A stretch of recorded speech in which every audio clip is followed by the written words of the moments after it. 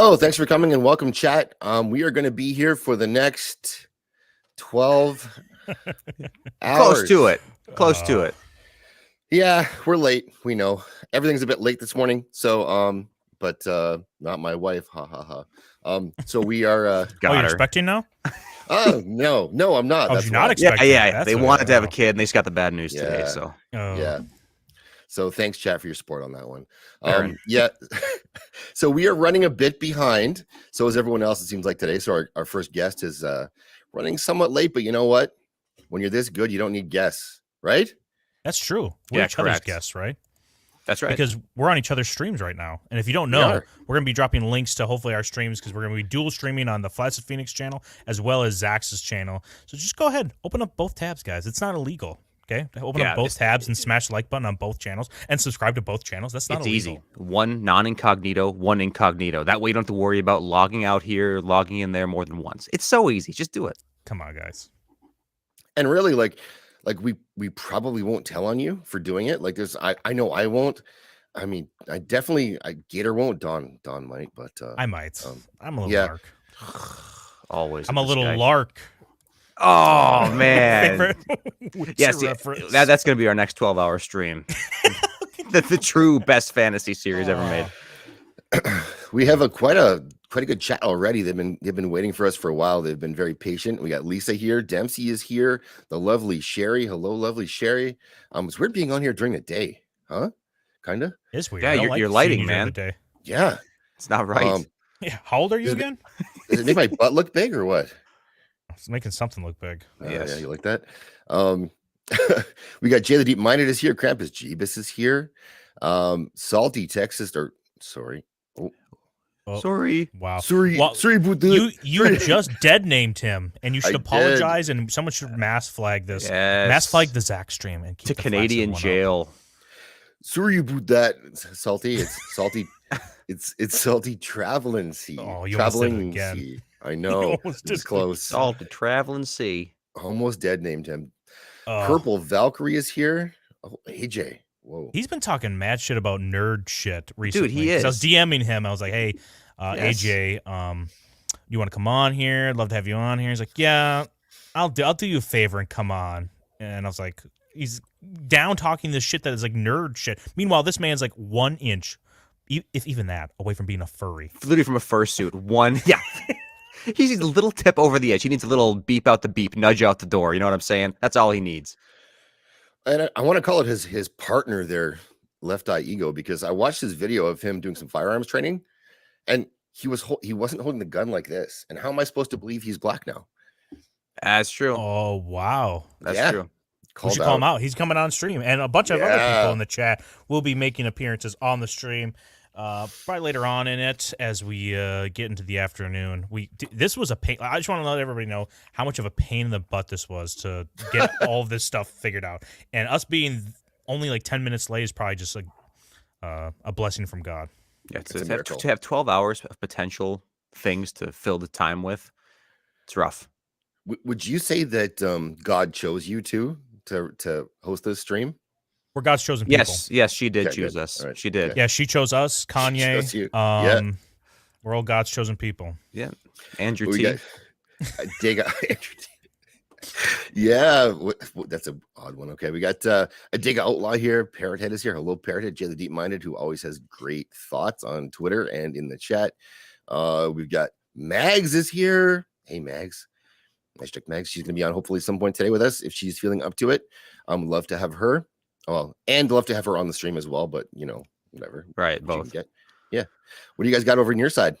Because I'll remind you, we have 2 streams going here. Yeah, and I do have a link that I just dropped on Zax's side, and then I'm going to drop one here for people on my side to go over and open up another stream for Zax. Or if anything, just go over there and smash that like button real quick. But we have Abomination AJ, Roman of the Empire, Shelby AC, the best mic. Around No Quarter and the Chrome Man and like Roy Brown. He's in Let's Go a while back. Well, we're going Roy Brown, baby. Roy Brown, let's go. The OG, I think. I don't know. Sorry, Roy. Don't know you that well. No. And Dempsey just showed up, so I think we should start. We're supposed to wait. We're waiting for our guest a little bit here, but yeah. I have a feeling that's going to be a recurring thing all day. Waiting for some guests. But that's okay. Yeah, it's all right. It's all right. It's not, but it's okay. Yes. Go over and give Zax a smash. Putting that in the hey, Zax, how's that Alka-Seltzer, by the way?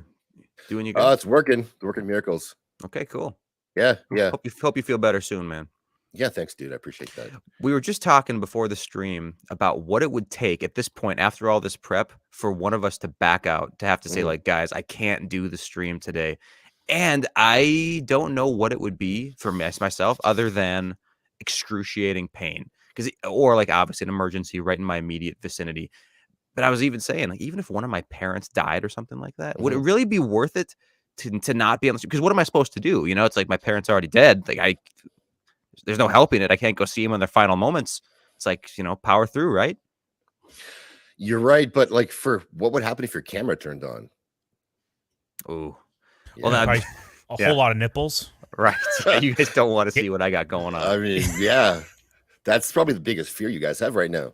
We got King to the Nations is here from the underground. Thanks for coming.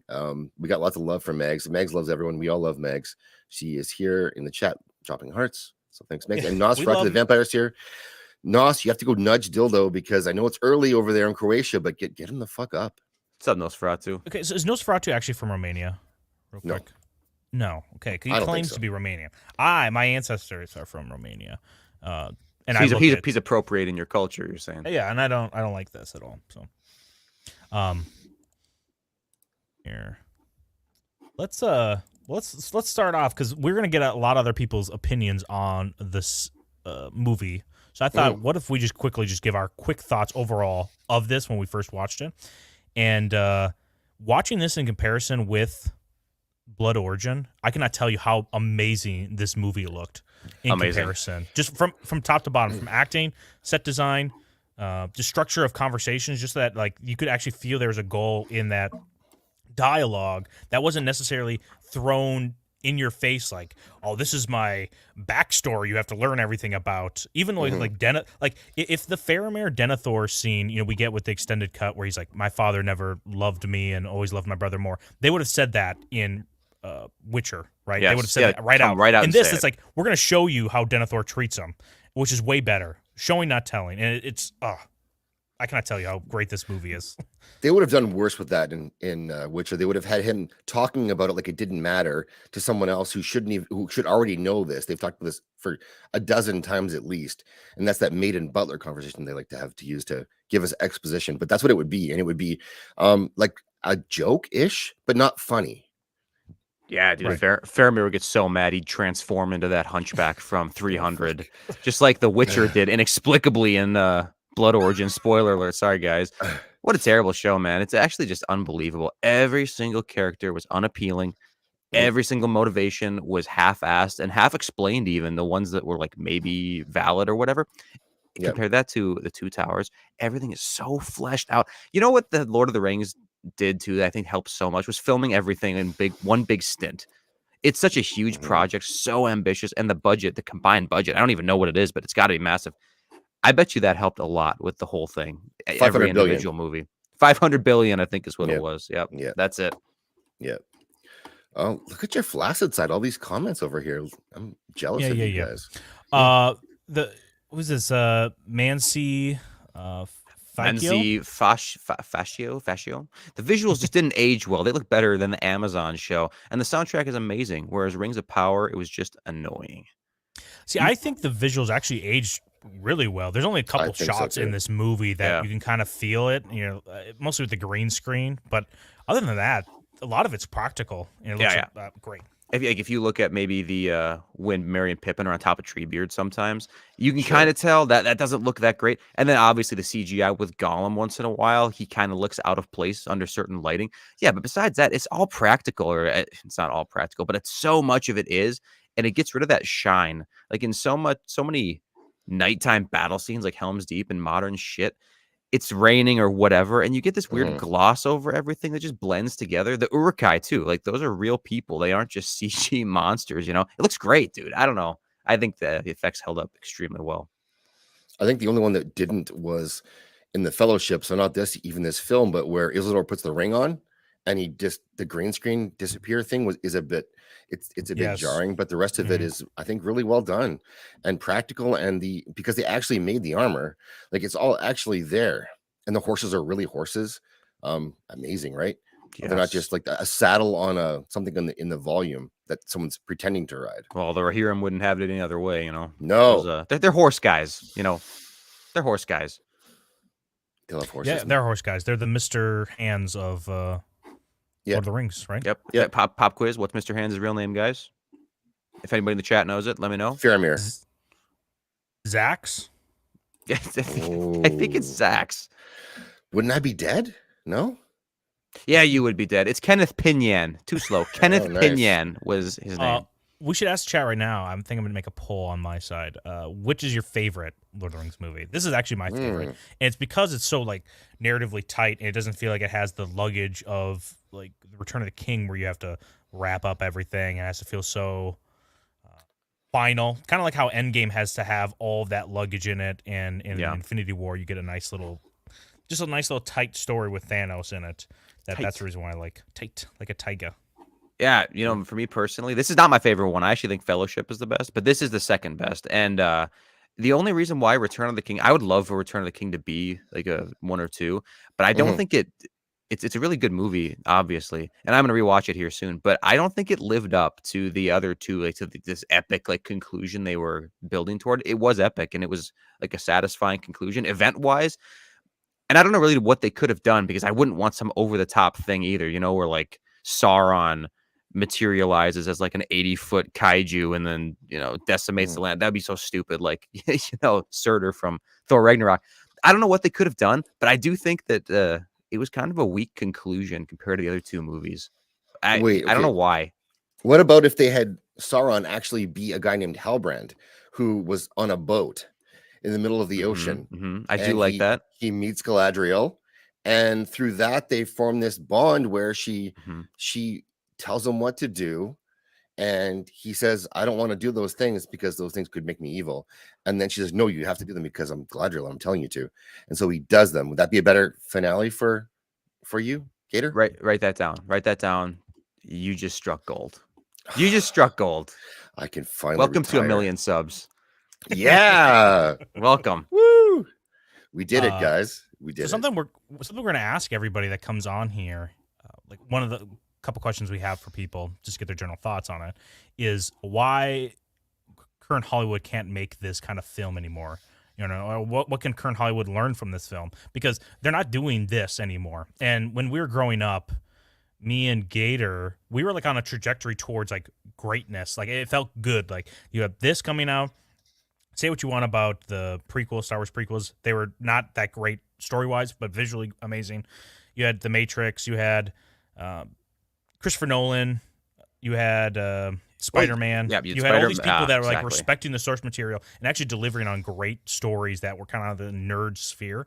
And then all of a sudden, right after, the mid-teens of the 2000s, right? Everything kind of went to shit, and it kind of just like they stopped giving a shit anymore. And I think that's probably more so what happened is people aren't passionate about it. They think they can just make money off it. I don't know anyone that's working on this stuff that's actually passionate like Peter I don't even Jackson's blame them, working man. on. I don't even blame these people for thinking that because it's true. They can just do whatever they want and make money on it. So it's like, why wouldn't you? Well, if you watch the behind the scenes of Two Towers, and all of them actually, they're amazing.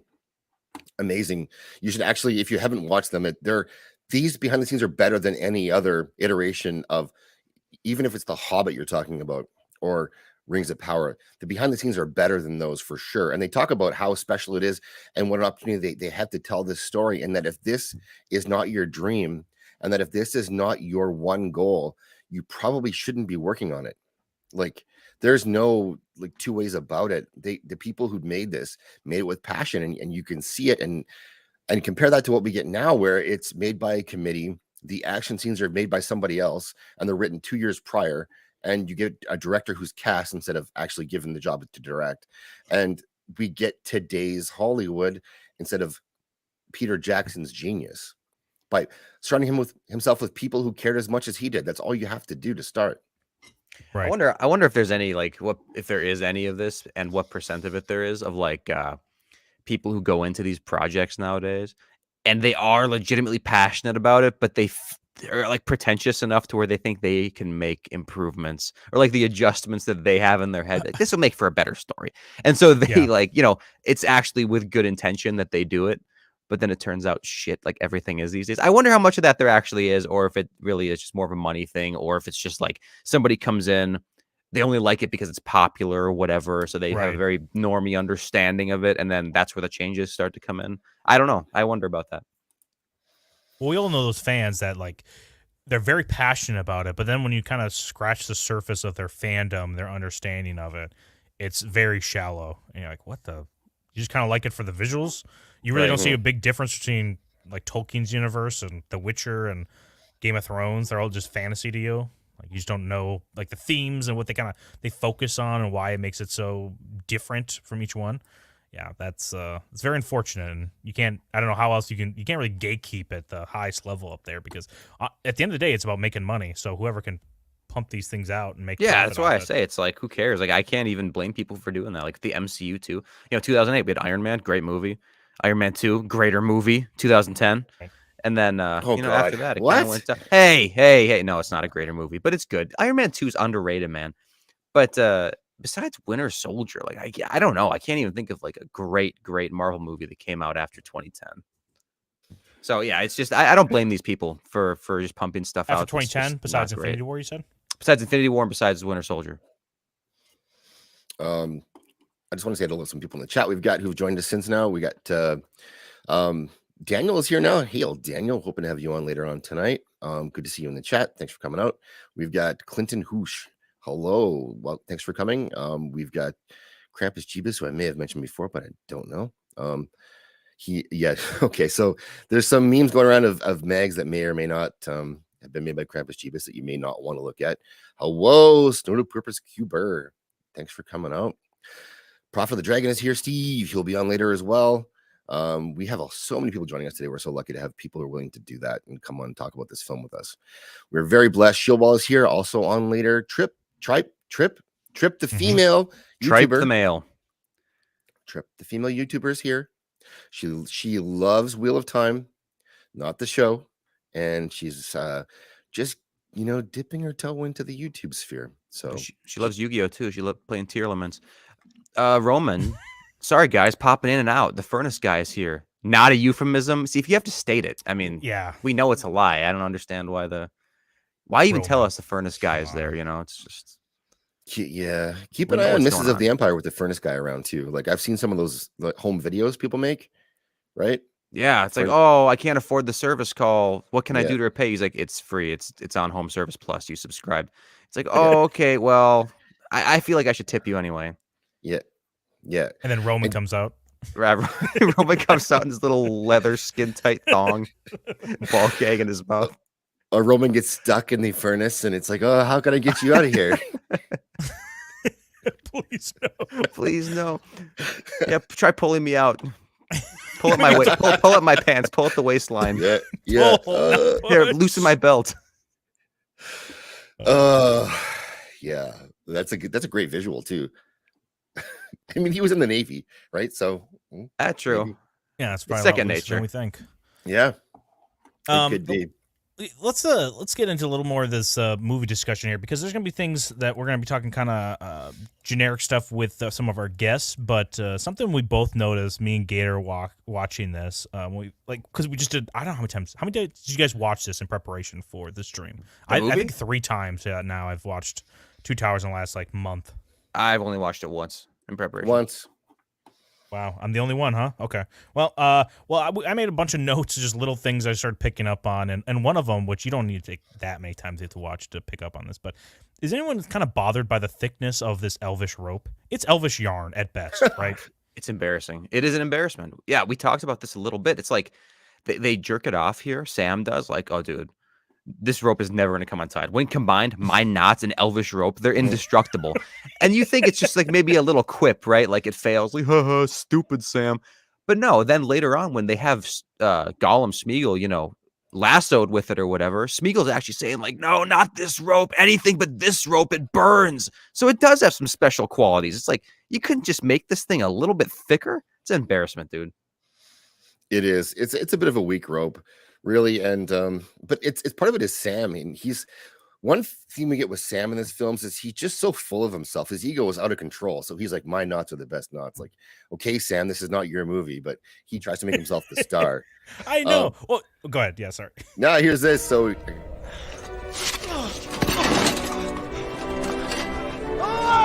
Gotcha! Grab it, Mr. Frodo!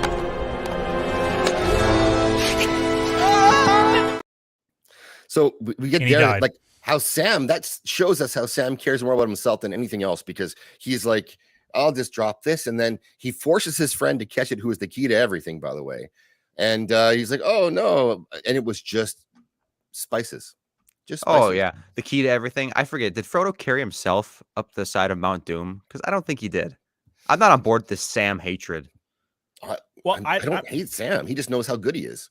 Yeah, I don't hate Sam either, but also he got hating super Tom offended Brady. by Faramir when he was like, "Oh, are you his bodyguard?" He's like, "Fuck no, I'm not his bodyguard. I'm his gardener." And you're like, "Damn." Hey, Sam. okay, I'm sorry. A man Holy takes shit. pride in his work. Sorry about that. He Hey, real- does. Listen, tripe real quick. Rope doesn't need to be thick. You're talking to some pretty thick rope boys. So that's just fake news. It does need to be thick. Yeah, if it's not thick, you need to like do something You about drink it. some water. Something like that. I don't know. But yeah, Well, so I'm not you a can see doctor, there, but Sam's trying to get his buddy killed easily. he is. But where is it? Do I have another shot of it? But look at how thin it is here. It's embarrassing. It is. Can't you just like get that over his head? Maybe his head's a little too big here, Gollum, to loosen that thing up. And Yeah, it is. How do you untie this knot? You think you could just pull that little string and then it comes undone? Or do you think you have to really like get in there with your fingernails to untie that knot? Oh, it's Elvis rope, so you just have to yank it hard enough. I think it comes apart. Yeah, apparently true. I mean, really, yeah. I didn't see it on our. Go ahead. Channel Starface is here. Hello, Channel Starface. Thanks for coming. We got Channel Starface was here last Wednesday, hanging out with us, so that was good. Good to see you coming back for more of this amazing content. And Mr. Tickle Trunk is the man, and he is giving me a. Is that a? Oh, say it. Cucumber? Oh, yeah, it's a cucumber. Thanks. Close your eyes. That's Open what your she mouth. said. You figure out what it Megs, is. thank you. Yeah, sure. Taste test always. I also just want to let everybody know on both streams you can stream. Is it Streamlabs your side, right? Give a tip. Yep, But Streamlabs, you also yeah. just go right ahead and give our side the super chat if you want to. You don't have to, but is like very appreciated. give us super chats. Give us super chats. Please give me money. Just I'll give do us super anything. I'll do anything. Give us super chats. Okay, what do you want to say from the Fellowship stream we did? We did a stream Monday, I think, about it, and I hate Galadriel's gifts. They seem like useless until they're used in the moment, right? It feels like she's like has like a box of things she has to get rid of.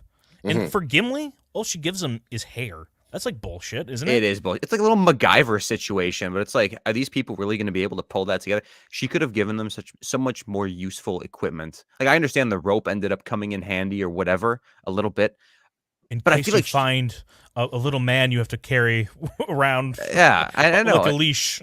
Right. It's like maybe like a rope and then some other things too. Like, why does it have to be isolated to one thing? And yes, like you said, the hair, that's got to be the most pathetic gift of all time. Doesn't do shit. Doesn't do shit. Well, what it does is it girds his heart against the oncoming evil. You like that? Yeah, his I like heart? that a lot. I like it a lot. Yeah, that was good. Well, that's it for me tonight, guys. Thanks. I'll It's good to see you, Zach. yeah. That's it. Thanks for coming to the Two Tower stream. Pull a Costanza. Yes, yeah. leave on a high note. That's Yep. right. That's right. You know what? I love the design of almost every character and just like the creatures in the Lord of the Rings. But something I have wrong with the Uruk-hai here is this gum to teeth ratio is disgusting, and it's the whole way through. It's their race, so I am judging them by their race here, and it's disgusting. This is like it's like British people on steroids, right? It is British people on steroids. Well, actually, looking at them, it's not great teeth, but the top row and the bottom row, they look pretty symmetrical. So I'd say in a way, yeah, it's worse than British people in a way. But, in other regards, it's almost better than a lot of British teeth, Like, I don't see any snaggles. These things are pretty symmetrical, dude. Gray, And as our also- expert Brit, give us your opinion, Yeah. please, and thank you. He is here. And also, I want to make this clear. Not all Uruk-hai have teeth. They're this bad. Okay, we're not generalizing based on the whole race. Some of them have decent Gray. teeth. I see Gray now because he's on your side. Hello, Gray. Yep. Thank you, Gray. Yes, sir. He said cancel Flash of Phoenix. So I don't know what that means. No, Yeah. let's just move Orcs have a past it. dental plan. I guess they do. Why not? I mean, they really should. Yeah, there's no reason for them not to. I mean, Saruman has to do something for them. What's their incentive otherwise, you know? They get slapped around in the face by orcs all day long. They come out of the womb and they get slapped around, inspected by these sniveling little orcs. It's like, what are you inspecting me for? I think we have a picture of it somewhere, but Yeah, here, I'll get one real quick. yeah, it's like, what are you looking at me for? You fucking orc. You look way worse than me. I'm a Chad Uruk-hai. I come out of the womb intelligent as shit. Yeah. And look at this little guy right here. What is it inspecting? Oh, Teeth? right. He is, A yep. jaw. Or is it the orcs are pretending to be Uruk-hai because they're like, oh yeah, they're the cool based Giga Chads. I want to They be are. like one. So he's like looking at him like, make sure you're not an orc in disguise somehow. And that is Mags true is too. right. They are. They do this with hockey players. They actually really do. In the What, check out combine. their teeth? Yeah, it's like it's not as bad. This is no Colin Kaepernick situation where that's way worse. Football is the only sport that ever has done things like combines, but in hockey, you know, fun fact, they do very similar stuff. So Why does they it matter if look they at have their teeth? I don't know. Just to see how wide their mouth opens, maybe for Yeah, for later. road trips. I Right. guess. Yeah. Or Roman. Yeah. Roman. Roman. Get in there, Roman buddy. and his furnace guy. They're on the That's same right. hockey team. Yeah. It's a little bit that they do. Hey, my furnace is broken. Come over and fix it. Wilson Dustis wants some teeth shots.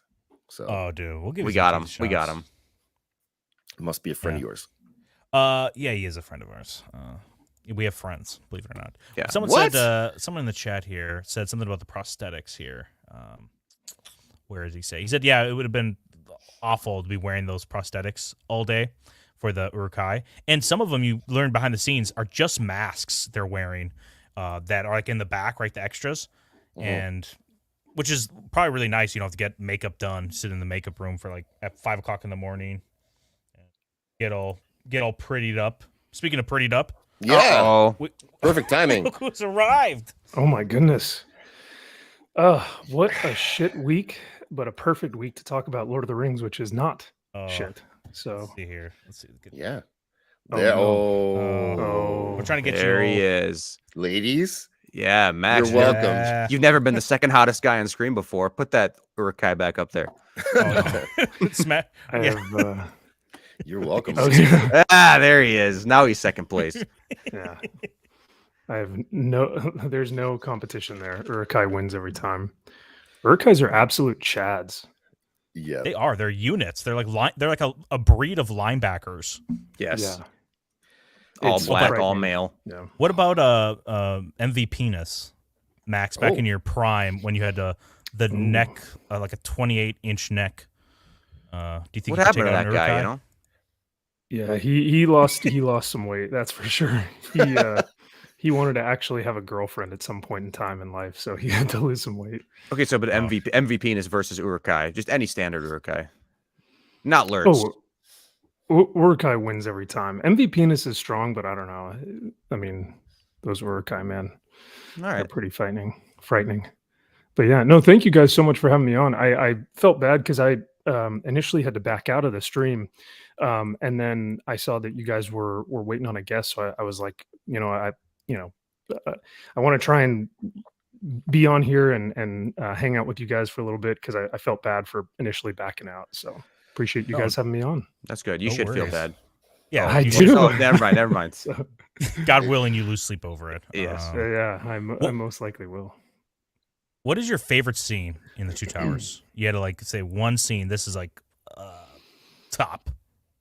Oh my gosh. I think the one that will probably live in infamy, like just in cinema history, is when Gandalf rides in with the Rohirrim and he shines his staff kind of like up in the sky, and the light kind of like captures all the Uruk-hai in this like bright mask of light and everything. And it for me, I think that's like the pinnacle of film. Yeah, there you go. Yeah, it's great. And I think it is just such because it tells so much in that moment. It's not just, oh, hey, we're going to win the battle. It's at the final moment when everyone has lost hope, when there is no hope left except for death. There still was a shining light that came through at the very end. So I think that was a cool moment for sure. And I also just like the little moments where like Aragorn is talking to the young boy, and he goes, "The men say that we won't survive the night," and he just grabs his sword and he kind of flicks it around. He goes, "This is a good sword." Say, check my. And that's all he has to say. Just little things like that where it's like, there's a lot of hope in the film. Yeah, there is a lot of hope. But I love how he just dodges the question. We're not going to survive the night. He goes, "That's a good sword." Yeah. I think he's showing off. I think he's showing off. He's like, "Hey, kid, can you do this? Give me that fucking sword. Can you do this with your sword?" Yeah. Like, pretty cool, right? Kid's like, know I anything, guess. Kid. Yeah.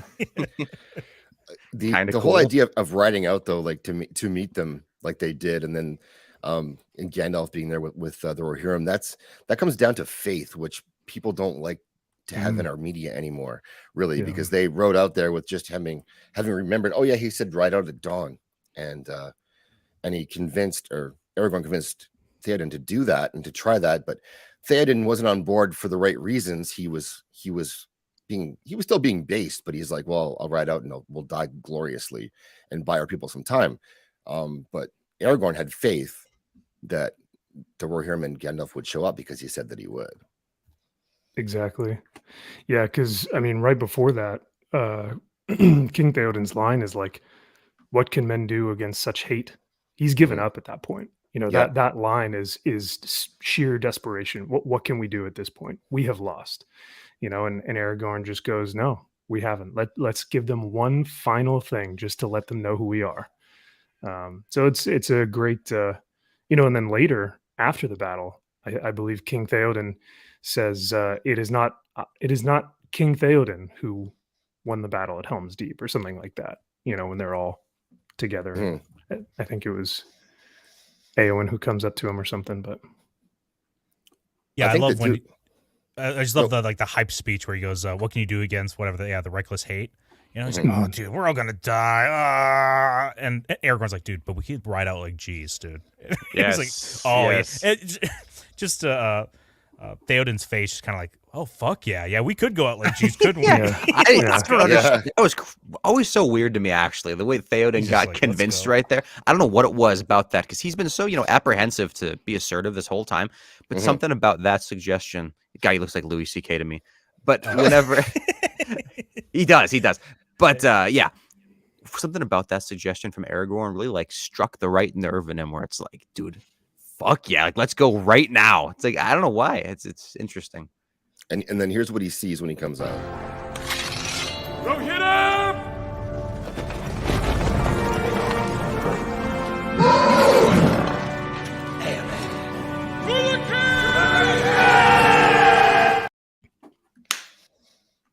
There you go.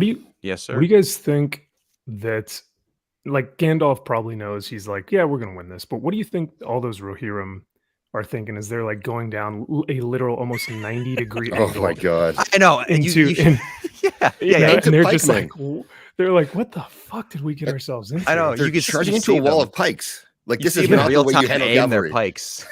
It's like, what the shit? If the sun doesn't come out at this specific moment, we're all fucked, is what they're thinking. Yeah. Like, really, that's all it was. And then, there's a bit of a boost there from Gandalf. But yeah, that's not, you don't ride your cavalry into pikes. No. But we all saw how that worked out in Braveheart. We sure did. True. Documentary. Yeah. Greatest movie of all time. Yeah. Real life documentary. Oh, second greatest. Yeah, dude, what a Giga Chad mood. They're like, we have big spears. I'm like, I'm going to run into the spears. Like, oh, fuck. We didn't think of that. Which, it's so weird to me. I know they have the spears because I'm sure they're thinking they're going to fight off the horsemen, right? Mm-hmm. But the pikes don't really come in handy until this moment right now, because they're going to be sieging, Helm's Deep, which is more of a like a siege, not a Right. actual like out and battle maneuvering Right. garrison. Yes, you're right. They brought their pikes You- for no reason. You guys had spoken a little bit about CG or CGI, excuse me, a little bit earlier on the stream, and like just this scene alone, I can't pick out something. Like I know that a lot of this probably is CGI, but I can't. Maybe the Rohirrim in the back behind Gandalf is a little off, but like those Uruk-hai look real as hell. Like look at the grotesque, kind of whatever that is on some of the Uruk's helmets. It's like Yeah. grime or grease Yeah, the or texture. something. Yeah, it looks great. Yeah, like everything just looks so lived in. Even the ground, like you can see the pebbles, the rocks, or the sand on the ground. Everything just looks so real. It does, yeah. Yeah, I don't understand anybody who would say that this movie did not age well visually, because it is so good. And everybody talks about this, but it's really like we're getting worse and worse CGI as the years go on. Of course, we get, exceptions like the new Avatar movie, which looked great. I don't care what you thought of the movie. It looked amazing. Yeah. But yeah, for the most part, it's like we get stuff like Black Panther where it's like, I don't know where this was made. Like in guy's basement, it's weird.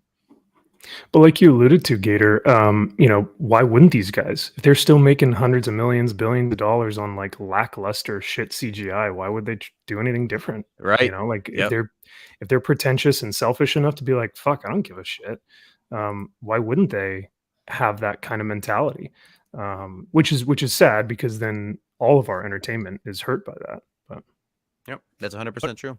But it makes sense. Like if I'm in a relationship and all I have to do is like take my wife out once a week and she's fine with it, or the other scenario where I have to take her out 10 times in like 10 times a week is a little ridiculous, but you know what I'm saying, like 5 times a week. Yeah. It's like, I'm just gonna do the minimal requirement to keep my wife happy, and that's what the studios are doing. I'm just gonna do the minimal amount of work. Why would I try harder to make people happy if they're just going to line up in the theater and just consume our products anyways? That, in behind the scenes, which I don't know if anyone's watched the special features recently, not once did they ever say like a modern retelling of this, or like we're going to update it. The whole time it was just like, we got to get this accurate. We got to, and then they could feel them hurting as they're like, I know I had to, what was it? We have to update, or we have to cut Tom Bombadil. We had to do these other things, but it makes sense. Like the whole Faramir thing. Faramir's changed in the movie, right? He's just like a nothing kind of character in the book, but in here he actually has an arc. Mm-hmm. I would even say that they went a step further. Not only did they not do the whole updated for modern audiences things, but they said, let's go into the past, because I believe in those documentaries, they actually, one of the lines, I think, like, and this isn't verbatim, but I remember them saying that they wanted Middle Earth to potentially at some point in time have actually been a real place. And if that's the case, it must be so ancient that it was lost to time, that history didn't even know about it. But because it was such a real place, we have these ancient texts, which are the books, and we need to recreate the past and bring that to life. It wasn't, we need to take these books and update it. It was, we need to bring to life the past. So it was almost like the exact opposite of what you were saying, Flaccid, because it's like they almost went the other direction. And same thing with like the girlfriend thing, about like what you're talking about, when these companies. Oh, what's up, Abomination? AJ? Yeah, Max, you want to do the honors here for AJ? Black. There you go. There you go. I think that was a question. Like, yeah, I know. I think, did somebody say black? No, I think he's requesting. No one did. Get out of here. Yeah. Black. There you go. Yeah, that is really cool when they say that we're going to rediscover history, and they're like almost rebuilding like forts, almost like as if they were actually there on site. I think that one of the things that helps, like Purple mentioned this in the chat earlier, but the fact that they use New Zealand's army as extras, I think helps a ton. Yeah, it shows you how much of the New Zealand army has to do as well. How many responsibilities they have day to day. True. Yeah, fair. It was, I think it was the Weta Workshop guy who said something that like they weren't manufacturing and building weapons; they were archaeologists uncovering weapons. That's so fucking cool. Like, could you imagine that type of mentality or passion behind some of the projects for a designing company, or like the company that's designing the costumes or the weapons or the just the actual like the production design of the film, for someone to be like, we're not making these things, these were already made and we're uncovering them from history. We are architects, or we are Right. or archaeologists, excuse me. That's a really cool notion. Hey Max, speaking of Weta, did you see? I think it was like last year, maybe that Saruman on throne statue that they had. Ooh, It was dude, so fucking good looking, man. it was that 1/6 as well, because they put It had out to be.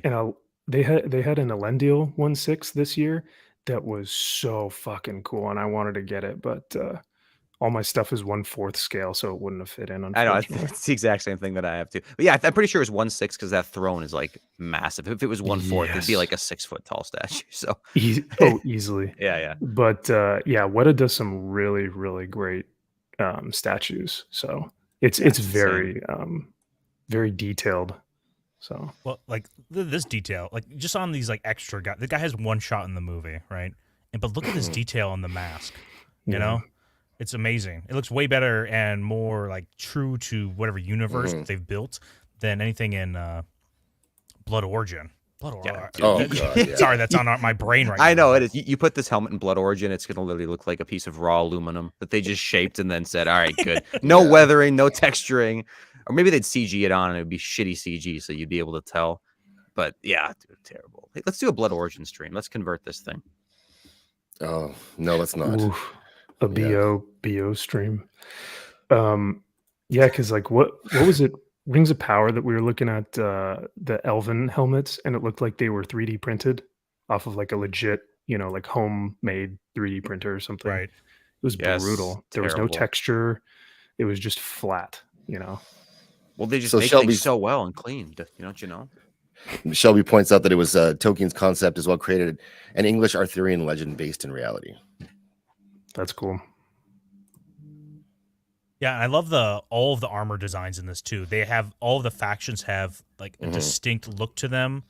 They don't look like. If anything, I think Rohan has the most like patchwork armor between each soldier. But they even said behind the scenes they were talking about it, that Rohan, is made up of all these whatever clans, kind of that they're not all like uniform like Gondor. They have like Gondor's like this one empire kind of, if you think of it like that, and Rohan's like this clan group that has a king. That you can actually feel it, and it's great. You got to get more from their culture from just looking at them, and it's something that is. I think it was just take it for granted as soon as you go into other fantasy or sci-fi stuff. I mean, it makes sense, because in Return of the King, like King Theoden is asking how many from the Riddermark, or how many from this faction, or how many from this area. Like he's gathering the tribes of Rohirrim all over Middle Earth, and I think it was like 6,000 or something. I need to watch that film again, but yeah, like he's gathering all these different Rohirrim around the world, around the Middle Earth. So it's pretty rad. So this is I remember this actually from the behind the scenes as well, with the Uruk extras were Maori, New Zealand All Black rugby players, and so they were doing their hakas to get fired up for the battle scenes, and they actually were making the extras playing elves nervous, because it was and they're it could be racist. terrifying. Yeah, for sure. Elves are always racist. Just check out Blood Origins to find out how racist they actually are. Well, That's it's the right. all white elves versus the all black Uruk-hai. Oh yeah. Yeah. Oh, Well, man. there's some white face in there with the Uruk-hai occasionally, right? True. From The legendary the white pale hand. Uruk-hai. Yep. I don't know if you answered or if we asked you, Max, but where does this rank for you between all the movies, Two Towers? Is your favorite? Is your second favorite? Where does it rank? And then if it's not first, what is first in your ranking? I do think it's my first. I think I think that this one has the best screen time of every character. Like it's equally displayed like throughout the film. The pacing of this is perfect. The introduction of all these different different characters. We get introduced to Theoden and Rohan, and it is I think Helm's Deep is probably one of the most epic stands against evil that, like, in film in general, like, that we've ever seen.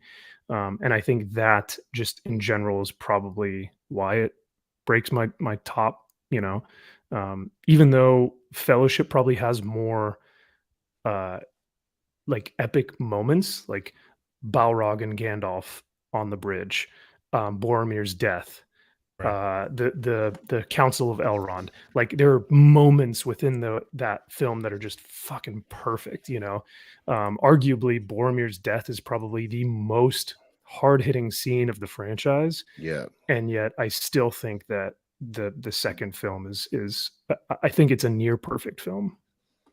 So Yeah, I like how it's like it kind of sets up that they're kind of escaping. Theoden's kind of like, we're gonna run away. We're not gonna fight. We don't have the men to fight. They're kind of just trying to escape, and it doesn't promise you this epic fight until like later on. Then it's like, oh yeah, the battle's coming to them. So if you didn't know that there's gonna be this massive battle at Helm's Deep, you're kind of shocked by it. You're like, holy shit, this thing is going to be huge. Because nowhere in the beginning do they have like really kind of set up that it's this massive army until you see Saruman, right, with his big army there, which I like. I like the little, unlike the Return of the King. Return of the King is like, from the beginning, this thing's going to be fucking epic. That scene when Wormtongue is there with Saruman. I wonder, how did Wormtongue not gather that the army was out there? He's like, oh, don't you need like a massive army for that? And then only as Saruman and Wormtongue start walking toward that balcony, do we kind of start to hear that chanting fade in. So I'm just wondering what the soundproofing is like in Saruman's tower, or maybe they were being super quiet and they kind of choreographed themselves to come in chanting really in a fade like way to reveal it for Saruman's. Maybe it was a plan. I don't know. I think it's strange that Wormtongue didn't know about that army until that exact moment. Well, you have a clip, don't you, for this, where he also just the slight raise of hand is the automatic cue for them. Oh yeah, well this is insane too. Yeah, let me pull it up real quick. Where do I got it here? Real quick. Yeah. Real quick. Oh, right here. Okay, check it out. A new power is rising. That's just showing. I'm gonna play it one more time. These guys are chanting. Yeah, watch his hand. Look at the gesture Saruman does to quiet these guys down, and how immediate it is. Look at this. A new power is rising. That's insane. Dude. Is the eyesight of the Uruk-hai like, dude? They have little binocular vision going on, like a cybernetic enhancements, or what's going on with it? And they're so compliant. They are so high up, and there are so many Uruk-hai. I can't believe how quickly they complied. It's nuts. It's not even like the front one saw it and understood, and then kind of gestured to the rest of his men to be quiet. And his chain reaction, immediate. Shut the fuck up. And yeah, it's great. That's a sign of a good army, man. I wonder if, it's almost like he has some sort of power over them. Like they can just sense when he's about to shut them up. He's like, all right, that's enough. Well, he is the Grand Wizard, so he is the Grand. He's got power. Oh no. Here, I'm gonna bring this up. I don't know if Zax remembers this, but I know Max and Gator will. Shelby C sent this to me because I almost forgot about bringing these up. But do you remember the Burger King toys for the Lord of the Rings? Yeah. Oh yeah. Damn, you just hit me right in my nostalgia. Wow. Oh, dude. What I'd do to have one of those in my hands right now. What I'd do to have Max's nostalgia. And then also these the whatever goblets thing here where they just have these red lights underneath. Those are so I cool. I think I have 2 of them. That's cool. Dude, why don't they make stuff like this anymore? This stuff is awesome. Because like, what kid is actually? So I don't know. I feel like all these properties are made for like everything that's coming out from Hollywood is just made for themselves. Like it's not for kids anymore. Or if it is, it's like I don't know. It's weird. It's weird. Yeah, it's weird. We said something about what's the because we're saying Grand Wizard Saruman, right?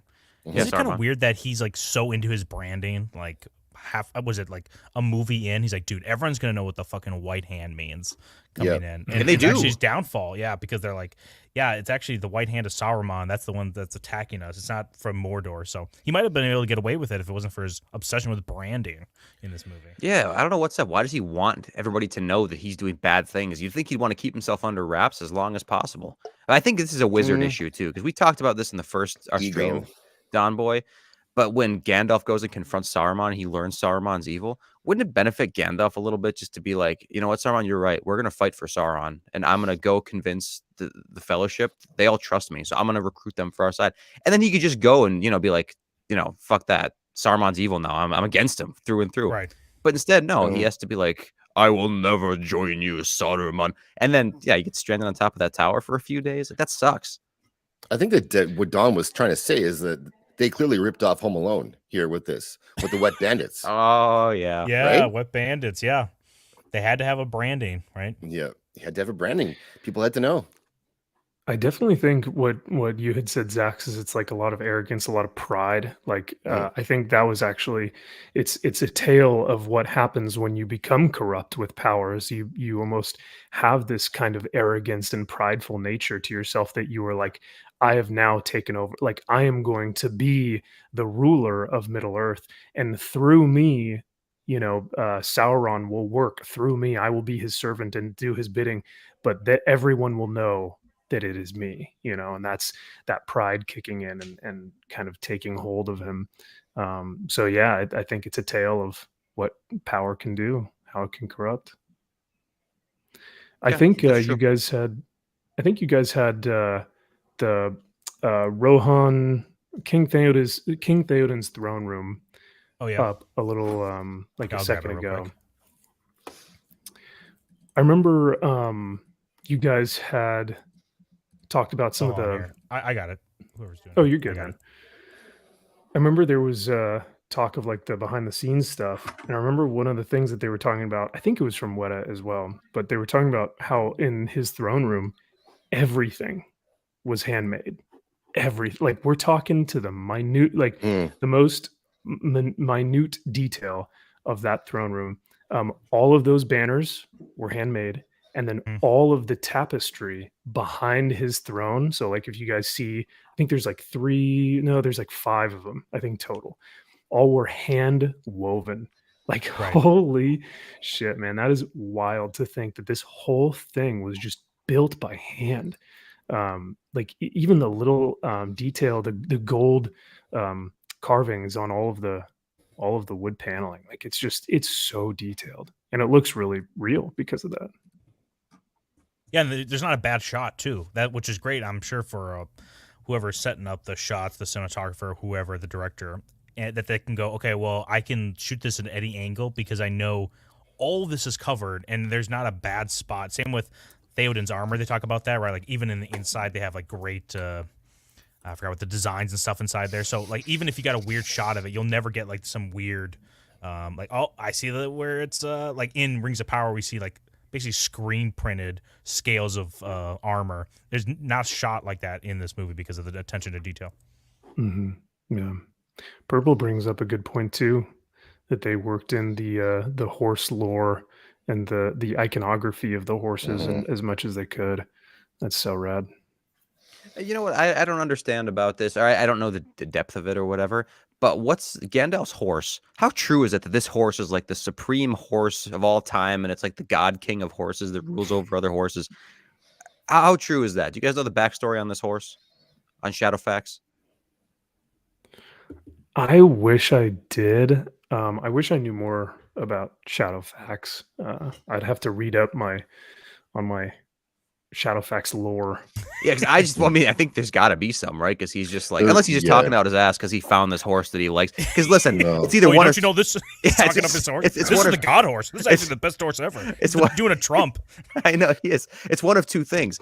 Either this horse is legitimately this god king and super powerful because it teleported to him immediately, or Gandalf had this thing planted right around the corner. He found it. It's a random horse that matches his new aesthetic, and he's like, guys. This is the god king of horses. It's magical. It's supreme. It's invincible. A pike can't get through it. I can charge a pike, and it's not going to touch this horse's insides. And then he calls it, and that's how it all happens. I don't know which one of these two things it is. I'd like to think it's the magic version because that'd be pretty cool. I don't know the lore either. I wish that I did, but I'm sure someone in the chat will tell us. But just that he was like the Lord of all horses and that they were connected for some reason. But I think what's going to happen now, guys, if you really think about this, what color of horse was Galadriel riding in Rings of Power? White? Yeah. Wow. Wow. Do you think Was she's it riding white long? Shadowfax? It all comes full circle. There Shadowfax was her horse. That's why Yeah, it's so well- good, because she taught it everything it needed to know to be a great horse.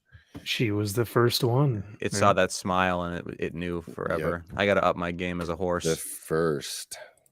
I don't know. I still love the idea that Gandalf's doing a Trump right now. He's like, I know. wow, this is the greatest horse you've ever seen. It just, happened upon me. It's actually the god horse. Yep.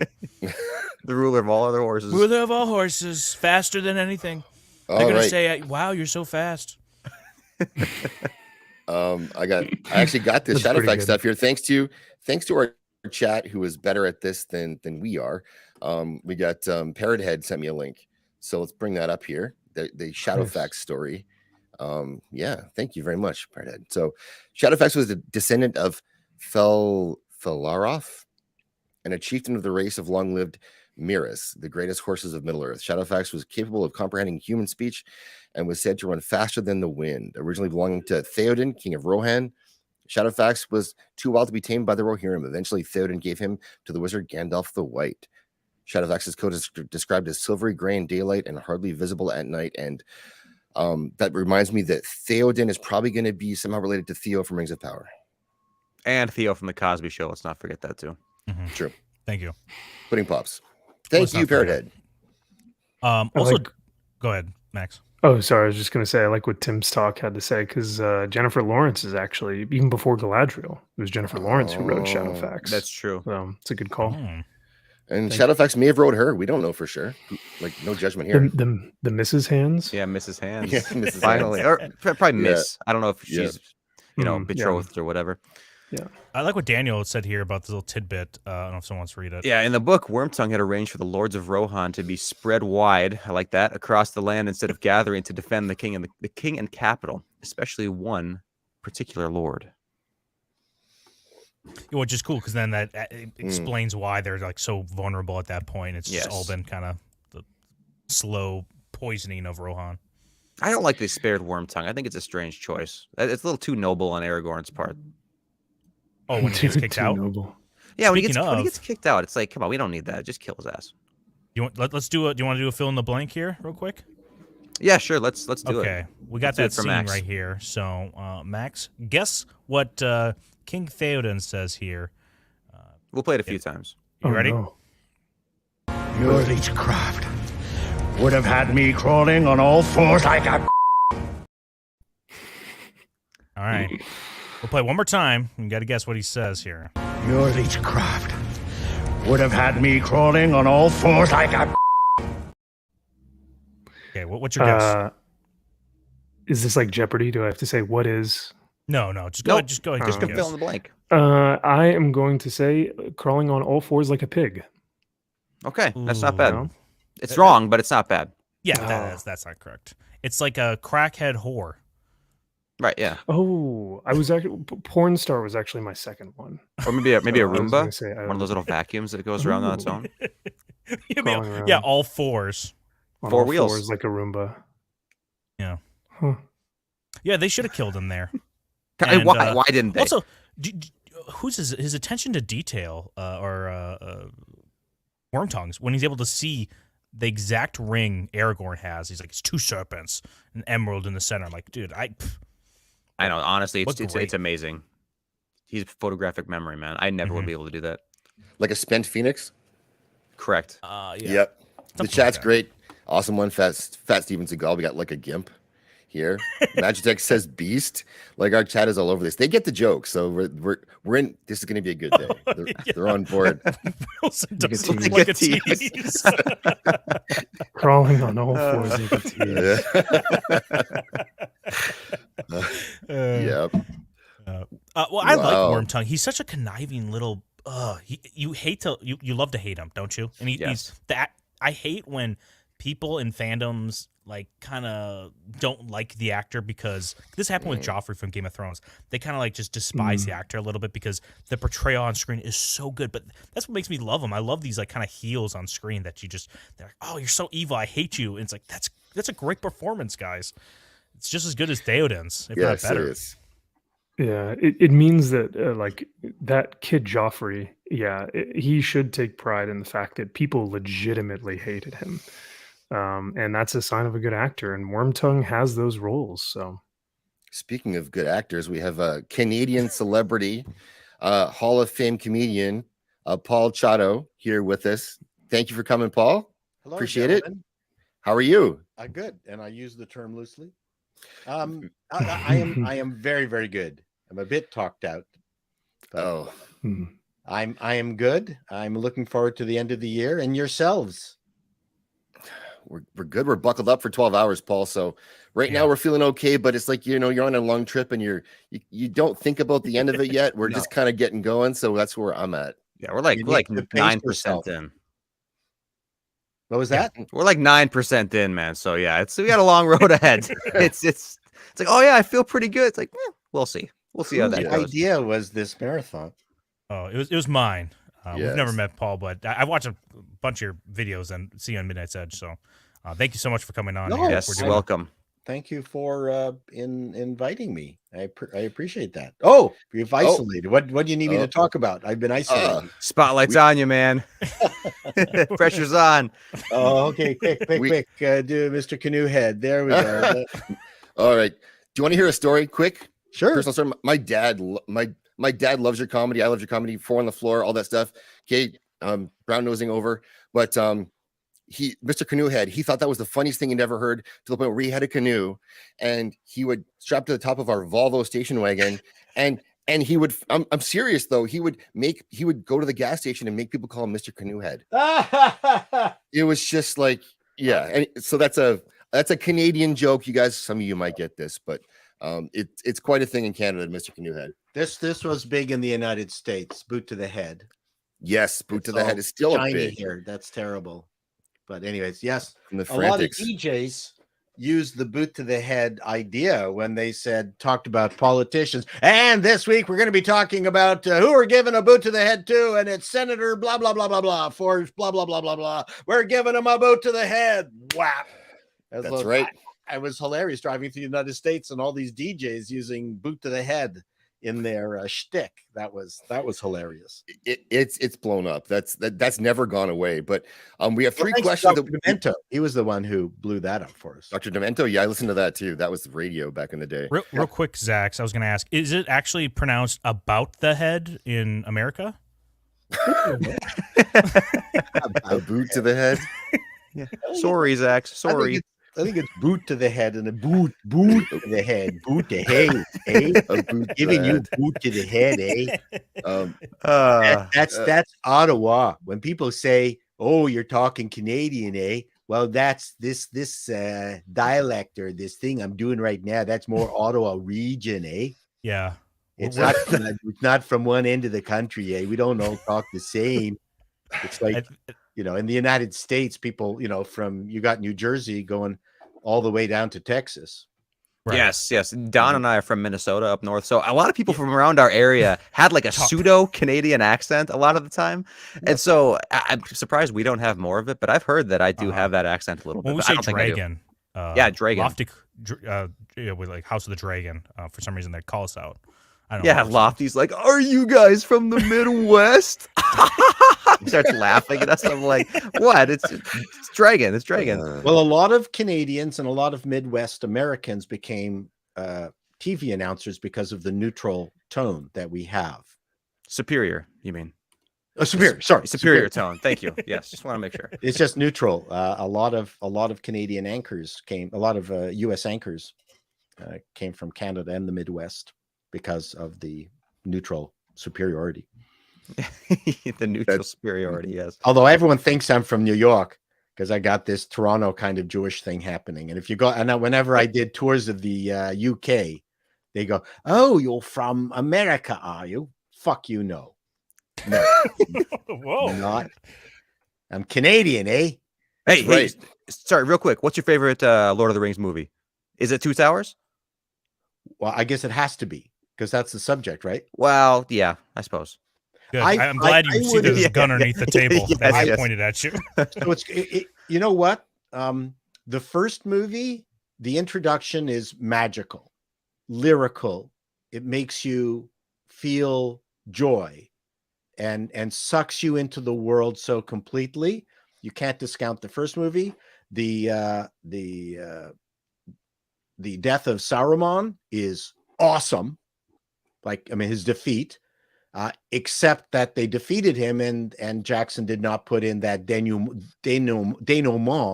at the end of the third book where Pippin and Mary are bigger, stronger, battle-hardened, and fight Saruman's ragtag thieves. That is actually one of my favorite parts of the 3 books, and that got completely left out. So I will never forgive Jackson for that. But Yeah, we'll get him later. Yeah, But, we have some you know, ransom letters written. So. Treebeard and all the Ents going after him, that was epic. So I don't know. I mean, it's the Two Towers is up there just because of that ending. So can I ask you what the Two Towers means to you? Do you have any memory of when you went to see it in the theater? Like what sticks out about that for you? Wow. So all 3 movies are special to me because I saw them with my daughter. So my wife isn't into fantasy, generally into theater, and my daughter and I were the pals that way. We went to live theater. We went to fantasy movies together. So probably my biggest memory was being able to see all 3 movies with my daughter before she moved out, and you know, now she's married. Well, that was awesome. So that That's to cool. me is, and we used to watch, once the DVDs came out, we would watch all of them every single the winter holiday, and I'm in the middle of now watching them again. I do that every year, kind of as a tribute to my daughter. Mhm. So yeah, and that's it. I mean, I know the books intimately. I'm not a Silmarillion Tolkien expert, but I read the books many times and read them out loud to my daughter. How great is it? Oh, sorry, I didn't mean to No. to cut you off. I was just going to say, how great is it that this film franchise and that these books are so timeless? You know, they're not timely. They're not for No. that era. They're timeless. And like you said, Paul, like you were able to watch that with your daughter, and that's something that you'll always hold dear. And I think everyone has kind of a moment where they remember when they were watching these films, and a lot of us like do it every year now because it's timeless. It will last Mhm. forever. And I just love that sentiment that these films bring to a lot of people, is that it brings people together, and it's also something that a lot of people have continued to do year after year after year. But yeah, it's Yeah, I think cool Rings of Power will have that staying. That's what fantasy is supposed to be, and that's what the books and the movies both did incredibly well. Is that, yeah, of course, Tolkien, looked at the world around him, and that inspired some of the way that he wrote, but he didn't write it for that era. He wrote it as something separate, so that as the decades pass and pass and pass, you don't have to be in that time to be able to still understand the messages that he's going for, as opposed to, I don't know why I'm live full right now, but as opposed to everything that we see nowadays is clearly made for 2022. It's meant specifically to think like this one little thing, or you guys remember that January 6th moment, or you guys remember this climate outcry? Like, that's how everything is written, including the fantasy adventures that we're seeing this year. One thing that I would point out to you, and no one talks about this, and this is worth discussing, I might make a video on it, is that the stuff that touches us, like Lord of the Rings, expands in ways that people don't anticipate. So when the Lord of the Rings and the Hobbit became popular, it's also when we started getting into Altair computers and Apple IIs and modems, and companies were calling themselves Gandalf, and there were Hobbit connectors. And so the great unwashed out there had no idea what the F any of these things meant, or didn't know the connections, but we did as nerds. It was cool to get the Gandalf 232 serial switch. Okay, like I don't know if I'm explaining it correctly. Yeah, but we even have like a Intel like gathering thing called Palantir. Right? Sure, That's okay. a big thing being used in the military right now. Yeah. So that's exactly my point, is how this has infused and infiltrated so much of a certain subculture that almost nothing that has been created recently can duplicate apart from Harry Potter. Right. Yeah. So, no, I agree.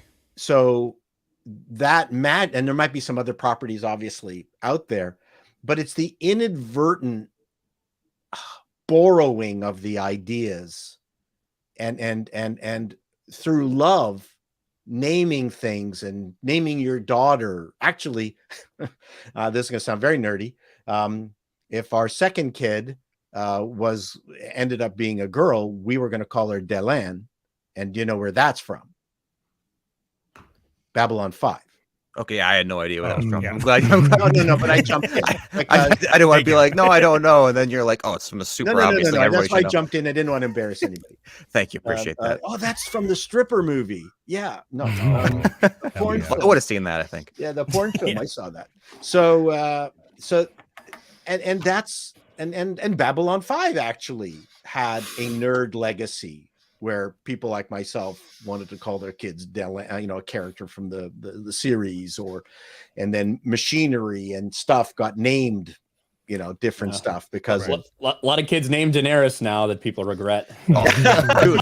Dude, no joke. I worked at a school for like 2 years, and there are Theons, there are Rickons, there are Sansas, there are Aryas, dude. Game of Thrones. You know what? There was even a Ganon. I don't know if you guys are fans of Legend of Zelda. There was a little kid named Ganon, and I asked, it was a different teacher, and I went and asked her. I was like, "Is this student of yours named Ganon? I see his name on the locker." Guy. I know. Yeah. And she says, "Oh, little Ganon, he's so sweet." I'm like, I guess, man. Who would name their kid Theon, though? Like, I know. I know. There's a botched circumcision or something. Right, that's what I was thinking. Theon sounds about right. But that's those parents who aren't sure about gender. Yeah, so you've just proved my point. Things that give us joy, we borrow things from them to keep the flames going, and we do it naturally. And the Game of Thrones did that for people. So that's actually a really good bellwether to see whether something has got longevity. Right. I'm gonna name my kid Wormtongue. Well, we did a bad job of bringing on our newest guest, Ryan Kinel. Ryan, welcome. Who has up and coming YouTuber, I think, right? 1-200 subs, something like that. RKOutpost or something like that. I have met Ryan in some streaming forum. Thank you, Ryan, for coming on. No problem. I was kind of just chilling back here, listening to you guys speak, and then I just all of a sudden in the stream, so I'm like, I better sit up straight. Pressure's on. That was Gator. I can't stay for super long, but I got the invite from Flash of Phoenix, and I just had to stop by at least for a little bit to talk about the Two Towers. So it's been good to listen to the discussion for sure. Well, is Two Towers your favorite? Yeah, I was going to ask the same question. What's your ranking, man? Is the gun to my head. I think that the Two Towers is the best one, definitively the best one of the three. But Return of the King is my favorite, if that makes sense. Like, for instance, I think Empire is the best Star Wars movie, but Revenge of the Sith is my favorite. Oh, yeah. So, even though obviously Return of the King is much more Return of the Jedi feeling than Revenge of the Sith. But Return of the King it makes me feel, I love watching it because you do get that happy ending. You get everything kind of resolving, and you get to see these characters who are finally completing their journeys. What I love about the Two Towers is that you get to see that middle part. You get to see them becoming like who they will be at the end of the story. And for me, I know you guys were kind of mentioning like your favorite parts. To me, the Battle of Helm's Deep is awesome. Everybody thinks it's epic for obvious reasons. Yes. But the dichotomy between this, like the stoicism and the like inspiration that Aragorn's continually try to provide and like never giving up hope and all these things, while you have like Gimli and Legolas sitting there like joking with each other, like in the midst of this thing. That's my favorite part. The dichotomy between those two things, and how even though the Battle of Helm's Deep goes on and on and on, you get like this desperation, and yet at the same time you get a little bit of that lightheartedness between these two. And also with those two, I like in the Two Towers that you start to see this foundation, because you didn't really see it in Fellowship. Two Towers, where they develop the foundation for the true reward that you get at the end, when you realize these guys, despite all of their differences, despite the fact that they've been trying to hate each other, they actually have a deep love and affection for each other as friends. So those are some of the things that I really take away from Two Towers. And it's also like a very masculine way how you bro out with some person. You kind of like push back, see if they can take it. And after a while, you're like, oh, yeah, this guy can hang. Yeah, let's go. Yeah, we got this. And yeah, it's awesome. And if you have brothers, that's a very brotherly like thing to do as well. Yeah. For sure. I love the Two Towers. That initial face that Gimli gives after Legolas goes, or should I give you a box? Yes. Gimli almost looks at him like, you motherfucker. And then like, I'm gonna slap you. Yeah. He goes, what you? But then he goes, he realizes what he's actually doing. And you're so right, Ryan. Like that's really where that bond really started to form a lot. And they're counting 22, 23, and that competition, but also that brotherly love is extremely masculine, but is also extremely powerful. And we see that in both of us are prior military. You see that in military-esque settings, is that competition, that striving for being the best, but also having that brotherly connection. It's such a great. I think their dialogue is perfect with each other, and how they interact with each other is great. Well, so it's almost their key is that they are from warring factions, the dwarf versus the elves. So that's really what made that relationship really entertaining and meaningful. Yeah. And that's because they're supposed to be enemies from different worlds, and they're forced together for a greater cause. So they have to work together. And that's something that you mentioned the military does do with people, where you take people from different parts of the world, different backgrounds, and you force them to work together for a greater cause. And they can learn to work together and become friends, where we don't have enough of that now, where it's so much division everywhere else. But this is a good example of how you can form those bonds with anyone if you're put in the right situation. Yeah. When you're forced to work with somebody for 12 hours a day for 6 months straight or something, you inevitably have to form a bond with them. There's no choice. It doesn't matter. And that's kind of what you had here. I see it's 11:30 for me on the West Coast. So I will let you gentlemen continue to talk. But it was a pleasure. Thank you guys again so much for having me. So thanks, man. Max. Good to see you. No, truly. Yeah, it was good to see you guys. Like I said, this is, this film, let this film be a light in the darkness when all other lights go out, as Galadriel says in one of the films. And it definitely is for me. And I think that it is for a whole group of people. So, but yeah, like I said, thank you guys again for having me on. Thanks, Max.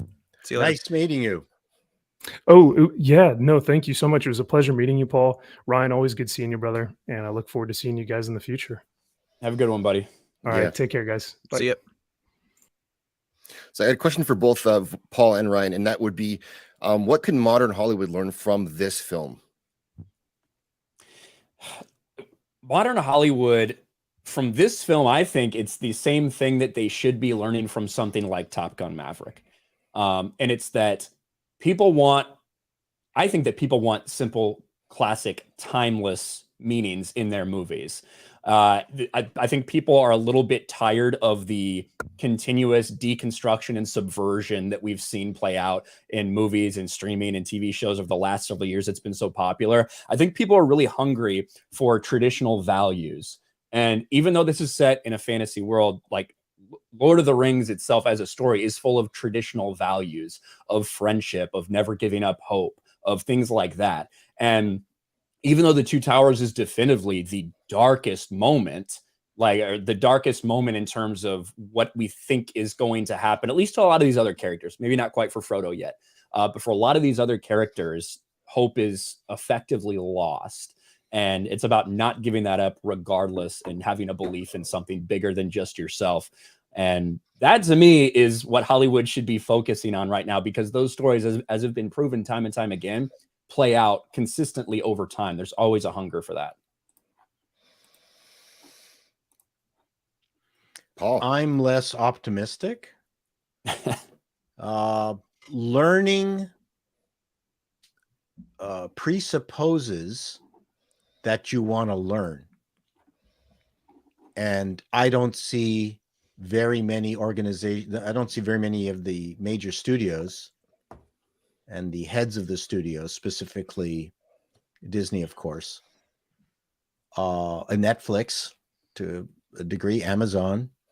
I think they're actually actively fighting the logic Ryan just mentioned.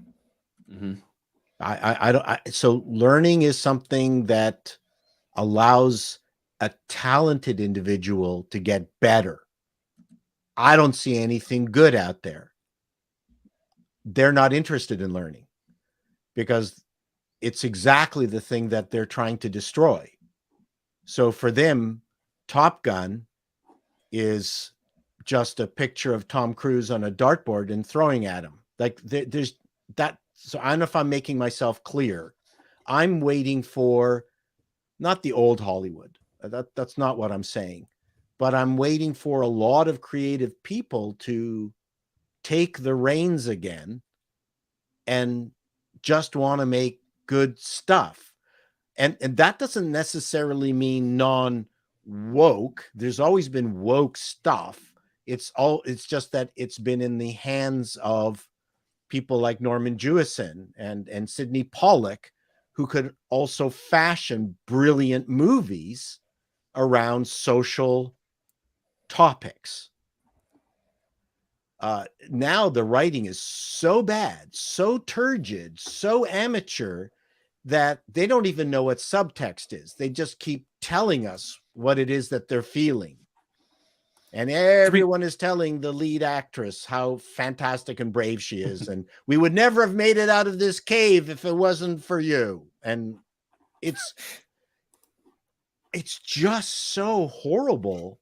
I'm waiting for Zaslav. I'm waiting for the Guns of the World. I'm waiting for the guy who directed. Waiting for Godot. You're waiting for Godot. That's right. In essence, just what you're saying, you're waiting for that person to show up that should be there. Correct. You know? And I'm not seeing that maybe outside of Gunn. Favreau, that's what I was thinking of.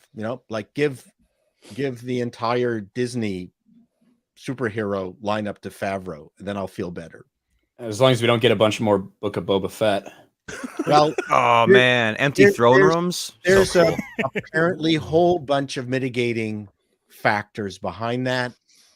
I mean, I'll give people who have done good work in the past the benefit of the doubt, because it's a tough business. Not everything that you're going to do is going to be successful. I'm a perfect example of that. You try your best, and you just never know how it's going to work out. But as I told the guys at Midnight's Edge, what I'm really hoping for is the regular mainstay movies to return, like the French Connections, or Justice for All, or not Driving Miss Daisy, but I mean movies that temper the reliance on superhero movies. Yeah. So superhero movies are not the only thing we're talking about. I was going to ask you guys. Oh, go ahead, Ryan. Sorry. I was just saying, I think you're right about people in Hollywood not wanting to learn, right? 1,000%. And until like, I think there's a couple different ways to look at it. I think you have one way of looking at it. There are some people there, regardless of anything. They don't care about the bottom line. They don't care about the numbers. All they care about is pushing an agenda, even if it bankrupts everyone. They don't care. I also think there's other people that are there that until there is sustained, like actual legitimate losses year after year, flop after flop, they won't think about rocking the boat because they're too fearful of the activists at companies coming after them. So I think you've got a mix of those things at a lot of these Hollywood places. But even for the people that maybe they want to learn something, take something like Spider-Man No Way Home. What did Disney learn from that? What did Marvel learn from that? No, it's not that a lot of people just loved seeing these characters respected and these redemption stories that some of them got, like Andrew Garfield, Spider-Man, stuff like that. No, it was, people must just like cameos. So let's just throw a bunch of cameos at everything. So oftentimes they learn the wrong reason. It's the same thing where maybe the first hair bands that were really good and got hugely popular. And then the other hair bands came out and went, wow, it's the hair. Yeah, it's the same thing with rock and rollers. Look at Kurt Cobain. The man had a lot of talent, troubled soul, but everybody thought it was the heroin that made really good music. Well, that didn't end very well for a lot of bands that went down that road. And I know it didn't start with grunge, but yeah, it's not the heroin that makes the music. It's the person and their demons. That's the point. But Hollywood is filled with both creative and non-creative people. I think the key is going to be new talent that's going to suddenly create a IP that will drive new creativity. And that seems to go in waves. It's not going to be resurrecting existing IPs like Star Wars and Star Trek. And that's what's nice with technology developing. You kind of like get away from the gatekeepers. It decentralizes the power, so you can have amazing content on YouTube through someone's phone. As long as they're talented enough, they can rise through. Now, whether or not YouTube promotes them or not, that's another fact. But having that ability to have the technology where it's not, you don't have to go to the studio, get all the funding, get all this other stuff. People that have talent should be able to shine in today's day and age more than ever before. Well, that's why Book of Boba Fett was so good, right? The CG people making those sweet colored bikes. Don't you? Okay, hear me. Imagine at the end of the Two Towers, Battle of Helm's Deep, when Aragorn says, "Come on, Theoden, let's do it. Let's ride out and meet these guys." Cut to those 4 little colorful bikes, the modders, dude, plowing through Uruk-hai. And then masterpiece, baby. And then Gandalf at the top does a spin right before he lets the light shine, just like that. He's got a cybernetic eye. Zoom in, baby. I got to read a quick comment here, tip I got from Gandalf the Grey, tip 420. And thanks to Ryan and Paul for joining us. So thanks, guys. Hey, no problem. Thanks, Max. And then we also got a super chat from Max. Says huge thank you to Zach, Don, and Gator for putting this on. Thank you guys for having me. Hail to Ryan, Paul, and Salty, my friends. You bow to no one. No, and we don't wow to no one either. Disclaimer. Well, I was going to ask you guys real quick because this is something, rewatching it. It's if you kind of think of it, if this was made today, you'd kind of cringe at it. But the whole Ent against the Industrial Revolution of Isengard is something so heavy-handed that if it was made today, you'd go, "This is stupid. This is like James Cameron-esque over-the-top messaging. Why are we okay with it here and not other places?" And I'd like to know why does it work? Yeah, why does it work? Because it does. It does. Yeah. I don't. It's tough because I have no understanding of what was going on in the world when this happened. You know what I mean? Yeah. Right. So it's really hard for me to have any sort of relation to this. Now, there are some true environmental, any type of overall environmental messaging that you could take away from it. But I think also, obviously at the end that Paul, you were talking about the ending that we don't necessarily get in Return of the King, is the Scouring of the Shire. Is that what it's called? That even plays more into that with this little area of just pure beauty and this little utopia that just gets wrecked and burned and everything. So to me, that's why I think it works for us, because we don't really understand the true motivation. We can't relate to that in terms of what he was going through at that time. But in the same way that the Avatar movies, to me, I know it's there. It's obvious that environmental message is there underneath everything, as well as indigenous versus colonizers. But for some reason in that movie, I'm more focused on the kind of the central story than that background noise, even though I'm aware that it's there. Well, I think it helps too that this is like the whole narrative is not built on this too. It's like it is a side thing relative to the whole conflict going on. Like they're just one race of trees among this whole thing, and they end up, doing good for their cause within the same movie that this conflict is introduced. And I think you're right too, Ryan, about the fact that who knows what was happening in like 2002, let alone like 100 years ago when this story was originally written. Dickensian era industrial revolution in the UK, which was coal-based, dirty, child labor. Yes, there were way more layers of bullshit on this than Cameron's silly little utopia. So this was brutal. I mean, the time of the British Industrial Revolution, you just horrible working conditions. This represented a true political polemic that was not the what would you call it?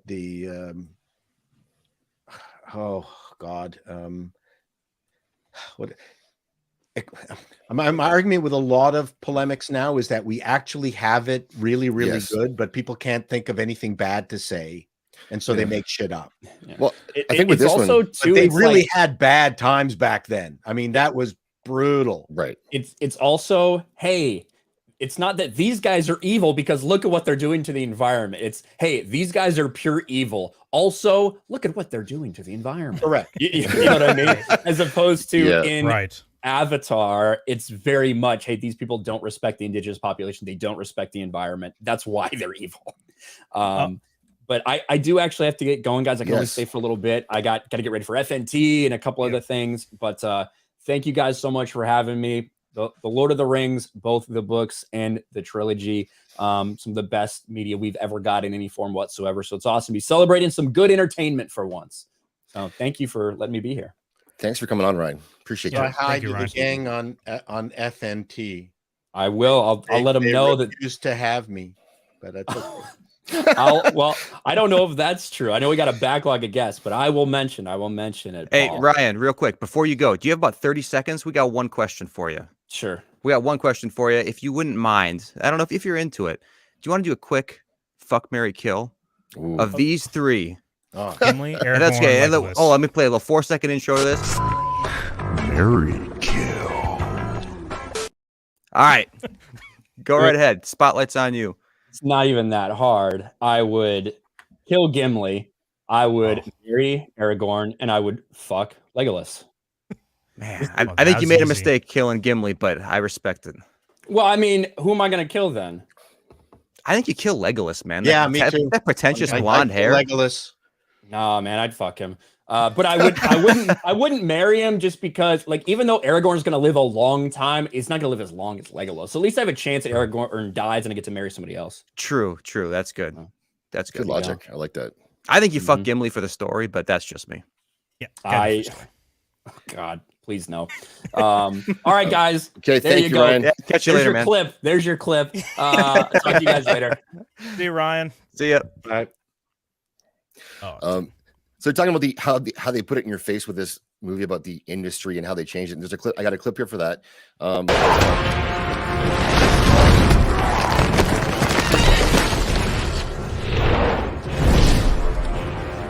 The old world will burn in the fires of industry.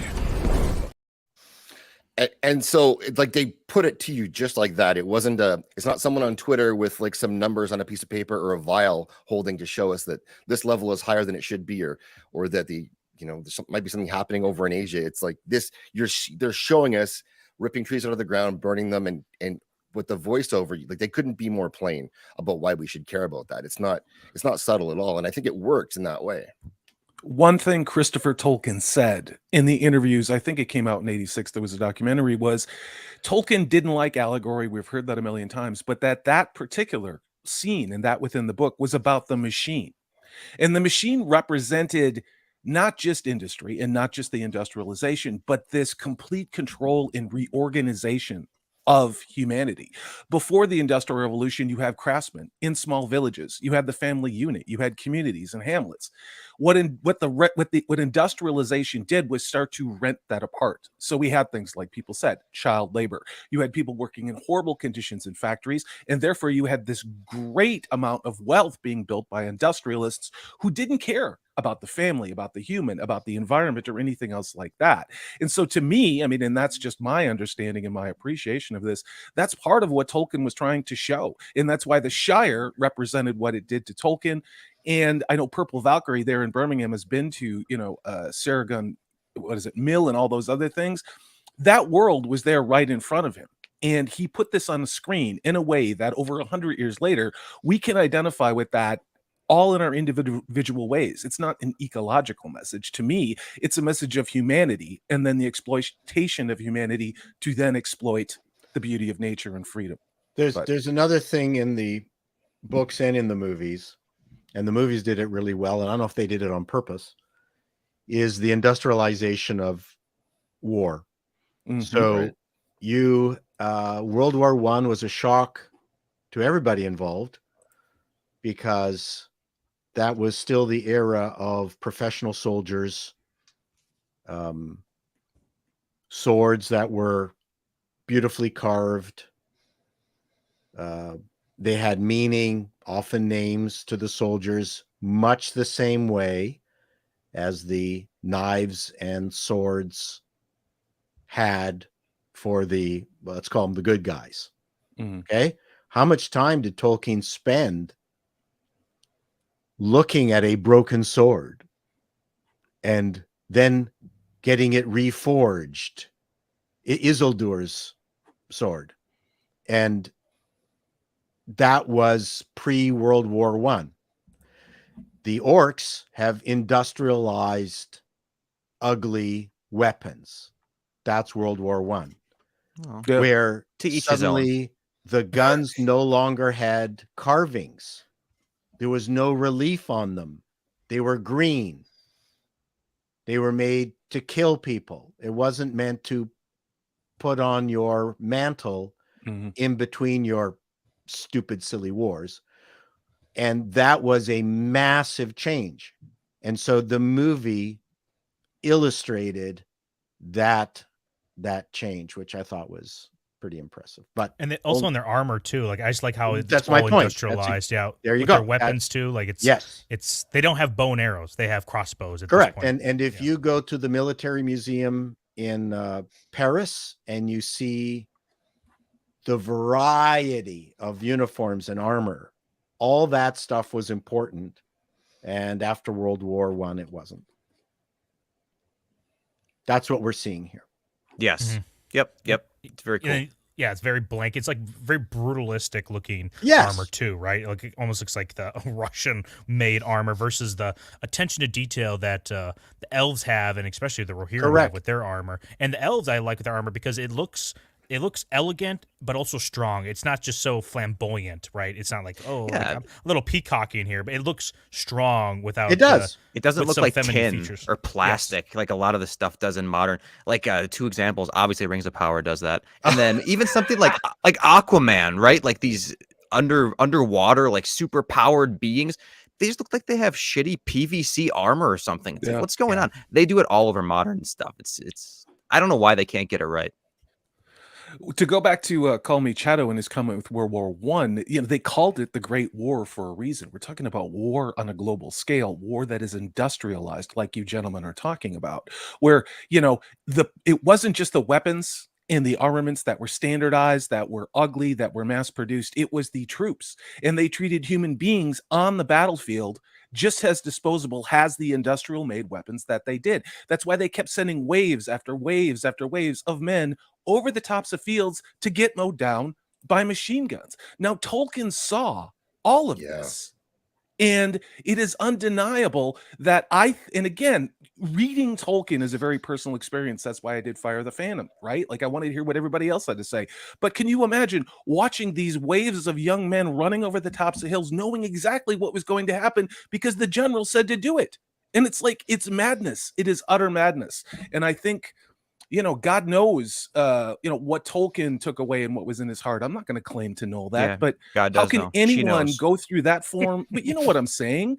How can anyone go through that type of warfare where it's just a waste and there's no accountability to the supposed leadership that sends men to their death for no reason other than it's a mud patch?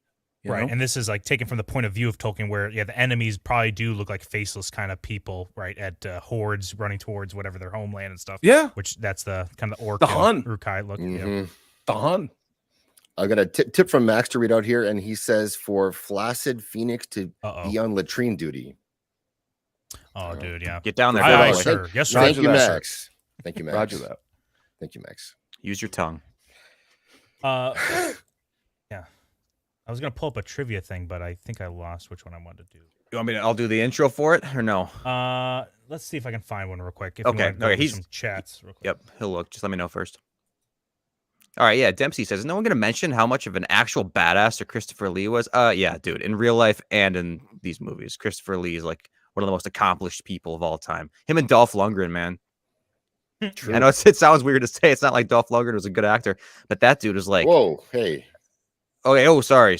I offended Traps McGee over here, but yeah, dude, Dolph Lundgren has like doctorate in biochemistry or something, and he was the European MMA champion, not MMA, but martial arts champion for like several years while he was acting.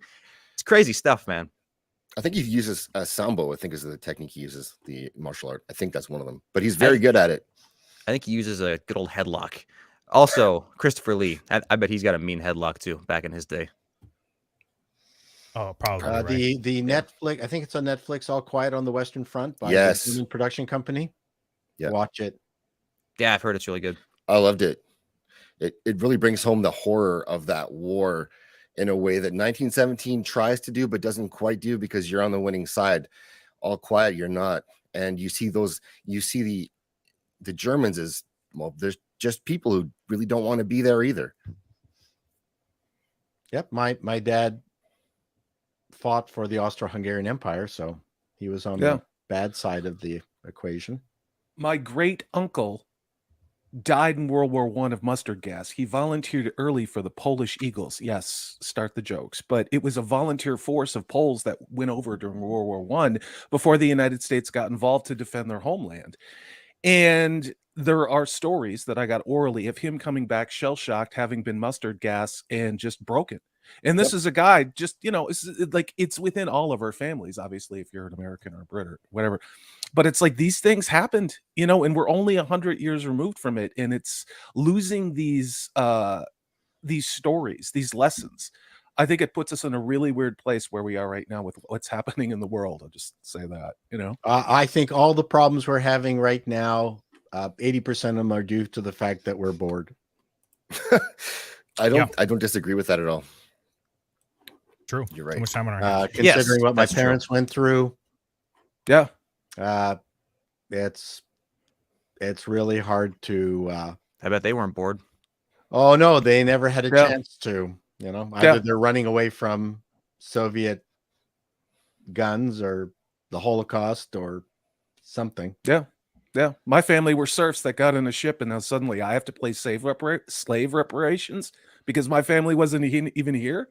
I mean, this is the kind of just write the check. Write the check, Salty. Yeah, we're ready for it. That's my white privilege talking. I'm sorry. I'll yes. I tell people I was born here against my will. Are you in New Jersey? Is that what the problem? Are you in New Jersey? I'm in Toronto.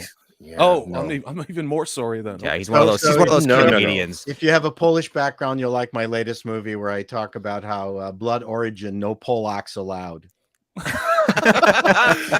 My brother lives in Eastern Europe and watches a bunch of Polish cinema, and he's the one who got me into the Sapkowski books. And I saw somebody in a chat comment somewhere said, "You know what? Show blood origin to a bunch of rowdy Polish gents drinking in a bar and show them what they did." There's no Polish nothing. I know. Blood origin, like nothing, zero. No. And in the second show, there's actually a Danish guy who was playing Yemik. Oh God damn it. Anyway. Yes. Jesker, who's actually he's Danish but with Polish parents. So that's about as close as I believe they got to anything Polish made by a Polish guy. So yeah, that's a fun video I produced today. It's quite it was fun to do. It was just off the top of my head and I went for it. Although I said Polish has Germanic stuff and people are creaming me on it. Fuck you. I mean, yes, Slavic. Jesus Christ. Hey, whoa, language. Yeah, sorry. Just kidding. No, the Keep going. Keep going. Is what I'm all about it. Keep going. Before you go, Paul, I know you got to go. What do you got? You talked about your video you did today already on Blood Origin, which I think is perfect timing for that video. What from Two Towers? What was your favorite scene? Do you have one? I probably the very end after the fight when Merry and Pippin are in the getting the food. They're just enjoying the tobacco they found. It's a gentle moment that you would not normally think would be in a movie. There's a turkey floating by. Yeah. To me, it's not the bombast. It's not all the crazy stuff. That point in the movie, I just find, I don't know, I derive a great deal of pleasure from that because it means so many things. They succeeded. They're not the idiots they were in the first movie. There's just so much. Yeah, you're right. That was their change. That was the tipping point in how they contributed to the rest of that movie and also the last one. So to me, that was camaraderie, luck. Anyway, that's my favorite scene. Good answer. That was always like that. I would be willing to eat that wet turkey. Normally, I would grab it and eat it. Yep, there it is, ladies. Ladies. Wet turkey. The long bottom leaf. It was like they fell into heaven, into their version of heaven, right? At the end of the film, after going through hell. Yes. Yeah. Exactly right. Yeah. They just went through hell, and oh my God, a long bottom leaf. Oh no! This is it. We need nothing else. And it did not matter to me watching it that it didn't make any sense because it was earned for them to me. Yes. Yep. I completely agree with you. They definitely, and we felt they earned it. Yes, dude. Right? All this stuff makes me cringe though. Like the walking around in this water. You know how disgusting this water is. Flooded Isengard. Oh my God! Bacteria, chemical poisoning, man, on your bare skin. Holy shit! You've obviously not spent a lot of time in San Francisco. We found the storeroom. It's like, yeah, great. You found the storeroom. You're gonna be dead tomorrow. Like, sorry, radiation poisoning. From trichinosis. You're gonna die of trichinosis. Yeah, they are going to. Their hair's the beautiful curly hair is gonna fall out. But Paul, I know you got to go. Anything you want to promote while you're here? No. I just if those of you who have not subscribed to my channel, I'm almost at 100,000. I'm not as high as Ryan. He can go fuck himself. Did you get that, Ryan? Glad he wasn't here. I'm wearing a wire. That's okay. I really don't like hanging out with people with more subscribers than me, which is why I like you lot. Thanks, Paul. Thanks, man. Hey, I said, look at it. Yes, if you get me, you get me. We're building the wall on the Canadian border. I have build the wall. You're not building build the wall. Yes. Yeah. Other than that, no. I've got another interesting video coming out on. It's going to be late though. All these weepy old comedians who signed a document saying we need more diversity in the comedy writers' room, and I just blow it all to hell because they're full of shit. So that I've written. I'm looking forward to recording it. I don't know when it's going to happen. I've got a whole bunch of new lighting toys that I'm going to be playing with. Ooh, so curved. Curvy. This thing bends. It's really neat. So cool stuff. So I got that to play with because I'm a nerd, a tech nerd. Other than that, I wish all of you a happy new year. Thank you very much for inviting me. It's a pleasure to be here. I've already done this once before. So what, that 12-hour 2-tower stream? Not that. Oh, okay. I've been I've been working with some of you guys already. So listen, have a wonderful rest of the day. Thank you, Make Paul. sure that you have a good, New Year's. Hopefully you've got invited friends tomorrow, or you're going someplace. Well, I got I'm coming to your place, Paul. That's fine. Coming up. I'll have the door dark, the house dark, so you won't know whether we're here or not. I'll know which one it Zach is. I'm is used to Canadian that. too. Yeah, I know you are. Yeah, you can hide. You can hide. I'm going to find you in the house. That's Don't true. worry. That's true. Anyways, Thank you, gentlemen, Paul. thank you so much for inviting me. Enjoy talking with us. I haven't. I'm almost at. I'm finished watching one. I'm actually going to be watching Twin Towers today. Two Towers. Twin Towers. Is Whoa. on Star. Whoa. Sorry. Twin Towers is a national tragedy in the United States. Thanks for No, reminding that's me. right. Two Towers. Two Towers. He's rubbing it in our face. Yeah, oh, man. No. I would never do that. Guess Oh, what no, Canada no. never experienced, guys? We don't have no buildings that Tragedy? high.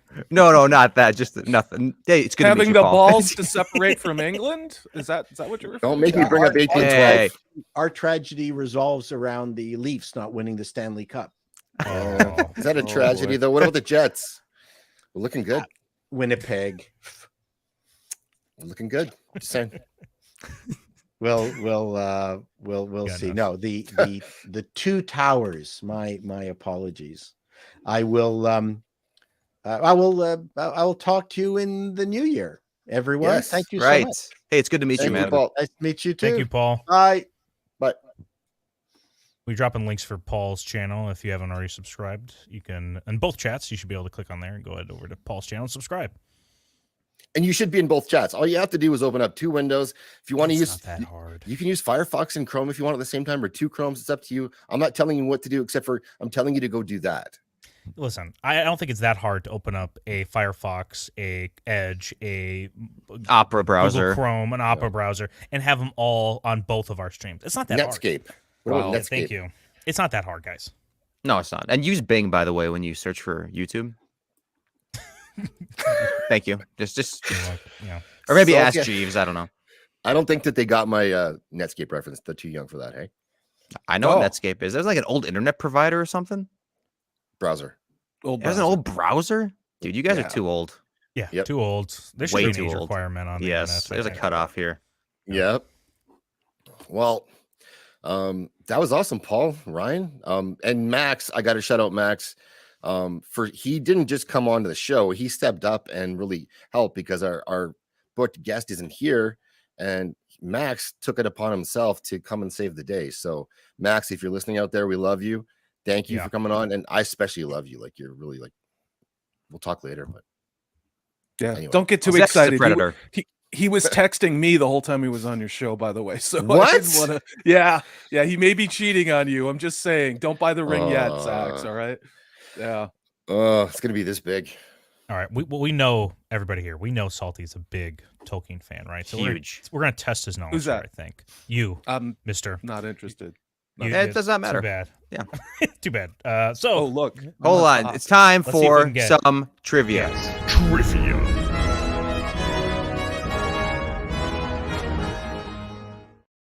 I Salty, salty. you're on the spotlight. Stakes All are high right. too, baby. These I are. look forward to failing spectacularly on that. Oh case, come though. on, they're not that bad. Okay. Okay. When did Gandalf say, "Look to the east"? It's when he rides out of when he mounts the horse and rides off to go collect the Rohirrim before the Battle of Helm's Deep, and he's speaking to Aragorn, of course, and then he says, "Shadowfax, show them the meaning of haste." That is true. Okay, Like yeah, what, that I is was true. looking at the. That's true. I'm trying to say. I guess That's- I worded it wrong. But what? How many days does he say? That, Yeah. When does he want them to look to the east?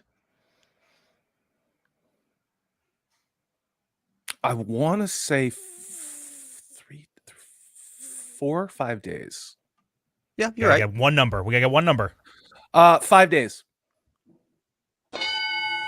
That is correct. Ah, 5 days. They First got light it. of the fifth day. Oh, Okay, salty. okay. Who is this guy? Who is this Yeah, salty guy? You should dude. subscribe to him. Oh my god. Okay, Somebody okay. better be dropping links here. Here, let me grab up the next question here. Okay, This is that's actually a good. good question. I want to ask George if he knows this by chance. 'cause don't See, think he's I thought it watching was right the now. third day too. Everybody in chat is saying on the third day, and that's why the third day stuck in my head. Yeah. It's the fifth The day. fifth. But I was like, that doesn't seem like enough time because I thought it was the fifth day. But Yeah, I don't know. Isn't that an Arnold movie, The Fifth Day?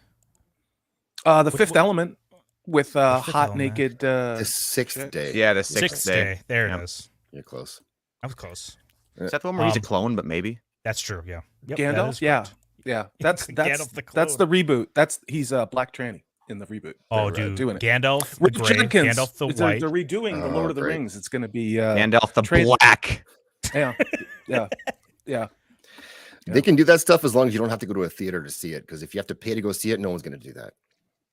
Like, really, it's not like if they redo this. The stuff they've done now with Rings of Power, it's because it's on TV. People might go okay, and they'll watch it. But no one's leaving their house to go see Rings of Power. Stuff like that. It's not going to happen.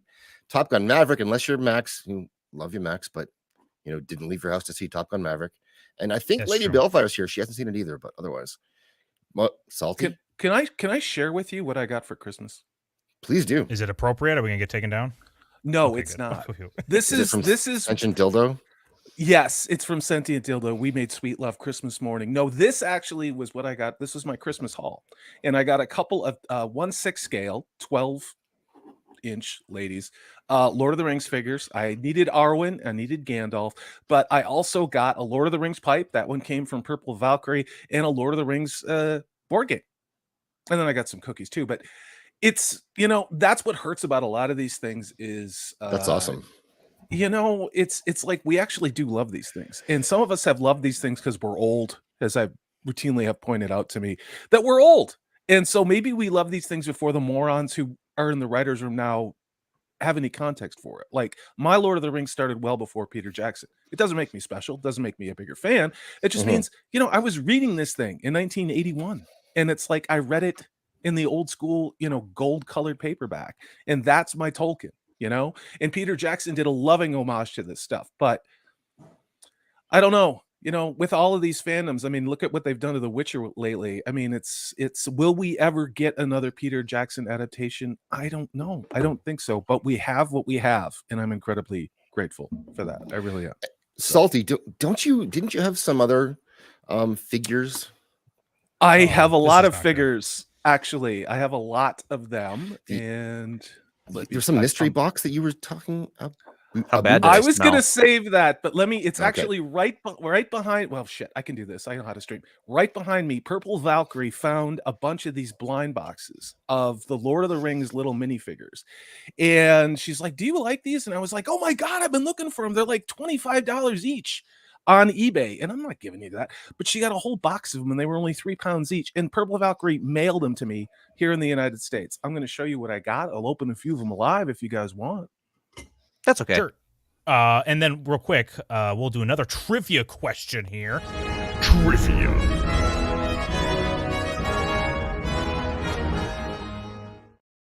All right, you can't look it up, guys, but can you remember which finger does Sauron wear the Ring of Power?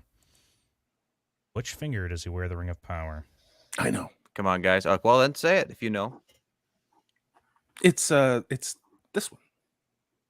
The index. That's correct. Salty is Correct. on fire here. Boom! Boom! Vegas, baby. Let's go to Vegas. We're feeling Love hot. trivia. But yeah, All right, so you this is got what it? I'm talking about. Yeah, this is what I'm talking about here. And so these things right here. Wow, the camera sucks today. But these are these little minifigures, and you can get them.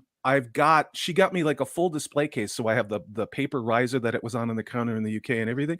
But I already have the Aragorn in the Boromir. And I know it sucks. It's not coming in. But yeah, I have the Boromir that you can see there, but they're blind boxes. And you try and find these things on eBay in the United States. And my God, they're like $25 each. But my God, Purple got them for $3. I'll open this up and show you what we got. But you guys get me off full screen, please. Hello, 6 in the chat. We got Lala Hatmick has joined us since. We've got Mr. Tickle Trunk is in the chat as well. And he's lighting things up. He's got cucumbers and splooshes and Canadian flags, and appreciate him very much. Yeah, we got go. Oh, if you're new into the chat right now, just be sure to smash that like button, whichever chat you're in right now. Also, we're dropping links to each other's chats because we're dual streaming. Just a reminder, I know we're going to be saying it a lot, but we're going to be on here for a lot. But we both, Zax and the Flaccid Side, have been working a lot on this stream. So just trying to share the love on views and likes and get this thing out there. Whichever link you're not watching, right-click it, open an incognito window. And it's easy. It's another view. And then you just log in right there, comment. Yeah, and then you just go back to the other one if you want it's to. That but easy. Yeah, you gotta just share the love here, guys. Come on. Give me a little love. Give me a little bit of love. Cool. Can you feel the love tonight? Look, I'm showing you my bottom. Ooh. So yeah, there's a blind box in here, blind bag. I have no idea what I'm gonna get. I have I have a quick tip here to read out. It's from Anonymous. It's for 420, and it says, "What's in the box?" What's in the box? What's in the box? I'll tell you what's in the box is this black bag of wonder and amazement. So like I said, I already got an Aragorn. And these figures are really well articulated. They're actually big too, ladies. They're really big. And let's see what we got. I really want a Gandalf. Oh shit! Oh my god! Check it out. Oh, full screen, Salty. It's Gandalf. I got an Arwen. Look at this. Oh. Nice. This is badass. Look at the articulation. And it may look cartoony, but it sure looks more like an elf than what they did in the Rings of Power, doesn't it? Look at that. So it does. But How quick is that thing going up your ass? Not as quick as you'd like, probably never, but I'm gonna add it to my collection because like I said, I've got the the Aragorn in the I'm getting streaming Boromir, and now I have Arwen in the that's when she rides out to take Frodo to be saved by Elrond. That's the they're scratching that gambling itch with those figures. The blind box, huh? I love them actually, and I've got like thank you to Purple Valkyrie for sending that. I've got like 12 more of those boxes, and I'm like spacing them out like it's my last bit of heroin, and I'm trying to string it out as long as I can. So Lady B the based. I enjoy DPing your chats. Thank you, Lady. Wow, I've never seen that. Put that on screen. It's on screen. Yeah. DPing us, Did right? no one else get the joke? Did no one else get? Never mind. It. 6 Rings of Power Season 2. Arwen up the butt. I mean, that would be an improvement. No, that's real life 6, not Rings of Power Season 2. That's what's about to happen. All right, coming. I think I can stump Salty with this question. We'll see. We'll really test his. This is not even just Lord of the Rings. This is like the production, right, of it. Ready? Stump. Yeah. What is the name of the short film Sean Astin shot behind the scenes in the making of The Two Towers? Do you know the title of the short film? I don't know that. Have you ever seen this short film? I have not. It's in the special features. I would highly recommend everybody not watch it. Got it. I've got those special features behind there, and everybody keeps telling me you have to watch them, and I've watched some of them, but I didn't watch that. Why don't you just take a guess then? Take a guess. Yeah, give us your best best guess off top of your head. Best guess. The Fellowship of the Woke. I don't know what's the title. Ooh, that is incorrect. That is incorrect. Yeah, it is the long and short of it. Okay, well, since you got that one wrong. Anything you want to plug, Salty? Because we got to kick you out for getting that wrong. You could plug both your channel. No, let's see. I'm just here to run chat, and suddenly I'm having to do this. But I just was trying to help some brothers out. So yeah, you guys want to get rid of me? That's cool. I'll go. I got shit to do. That's fine. Really. We always wanted to do, and Zax is fighting me on it. We want to do an ejection seat. Like, hey, here's your questions, and then I'll send. Oh, sorry. I'll send. You got like a ticking time clock, and then you got to get off. It's a great premise. You just got to get the right people. I like it, and we want to do it to big guests too. Like, it would have been so funny. Like, I don't care, 1 million subs. I would love to do it to 1 million subs. That would be amazing. Yes, it would be legendary. Actually, he brings this up for everything. Like, this is like he finds different ways to sort of decode it in something else. But it all comes down to he wants to kick someone off the show. Like, can we vote them off the show? Can the chat vote them off the show? Like Survivor, like Big Brother. It's but it's always a version of we kick them off the show and they don't know what's going to happen. And it's funny. It is funny. Yeah, it is. That's it. Period. I love you, Mike. Thank you for having my back, Mike. You're the best, dude. Seriously. There you go. Mexican Iron Man is here. Wow. Yeah, hail to you, Mike. Hey, Mike. Happy New Year, sir. Yeah.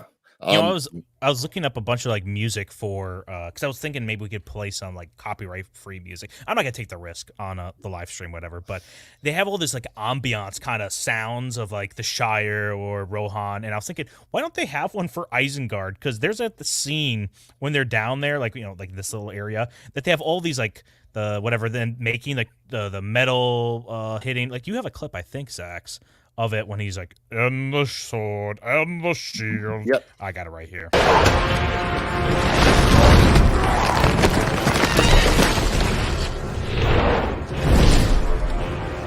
The old world will burn in the fires of industry. The forests will fall. You just want to go to sleep with the sound of the old world burning. Doesn't that kind of sound relaxing? Like, ooh. It does. It's very relaxing. Okay. Yeah, that's and that's part of the whole thing, the fire of industries, the whole scene where he's they're tearing down Fangorn Forest, which I have a clip for that as well. My lord, there are too many. They cannot all be armed in time. We don't have the means. Build a dam, block the stream, work the furnaces, night and day. We don't have enough fuel to feed the fires. The forest of Fangorn lies on our doorstep. Burn it. Yeah. I think that guy's a great performance. That face he makes right there is like, yes. He's kind of loves it a little too much, but also love all of the orcs have the Cockney accents too. Like it's like the grossest accent in all of Britain they have. It's funny. Wow. Shots fired. Shots fired. I'm glad purple and gray don't have Cockney accents. Although purple's going to be here shortly. Yes, She's that's short to correct. begin with. How much shorter can she get? That's the question. I'm going to see if she wants to join us now. So, Yeah. Zax, did you get any Lord of the Rings loot for Christmas, or is there something on your guys' Christmas list? And same thing with Don and Flaccid. Is there something that you desperately really want, either from the Lord of the Rings or the Two Towers that's out there? An action figure, a version, a poster, a book. Like, what is it that you guys? What's your holy grail of like Tolkien fandom? You know what I mean? Like, go ahead. I'll say mine just real quick because I know what it is, and I have kind of a picture of it right here. I just love the sword of Rohan, Theoden's sword. I love that more than any other sword in the series. I would love to have a replication of this sword. So that's mine. God, that's beautiful, dude. Good call. What about you, Don? Quick. Zax, you go. Oh, Okay. Oh, yeah. No, sorry. Okay, sorry. No, I Gator stepped away for a second. He had to go. Oh, okay. Sorry, Gator. I hadn't thought Sorry, about. I'd Don. never considered props. So props would be Yeah. that would be probably what I would go for. But if we weren't talking props, I'd like to get some film cells. I'd get some films. I know it sounds like, but some actual film from the movie. Yeah. I don't know what scene though. Like it'd have to be something really special because it's going to be one cell of film. Probably for this one, it would be the Rohirrim coming over the ridge. Yeah, I could see that. Or Yeah. Gandalf with the blinding white light just when he's coming down that hill. Dude, that would be Yeah. killer. Something iconic. There's Ralph Bakshi is on Twitter, and he's been selling off. He's obviously an older gentleman, created, Bakshi created a lot of beautiful fantasy stuff. The Lord of the Rings, some of those films were just some of them, but he's actually selling off the full size cells for a lot of the things for the Flaccid's favorite movie, The Hobbit from 1977, the animated one. But I would love to get one of that. There's a particular scene he's selling right now where it has Gandalf around the table with all the hobbits and Aragorn. Man, I would love to have that. I would love to have that. From the movies, man, I don't know what I would want to get. What do you guys want to get? Like, Yeah, I good think I'd question. have I think I would want a sword. I really do. And I think I'd want Aragorn's sword before he gets Narsil. That's what I think I'd like to have. Or one of the Elvish daggers. I know who's his name, Gary from Neurotics. He has like some of the helmets. Those would be kind of cool too. Dude, Theoden's, yeah. Aramir's would be awesome looking, iconic looking. Eomir's is so awesome. Dude, I would wear that to the post office, man. I would wear that in the car because it's perfect for every day. And look at this helmet they have made for Theodred too. Who doesn't even get really screen time at all in the theatrical cut. A little bit more in the extended. His is amazing looking, and they give it the decadence it deserves for being the the heir to the throne. But you never really see it at all, and it looks amazing. Lady Balefire says she would want a costume. Please be more specific. Would you like to get the Arwen, sort of that one where she comes across Aragorn in the Fellowship, or the white dress, or something else? We got Purple Valkyrie. She wants Sting. You know, I mean, that's an iconic sword, right? Like that is the sword for the Tolkien universe because it connects the Hobbit and Lord of the Rings. And well, maybe Lady Balefire wants a Gimli costume. Let's not be gender. Fair. Let's not force her into that. She might want a Gimli. Max is so cool. He, of course, has the Éomer helmet. Of course, Max does. Max does? Really nice. Is it in his background? I don't know if I've ever seen in the background. He's got. I think he has Narcel. I didn't. Max, send me on Twitter or whatever. If you're still watching, send me a picture of that helmet because we'll totally pimp that out. Nosferatu the Vampire says, "I want Sting so that I could party with it and use it as a giant glow stick." Oh, well, you don't want to part if it's turning into a glow stick, Nosferatu. Spoiler alert: you're in danger. It's not gonna be a party much longer. Well, it'll be a goblin and orc party. Oh yeah, well, I guess if you invited them, they're coming. So it's like Harvey Weinstein coming over to the house with roofies. You know. Oh. Trip one. I'd fuck him. Soren's You know, he's got that bend though. You know, he's got that. Never mind. Who does? Tripe? Tripe's got that bend. Dude, what about you, Gator? What do you want? Did you already answer? What prop would you want? I was gone for a minute. Yeah. Fully functional Palantir. Right on. Be pretty cool. Yeah, dude. Oh, you know what? You know what's interesting about that too? I didn't get a clip of this or anything, but speaking of Saruman's little gadgets, whatever that, what does he put in that bowl? It's like a little cinders or whatever, maybe pieces of coal, right? He's emptying a vial into this thing, but if you look at the total amount that's already in there, it's like 4 or 5 vials worth. So I just wonder why he doesn't store those in a slightly larger container so that he can just do one pour instead of, like bringing, I assume, 4 or 5 little scientific vials over here to fill this thing up. I think it's ridiculous. What an inefficient way. Are you a chemistry professor? Are you chemistry shaming? No, I'm like maybe like a rock storage casual. I think that's what I am, and that gives me jurisdiction here because I think his methods are embarrassing. Real quick, Crutch D Nation says which staff, or he says he would want any of the staffs. I asked which staff because honestly, I love Gandalf's first staff. Gandalf the Grey's first staff is amazing. All the other ones agreed. That are below it. And Max is such a chat. Oh, look at that. That's mine. I got that. Look at that goober up in the front there. See over to the the corner or the bottom. Yeah, in the bottom corner. He looks like a goober. That orc there. You see him in the bottom looks right? Awesome. Oh yeah, he does. He looks like a goober. It's awesome. Yeah. Top 10 orcs, that's for sure. And Max, like a champion, just texted me what I asked for. Max, never changed, dude. You're the best. Let me pull this thing up real quick. This is even cooler than I thought. Oh, let's look at. Oh, how is that, dude? Is that Monopoly? Cool? No, but dude, is it cool? Yes, it's cool. Very cool. Well, like with the railroads are all of the horses, right? And Wilson Dustis in my chat said that too. The Lord of the Rings Monopoly is the best version of Monopoly. Okay, yeah, I got it. See, that just looks wicked cool. This just got sent from Max. I think. Look at this. Look at what Max has in his house. Yeah, it's he badass, just gets dude. up in the morning. Boom. Look at this. And that's what I was going to say. Actually, I was thinking Aylmer's helmet, but I know Max already has it, and I can't just steal Max's stuff all the time. Not all the time. Not all the time. God, that's cool. Yeah, it is. I want that. Yeah, Max. He has the stuff I want, except for now. I don't want to say this was his idea, but there's been a plan put together, possibly to go steal Gary Beekler's Superman statue, and I mean, putting a crew together. I mean, I don't want to say that that's what's happening, but if it goes missing, Gary, since you're probably watching this, go check go check Max's closet. Well, you might find his. Yeah, I was going to say, in there. move his sexuality aside gently, and this might be behind that. That's right. That's right. Shewell of Dragon says here that Boromir's horn would be cool. Yeah, that would be cool too. I don't know if I could pick it out of a lineup, but I do love things that are iconic to those characters. The Lord of the Rings set? Did you guys, or the Lord of the Rings chess set? Did any of you guys have that? I had that growing up. We had like everything Lord of the Rings. I've played with it, but I do not own it. Yeah. No. Yeah. We got Dempsey says Monopoly has a one ring that goes around the board all on its own. It's like a countdown to the end of the game, basically. That sounds really good. I had no idea. I got something here sent from Mags, which is really, really cool. That's what she's got. Ooh.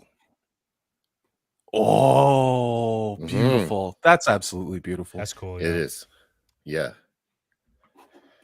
I had one of those a million years ago. All that stuff we had, we took it so much for granted, you know, all the toys, you could get all the toys from all the great movies, you know, you could get great jewelry like this. I've got a really mediocre reproduction of Aragorn's ring with the two serpents and the emerald. You just always assume that was going to be around, and then suddenly 20 years goes by and it's like, now that stuff, you can't really even find it. I thought you were going to say reproductive system. A really mediocre reproductive system. I was like, oh, why would you admit that? Well, you know, maybe. Shield Wall wants a flagon from the Green Dragon and a dance with Rosie. No, that would be a good time.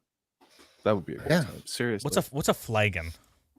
It's a big old mug. It's like a big old thing to drink beer out of. Not in bash someone over. Yeah, bash more like a someone flogging or something like that. Yeah, I thought it was a flogging. I'm first in line. Yeah, I'm not surprised, to be honest. Yeah, flagging for you guys is too much. You it's more of a Long Island iced tea kind of. I'm from San Francisco. I'm a flogging. Ooh. Based. I have a tip from Mexican Iron Man, who's for $5 says brown lives matter sometimes. Yeah, we'll let you know when they start mattering, Mike. Yeah. Thank you for the jury's still out on that one. Yeah. Thank you for that. Yeah, thank you very much. You know what he gets for that? I don't have an Iron Man clip. I don't have an Iron Man clip. Good, good. I'm glad you don't have an Iron Man clip. What do I do for that? Huh? What do you think, guys?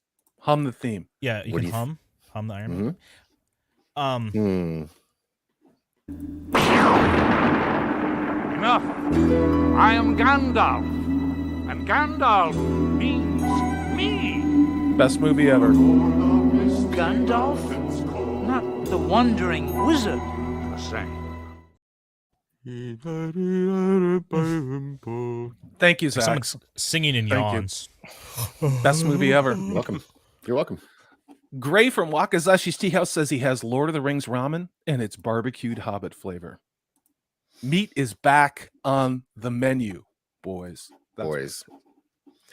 Yes. You want me back on the menu? No, not you. You do? No. No, you don't. You guys don't like meat? Look at this in Boomer trying to find the clip real quick, isn't he? Yeah.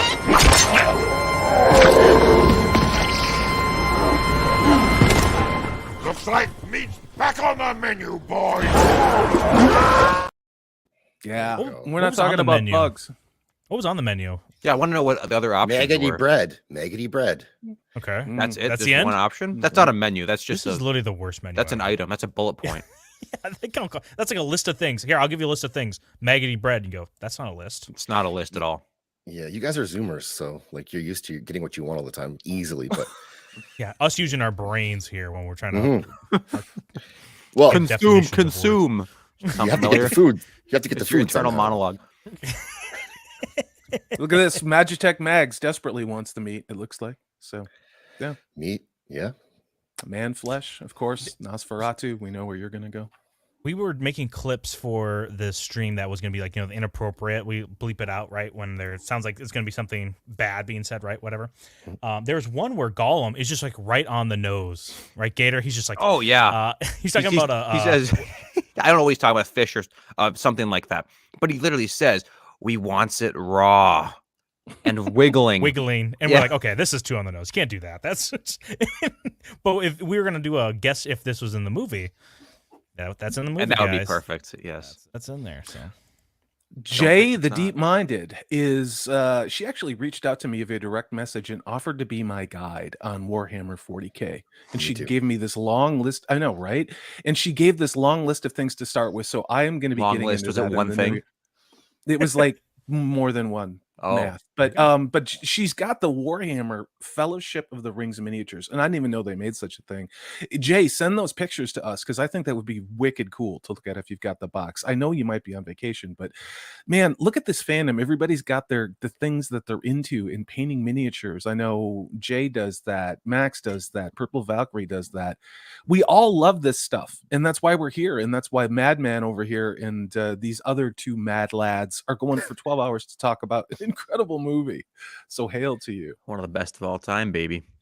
Yeah, you could talk about this for more than 12 hours, honestly. I think there's more to dissect from it. Yeah. You know what?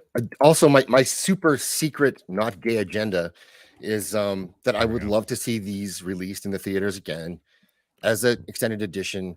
Not all at the same time. People go, well, it's 12 hours. Who can watch that? Well, okay, well, we can do 12 hours today, but do one in June, one in July, one in August this summer. Give them each a month. Then we can all, like, as a culture, and I know we can't say community, whatever, but go experience that together. I think that even if we can't go at the same time, cancel Chevy Chase. If we can't go at the same time, we could, at least still experience it, as sort of a community. And I think that would be amazing. And they make so much money because these are already made. Just put them in theaters. Do you think part of the reason they're not doing that, Zax and Don and Gator, is because they know if they release this movie, it would surpass even what Top Gun Maverick did in $2 billion and embarrass them because of all the strong independent wham and diversity train shit that nobody wants to watch? Do you think that's part of the reason they're not re-releasing those films in the theater? I don't think so, but I think it's way lazier than that. I think it's laziness. I do think it's just laziness. I think they think we don't need to do that. We have Rings of Power coming out. If anything, maybe it would be that these movies are superior to Rings of Power, so it would make people talk a little bit worse about Rings of Power at most. Maybe it's like, man, these movies are so good. Because there's probably a lot of people, younger people or whatever, that casually saw Rings of Power and maybe aren't as invested in these movies. They haven't seen them since they were like 2 years old or something, but I have no idea. So I want to just shout out author Stephen Walton, who is in the chat here, and Jace Fox has come by too. Hello, Jace. Hey, author, thanks for coming by, guys. And so I think part of the issue with the release is it's a rights issue as well. The rights are sort of piecemeal and they're kind of shared rights, and they're not 100% clear. So they're in court with that, and they have been with Embracer Group bought the rights to film rights, but then it was Warner Brothers had bought the company that had the rights that made Lord of the Rings, the films. So they own the rights. They own these movies now and their distribution rights, but they may not want to have to share the money with somebody else. That could be part of why it's being held up. Yeah. And there's also that holding company that bought the rights with an asterisk behind it to a bunch of characters and movies, which is affiliated with, oh God, what is it? Games of the West or whatever that woke ass company that destroyed Dungeons and Dragons is. Games of the Coast or whatever. Wizards of the Coast. Yep, that's it. Yep. Now, again, we're seeing in the comic books and then in the calendar they put out forced diversity in ESG casting in what they're trying to make some of these Tolkien products be. And again, that's not conspiracy theory. You can just look at the artwork and look at what they're trying to push. I hope they don't do that. If they do that, I think it will fail. But we're kind of in a place where the things that we love, we have them, and we should cherish them. And that's why I'm glad to be part of the show today. Yeah, that's why you need physical media all the time too. That way they can't re-release it and change anything. 100%. Get it now before they change something right now. Welcome, Purple Valkyrie. I'm so sorry. I'm a horrible host. I'm sorry about that. There. You're welcome, guys. Sorry. You didn't have a link. I didn't have a link, but thank you. It's good to see you guys. Thank you for coming I didn't have one either. It took them 20 minutes. You didn't need a link. You don't need a link, Salty. That's not on me. You didn't actually send it. I went and found it in the street. Never mind. Doesn't matter. Yeah. Whoa. Holy shit. Got a big $50 super chat from Crusty Nation saying, keep it up. Wow. Well, thank you so much, Crusty Nation. Thanks, KDN. That means a lot. But keeping it up is not what we kind of do here. We're very flaccid. We're low hanging fruit. Keep it down. Keep it low and hang. Let's play a clip real quick for him, and then what I don't know what he'd want. That's a $50 clip. That's worth it. Well, it's not Hobbit level. Real quick. Well, I like this clip. I think he might like. I don't know if he's watched our Fellowship one, but this is a good inappropriate version of Gandalf. What are you going to do then? Knock your against these doors, and if that does not settle... There you go. There you go. Thank you. There you go, Crusty. Okay, that was awesome. That was awesome. Yeah, we got a bunch from him. Well, do you want to do some fill in the blank? We might as well. Yeah. Let's do first purple. I want to ask you, what does the Two Towers mean to you? Do you have any special memory around it? I do. I've talked about this before, and it's just going to the cinema to see these films. It was like it was an event. Everybody went, and everybody. These are one of the few times where I've sat in a completely full cinema, and people were silent. They were just captivated by what was going on screen. And then at the end, everybody stayed to watch the credits, and people actually applauded. People never applaud in the UK. I'm not sure if they do in the US. I think we did get a bit of that in Canada too, but they normally don't as well. Real quick, my brother, no matter what movie it is, he'll try to start a slow clap, and he watches as I sit next to him cringing at it. It is we'll watch the Morpheus, worst. and he'll just start slow clapping, like, stop it right now. I'm going to punch you in the face. So they do it sometimes, purple, but it's maybe not warranted. That explains a lot. Explains a lot, actually. So, yeah. R-rated version, Zombie Box Reviews. I don't know. R-rated version of the trilogy? He's saying for like the clips, like the beep beep. Yeah, let's do some of these. We have a ton of these are here. great. I love these guys. Let's add some of them. We have some from the Fellowship. Well, what's up, Zach? You want to ask another question? Yeah, but the chat, you have to play along. Yes, chat, you have to play along. You need to fill in the blanks. We'll play the clips a couple times because sometimes it can be kind of difficult to hear what they're saying if it's quick. All you got to do is fill in the blanks. That's it. All right, let's start with this one. Bilbo found it. In Gollum's Where did you find it? Let's hear it again. Okay, yeah. Bilbo found it. In Gollum's Well, I almost it was better the second time. It was better the second. It was good. I almost want to say his cock, but how would he find it? Yeah, right. Right. I don't want to go there, but that's what it sounds like. It's not realistic. That's the thing too. Try to avoid it because immediately it's gonna be it's like, oh, he found it in his cock or he found it in his cunt, something like that. Try to not take the dirty route if you can, because it's more creative that way. If you have to resort to profanity, crotch. Yeah, like Mag says, crotch. If you got to resort to it, do it. But they found it in Gollum's colostomy bag. And they're still disgusting, but it's a little bit more creative. Or how about canvas pouch? Jesus. Well, that's what we got here with. Who's his name? Wilson Dustin says in Gollum's shekel pouch. Right. Classic Jewish individual. Oh my God. I've never heard canvas pouch before. Thank you for that. Oh my God. Oh, and look at this one in Gollum's mustard button. Wow. Yeah. Go. There it is. IV bag, Barbie pouch, tiny sin hole from Nosferatu the Vampire. I like tiny sin hole. Tiny sin hole. That's the winner. Look at this balloon knot. Oh my God. Anyway, so what I got on screen, this is from Jay the Deep Minded. This is one of the Warhammer Lord of the Rings miniatures that are out there. Look at the detail on that, man. I do not have the skill to do anything like that at all. I can paint a house for you or a wall, but look at the detail on that. This is the kind of stuff Max Beal von Priestley does too. So, he does a tank top. He wears a tank top when he does it. Yeah. You should be wearing one, Zach. What the fuck's going on? Dude. You got to earn that shit. So, but she painted that herself, though, right? Like that's not something she purchased. She painted that, right? I believe so. She sent that to me via DM, and I know that she's a huge Warhammer person, so I believe that's actually, and based upon the lighting, it doesn't look like pro lighting. I think she actually did that. So, bravo to you, Jay. It's brilliant. The chat is still dropping the prison wallet. Look at this. Yep, that works. Yep. Look at cream filled donut. We'll give it another minute or so, and then we'll do another one because we do have plenty.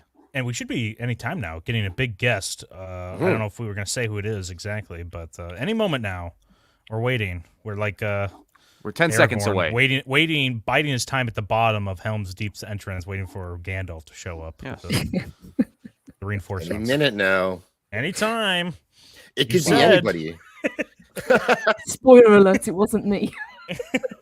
Oh, you're the big get, Purple, and thank you for coming and being here with us and Thank giving you. us like we can't just have a bunch of dudes up here. It's not what people want to see.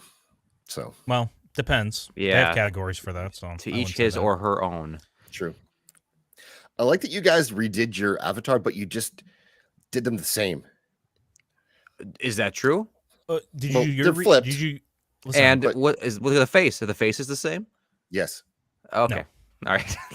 All Yes. right. listen, was I don't want to Mr. take D-Minded who painted it, logo okay. advice from a guy that made his new logo his mask with Yep. a Santa hat on and then And- with reindeer antlers coming out of it. Like, pick a theme, guy. The legendary welcome for that. forbidden love child of Santa and his favorite reindeer. I don't know what myths they have up there in Canada, I don't but keep It's a them up there. legend. Yeah. Build It's the a wall. legend.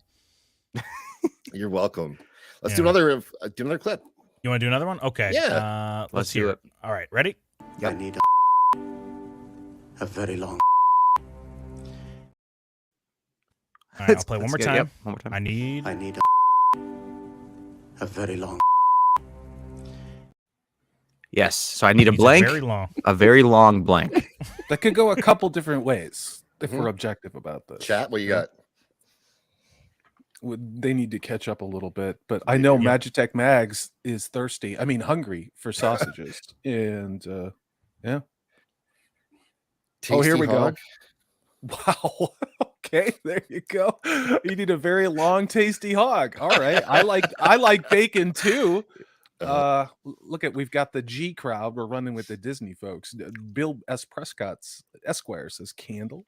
Bill S. Preston. Yeah, candle's pretty good. Oh wow, why did I put that on the screen? Wow. Okay. Yeah, Fap. Look at this purple Valkyrie. Oh my god. Yes. Sometimes you just gotta take your time. There you go. Listen, that has literally never happened to me. I've never just sat there. No. Hey, would you get edge yourself, make it a romantic experience? Like, this is work. This is a This task. is like, yeah, Get it's it like at done. the gym. I'm getting my thing and getting out, and then I'm regretting it and feel ashamed of whatever I just did too. Yeah, I could do this. I could do this set in 5 seconds, but I want to really draw it out. I want to let this rep sit Wow. on my chest for a while. Elven spear. Look at this. Stephen Ransom drops this tonguing, a very long tonguing. Okay, that's Steven. Wow. Yeah. Hey, Stephen Ransom. So Good to erotic. see you. Mutton chop.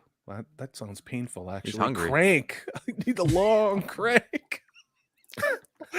Wow, what did I get myself on joining the stream? Good lord. See, get your mind out here of we the gutter. go. What about it's a drink? I need a Triple drink. Very barrel. long. What about holiday? That's what he says. A very Yeah. long holiday. Or vacation even, he needs to Yeah. get away. I like Fap. Fap is the one.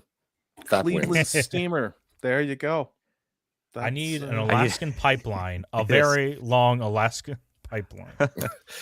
Oh my god. Working my way down Gandalf's. All right. All right. Is that Yeah. Very descriptive. Jay the deep minded drops some wisdom here. A very long nap. Yes, there we go. Dude. That's Yes. based. That's based. I've contemplated should I take a nap at some point during the stream? And I'm like, no, I can't. As much as I can, I'm gonna try to stay on here. Look at this Magitech Mags. She's one and done. She's like, Fap is quick and to the point. I got shit to do. Look at Yeah, her. that's She's true. like, Mags. That's true. Based. Just put the washing machine on spin cycle, done in 8 seconds. It's beautiful. Love it. All right, there you go. Efficient use of time, for sure. Mhm. Yeah. And plus, she's doing laundry, which is what, let's face it, women love to do laundry. Okay, I would take that. I would take that. I Arwen need an massage. Arwen massage. Very long Arwen massage. I mean, sure. Whoa, Snorty. Yes, the takes a cunning cunning linguist. linguist. Yeah. Got us there. Yeah, I did. wonder where does Tolkien have any inappropriate words in the languages he made?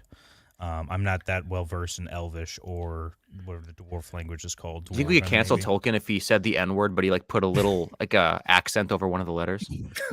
At the end? Yeah, maybe Yeah. over the Like the R. Yeah. Thank you, AJ. By the way, you're awesome. Yeah, AJ rules. I don't know. We'd have to ask AJ about that. Would he be canceled for that? Yeah, I'm not sure. AJ Will is he a give- Tolkien expert here. He would. Well, he's the one who Yeah. can give him the pass. He can give the pass. He has one pass he can give, and I was going to try to hopefully get that, but Tolkien maybe deserves it more. What, you trying to limit the amount of passes that an independent black man can give? Yes. Zax. That is one typical. per. One per. That's all Typical we You do. probably should put your blackface on before you do anything like that. Yeah, wear that mask back there. I'm not prime minister yet. So. I have a question. I have a question for Purple Valkyrie. Did you get anything Lord of the Rings for Christmas? Did you get any Lord of the Rings related merch or gifts? Yes, actually, I did. I got something that I've actually never seen before. It was an incredible little music box that plays the theme to Lord of the Rings. I might be able to grab it if you can give me just a. What's the theme, moment Lord of the Rings? I'll play it. I'll go get it and play it. Okay, I'm ready. In the meantime, let's ponder this question from Trip, who's a woman. Tripe. Maybe he is. So elves take ages to do anything. Literally, how long would it take for them to orgasm? I think I think you're confused. Tripe. It does not take elves ages to do anything. That would be the Ents. Elves can do things at an average pace, so I think it takes them just a regular amount of time. The Ents, however, absolutely forever. It would take them so unbelievably long. That's why they didn't meddle in the affairs of wizards and men for so long. They're just waiting to bust, and then they finally did, and that's represented by the dam bursting in that legendary scene. It takes a while to get that sap flowing, but when it does, wow, what a mess. That's all I'm gonna say. Right. At some point on the stream, I do want to talk about are that Ents Sigma males or incels, because all the Ent wives left, right? Is this their incel rage? They're raging against the Industrial Revolution at Isengard, or can we read more into this? Can we make this? Can we modernize this in some way here? Salty's favorite. I'd say no. I'd say no. I think that they're Sigma because we saw they just wanted to hang out with the boys and just chill until the hobbits had to come and convince them and then show them like the reality of their environment. I don't think they were, just waiting to let out their toxic masculine rage. Dempsey. Wow. Purple Valkyrie, save us from this. Did you find that music box? I did. Let me wind this up and I'll play ladies. it for you guys. Yes, let We me gotta crank get this that up. ant sap flowing over there. Holy shit, that's loud. Yeah.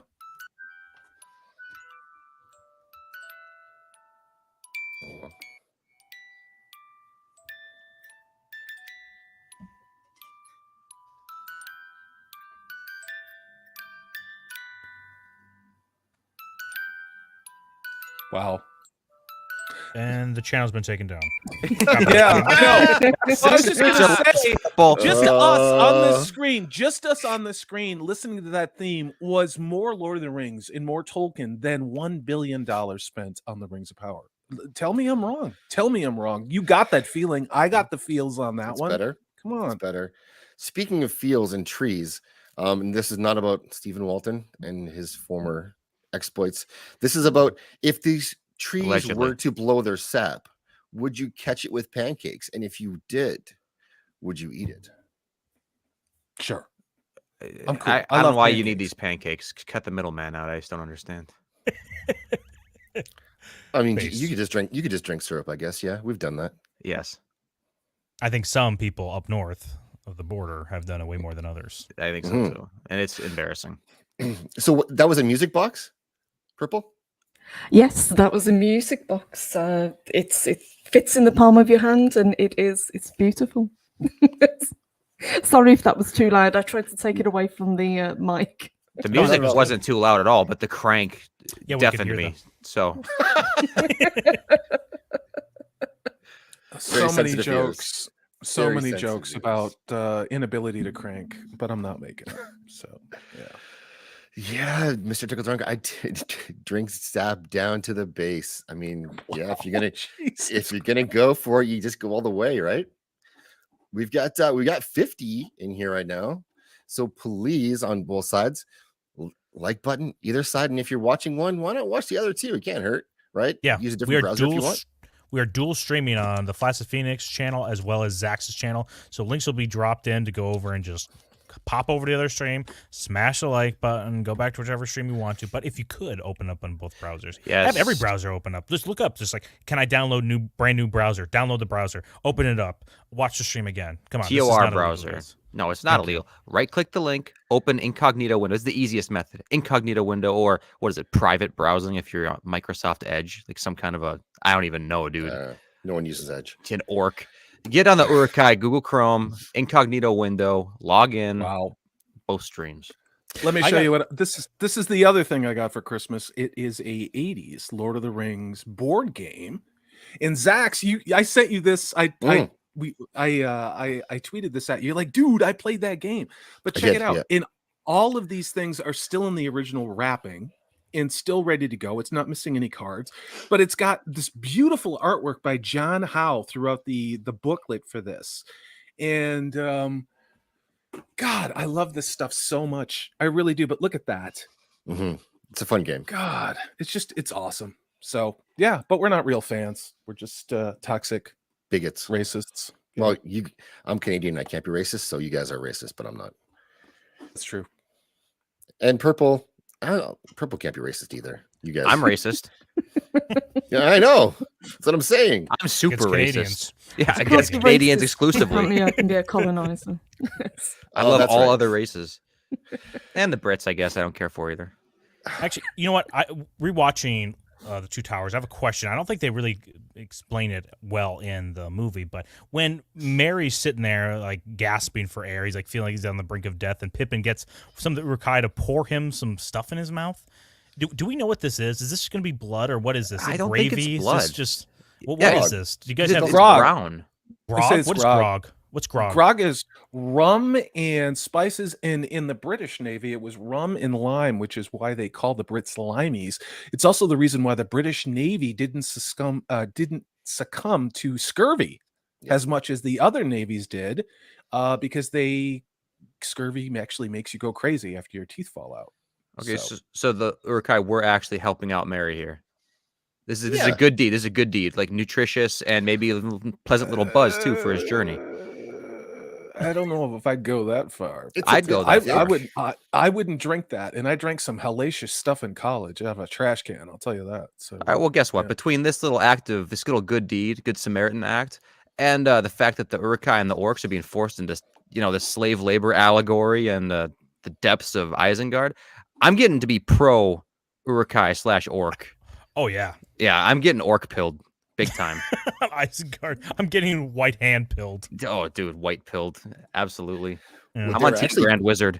What they don't tell you in the movie though is that they were actually running to Canada. Okay, don't ruin it for me, man. Oh, gross. So our guest is delayed further, so we are going to delay further. Oh, okay. Well, no worries. But my thought here was it was going to be some like cringe drink somebody made, like some like diet trend that was going through Isengard, right? They're like, "Oh, dude, you definitely got to get on this blood diet. It's great for you." And they're like, now everyone's doing it, and then like, "Oh, fuck, I'm stuck here with blood shit now." I don't know. That's my thoughts are going through. I'm not going to ask how Shield Wall of Dragon knows about raisin prison wine, but that does not sound like something I would serve, at least at Christmas. You know, I mean, it's a very gooey looking alcohol. That's the part that really, it's like motor oil. A lot of possible sap or more oil in there. It's I don't think it's the pure grog that we would have liked. And hobbits can't hold their liquor either. We know that. I'm just gonna be honest with you. This looks like it tastes great. I bet it's full of sugar, and I think it's nice, sweet. I bet it hits right. I think it's great. We have a request from Trip. Who wants the men of the panel to do a deep voice. It has been requested. Who wants to go first on that? The deep voice of Tripe. It's me, Tripe. It's me, Tripe. Hey, what up, man? It's me, Tripe. I'm a girl. I'm a female. I was born a female. I maintained my womanhood until this day. It's like I'm listening to Admiral Rachel Levine of the United States Department of Health. You guys, it's Rachel Dolezal to you, and I'm the head Uruk-hai. Hello, it is I, Rachel Dolezal. You bring up to my family. She's in Japanese now. Bye, YouTube. Bye. It's been fun. Magitech Mags has been drinking early in the day. Look at this. So, yeah. Oh, it's his squirts. Oh, cool. Well, I think that was in the deleted scenes, right? Or like behind the scenes special features. Just like it wasn't included in the movie, but Wormtongue's anus does self-lubricate, right? Like a vagina does. Jesus Christ. I'm pretty sure that happens. Fact check true. Confirmed here on the show. Who else is supposed to do a deep voice? Why I mean, Gay the only one's doing it. All right, ready? Zach Summer. Your turn, Zax. Hey, Trip. Is this deep enough? Are you even trying?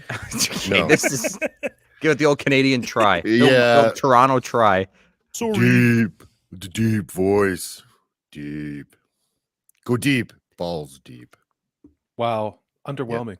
Yeah. Not to be judgy. Not to be judgy. Go, Salty. You're up.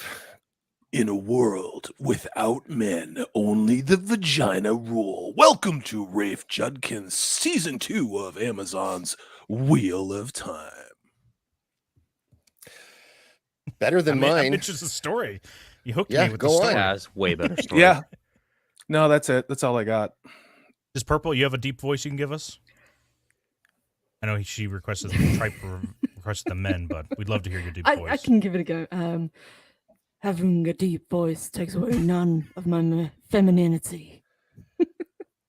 That sounded just like Elliot Page. Wow. Just like Elliot Page. Wow. Nailed it. I'm officially known as Purple Viking. It just came out as trans today. How funny. I am the greatest. Purple Viking Summer. I am the greatest female swimmer in NCAA history. Dude, yeah. NCAA. Why is this the swimmer become like Macho Man Randy Savage? Like, yeah, if you swim in my lane, you're gonna get it here first. Top female in the NAACP swimming history. Oh yeah. Dude, they should have had. Now thinking about it, I wish they had a like a pro wrestler as some Uruk-hai. Like if Lurtz was talking shit the whole time, that'd been awesome. He's like, "Come here, Boromir. I'm about to show you who the real captain is." Is it Macho Man Randy Savage? That's what I'm saying. Yeah. Oh my, what is going on here? Oh my God. Oh, we have another huge. Thank you, huge super chat from Crusty Nation. Thank you so much. Do you want to read this, Gator, here? Yeah, sure. Is that some Treebeard sap getting unloaded in that poor hobbit's mouth? I think probably. Listen, it's a tree. They go out of their way in this movie to talk about like how, or to kind of show that the natural good order of the world way of the Ents and the dam being broken, the clean water of the river. That's the way to be. So I think that this is not nasty sap. The poor hobbit's mouth. No, this is a lucky hobbit that's getting blessed at this sap. Wow.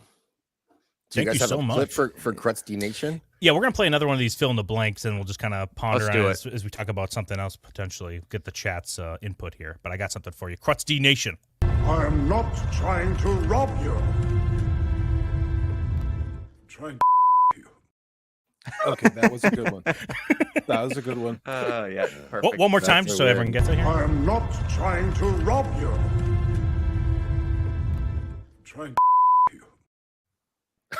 All right. Thank you again. Let's hear it. Let's hear it. Chat and panelists. Come on, Purple, Salty. Let's hear what you got. I'm not trying to rob you. I'm trying to get you on the ground floor of this investment opportunity. No, you. It's got to end with you. Oh, okay. Oh, shit. They got me. You kind of got a 2-syllable word tops, so I'm trying to mount. I'm going to go with mount. I'm trying to mount you. I think, mount's pretty good. Shave is pretty good. You could go. Shave. Yeah. Well invest. Bags. I'm trying to milk you. Yeah, there you go. Extract.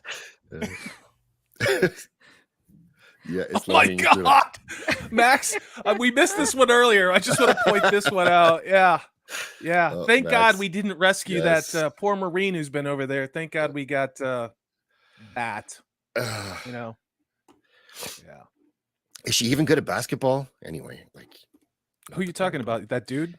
yeah, that dude. No. Yeah. Oh, look what we got in chat. I'm trying to rub you. Purify. Mags. Oh. Mags has been drinking. Milk you. I'm trying to milk you. Dude, another super chat over here on my side from Wilson Dustis. Don, give me your best Jesse Ventura as King Theoden. Under Saruman control. So multiple layers Jesse of John Ventura, Boy. You can do it. Talks like this. Yeah, right. He goes, Yep. You have no power here, Gandalf, Stormcrow. Yep. Right? Oh, yeah, that's good. I don't know what else he really says to him. He's just because he has he's like, yo, what does he say? Right before he like has that shit-eating grin. He just laughs, doesn't he? Yeah, but dude, Jesse the Body Ventura have been a great King Theoden. That's what you did? Best governor of Minnesota of all time. That was your impression? You do Jesse Ventura. No, it's asking you. Yeah, no, he talks like this. He's like a Minnesotan. Yeah, he talks like that, right? I'm living off the grid. I'm also the king of Rohan. Yeah, you have no power here, Gandalf Stormcrow. That went from Minneapolis to Ireland. I'm not being critical. I'm just observing. So, but well, he didn't say top of the morning, but he has. Oh well, it's true. But Ventura is hard to do. It's like you got to talk like this with them, and like the Vikings. Get it into a Slim Jim. Yeah, it's the long vowels you're trying to hit without it going into Irish. And dude, we'll play clips here second here. But zombie box reviews for £2. Was that proper money? They call it, right? Yeah. Yep. We'll see. Awesome stream, guys. Keep it up. Thank you so much. Yeah, guys. thanks, man. Thank you, ZBR. Do you want to play a regular clip for these guys here? Yeah. We just played one of those other ones. Yes. Let's see here. We can fill in the blank. There's no reason not to. It's okay, fun. here. Let's do this one then, because I have the next one up here is. Well, if you're referring to the incident with the I was barely involved. But before we do that, really, we have a ton of great comments in the chat already on this one. Most of them are let's go. Almost all of them are Megs, but they're pretty fantastic. So she got milk, squirt, ride, drive, wet, moisten. Wow, sounds like an amazing evening. Yes. Wow. Fuck, strip, shag, cream, mount, plow, pipe, trip, plug, pegging. There's a lot. Like you guys, you almost missed all of those. And Daniel now needs a cold shower. Ride. Look at this. Thirsty. The thirst is strong. I'm trying to ride you. That'd be great.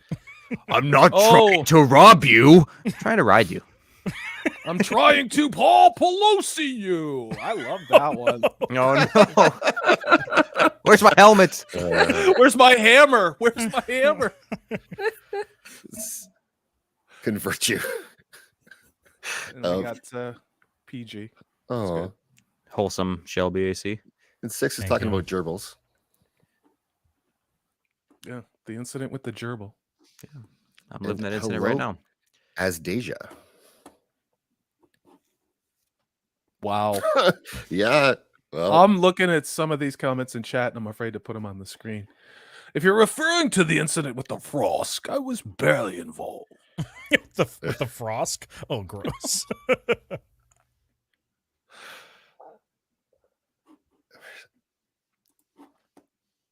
Did you just say cauliflower?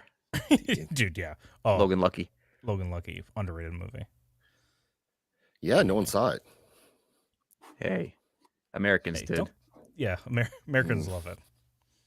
I'm not putting that on screen. Nosferatu, I'm not putting that on screen. Just gonna let you know. It's a great comment. It's not going. Oh Jesus! I did not do that. I got you. I disavow. I disavow entirely. Oh man, there was a website that we used to go to for shock value. Man, you should have seen this thing. It was like. It was. That's all I can say. It's pretty weird. Nosferatu, get on Twitter or something. I can DM you with some fun things you can watch later. Shelby, incident with the deacon. She's getting a little bit more frisky. With what Tripe says with my spoilers for Rings of Power season 2. If you're gonna put that stuff out there, Jason Fox, you got to say spoilers. All right. Yes. So, have my back. Yeah, that's right. We do. We do. Front, baby. We do have your back and your front. But I question which chat you're in or which channel you're watching this from. I hope it's ours. I got a question for the panel here. For the wild men here, do you ever get the sense that they're like they got maybe an extra chromosome or something? Like this guy speaks like we swear to Saruman. You're like, I kind of get why Rohan kind of forced you out of into the hills. Yeah, you guys aren't really benefiting society. You know, Don't mix. We're here, Theoden. What do you want us to do today? Theoden's like, oh, brush your teeth. Yeah, can you go over there for a while? I can smell you, man. Look at that. They have worse teeth than the fucking Uruk-hai. Purple, what are your thoughts? Why are the wild men out there? Do you have any thoughts why they forced them in? Is their deal? I mean, look at them. Would not smash. What? No, whoa, that's a little far. Would not smash. Oh, dude, that's just an average day walking off the ferry in Seattle. I don't know what you guys are like. Jesus. Yeah, this is more like average England. homeless man in whatever city. Wow. I mean, what if he was a really nice guy? I mean, he could have been, but I always question, why did he cut his hand? It's not like he was asked to do so. He That's just really did it. weird too. He's probably thinking on his way up through Orthan's like, dude, I'm gonna cut my hand. Sauron's gonna think, dude, I'm like a real G. He's gonna be so into me. He's gonna say, hey, dude, you should hang back here and let all those other wild men go out there. Why We're gonna hang out. Why don't you stay at the tower with me here?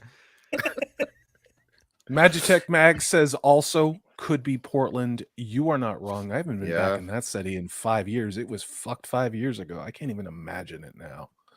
Chaz's own. Yeah. Yeah. Right. Stephen Ransom says, I poop in the subway for Saruman. Oh, yes, he does. Yeah. Cutting the hand thing is just it's a bit much. I'm glad it worked out for him though. At least Saruman accepted that. It'd be embarrassing. He's like, well, now you only have one good hand. I can't use you. I hope you're not like a bowman or something. Would not smash Mexican Iron Man. Okay. I actually have something from Purple Valkyrie. Do you mind if I throw it up on the screen? I think she has some Tolkienian lore to share. You guys cool with that? Yes, I was trying to share them myself and I couldn't get it to open. Oh. I'll zoom up on that bad boy. Yeah. Or make it that's smaller. about all I could. That's all I can do. It's already pixelating. So what is this? Yes. This is Sarehole Mill. So this is just outside of Birmingham, and it's one of the places that Tolkien took inspiration from, and he based this the Shire on this place. That's it looks nothing like it. Yeah. It's got a water mill. It's yeah. It's well, when you can actually see it, it looks cool, but it's just it's very yeah. small. I was trying to find a better picture, but it wouldn't open, so I had to send it. Yeah, have you been there? Purple. But you've been there, right? I have, yeah, I've been there. I've been to the inspiration of the Two Towers, which is one of the waterworks, and I can't remember what the other tower was called, but yeah, just all around the West Midlands and beyond. Tolkien took inspiration from and kind of incorporated them into the books. It's nice to see where he got those ideas from, and that it's based on a real place that actually exists, and it's not just made up out of whole cloth, like Rings of Power did. Fair, very fair. Yeah, a good self-insert, if you say, right, a hometown being inserted in there that's done properly. Yes, but it exactly. just it gets the themes of it. It's not like here's whatever street, and it's just I think people when they do it nowadays, it's just so ham-fisted. You can blatantly see what's going on. Do you guys think with what? Oh God, I hate these bastards. Payne and McKay did. Do you think at all that anybody even opened up the Tolkien encyclopedia to do what they did for the Rings of Power? Because I saw absolutely nothing in there that in any way was an homage to anything. It just was shit. It was shit, and it was derivative from a million films. It was derivative from Harry Potter, from the Chronicles of Narnia. It was just about camera angles and CG. There's no heart in that story. Well, didn't they? I forgot somebody was saying this thing that they said like a derivative of a derivative, right? Like after a while, something just starts to lose its meaning. Like if you have a strawberry back in like old times to where it is now after it's been processed, and if you have something that's strawberry flavored, it's not really even strawberry, right? It's something totally different. That's what we're getting on the Tolkien stuff. Is Tolkien's based off of the old English lore and myth, and then he's just taking it and he's repurposing. He's doing like one derivative of it, kind of, right? Yeah. And then the whatever Rings of Power is derivative, and then that's where you kind of see it's so fake now. It's so manufactured and gross looking that no one wants to consume it.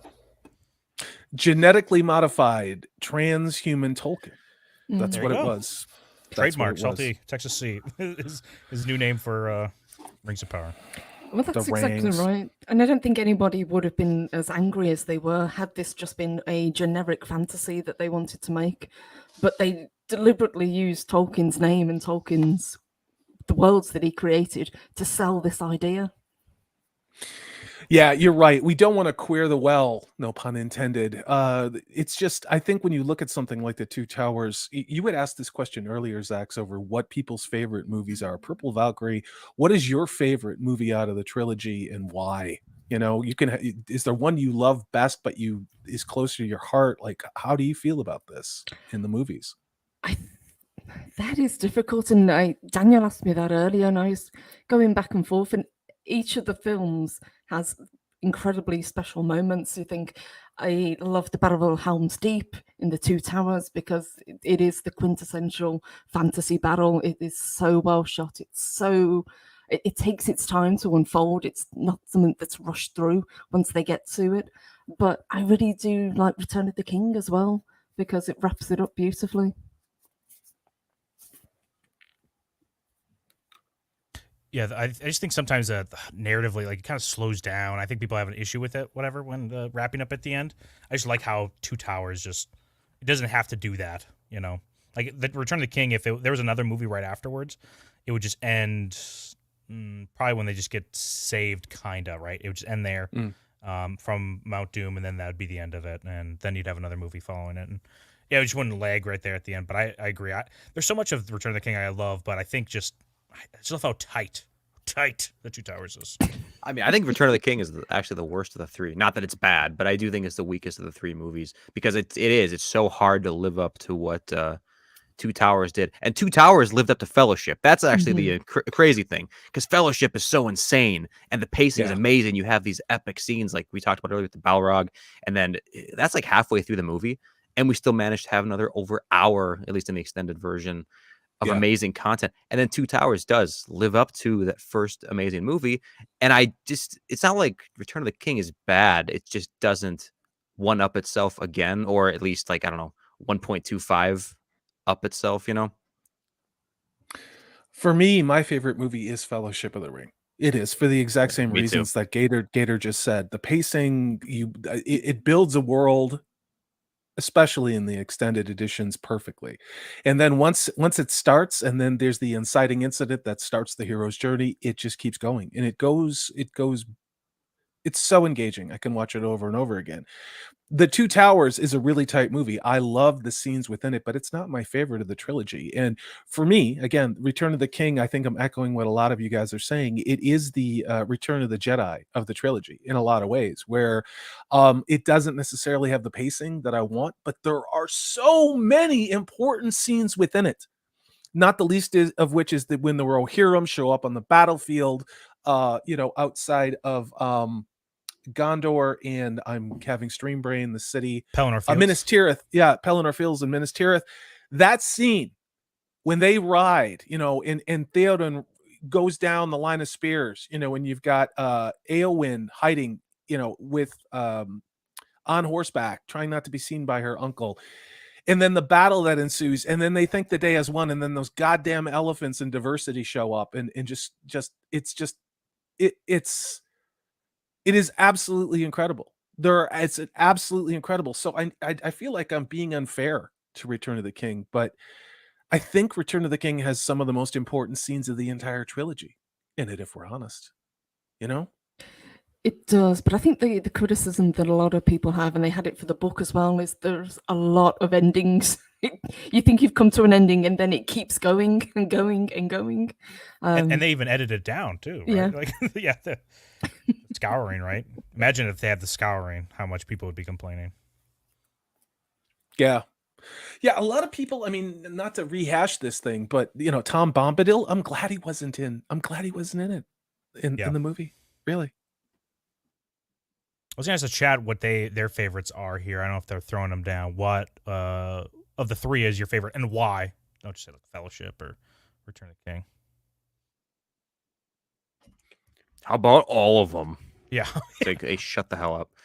Shieldwall says, Fellowship, the intro is one of the best in cinema. The mystery and how the power of the ring is hinted at, the forming of the Fellowship, and it has Bilbo. Yeah, dude. See, that's another thing about the Fellowship, too. You get so much a different type of content than you get in the other two. Like we actually see the original battle with Sauron on the battlefield in the intro to Fellowship, which is like, I don't need that all the time, but it's epic, man. We actually get to see it happen. It's explained really well, narrated by Galadriel, I think, and it was narrated in a very concise way. It wasn't confusing. It's not like where they are trying to be super poetic about it. There's just a lot of different stuff. And Bilbo as well. I mean, I like seeing Bilbo, that connection to The Hobbit. I read The Hobbit as a kid and not the Lord of the Rings books, so it was nice to see that too. And now, like, because the Fellowship was so great, the intro to all the characters is now just such a trope, right? They all meet in a tavern, kind of, right? That's yes, is exactly. that where it all starts there now? Like, so many D&D campaigns start there in the tavern. Yes. I correct me if I'm wrong, people. I want to be correct. I want to be spanked publicly and flogged. The taverns you start. Muted. Yeah, I was muted there. I was going to say that the thing about this is that, like, it's a masterwork in how to start a story this grand. How they opened Fellowship. They took their time with it, and they focused on a few characters. And as they saw more of the world, so did we. And it draws you in, and you care about everyone you meet because of that. And it's such a hard thing to do when all this stuff is going on that you want to get to still take your time to start to get there.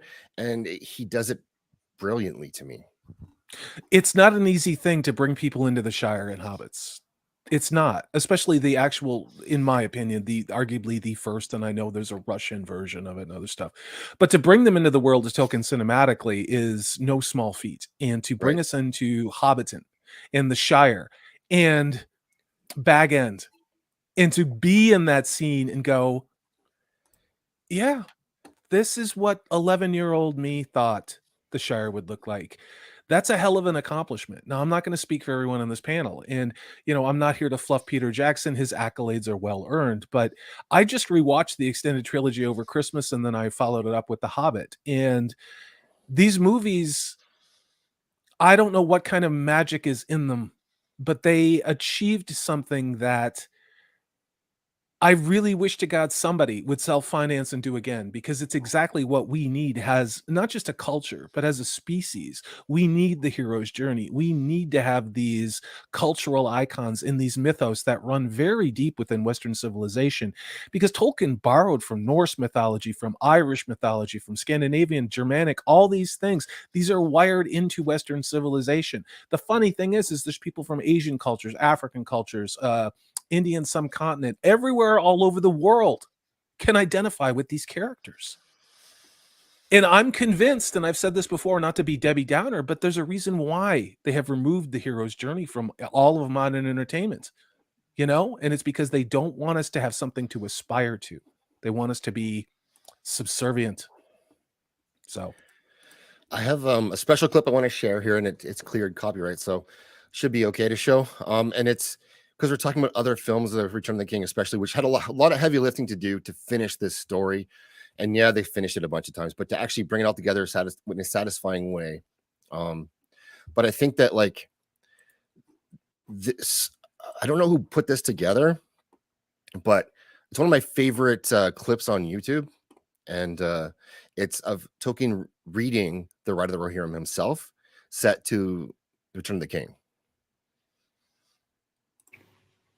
Now silently the host of Rohan moved forward into the field of Gondor, pouring in slowly but steadily like the rising tide through breaches in a dike that men have thought secure. But the mind and will of the Black Captain were bent wholly on the falling city, and as yet no tidings came to him warning that his designs held any flaw. Wow.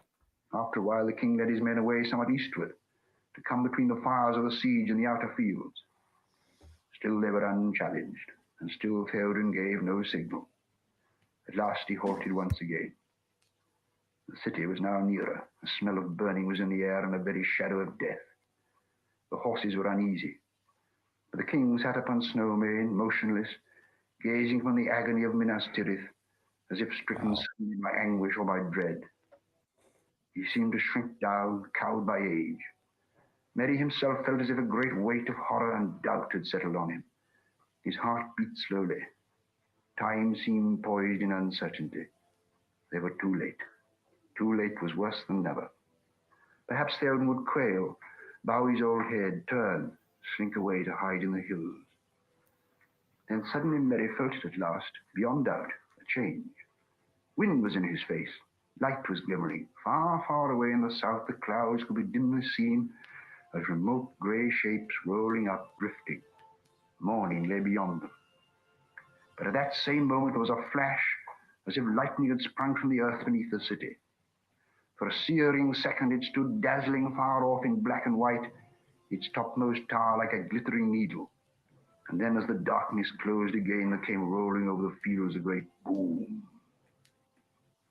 At that sound the bent shape of the king sprang suddenly erect. Tall and proud he seemed again, and rising in his stirrups he cried in a loud voice, more clear than any there had ever heard a mortal man achieve before, "Arise, arise, riders of Theoden! Fell deeds await fire and slaughter. Spear shall be shaken, shield be splintered, sword day, red day, ere the sun rises. Ride now, ride to Gondor!" That he seized a great horn from Gundlach, his banner bearer, and he blew such a blast upon it that it burst asunder. And straightway all the horns in the host were lifted up in music, and the blowing of the horns of Rohan in that hour was like a storm upon the plain, and a thunder in the mountains. Ride now, ride to Gondor! Suddenly the king cried to Snowmane, and the horse sprang away. Behind him his banner blew in the wind, white horse on a field of green, but he outpaced it. After him thundered the knights of his house, but he was ever before them. Elmer rode there, the white horse tail on his helm, floating his speed. On the front of the first Eorred roared like a breaker foaming to the shore, but Theoden could not be overtaken. Fey he seemed, or the battle fury of his fathers ran like new fire in his veins.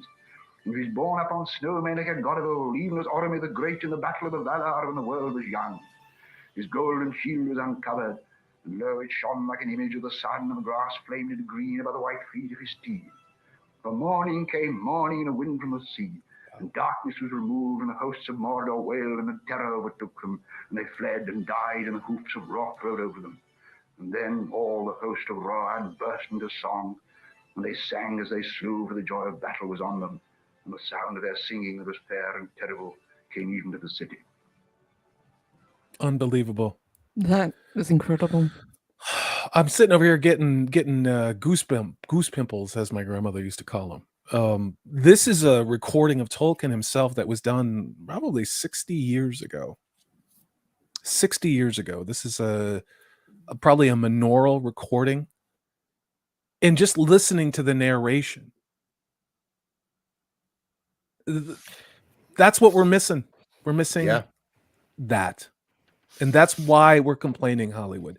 And that's why we don't like your shit. And you can call me names, and you can pretend otherwise, and you can do all of your little bullshit games and play ESG and, fluff each other off.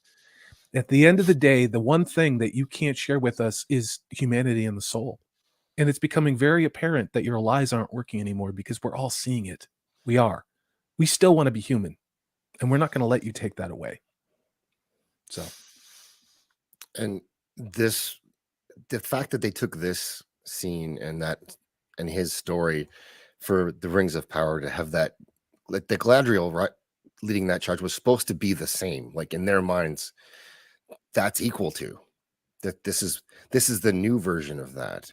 And I think when you see Tolkien reading his own version of that paired together with Jackson's vision, you can see how and for me, I like that Tolkien doesn't say, he's not saying death.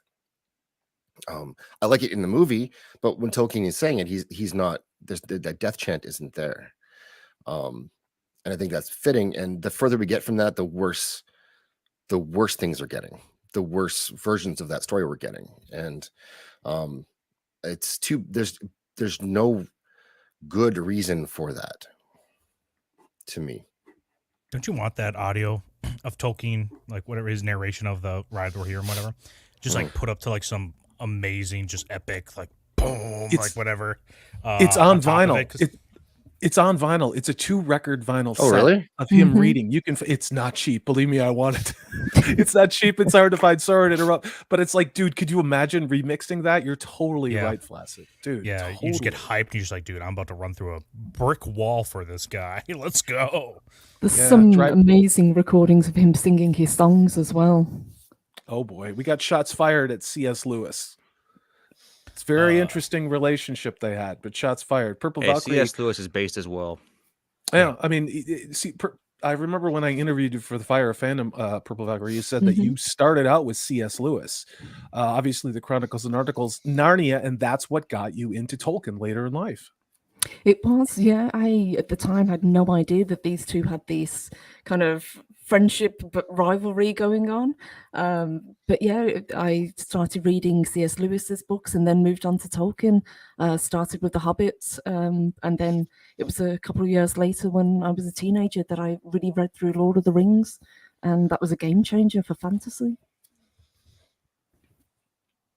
I'm going to be the odd man out. I hate the songs in when I'm reading them.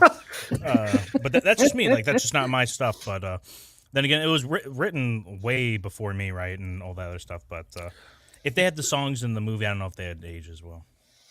It's interesting because we did a show, my God, I think it was last March, talking about the songs of Tolkien and playing him singing his own songs. The sea shanties, I might still have them somewhere, Zach's, somewhere on a hard drive. But these were not, there's no way that you can make them accessible to a modern audience. They were sea shanties. They were army songs, you know, from maybe World War I, things that would have been sung in the trenches, and they're really powerful.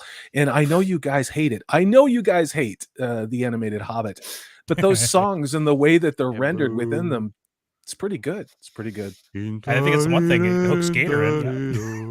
And in the Hobbit movie, too, they have some of the songs in there, too. I think they do it pretty good, at least introducing that element into the movie.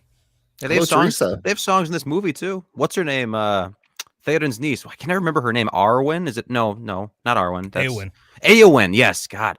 Eowyn, she sings that beautiful song at the funeral, except it sucks and no one else joins in. Yeah, is that kind of rude? Someone should have joined in. Just let her hang in there. Out of sympathy, Come on, guys. yeah, We don't know pity. the words. What are we doing here?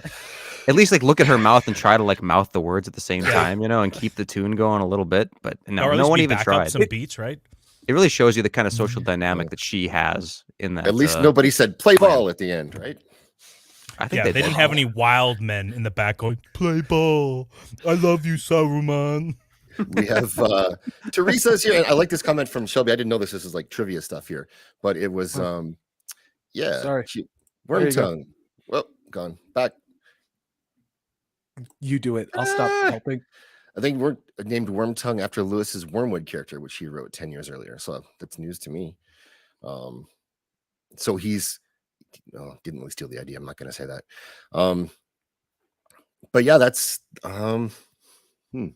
interesting take on that one. Yeah, would you bet your life on it, Shelby? Let us know. Would you bet your husband's life? I got a guy that can give good odds. No, I actually read that too. So, did you? Yeah. So you guys kind of know more about Tolkien and the universe more than me and Gator here. I have a question for you. So the Easterlings come into Mordor or into the Middle Earth kind of area to fight for the War of the Ring.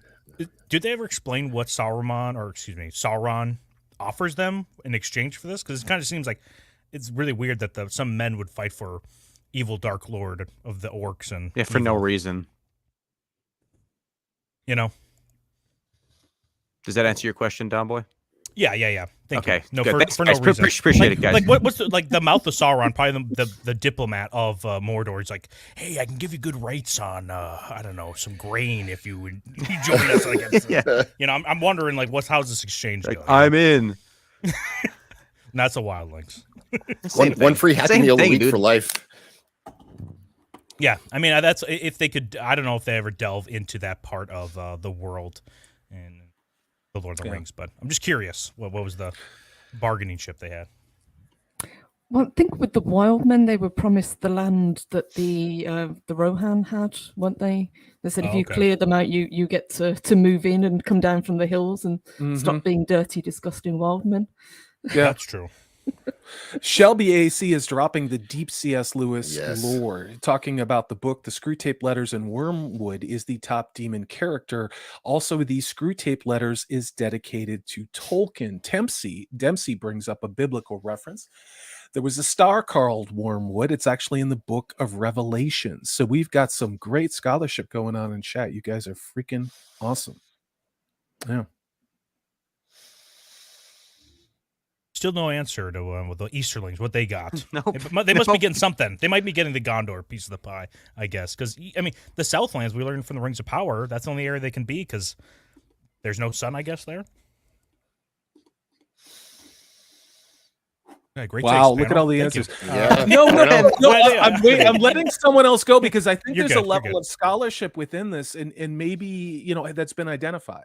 And I don't want to misspeak. I mean, we can all have our personal takes on this. I think there's a lot here that Hollywood would never show now. Now, the problem is that you have a foreign force invading a country that has its own culture.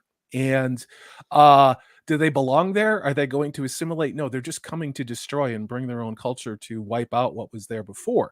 Now, I'm treading some very dangerous, non-politically correct grounds, but I don't really give a shit because I'm me. But my point with all this is I think the answer is just coming in and destroying and taking over because our way is better than yours. You know, I mean, I and maybe they're getting money out of it. You know, I don't know the answer to that question. You know. Yeah, I'm sure it's there. He thinks it through so much, Tolkien. I wouldn't put it past him that there's an answer. You don't get it in there, and I never hear really people talk about it. It's something I'm interested in. Ms. Martin Muses, when we did the Fire of the Phantom, she talked about how Faramir was her favorite character in the Tolkien series, and she says, my man Faramir pondered the same thing. See, I think it's an open-ended question, so hail to you, Teresa. I think that's absolutely true. Sorry, I'm reading the insane comments in chat. So. You're good. Hey, Gail, why don't we do one of the cursed casting? Let's do it, baby. Let's do it. Hold on. Do you have it? What's that? I don't have whichever one. Okay. I got it.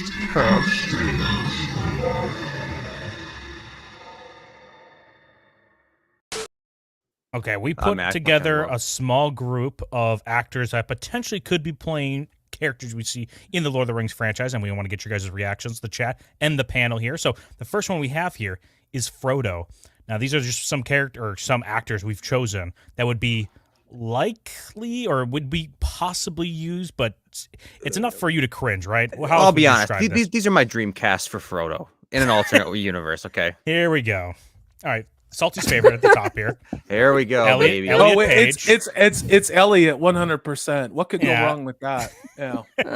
Elliot Page, Hayden Christensen, Jesse Eisenberg, and of course our boy Tom Cruise. The man that's an actual hobbit. Yes. I hate that asshole, that Jesse dude. He makes my skin crawl. Like, I don't ever want to be anywhere near a movie he's in. So he's your pick? No. Oh. No, I'm gonna go with Elliot. I mean Ellen. I don't know. Whatever. Does she have a dick now? I don't know. I don't know. Here, I'll text her and ask. Find out. Yeah, I was gonna say I'll send her a chat. Well, let us know in the chat who you would cast as Frodo of these four. Yes, Meg says Elliot, hands down. Okay. Cool. Hands down where? Hand check. Exactly. Be careful. Tom Cruise says he has hairy feet and all. He has a middle tooth. I don't know if that's some sort of mythical sign of some creature. Yeah, see, I'm actually on Team Tom Cruise here. So I don't know. I'm not feeling the whole Elliot Page thing with the rest of you Can you guys imagine a Lord of the Rings movie with Tom Cruise, though? Him being like, hey, yeah, we got to go. Come on, Sam. Imagine him doing a British accent. I can't imagine that. Has he ever done one? I don't know. Not that I've ever heard. He was in that Valkyrie movie. He tried. Wait, oh God, it's the one with Tim Curry with the big devil horns. Legend. Legend. Legend. Purple Valkyrie. Do you remember that movie? I think he very young. Yeah, it was a Ridley Scott movie, isn't it? First major film, if I remember correctly, and he's terrible in it. Having seen him in that role, it makes you wonder how he actually managed to ever become a film star. I saw that on the drive-in movie theater. It's a true story. I saw Legend. It was the opening movie for Return of the Jedi. It was a hell of a good drive-in movie theater. God, we had good movies in the 80s. Oh, I miss good movies. You miss them? We'll just rewatch this one, right? I mean, that's what it feels like. Just keep rewatching the hits. Hop her in. Oh, no, believe me, I am. Frank the Bunny 666. Boy, you must be fun at parties. It says Ms. Elliot Page, pants down. I mean, hands down. You already said that one, but I had to say it again. See, I was surprised you guys didn't throw in a possible Canadian and have Seth Rogen. Oh, well, we did. Yeah, don't worry. Just wait we got see. We got a bunch of these. We couldn't waste that guy on Frodo. True. Very true.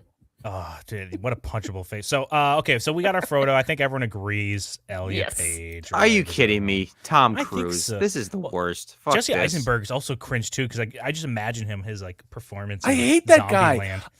He makes my skin crawl. He makes my lower intestine like bunch up. I hate that bastard. Him and Seth Rogen. Christ.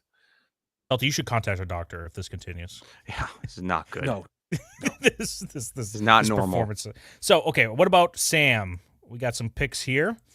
I'm trying to think what his name is. I can't never remember this guy's name. He's from Sahara. He's from Daddy Daycare. Those are the two. White Lotus, and then we have Jack Black, Kevin Hart. None of the above. And James Corden. James Corden. Can that not be a thing anymore? So, we so wish. your pick is James Corden. Can you imagine an Elliot Page, James Gordon, or Corden, excuse me, James Corden, Lord of the Rings movie? Yeah, that'd be great. None of them. None of them. Honestly, none of them. There's I don't like any of these picks. No offense. You don't like Kevin Hart? Are you racist? Yeah, I'm racist. That's why. Okay, we got the clip. I love Steve's song. He'd be like, "Hey, yeah, we gotta go, Frodo. We gotta go. You know." I actually like him. I like that actor. I do. He's always fun. Yeah. Yeah. But he almost looks like your off-brand Steve Aston, doesn't he? Yes, he does. But you know what? He's my pick. So he's your pick? No, he's not. Let's see Actually, what the chat Jack here Black's says. actually my pick. I got Jack Black's blonde your Jack pick? Black. Yes, it's so terrible. Could he tame it down for a fellowship, like a little journey? I feel like he's always in the center of attention. Like, even in Tropic Thunder, he's doing stuff. He's always he's chewing up the scene, dude. What about King Kong? The 2005 King Kong. Was that Peter Jackson? That is Peter Jackson. Oh, it's a good movie. Great movie. And that movie came out like Christmas time too. Like Peter Jackson was like owning that Christmas slot for a couple. That was of years. 2005. Didn't Return of the King come out in 2005 as well? No, I got one.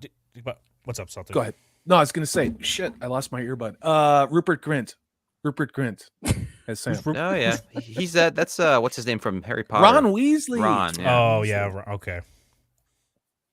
No, I got to freshen up on my Harry Potter acting cast here. Okay, so we got what is everyone saying? Steve or who's his name? James Gordon here. No, fuck, dude. I'm on the losing end here. I'm saying JB. Well, I'm saying the chat. The chat is all about. I'm more important than the chat. It's JB. Yeah, you will. All right. Last one we'll do because we're just gonna do these in whatever bursts of 3 here is Gollum. Who do you think would be a good Gollum? Now imagine Joaquin Phoenix in his like Joker-like form. Right. Dude, He Joaquin the whole way. Joaquin Can you the imagine? whole way. So I really like Joaquin Phoenix and No this Adam is Sandler? cursed, so I would go for Sandler. Yeah. He's doing his Have you ever little seen Little Nicky? Yeah. No. Adam Sandler stopped being Precious. Adam Sandler stopped being funny like in 1992, and someone needs to tell him. Dude, Adam Sandler is super underrated. I hate Adam Sandler. That's like, I hate Will Ferrell, same thing. They're funny sometimes. Master told us he would protect us. Adam Sandler would be great. He would chew up the scene. Must protect Master. You're just doing the Little Nicky. yeah. Talking from the side of his mouth. Now, Yes. has anyone seen What We Do in the Shadows? The actor in the top right, I don't remember his name, but he's in a bunch of other comedies as It's well. Colin Robinson in the show. I can't remember his name. He'd be great. Pan deliver. Hey, I really want that Precious from you. Yeah, if you wouldn't mind handing me over the ring, it's my Precious, so I'd appreciate that. That'd be great. Who would be more over the top, Kerry or Sandler? Do you think? Oh, Jim Carrey for sure. Oh, yeah. He's an animal. Look at this clip right here from Ace Ventura, dude. Those movies are nuts. I He is agree with nuts. Nosferatu the vampire. Lori Lightfoot is the best Gollum. She's not a good mayor. Got her. Should we just do a politicians one? We have Stacey Abrams as who would Stacey Abrams be? Gimli or the cave troll we see at the end of Return of the King? Lurtz. Blurts. We talked about that though. We talked about having a bunch of different types of casting, like different races, and then politicians was one of them as well. So that it would have been good to do in another stream. So I think the chat here is saying Adam Sandler and such. So Zax, if you're there, do you want me to bring people in? I don't. yeah, Zax is. All right. I think Zach's passed away here. Yeah, he's gone. All right. We do have some guests. Yeah, we do have some guests. Go ahead, Salty, if you want to introduce them in here. I'm going to take this off the screen here. I'll let you guys introduce. I'll just do back end stuff because your voice is much more sexy than mine. So there you go. Well, from Midnight's Edge, we have Andre and Tom Connors coming on to talk to us about arguably one of the best movies of all time, if not the best Lord of the Rings movie of all time. Definitely one of the best fantasy movies of all time. No doubt about it. Welcome, the two of you. Hello. Greetings. Thanks for having us. Hey. We are so glad to have you guys on here. Yeah, we're trying to move you guys around here. Thanks for coming. You guys are the best. Excellent. Well, glad to be here. I'm going to take off for a little while because you have a magnificent panel. I will be back, Zach. I have to do the IRL. It's great to see you, Tom. It's great to see you, Andre. You guys have a good show. I'll see you soon. Thanks, Salty. See you, Salty. Take care. Bye. Take care. Bye. Andre, we want to ask all of our guests a few questions. The first is, what does The Two Towers mean to you? Is there any special meaning that you hold for that film or your experience when you watched it? Yeah, when I watched it, I was excited for it. That was like the huge difference between it and the previous movie, The Fellowship of the Ring. Oh. Because I didn't grow up reading The Lord of the Rings. I knew of it. It was there in the background, but I never bothered reading it. I never really got into it. At the time, it wasn't the kind of fantasy that I was into. And so I went to see the first movie, kind of like, yeah, fine, it's a thing now. Everyone is watching. It's kind of like this cultural thing, so I'll go see it. And I didn't really expect anything, wasn't excited. I just like went out of peer pressure, you might say. Mm-hmm. And I loved it. I thought it was absolutely fantastic. I was like expecting, everyone was like telling me, it's the best movie ever. You have to see this. I'm like, yeah, okay, fine. We'll see if it can live up to how you're selling it. And it could. It was actually really, really good. And the result of that was that I was actually, to my surprise, actively looking forward to The Two Towers, which is something that I wasn't before. I was looking forward to The Return of the King as well, but I was looking more forward to The Two Towers. So yeah, I remember this one the best out of all of the original Lord of the Rings trilogy because I was actually hyped. I was standing in the line for hours, was there during the midnight screening and everything. So just good times, and this is the movie I have the best memories of. In hindsight, did you like this movie the best of the three Lord of the Rings Yes. movies? You Yes. did? Okay, cool. I think this is the best one. This is the best of the three. Like my order is this one, Fellowship, Return of the King. I guess that may be surprising to some. That's not a dig against the Return of the King. No, dude, I agree with you. Return is the worst, Yeah. or not the worst, but it's the weakest, I think, of the three. Yeah, it's the least amazing, and it's only viewable in the extended cut. Like the others make like Yes. really good experiences in the theatrical cuts as well. Although in this one, extended is the way to go. With the exception of Return of the King, that one it's not even worth watching the theatrical versions because you don't get to see what happens with Saruman in the end. These are completely cut from it, and I thought that was a disservice. Not just to Christopher Lee, who took it as a personal slight, but to the audience. So this is the best one, and the one that, of course, is best extended, but it really works theatrically as well. Yeah, I totally agree with that. I think that this movie lived up to Fellowship, and I talked about that before you guys got here a little bit, or we did.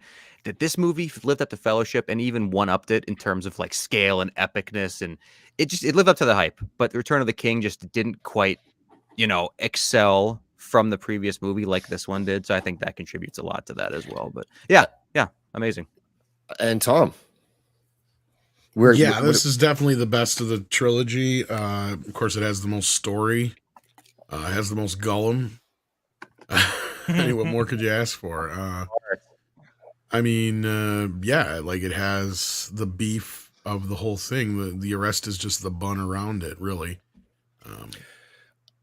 I think that what Andre was for Return of the King, I I think for me, anyways, what takes away from it is the ghost pirates, and that they kind of come in and they kind of solve a lot of the issues that people have been, fighting to get to overcome for them, and it just seems to happen so easily. For me, that takes that down a bit. And Two Towers is also my favorite, although the Battle of Pelennor Fields is my favorite scene. So do you guys have a favorite scene from the film, Andre? I have to think. There's like so many to. I like when choose Gollum from. is talking to Smeagol, like that back and forth. Those few scenes where those two are just, acting off of just Andy Serkis acting off of himself. Yeah. Andy Serkis is a big part of the reason why this movie shines, and he is such a great underrated actor. Like for instance, one of his favorite movies of mine is a little-known TV movie called Einstein and Eddington, where he plays Albert Einstein, and he is amazing as he is in everything. But this movie right here, like this can't be underestimated. Just what he did with Gollum, and what they were able to do with this character, and how much of Andy Serkis shines through. I have to stop and think about it, but Tom, you are of course right. It's this scene right here. This may be the highlight of the entire trilogy, because he is so good anyway, and in this role, just the way that he brought it to life is. Well, he convinces you it's two different personalities. Yeah, like exactly. Yeah, he's talking to himself, but you forget it after a bit. It's literally like he's like, one's Smeagol, one's Gollum at that point.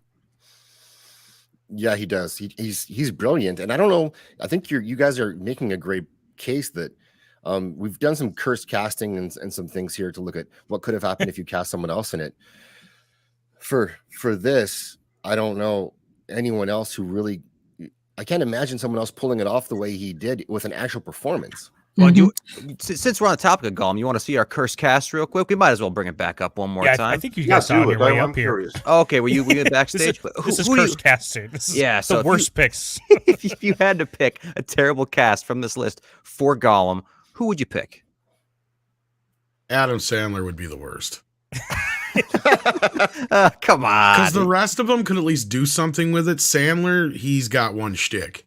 True. Yeah, I agree with that. With the others, they all could give their own interesting takes, and in an alternate universe where one of these three other guys, other than Sandler, had been cast, who knows? We may have been talking about. Let's say, for instance, if it was Jim Carrey. Jim Carrey is a tremendously underrated actor. He is. In an other universe where Jim Carrey was told, right now, this is a tragic character, and you have to play him as such. Can't be goofy, has to be tragic. And he went all in on that. We could very well be saying the exact same things we're doing right now. About Andy Serkis, we could in that universe have said that about Jim Carrey or any of the other two. I think not only that, I think he would have been able to tap into places to scare the shit out of you as Gollum. Yes. Yeah. Phoenix, on the other hand, he would definitely make sure we feel for Smeagol. Like his version, I bet would be like we really would relate to that side of the character. But like Adam Sandler is the only one I just couldn't see because he'd be like, Tom. That's my ring. It's the precious. Zippity doo. Yeah. Basically, Adam Sandler comes in two versions. It's Adam. Where'd you get that? That's the precious. And it's Adam Sandler with That's a good. really that was really good. put-on accent. Yes. Okay, I think we're underrating Adam Sandler's acting capabilities with Uncut Gems. Yeah, come on. Come on. He's got some chops, but Jack and Jill. Come on, guys. Yeah, Jack and Jill. He literally plays two characters. And a woman. I mean, I like It's genius. It's genius. But he can be really good at what he is, at what he does. But in order to shine, he kind of like has to stay within what he does. And I haven't seen anything of him ever to convince me that he has Gollum in him. He'd be like, potatoes, hobbit, horse shit. Dude, you do a really good Adam Sandler, no joke. Yeah, Tom, that's you do, Tom does. As much as I don't like to sincerely compliment people, man, that's actually a super good Adam Sandler impression. Just don't do the Jack and Jill one. Don't do the Jack and Jill. But you know who I actually eat think fishies that you haven't thought about, but who I think actually could have made another decent Gollum? Who's that? Robert Englund. Oh yeah, especially back when he was younger. Yeah, at the time he would have been in an age range where he still could do this. He'd be slightly older, more jaded, but Englund, he can do scary and he can do sympathetic and tragic character. He's someone that needs to be on this list. Yeah. That's a good. Danny DeVito. I don't know, Mr. Tickletron. Yeah, no. Come on, what's wrong with Danny D? He's got the body. Maybe as for one it. of the hobbits, but he's the body double. Like he's the actual he could have, model. he could have stunt been, man. Danny DeVito, he could have been like the Gollum if they were going for the Rankin Bass version of it. Yeah. If you've seen it, that's like a little fat troll. I don't know. I'm so the Rankin and Bass version. I'm so stuck with Theodore. Like that's a tough one to get past. That voice already was a tough one for me, and that's why I give Andy so much credit because, for years I associated that original voice from the Rankin and Bass with Gollum. Like when I would read the books, that's the voice I would hear. It wasn't until that changed. So. Well, Serkis really went above and beyond with the character. I think he originally signed up just for 3 weeks of a voiceover. That's what he thought he was going to do, and he ended up motion capturing the character as well because he was so good. They got him on that casting couch, groomed him into the full role, huh? It's like, isn't this just a little bit of voice acting? It's like, put the suit on. Yeah, put the suit on. Strip down and put this mocap on. He was very much so just like something of a random actor, and you see how good he did this. And this is the movie that put him on the map. We all know of Andy Serkis because of this movie. Had he not been in it, had it not been for Peter Jackson, none of us would ever have heard about him. True. And all that tells me is that there are so unbelievably many talented actors out there that could have done every single role in this movie as good or better than the ones who are actually on screen, but no one's ever heard about them because they never got that one big shot to stardom and to fame. Yeah, and then what Andy Serkis did is, he gets shot up from nowhere, but then he actually capitalized on it. But then again, he was behind the mocap a lot, but I love him on screen. Like, he's my favorite part of the Black Panther But he movie. kind of turned that into a career, if you think about it. Right, he went from this to the Apes films to directing his own film in the other Jungle Book movie that got dwarfed.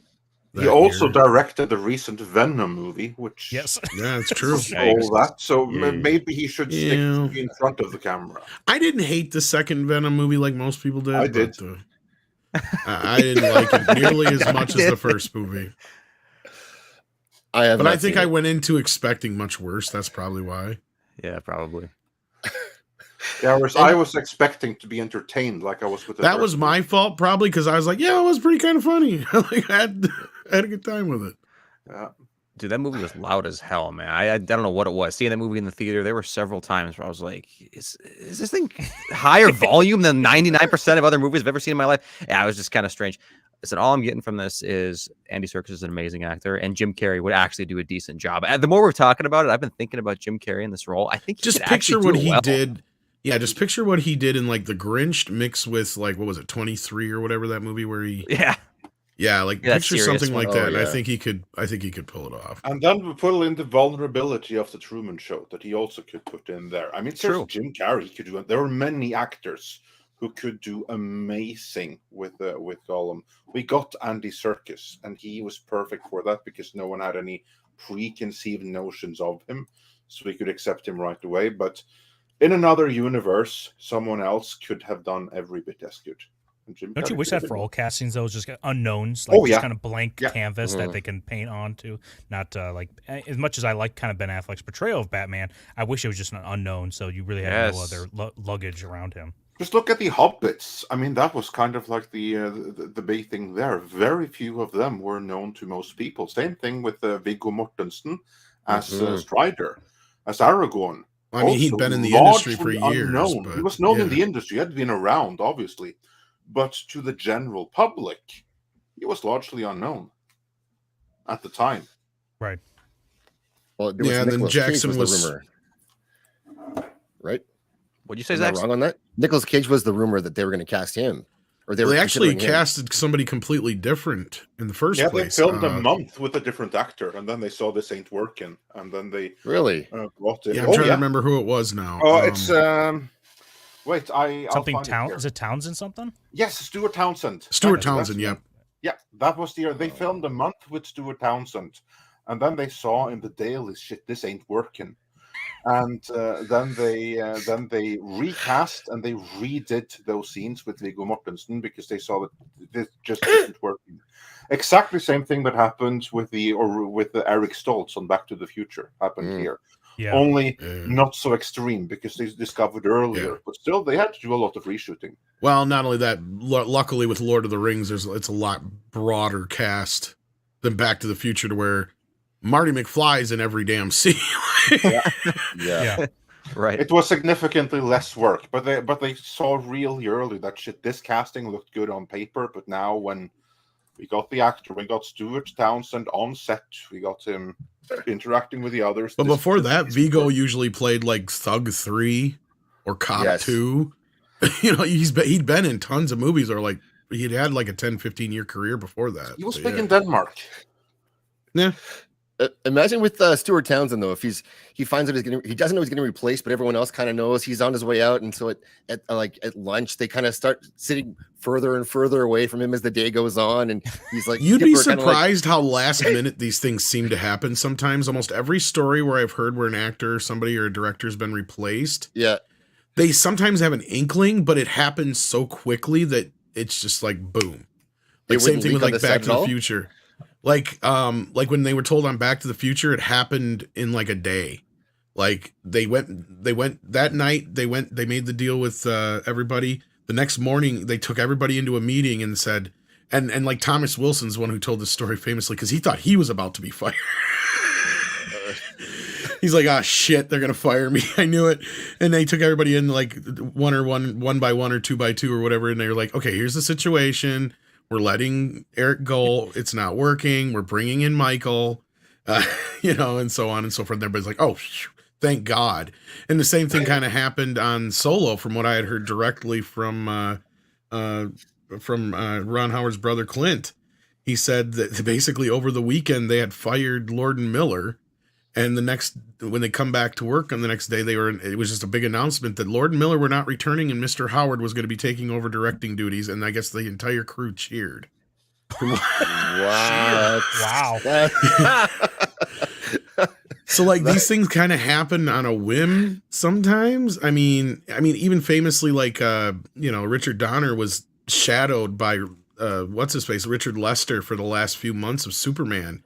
Because he thought at any moment they were just going to come in and fire him and replace him. So like, it did happen between films, but yeah. Yeah. But the interesting thing is that there was very little sympathy to be gathered from any of the other cast, because they're generally like, oh, thank God it wasn't me. I'm still working. Right. Yeah. Yeah, they only care about themselves. Oh, there's one for us. Jack Nicholson is Gollum. There's a missed one. That's what they don't dude, like I had you. that. Oh man, I had that. They never liked you. You know what the Jack Nicholson almost was? John Constantine. Oh, that would have been he a was nice the studio choice for Really? John Constantine for the 2005 movie. Jack Nicholson. I hear dead people talking. Oh my God. Yes. Wow, that's well, we actually have a casting with Jack Nicholson's in, I think, right? We could do one more. We can do one more curse casting. We got him for Denethor here. Oh, he would worked for Denethor though. Yeah. But Gary Busey's always a missed opportunity. Eat those grapes a little louder, Pippin. Or sing a little louder. I'm gonna eat these tomatoes. Gary Busey is one of those actors where I've heard multiple people tell me that stories about him, and every time they start with, "Oh no, it's Gary Busey," and that usually leads to like 2 or 3 hours of being stuck with him. Yeah, sorry, go ahead. Oh no, I'd cast Gary Busey in absolutely everything just to see what would happen. Rom-coms, horror, sci-fi, anything. Just put Gary Busey in it. Well, I pitched a sequel to Fat Man with Gary Busey in it as Gary Busey as the Tooth Fairy. Yeah, makes sense. That would work. And what it is he's Yeah. not good like Santa Claus. It's a curse, you see. That's why. Wasn't he in that You know. horror film, The Gingerbread Man? The Ginger Dead Man, yes. Oh, Ginger Dead Man. That's Ginger it. Dead Man. Just the Never heard of first that. one, though. Yeah. Oh, okay. His face is on the Gingerbread Man's thing. Yeah, they don't need But him after that. Could you imagine Gary Busey being like, I know my son's uses are few, or I know my son's uses and they are few. Or, Yeah, to Boromir. I hate to tell you, but my son's a loser. And that's how he normally eats Like, I tomatoes know, Dad. anyway, so it's I know. perfect. It's no problem. But Jack Nicholson would actually be a decent Denethor. I honestly think he would be. But He'd I been think great. he's too big of an actor. You know what for else? It would have been when you had a reunion basically between him and Brad Dourif too, wouldn't you?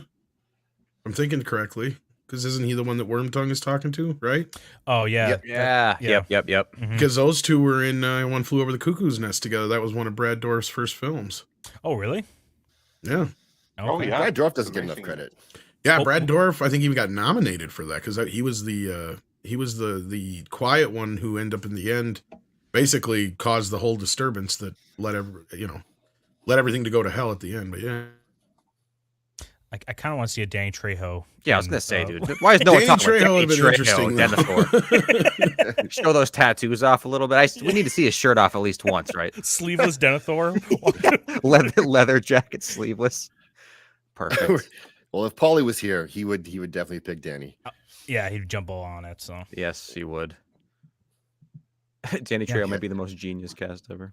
Nosferatu. Yeah. Agreed, Nosferatu. you guys said did you guys already say your favorite? I think you guys already said your favorite scene, right? Of the Two Towers was. to me personally, yeah, it was the Gollum. Yeah, Smeagol that's scene. right. Right, Yep, right, yeah, right. okay. Yes. Yeah, mine too. Okay, yeah, good pick. I have nothing to add. And to then, that. so then, what do you think for both of you guys? What do you think modern Hollywood could learn from this movie, from this film? Should learn. well, that's it. Tom, you want to go first? Wow. I mean, this movie has very little resolution to it in a sense. So like this is why another reason why I like the movie is it's a very personal film. It's the movie where we really kind of get to look at the characters and what's going on.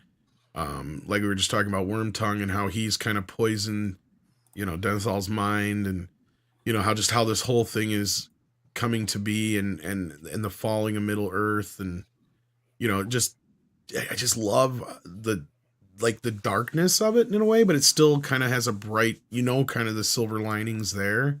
And I think that last scene is kind of similar to that. Like they have that little beat where, I think it's Gandalf who's narrating it, where they talk about it. If that's at the beginning, it's at the end of Fellowship leading into this, one of the two. But, in either way, it's just like you get a great kind of look into who these characters are. Because isn't this also the one where Aragorn starts to learn more about his past and everything like that, and he sees the broken sword and all that stuff? Because I know he takes it up in the third film, but isn't this the film where he actually sees it though? He sees it it. The first one. He sees it in Fellowship actually. When That's the thing is, I get them so screwed up because of the Yeah. books. There's a little difference in the separation, and Mhm. when I've watched the movies, I always watch them together, so it's hard to. I know this one starts with the mountaintops. That's all I remember. Yes, Yeah. yes. And I'm trying to remember the exact point where it ends. So like, yeah. A lot of helicopter shots. Yeah, is there a change? Yeah, it starts with who's his name? Falling Hold down. on, guys. Purple Valkyrie has to go. Thank you, Purple, for coming on. What do you have work to promote? Oh, I just want to say a huge thank you for letting me hop on and hang with you guys for a little bit. I'm going to go get something to eat, but I'd love to join you guys again later, if that's okay. Great. If, Yes, if you're, absolutely. well, you're obviously going to still be going. I don't know. We only have 8 hours left, so I'm not sure if we're gonna have time. You guys are awesome. Thank you. Thank you, Purple. See you Purple. later. See you later. Take care, guys. Bye. Take care. Is there any changes from the book to the film that you guys liked or disliked? Just focus on Two Towers. Two Towers, I don't think has as much change other than I believe the spider bit that happens. Doesn't that happen at the end of Fellowship and not in the beginning of this movie? The Yeah, I think- spider. Is that not like in the third movie? Yeah, it's Or is in, that that's in the- Return or of is the it, King. am I thinking of the other way around? Yeah, like it's No. supposed to be in this one and it's in the third film, maybe. That's what it is. Yeah, in the book, I think it's in here. Okay, like that's that the happens. separation. Yeah. Otherwise, like I've never been one who thought Tom Bombadil was real missed. Oh. Agreed. I know a lot of people, that's a big deal to them, but like to me, the books are like stereo instructions on how to make the movie. Because I love the books, don't get me wrong, but they're one of those things where every maybe 20 years I'll and I usually listen to the books on tape or whatever. Right, I yeah, don't actually read them because they are just such a tough read sometimes because they're so wordy. Yeah, no doubt. But BBC, I think, did a really great version of it where they actually have different people doing voices and stuff, and it's a really good version of it. I think at least Fellowship, if not the whole trilogy. But oh, dude, see, that's the way to go, man. I wish that A Song of Ice and Fire, I wish that all of those books were totally done with like really good voice actors for every single character. That would be just amazing because I have a tough time getting through those audiobooks even. Just not a lot of time, something to keep me engaged. Yeah, it's like 20 hours though, or whatever. I tried this somewhere early in an audiobook and that didn't go well. It didn't last long. I started thinking about something else and you lose track and you have to go back and no, I can't. But if it's well acted and well performed, you can sort of get into those still. Depending on what you're trying to do at the same time. I was watching this just recently, and I was thinking there's a bunch of scenes that kind of jump out to me as like, wow, that if that was in Rings of Power, I would cringe. But for here, I don't mind it because I think they've earned it. Is that the same way you kind of feel about this? Like when we see Legolas go down the skateboarding with the shield, I'm going like, that's awful, and I wouldn't do that if I were making it. But if they do it, it's not too bad. They have so much goodwill built up. It's not as obnoxious as it is in The Hobbit or other movies that have tried to copy it since. Well, they only do 2 instances that I can think of. That's what I'm saying. That are really ridiculous. Yeah, and Legolas is the only one who's, and it's kind of in character, right? Because he isn't a little show. He's a little show off. He is, but also it's like compare this. Like someone could do this in real life. You could do this, not in the heat of combat, but you could do it. Unlike in The Hobbit, where he's running up bricks that are actively falling and crumbling not just down. That, like, that dude, barrel scene really bothered me in The Hobbit with some of the shit they're doing. I'm like, come on, guys, we're getting way too out of, the realm of possibility here now. Yeah, but totally. No, that didn't bother me so much in this movie. Otherwise, like I think Andre's right. The biggest change of all is Return of the King does not work in the theatrical cut. Like you have to, it only works in the unrated version because so much of it is lost in that theatrical cut that I feel like you're robbed as a viewer. That's just me though. But other than that, I think Peter and gang and the crew did a bang up job of making sure that everything that needed to be there was there. All the themes are there. And even though Tolkien's son said that he doesn't think that his father would have been too happy with it, I disagree. After reading his father's notes for the 1950s version that never happened, I think his dad would have been very happy with this. I think Tolkien would have been just elated with this version. He'd have been like, yes, you got it. You got everything I was trying to say. Because he also knew that because in that letter to the editors or whoever it was that they were writing, the producers of that version, he was flat out saying, I know everything can't make it from the book into the movie, but these things are important that he notated there, and those things I feel like Peter delivered in spades.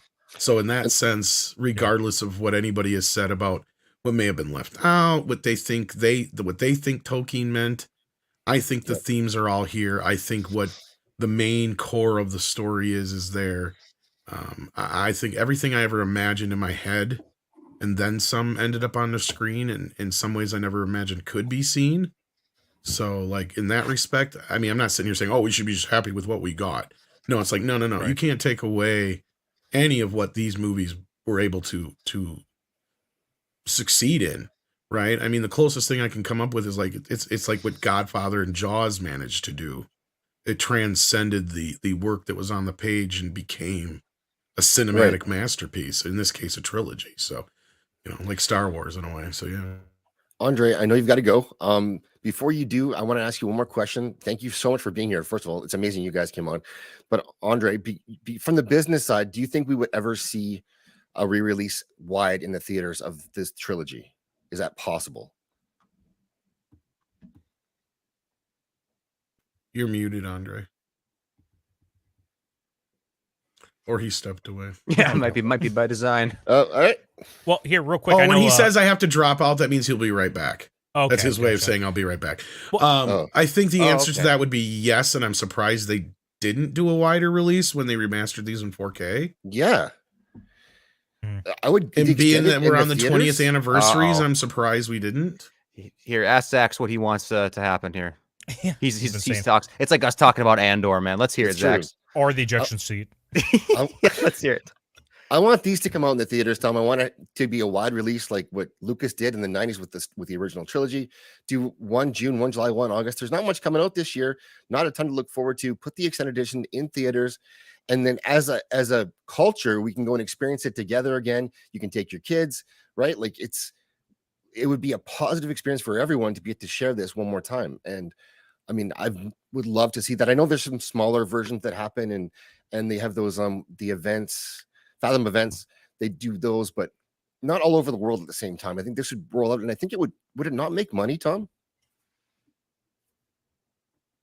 I don't see why it wouldn't. Like I said, I'm really, really, really surprised that Peter didn't lobby for a 20th anniversary re-release, especially during this pandemic shit, when there wasn't anything to go up against it. Because last year would have been the 20th of Fellowship. This would have been the 20th of this, obviously, is why we're here celebrating. And then next year would be Return of the King. And not only that, we could have actually gotten the extended cuts for the first time in theaters, which would have been nice, or at least in a wide release anyway that I know of. So yeah, to me, it's a no-brainer. I don't understand why Warner didn't, especially to combat, like, not only that, it would have been a nice FU today. Amazon. Right. To remind people what good Lord of the Rings is.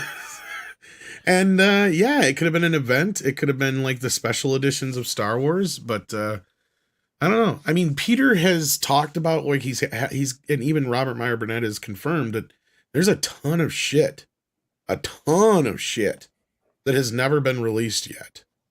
I think there's even footage for the movies still that has yet to see the light of day.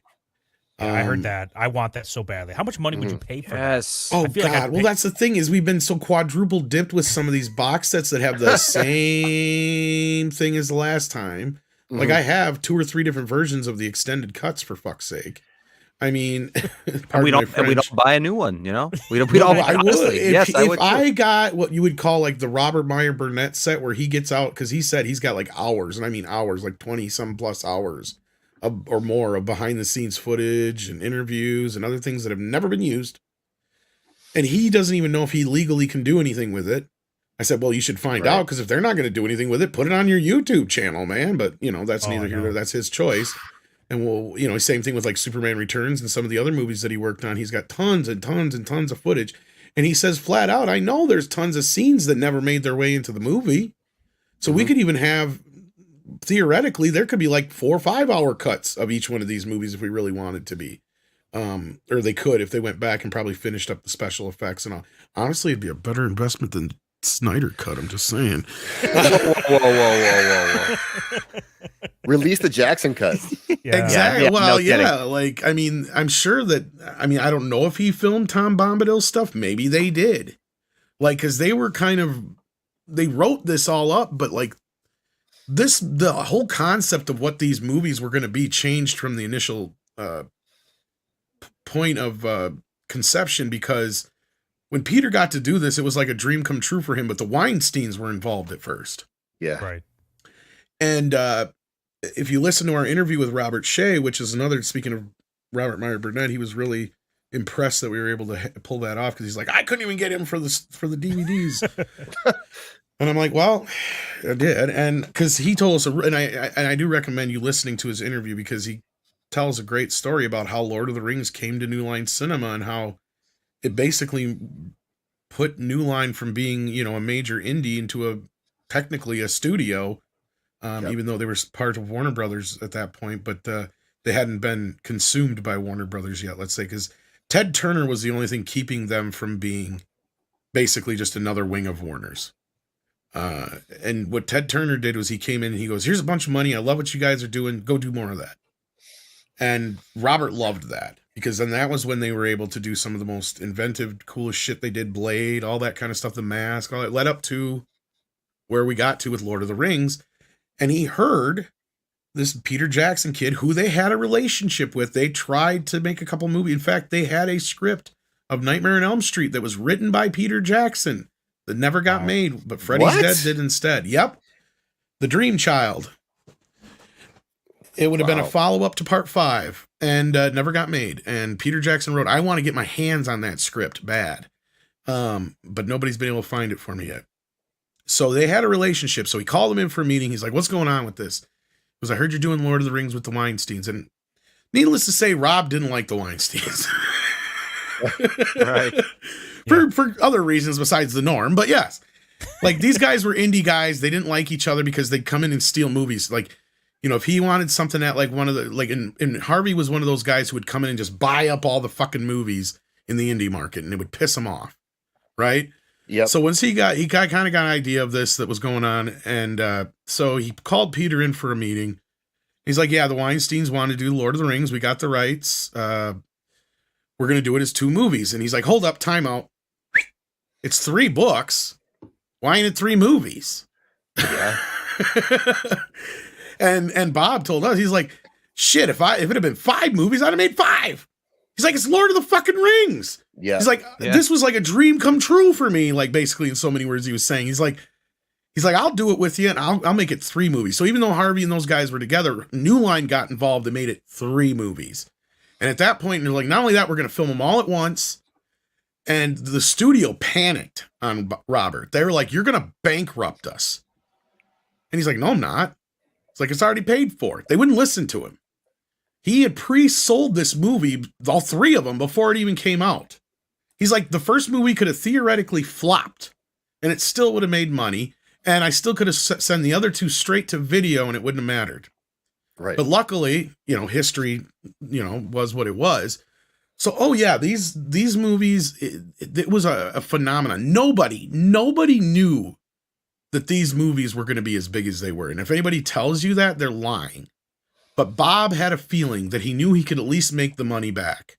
And it didn't matter because they were prepaid for, pre-sold all overseas, the video sales and all that kind of stuff. He used to do that that's how he made movies. That's how Ninja Turtles got made. That's how Nightmare on Elm Street got made, is he pre-sold all the rights. He did what Canon was doing, but he actually didn't, you know, pre-promise 50 fucking movies. Or Dream Lover, that's what it is, not Dream Child. Dream Lover, thank you. I don't know which one sounds better, honestly. Dream Child was the actual name of part 5. My bad. I knew what I meant. But thank you for correcting me. I love it when people say that. We're lucky. While you were away, Andre, I was telling the story of how Robert Shea basically stole Lord of the Rings from the Weinsteins and made it 3 movies instead of 2. I know.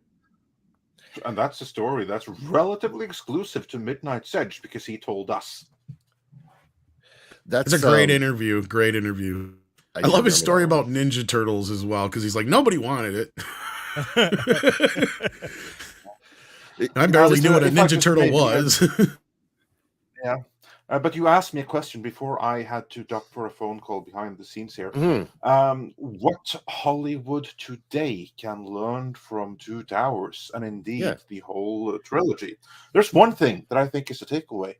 Respect the intention of the original source material and the author of that original source material, and don't inject your own messages and worldview, and definitely don't try to use it as a propaganda tool. You've all seen the clip that both we have used, Nerdrotic has used, and many other have used, where you have Peter Jackson talking about their approach to the movies, that they're not trying to inject their own words or anything like that. The only thing they want to do is essentially be conduits of Tolkien. That's what he wanted to do. He didn't want his voice to shine through. He wanted Tolkien's voice to shine through. That is the one takeaway that Hollywood needs to learn today. To stop injecting, stop making things for modern audiences. Just look at the source material with the technology and everything you have at hand today. What's the best way to respect the source material of whatever you're adapting now? Yeah, go with you're that. Right. And that's the message that Hollywood needs to learn. When you're dealing with a new adaptation of something that has already stood the test of time, you don't have to do anything to make it more relevant. Because if he'd have made it like a Peter Jackson movie, it'd have basically been like Army of Darkness. if you think about it. Do you think a lot of stuff today, the reason why it doesn't line up with what you guys want like that, and we all want that. We all want this lack of injection. Do you think the reason for that is because these companies or whatever just want to see dollar signs, and so they just put minimal work into it and minimal effort, and that's part of it, right? Or do you think it's like pretentiousness, where they think they can make a change that's going to actually improve this thing, and then it ends up being, okay? You think it's both? Okay, well, you have there's actually like three folds to this. You're hitting on two of them. The studios have gone away from banking on the movie stars, which is something we've really talked about a lot on Midnight's Edge of the Morning in the last few weeks here. That's number one. So they've gone away from that. They don't trust their stars, so they're concentrating more on IPs, and that's where it's all superhero movies or based on a graphic novel, or based on like Lord of the Rings, based on a series of books that have already, like Andre said, tried and true and have lasted 70 plus years. That's what they're, that's what they rely on now to bring butts in the seats now. So then what you have on the other side of that is creatives who want to express themselves, who want to be the next Peter Jackson, who want to be the next whoever.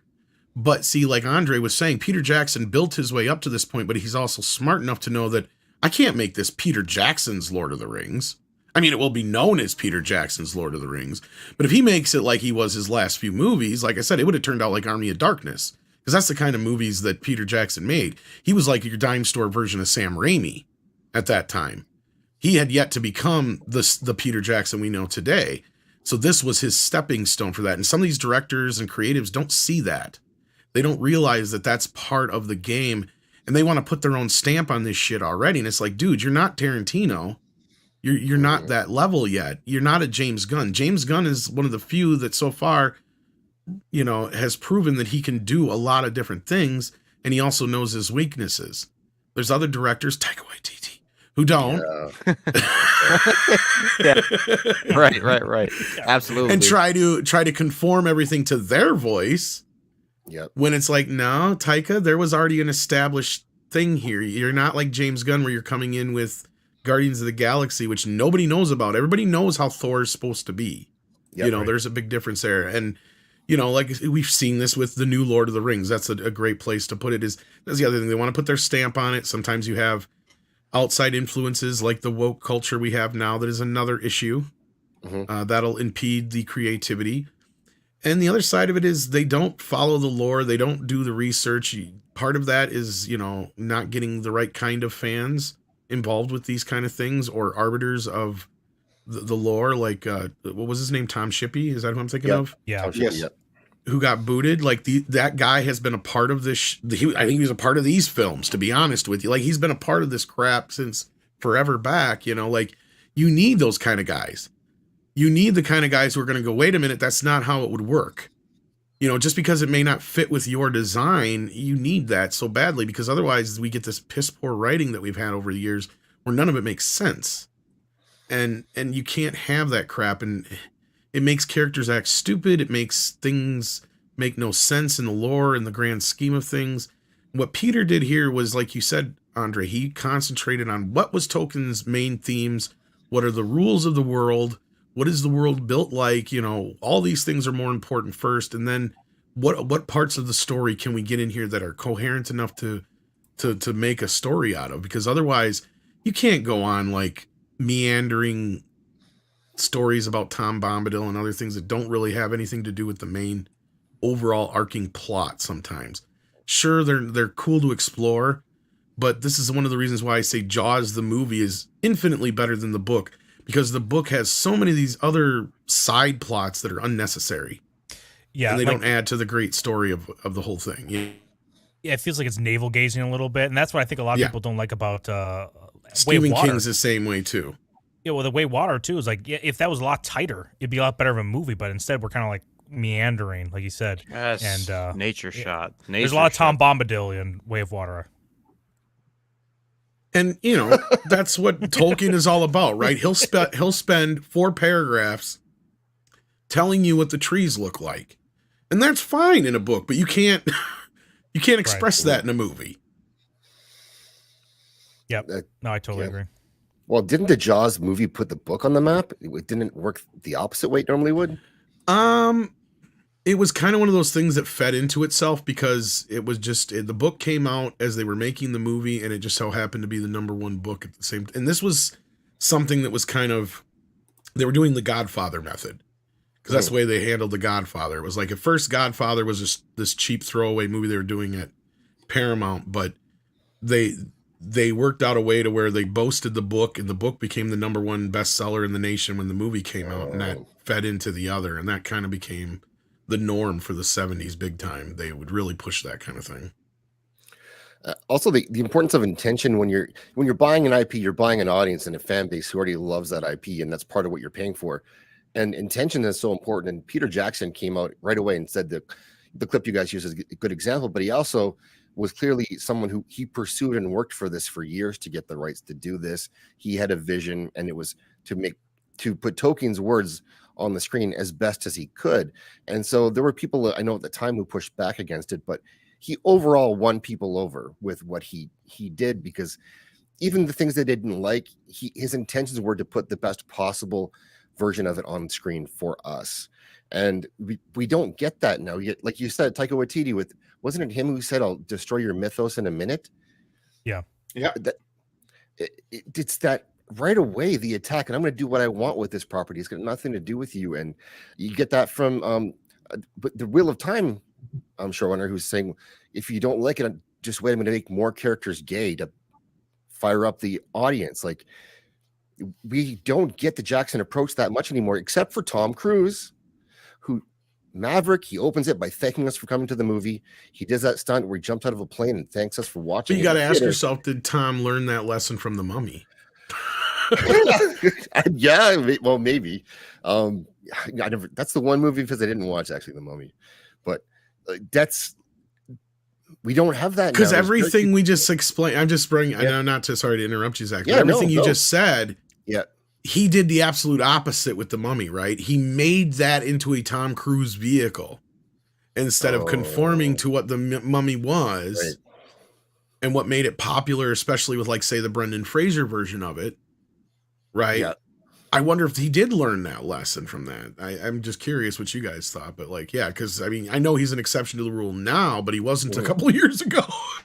No, I know only for that. I'm just saying how he talked to the audience. Like, he at least pretends to like. In that respect, yeah, he's always been very cordial with the audience.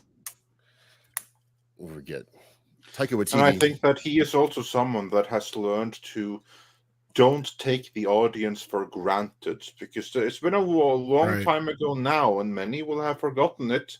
But there was a time there when both the audience and the industry abandoned him when he went all in on Scientology and insisted that every journalist who was to interview him had to hold those cans and read some Dianetics and all of that stuff. And then we were making fun of him for hopping on couches and shit. Yeah, exactly. And then this video of him from like an internal Scientology event leaked when he talked about, and of course they said it was edited out. No, it wasn't. It was. It was. All that being said, I'm starting to get to the point where I'm thinking there's something to this Scientology business, because motherfucker is 60 years old. Yeah, it looks better than I ever did. Yeah, dude, this guy is peak, man. I'm converting. Well, it should be said though that that of course Scientology works for him. I mean, he has like his own. It worked for Will Smith for a while too. It seemed like slaves and everything like that. But for everyone else signing up, like if you're lucky, you'll be assigned to be his slave. So yeah. Well, I think that goes to show it's better to believe in something, even if it's Xenu, than believe in nothing. I feel like there may be some rising ships involved, even though you have to pay out a lot. But I mean, they have to have millionaires and billionaires involved. So that at some point, somebody's got to give you the lift up so you can get other people's money involved. So see, there's a pyramid scheme involved here that I can respect. There is. But first you have to be someone that can. I'm kidding, of course, but yes. Can give them something to give around. Yeah, then you may be part of like the rising tide there. As long as we're dealing with other people's money, I'm thinking. Speaking of Tom Cruise, what do you think of Tom Cruise's Frodo? Oh Lord, no. Well, actually, you know what's funny is wasn't he one of the studios, one of the ones the studio wanted to go for Aragorn? I don't know. He was. Yeah, I was gonna say that's funny. And here's like the thing. I'm just gonna say with myself, I don't ever want to see Tom Cruise take on any kind of established role, because Tom Cruise is the last movie star. He will completely overtake any kind of role he's in. If he had been in Lord of the Rings, the Lord of the Rings would no longer be Tolkien's Lord of the Rings. It would be just yet another Tom Cruise vehicle. Yeah, true. Yeah, I agree with that. That is. And I'll true. give you another example of that. You have the same thing with the Stallone Judge Dredd movie from 1995. Yes. It's not so much a Judge Dredd movie as it is a Stallone vehicle, because everything in it was tailored to fit Stallone. They were looking, because when that movie was made, you couldn't do just a straight up Judge Dredd adaptation. That was out of the question. No. It had to be done as a vehicle for a huge star. And there were two stars in question. And that was Arnold Schwarzenegger, and it was Stallone. And of course, none of them have any business playing Judge Dredd in the first place. But this was 1995, and the era of the action star was on its dying legs, but it wasn't completely over. So they were looking at, okay, either Stallone or Schwarzenegger. So they were talking with the two of them, and they had two different scripts. They had the Schwarzenegger script, where everything was tailored to Schwarzenegger's strengths as an actor, and I use the term loosely. And the other script was tailored to Stallone, because then it was tailored to his strengths as, again, an actor. I use that term. Yeah, he's an actor, so that's fine. Well, but anyway, okay. It ended up being Stallone. And the end result of that was that then Judge Dredd was framed as a victim who didn't know his own past, who was only so mean because he had been lied to his entire life. And the moral of the story became that he had to loosen up a little bit. Don't be so strict. Enjoy the joys of workplace romance. Smell the roses. Yeah, put your feet up, man. Well, speaking of Judge Dredd, we have this was all tailored for Stallone, and this is like the issue. You have the same thing with Tom Cruise if he was in the Lord of the Rings, because then it would be reframed into a Tom Cruise vehicle. What about Carl Urban though? Carl Urban, Judge speaking Dredd. Of Judge Dredd, would be a good alternative to Carl Urban here. Because then it was no longer a Carl Urban vehicle. Then they were making a Judge Dredd movie first, and then they were looking at who can inhabit. Who the fuck put Jonah Hill on here? You want to see Judge Dredd and Stallone, and Carl Urban being a huge fan of the comics. He was like, yeah, I'll do this. And I don't want it to be a Carl Urban movie. It has to be a Judge Dredd movie, and it is. And it's like so funny. I was I was like at a convention once where I got to meet him, and then was like this Q&A session, and there was like this woman who asked him, between your role in Lord of the Rings and Cena, Warrior Princess, between those two, which is your favorite? And he answered, Dredd. Yeah, based. Right answer. Yeah, based. Well, here's one that I'm going to be serious for a moment. Jonah Hill, not for this part, but go back. Jonah Hill could have played Samwise. Yeah, no problem. Yeah. I think he'd have been great as Samwise because people underestimate him as an actor. Now he's a wrong type of person for this. Pre-weight loss or post-weight loss? But he could have played any number of the hobbits except for Frodo. Like, that's the thing. And going back to that, I really don't think you could have got anybody better to play Frodo. No. I don't think anybody but Elijah could have done. I really don't. I am stretching. Like, maybe you could have got Tobey Maguire or somebody like that. That's what I said. But no, like, I think that is so inspired and perfect casting that he got it. And he as a person, like, really encapsulated as a child actor growing up. You know, he had a lot of baggage and you could see it behind his eyes, and that's kind of what Frodo has to be. So, like, yeah, I think it works. And Macaulay could have probably played one of the cousins too, easily. Pippin or He'd be married. He could have played Or Wormtongue. Mary, yeah. If he was He'd have been good as Wormtongue too. I'm not sure he was that old yet in 2000. He would have been about 21 He was old then. enough at the time, but he could have, could have done Pippin then. Nowadays, he could be an excellent Wormtongue, although I would prefer him as the Joker. He could also do Gollum, maybe. Well, how good of an Airmer would he be, though? Not. What? Come on. Franco is the only one right there that I would have.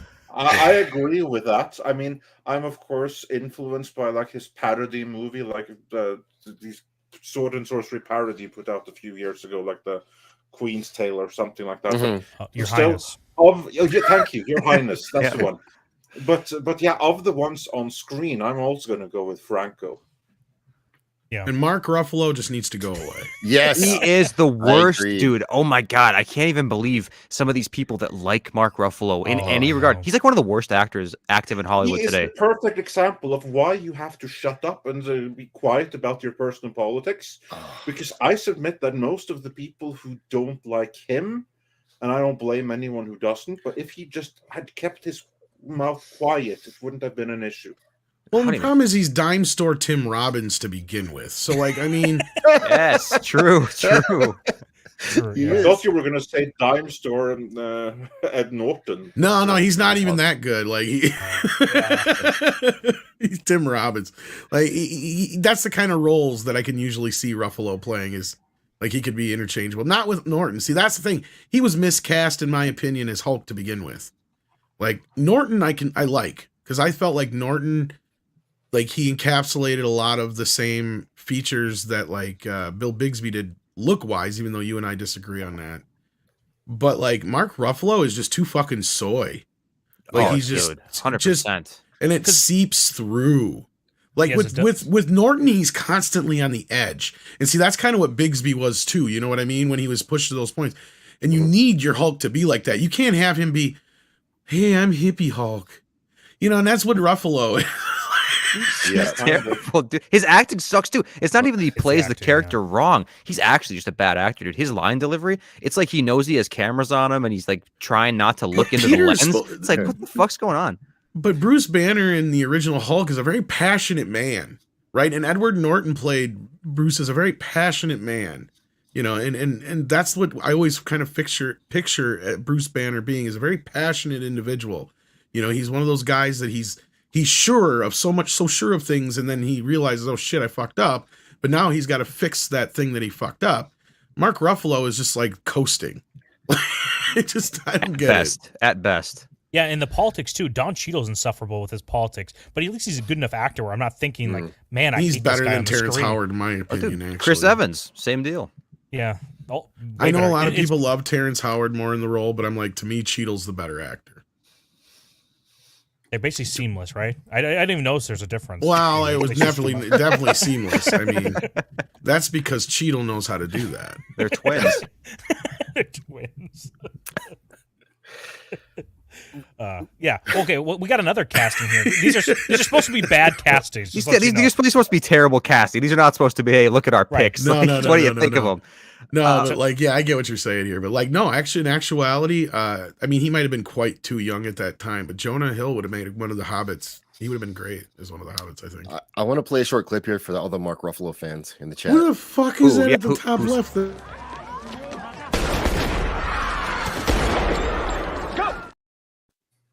Is that John Cena? Yeah, that's John Cena. Yeah. Well, all of these are wrong. It's Jennifer Lawrence. Yes. Yeah. The OG in every way. Yeah.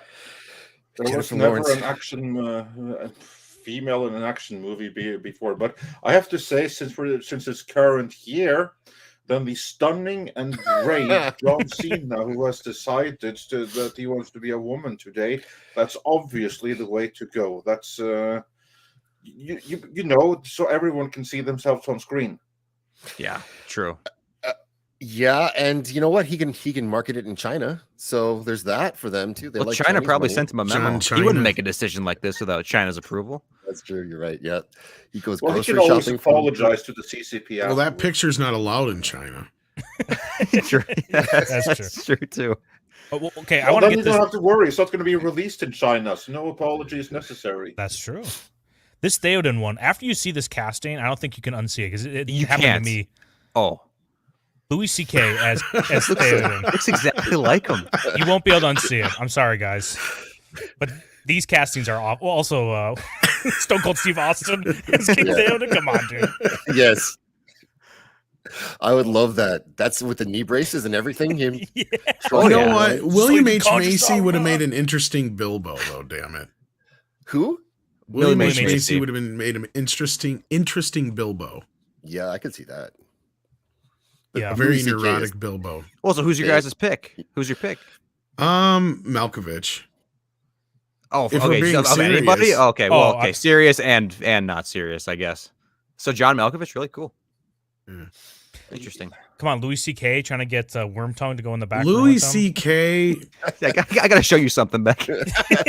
Isn't he like Gollum in real life? I mean, He's a bit weird, yeah. Yeah, but maybe. Kind of weird. Of and these, disgusting. Willem Dafoe is not a bad choice. Willem at Dafoe all. would be a good choice, but actually Willem would be better as what's his face we've seen before, Theoden or whatever. But yeah, Or Denethor. Well, to be fair, he could be literally a anyone Denethor. in That's the what I movie. meant. Yeah. Yeah.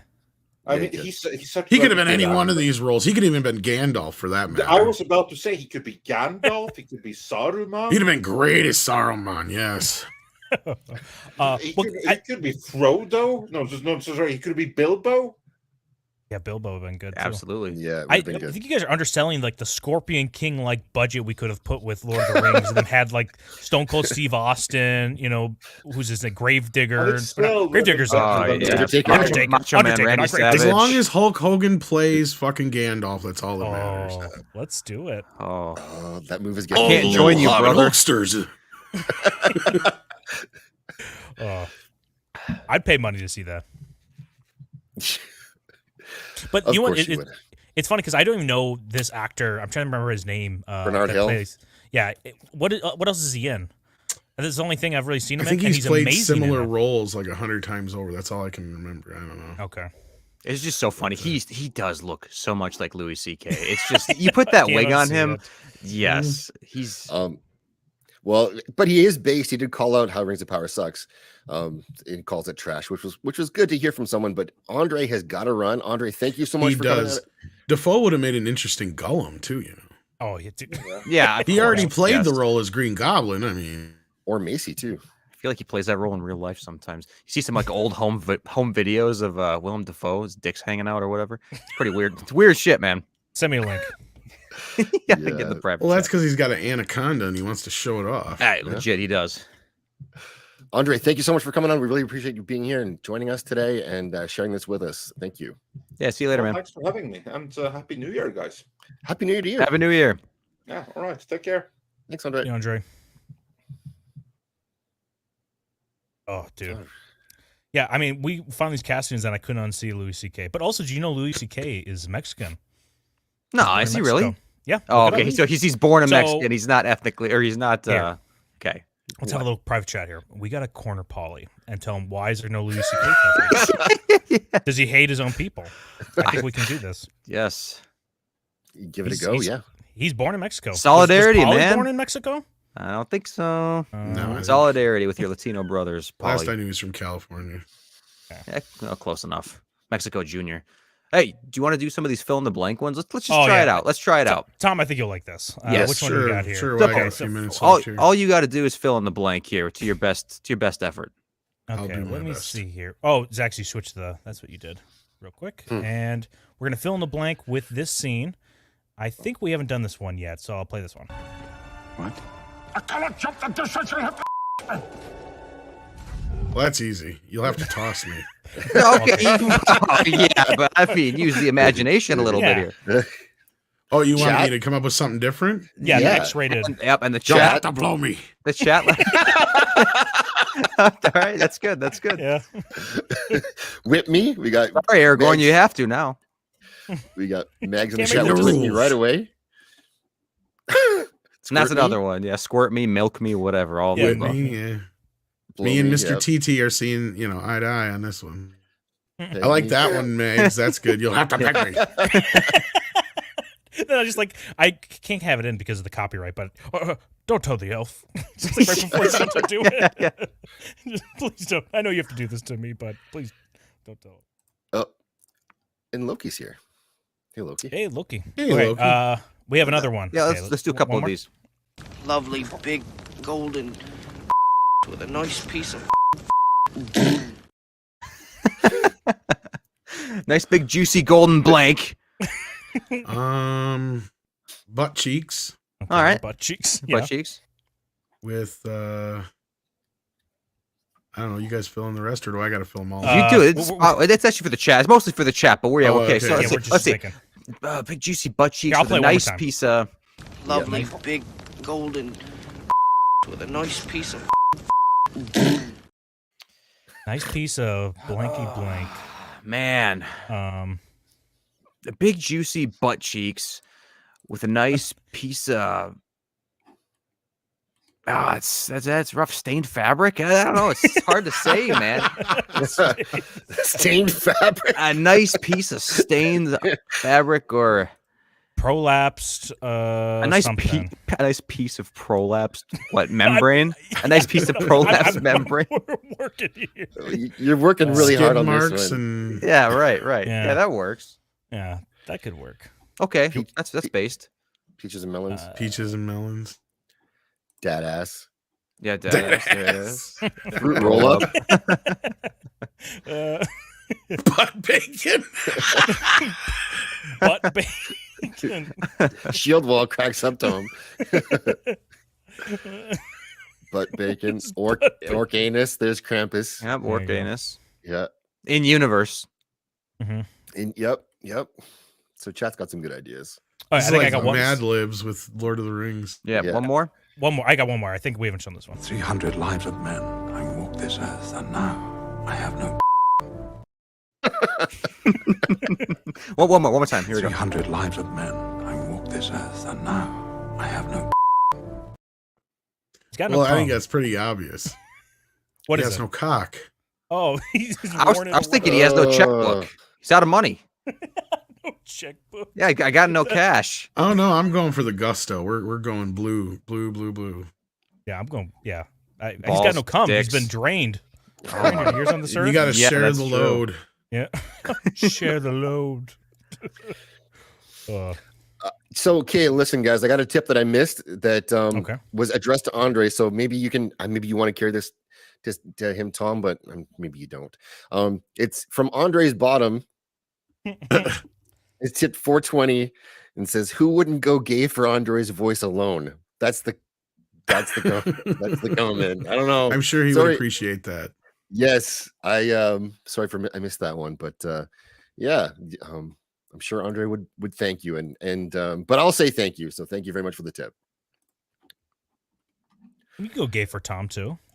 Yeah, what's wrong with Tom? What's wrong with I Tom? don't understand what the discrimination is. He's the one still here. Tom has the spot on Sandler impersonation today. Yeah, I know. How had me dying. You can't resist it, man. Come on, I think we're warming up to the Gollum Adam Sandler. I think as a panel, right? Can we all be in agreement that Adam Sandler would be the best Gollum now after we've been talking for a while? no, but you moved the needle. I'm sorry, Smeagol. No. Oh, okay. Shit. Thank you. But Tom could do other voices, so I think that's where Tom, like with Andre, like you're gonna get that great voice. But Tom could be anyone you wanted, or at least 30 people, and he can sing.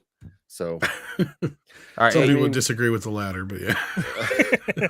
Hey Tom, I know you said you had to go soon, so yeah, pretty soon here. I got a good 10-15 minutes. Oh, do you? Okay. Well, Okay, before you go, we got one more thing for you. So we're gonna Sure, remind you when the time comes. It'll be short. Yeah, short like what Gandalf has between his pants because he's lived 300. Is that what happens? Just gets smaller over time. It keeps getting colder down there, man. I suppose. Is there like a prop on like from the Two Towers you think that you'd want that you really want? Because for me, I still want this. I don't think I could shill it out, but I would want the Sword of Rohan, the Theoden sword. I love that sword design. Is there something from this movie that you'd want, Tom? Not in particular. I mean, maybe the sword that gets reforged or whatever. Maybe just Okay. because of the theme of it all or whatever. Otherwise, like the ring, of course, it's always nice to have the Ring of Doom. Otherwise, I mean, it's just. I mean, I love props and collectibles and stuff like that, but as far as Lord of the Rings goes, Well, I like a big think those are- Saruman body pillow. Yeah, something like that. With like a Or real Gollum. beard or a golem that works too. No, I have like a Gollum sideshow statue. I actually think it's Smeagol version of Gollum. Oh, do you? Yeah, but other than that, I mean, I don't have a shit ton of Lord of the Rings stuff. So Do you collect statues? not exactly. You just have some. Yeah, like I said, this is one of the few franchises that I love, but I don't have like a ton of merchandise from or anything. Gotcha. Yeah. We have a guest who's arrived. The one, the only. Bring him in. George! Hey, what's going on? Hey, everybody? here's somebody who knows a thing or two about Lord of the Rings. Yeah, Welcome. probably my most prized Lord of the Rings possession is actually the Rankin and Bass soundtrack from The Hobbit. That's beautiful. That's a Yeah, wonderful that's piece. probably all I got as far as that goes. But yeah, so welcome, George. It's been a tick. How you been, brother? Yeah, it has, man. I have missed you, Tom. I've missed everybody. Hey, speaking of statues, you got some back there. Check that out. What do you got there? George knows statues. Is that Captain America 1/3? What is that? Yeah, that's a 1/3 Captain America. It's made by Imaginary Beast and XM Studios, I believe. Oh yeah, Legendary George- Beast. See, George already has some what it swords is. on back Yes. there too. Yeah, I have Aragons and Gandalf's glamoring. And the George stuff. makes I like us all Stings. jealous. No, God, I wish I could have all the stuff that I want. I have no room for it, and then it's going to take me forever. I'm going to have to give up a kidney. Dude, that's the worst, man. Statues take up so much space. Even the 1/4, dude, it's just unbelievable. And that's what I did. I started getting, I used to have a lot of 1/4, but this last year I got rid of them all because I really like the 1/3. It's like I went through that phase of statue collecting the same way I went through my Hot Toys. When I first got into it, I was like, I just wanted to buy everything under the sun. And then as time went on, I'm like, no, this is ridiculous. I just want to get the things that I really love. And I'm like, no, what I really, really love. And just keep honing it down so it all matches and then goes together. But I like 1/3. Do you go into any custom stuff, like unlicensed, whatever, or do you only Oh, yeah. license? Half my stuff is custom. I just Hey, don't show it. No kidding, man. You're probably in the same some of the same Facebook groups as me. All right. Probably. Oh, dude, I'm all over the community. I have a studio group, actually. I'm a commissioner. Oh, really? Yeah. I've been wanting to, well, then we should talk. I've been wanting to commission a few statues. I wanted to do that myself. Oh, no joke. I'll hook you up, man. I got the contacts. No, I have, because I mean, there's several pieces. I have 10 pieces I want to create that no one's made, and I still don't know why. But no, I'm in a lot of the custom groups. What I really used to like that I'm now actually getting rid of is all my LL stuff. It's just really? Yeah, it just ate up too much space. I really like that whole Wolverine, the Wolverine versus Sentinel, Rogue versus Sentinel, Cyclops versus Sentinel. And I thought, yeah.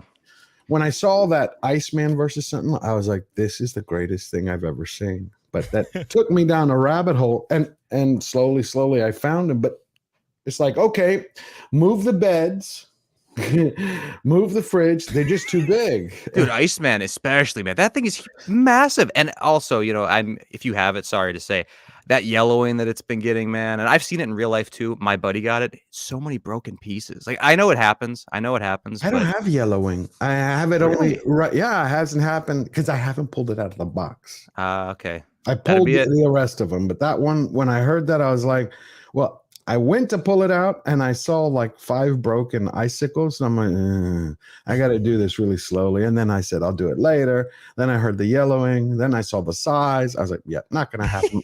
So I just look at the pictures online. Yeah, it's probably best just to sell it at this point. That's what I'm trying to do. But what's so funny is I've tried to sell them and people are like, you're asking outrageous price. I'm like, dude, do you know how much these things were? It's like, I'm not trying to gouge you here. But anyway. Yes. I love customs. I digress. Yeah, so do I. I'm all into it. No one has made truly. See, I want 1/3 Tolkien stuff. No one. No. I want 1/3, and the Prime Studios and the rest of them. Sorry, but I'm going into Tolkien's. Go. Is that none of them do like Prime One Studios has been doing this whole Lord of the Rings line, but the faces are all off. Everything else is immaculate, but they're just not nailing the faces. I don't know. Even J&D Studios, who I think have been one of the best new statue companies to come out. I spoke to a couple of them, to Kojun, and I was like, when is Gandalf coming out? You want to sell out? I said, Aragorn, Gandalf. Is like, well, we're working on it. I'm like, well, work faster and lower the damn bloody prices. Well, for the edition size, it's ridiculous how expensive things are getting, man. It's like what 3,000 pieces, and it's like I'm not paying that price. Well, no, last night they did the PO for Henry Cavill Superman. I was like, I got an email and they're like, George, we didn't see you pick one. I said, I'm not fucking picking one. They're like, why? I said, because you're charging $3,000 for the statue and an extra $800 for the bust. When in Batman, the extra bust came with it. I'm like, have you lost your mind? And you're telling the people, we understand the economy is different, but then you just jacked it up $1,000. Yes, exactly, dude. Yeah, not worth. I don't know what's going on. The whole community is actually in flux. Like nothing's selling. It's crazy.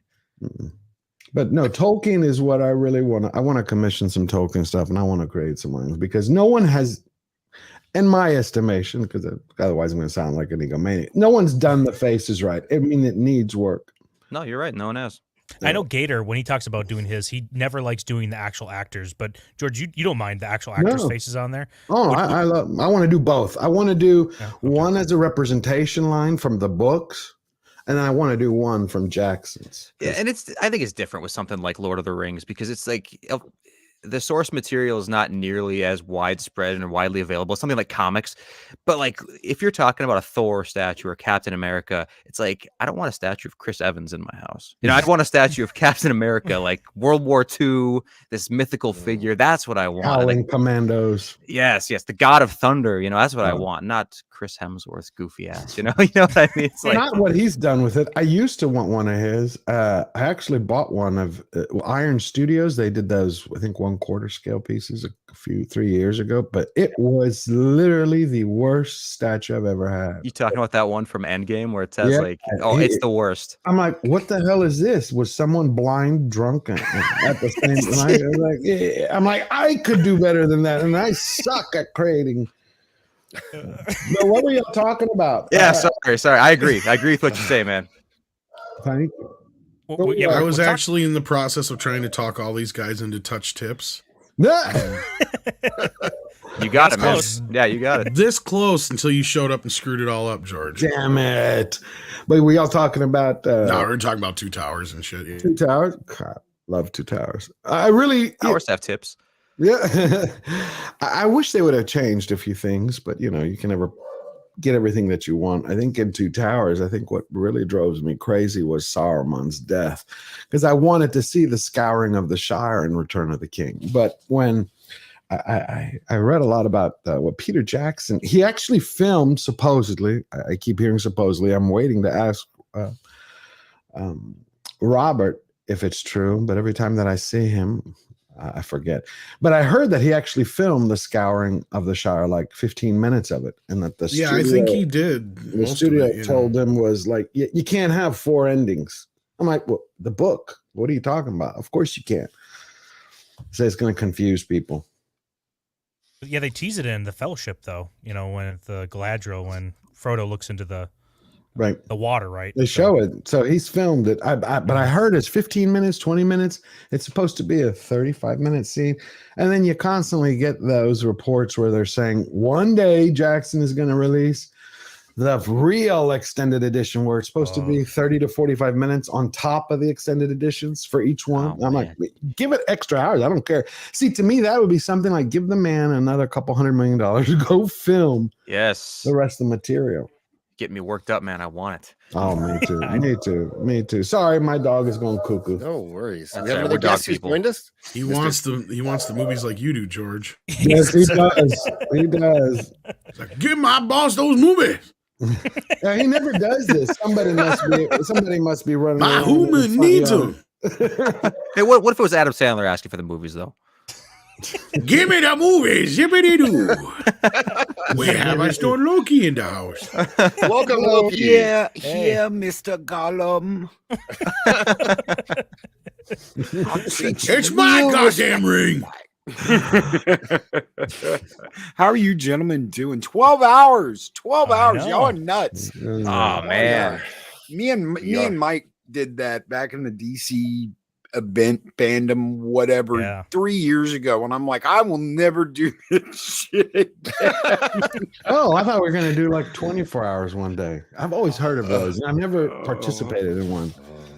We're seeing Don't give him any ideas. We're seeing okay. The original idea was 12 or 24 hours. Yeah. But Zach's talked me off the ledge. I mean, thankfully, come on. I mean, it's not like this has been rough so far, but we're not even halfway done. Well, so. listen, I got the catheter installed, and no one else did. So. That's true. Yeah. So we're almost halfway there. Ahead. Yeah. We're almost halfway. Woo-hoo. Well, I can't wait. I could probably do a 12-hour stream standing on my head, but yeah. Yeah, you can. Which Tom. head? Oh, that's a good question. But I'm bummed. No, I can't wait till War of the Rohirrim comes out. I think that's gonna be the next good piece of Tolkien. I mean, of course, we can't wait till Rings comes out so we can ream it. God. But come on, it's like I've had so many people ask me. They're like, I mean, you get the trolls, and they're like, "You take pleasure." And I said, "Do I take pleasure?" I said, "No, I want to be praising this. I waited for something like this my whole life."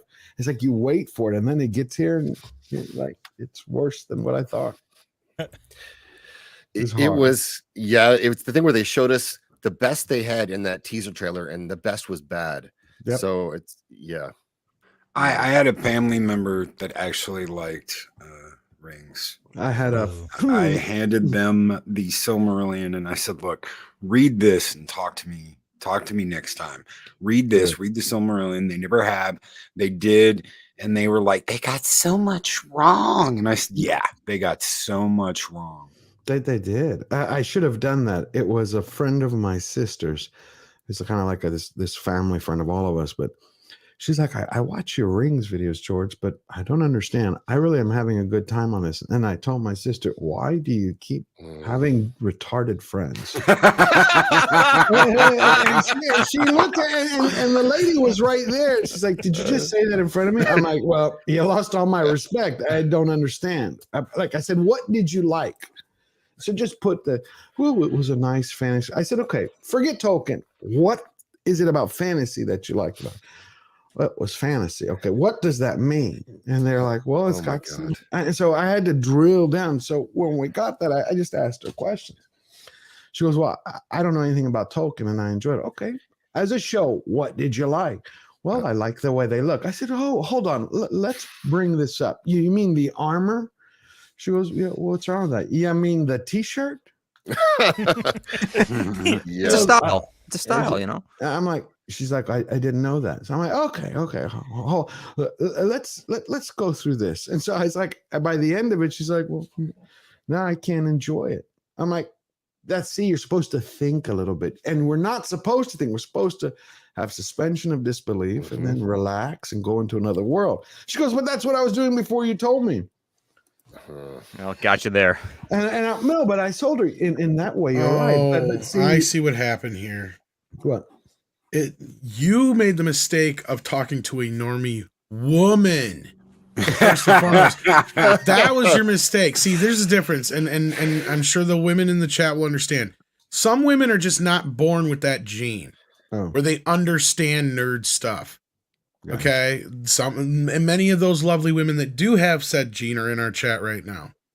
Well, but I explained. You made the mistake of talking to a normie woman. She is the normie, but that's the mistake. But see, I want to get the point across to her, and so this lasted like 3 hours, and she was patient.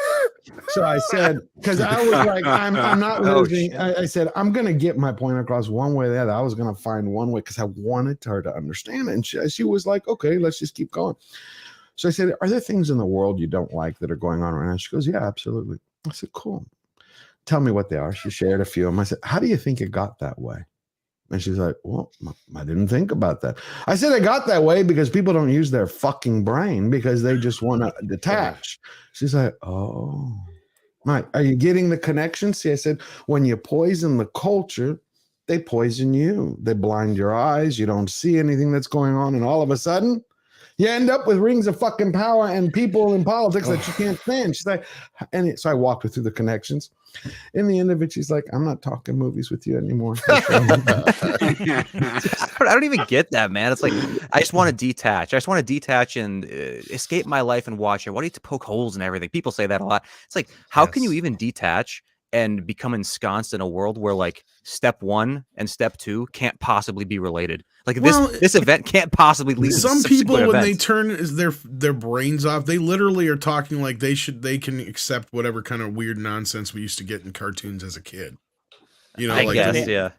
You know, the nonchalant Deus Ex Machina bullshit. But like at some point, some people, especially those who take this shit seriously, you know, like George, who this is not just fantasy and entertainment for them, it's a big part of his life. And, you know, me as a fan too, it bothers me. You know, I want somebody who's going to, you can do both, right? You can make something that's entertaining and also true to the source material. And that's what Two Towers is a great example of, right? Exactly. It's both entertaining and true to the source material. Magitek just nailed it. Magic just nailed it. That was it. That was the other one. Yes, I understand nerd stuff. My head explodes and people defend. Or people she at has work the defend gene. Rings of Yes. Power. Well, there's also an element of Peter Jackson did change things. Peter Jackson did add things, and him adding the elves at Helm's Deep. That is something that I always thought should have happened, and he made it happen. That is a way to change something fundamental that Tolkien wrote without offending everybody in the world, because you wanted it. The Last Alliance. This is the standing of the Last Alliance, and people got excited and they loved it.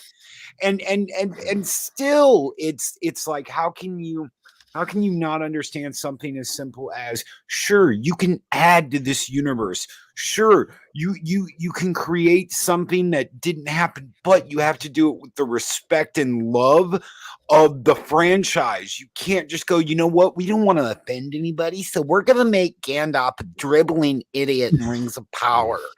We're gonna make the hobbits little fairies with the sticks in their hair, and we're gonna have this, and we're gonna have Psychopaths.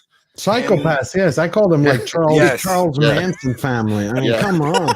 Well, I mean, their words was like, we all love each other, we help each other, we hang around. You fucker, you get the hell out of here. We'll remember you later. You're too slow. I'm like, Tom got eaten by wolves. Everybody remember that?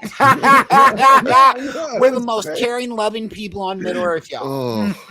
It was crazy. And then I was like, okay. It was actually part of that conversation. She's like, you just don't like that it was diverse. I said, no, I don't like it. No, and I said, I don't like it. But I said, I don't like that it's diverse, but not for the reason you think. And she's like, well, why don't you like it? I said, again, let's remove the books. Just use a little bit of our brain. It has nothing to do with Tolkien, just as a fantasy show. Because she pulled that line, you know, like, if you can accept dragons, how come you? I said, no, let's use that. I said, it's okay. I said, we'll use your logic. Is this taking place in some type of Middle Ages period, would you say? She's like, yeah, okay. I said, cool. So explain to me where the fucking Jets came from. She's like, what? I said, how do you get Samoans, Chinese, Africans, all in a village that migrates somewhere in the UK? I said, forget land masses then. She's like, well, I said, you understand that people didn't travel more than 5 to 10 miles in the Middle Ages from their home. You know, there's not really dragons too, though, George. Right. But my point was, we got to the, you're right. But we got to this and I said, it breaks continuity. And you can tell because of the way it's written. I said, which character? And that's how we ended up in the end still talking. I said, tell me one character, a line that you remembered. One of them that bonded, that you go, I could see that. She's like, well, Galadriel. I said, cool. Say Galadriel. Say a line from Galadriel. She's like, I said, now say a line from Lord of the Rings. She was starting. I said, see, right there. Didn't have to explain to you. You remember it. You remember stuff from Star Wars. You remember stuff from Ghostbusters. But you can't remember a single character line except for Galadriel out of Rings of Power. And anyway, so I was like, wow. Yeah, I was. This is someone else's line, but imagine how confusing it would have been in the Middle Ages to invade another country if everyone looked like they think they looked.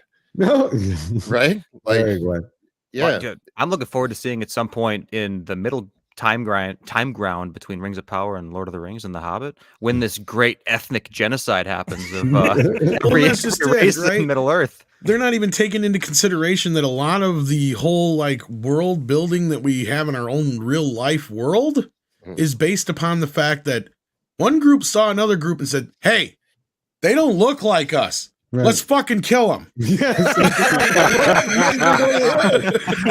Tom's right. Yeah. He makes a good point. Yeah, based. I mean, and there wasn't even, I said, let's, it's like, think about even just, again, it's fantasy, just a few, you have to have fantasy, has to have some touchstone, a little bit of grounding in reality just to sell you on it. I said, how did they get all those damn horses and armor on these little boats? Oh my God. She's like, oh, you're being a geek now. I said, no, I'm it's just how. 3 boats. She goes, it's magic. Okay, I'll give you that one. I said, how did they all survive a fucking volcano? Did you see like Galadriel like wave her hand? She's like, I don't know. Well, I said, see, that throws someone out of the movie, and we used to call this shit.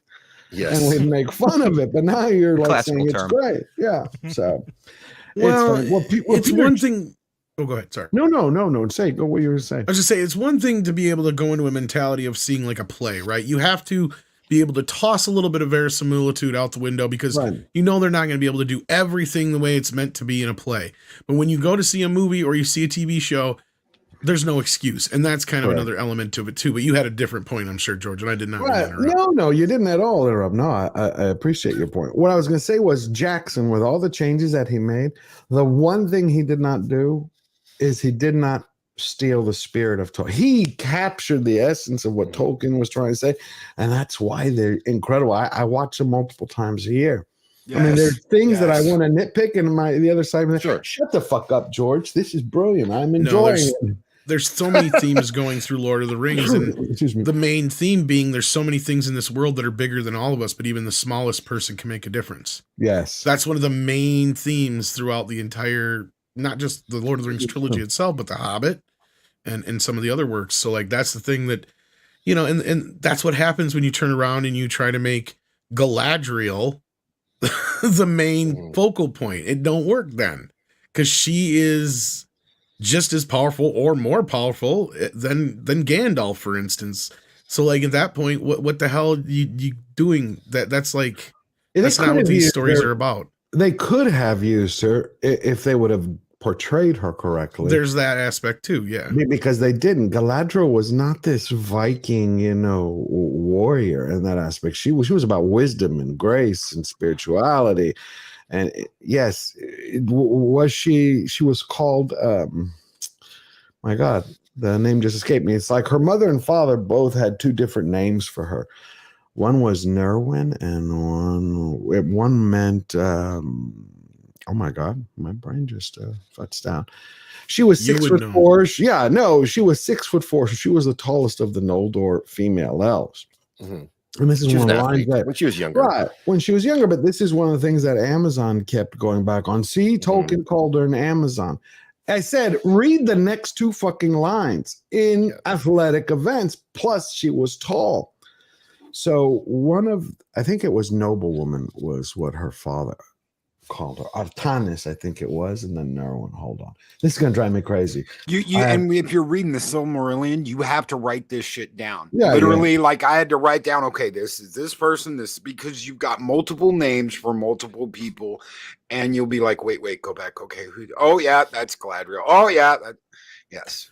Well, what that last comment said on screen is more what I kind of see Galadriel as. She's somebody who stays a little bit more out of things necessarily. She knows what's going on, but she doesn't get involved until she absolutely has to, it seems like. Right. I mean, that's just me, but she's not someone who you expect to be in a hurry ever. Really. No, she isn't. She was so she's a poor character to follow as a lead character, was my point in that respect. Oh, I got you. She did have, during the time period that they were showing in here, because they were bouncing all over the place, she wasn't, she never went to Numenor. So that's right when they start that whole thing, that's the lie. So they've built something on a foundation that they have to keep spinning a new story. A lot of that time period, she was studying with Melian the Maiar. She was in another place where she met Celeborn. Then they don't have her husband. So not only that, but when they changed her entire persona, this isn't someone who's like, I'm going to go out and get revenge. Oh, my brother, this. All the elves understood. They reincarnated. So when I would look at Rings and then I try to compare it to Jackson, especially the 2 Towers, the choices he made, I could understand them because one, he was like, Okay, can't film the whole thing like a documentary. You can't go page by page. So we have to engage the audience. So I have to get the main themes across, have to create characters that are going to grab you while maintaining loyalty to the source material, which again goes back to we're going to respect Tolkien.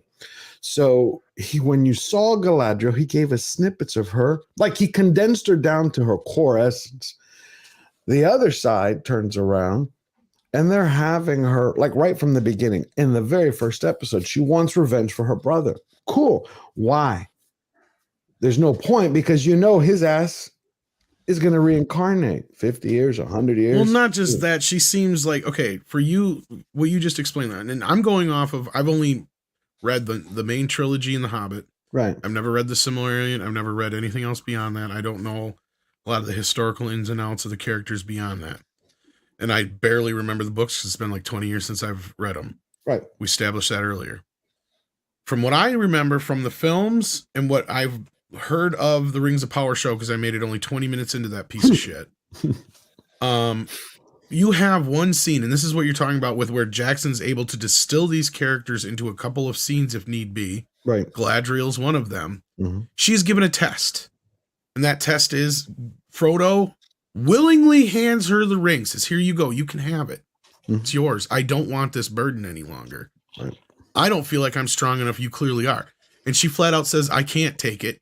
And she resists it because it is beyond her. She doesn't need that power. Right. Now, if she was egotistical enough, she could think she could wield such power and still be good. Right. But she knows that deep down inside, that's not what would happen. Exactly. Hence, she needs to reject it. And you know what's funny? That goes Tom? against everything that somebody who would go out after revenge. Exactly. But see, what you just said, but see that what your example of what he did in the movies, he pulled that from the book, right? And what was funny enough, he had talked about how he wanted to include an extra scene because after that is when she would eventually forgave herself so she could return to Valinor, like after the whole movie, after the whole thing is done, because she had already. I think she even has a forgiven. line to that effect, but I can't remember But exactly. it's just amazing how that one simple scene, the same way he used Gandalf. Remember? It's like, you take the ring. No. In my search to do good, I'm going to do great harm. But that tells you who he is right there. And when I kept looking for that in Rings of Power, it's like, where is that scene that codifies the character except for you want revenge, you don't know who the fuck you are, you're psychotic, y'all are on meds, this other dude is mumbling. I'm like well, that's the major difference in the way they approached both projects. Peter Jackson approached it with love, with respect. Yes. Amazon, the first thing Amazon did was, we can't offend anyone. Rule one. This is everything we're going to go off of this one rule. We can't offend anyone. And that's the way they established it. Hell, you've got Trans Shady in there who's going to become one of the ring race. Those sorceresses, they're going to go into the rings, into the 9 rings, and they're going to become the ring race. Which there aren't female ring race. Exactly. Could right. be a guy with boobs.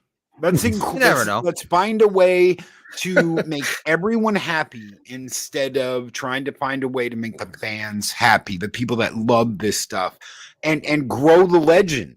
That's exactly what those movies did. That's exactly what Peter Jackson did. He brought a book trilogy to the world and put it on film, and everyone loved it, except apparently for Jack Nicholson, who was standing out of Grom's Chinese theater going, it's got too many endings, guys. Smoking a cigarette. It's got too many endings. I don't like it. He had too much to drink. That's why. I got to read this comment from Mr. Tickle Trunk, who sends in a tip for 734. Thank you very much, Mr. Tickle Trunk. The other side of what George and Tom said about diversity in olden times. If a movie is in the future and you don't see mixed faces, disbelief gone too. Yeah, you're right. Well, think about it. Well, what Loki just said, and Mr. Tickle Trunk, think about that for a second.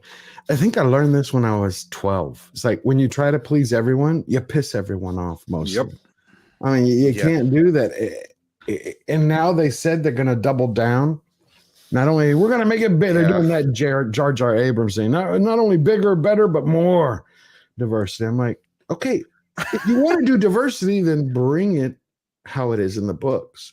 Make it the world real. That's sometimes the trouble that I have with these shows. Okay, you have a message. No problem. They have this message they want to push. Then why not create the best vehicle and do it subtly? So, I mean, if you want to draw someone in and you say, I want to give you my diverse message above everything else, my quota system, all that stuff. Cool. Then make the greatest Tolkien ever and go focus on, the Easterlings a little bit. No one's ever seen them before. That pushes your message here. It's like they allow their personal beliefs to just drown everything out. And they don't even realize that strategy is what's actually destroying them. And I absolutely agree with you. I talked about this over Christmas break. Why not do a story about the two blueses? They left. No one. There's a huge unknown. I mean, people even argue over whether they actually have names. So why not just do a story about them? We have no information. We just know they existed, but we don't know what happened. Do a story about the two blue wizards. That'd be great. And boom, they could go anywhere. They could meet anybody. They could meet races we've never heard of. They can encounter people we've never met, and you've got an entire series right there. Right. There's like in Rings of Power. From what I understand, again, I'm not like a Tolkien historian or whatever mythological genius, but the Harfoots, I think we can all agree that whole storyline on that show sucked. However, they insist on making it this super relevant thing. From what I understand, all of the Harfoots are like some kind of Hobbit offshoot or precursor or whatever. Yeah, they're hobbits, right. But they are all supposed to have dark skin. They're supposed to be a dark skinned clan in their entirety. That's what I understand. I could be wrong about that, but if that's true, dude. That is like your excuse to have all the diversity you want, because those two little Hobbit girls are the Harfoots, I should say, whatever. Right. Arguably, they're some of the most main characters in the show, at least the newly introduced ones, besides Galadriel and Elrond, and stuff like that. They could have gotten their quota in right there, and then in subsequent seasons, they could have stayed developed, and it wouldn't hurt the universe at all. I don't understand why they don't take those kind of angles where it can actually work in their own. You know what I'm saying? I got you. Yeah, no, the Harfoots are just another breed of. They're hobbits, so you have Harfoots, Falahides, and Stores. But when they meant dark, they meant it's tan because they would work more outside. The other thing is they didn't go around in carts. They were the first ones who actually did the whole. We're living in a fucking hole. So, but you're right. If they would have followed it, they could have made them. Yeah, I mean, okay, you're right. At least it's more believable then. Like you could make it like Middle Eastern or like some kind of Hispanic or something like that. And it's like, okay, darker skin, I guess. They're in the sun a lot. Hole in the ground. I don't know. Hobbit. It's just that's why I appreciate every episode that I saw. That I just really appreciated Peter Jackson's work that much more. And the Two Towers, to me, I always debate which is my favorite. I go between Fellowship and the Two Towers. I find the Two Towers, I love the pacing of it. And Christopher Lee. How can you not love Christopher Lee and what he does? Yeah. And that man, he knew more about Tolkien in his pinky than I ever will.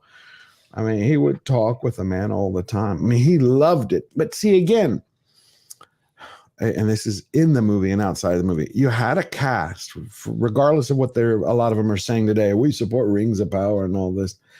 Those cast members, when you watch their old interviews, they didn't bring up politics. They're like, this is about Tolkien. This is about the story. They talked about their character. See, Christopher Lee, just being who he is, that comes alive. How do you not love the Two Towers? Yeah, one of the greatest actors of all time. I agree with you. It's back and forth between Two Towers and Fellowship. Yeah. And we talked about this several times now on the stream, but before you were here, so I'll say it again. But something so good about the Two Towers is that it lived up to the hype that Fellowship built, man. Like this amazing epic intro. But I think Return of the King, it just didn't quite do that same thing after Two Towers. And that's why I think it's the weakest of the three. Not that it's bad. No, it's not. Yeah, I agree with what you're saying. The fact that Jack wasn't wrong. The fact that it has 20 endings does not help. Right. But it's supposed to. It is supposed to, but you have it's just like as a film, that's where the film and the book clash the most, let's say, because there are more endings actually in the book. Because I know, I'm sure. Wrap up everybody. But what I'm getting at here is like in a movie, people want to get out. They want to get out when the resolution happens. They're like that player boyfriend who wants to get the fuck out the door as soon as he's done. Really? Like that's the way most moviegoers are. They've been sitting I in the didn't know chair that. for X long. Well, that's I just know I usually. didn't because I was like, I want another 2 hours. Like to me, I'm well, like, some people are like So that. do I. Nerds are like that, but the normies, they're like, I want to get the fuck out the door. see, I don't like know. that's why most of them are already standing by the time they generally know just by the feeling of the music, the mood of the film. Most of them already know when it's time to start grabbing for their coats, right? Because they're just pre-programmed for that. And when the Lord of the Rings had 12 of those. So that's like you had people constantly standing up, grabbing for their jacket, and they're like, "Oh, it's not done yet."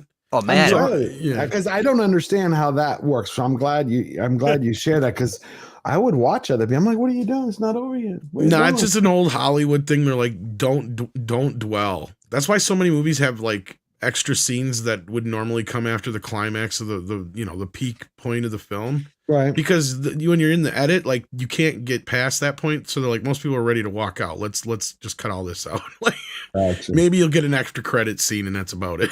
Dude, that's another reason why Fellowship's so good. Like arguably the climax of the movie is, Gandalf and the Balrog, you know what I mean? And that's like halfway through the extended edition.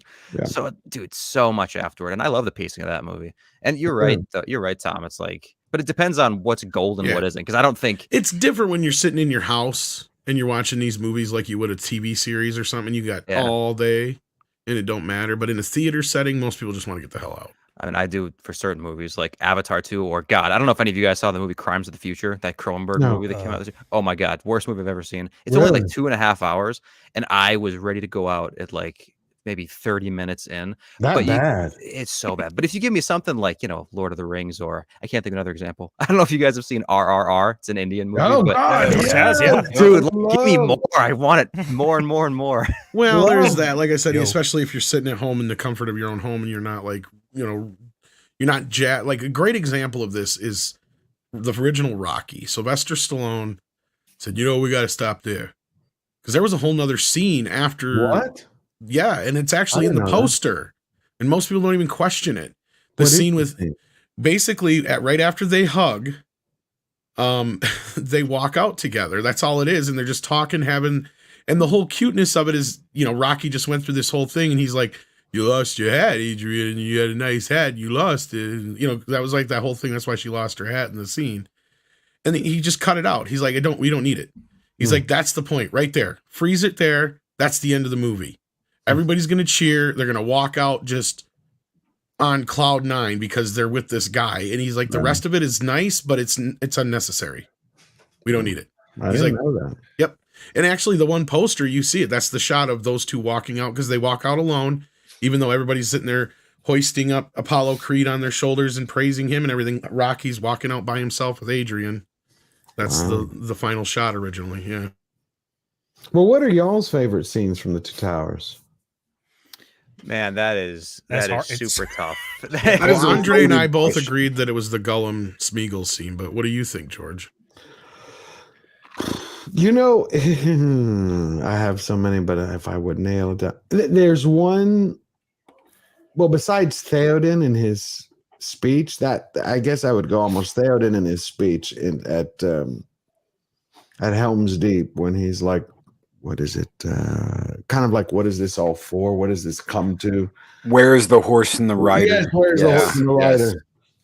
That scene grabbed me, and I like the little moments when you hear the trumpet and the elves are coming, and they're like, "What is that?" Yes, It gave me goosebumps. That is no Orkhorn, right? Yes. It's like I like those little moments in movies. It's like something was just unique. I guess one of the more hype moments would be when Gandalf purifies Theoden. That's a really good scene too. It's funny because even though we already have the reveal that he's Gandalf the White now, he reveals it in the throne room, and it's still super epic. Like we are learning it for the first time again, which is, I don't know, I think an accomplishment. Right, but Treebeard would compete with that. When he gets out there and he sees everything the orcs have done and what Saruman has done, and he just lets out that roar. It's like, we go to war, maybe for the last time. The last march of the Ents. I don't know why. That sound, the music, the movement, it just... Yeah, he's pretty pessimistic, huh? Because guess what? I think those Ents turned out just fine. I think they all survived, man. Yeah. For me, it's got to be when they're about to lose Helm's Deep, and you know, Gimli goes to blow the horn. The dwarves are the ones who installed that in Helm's Deep.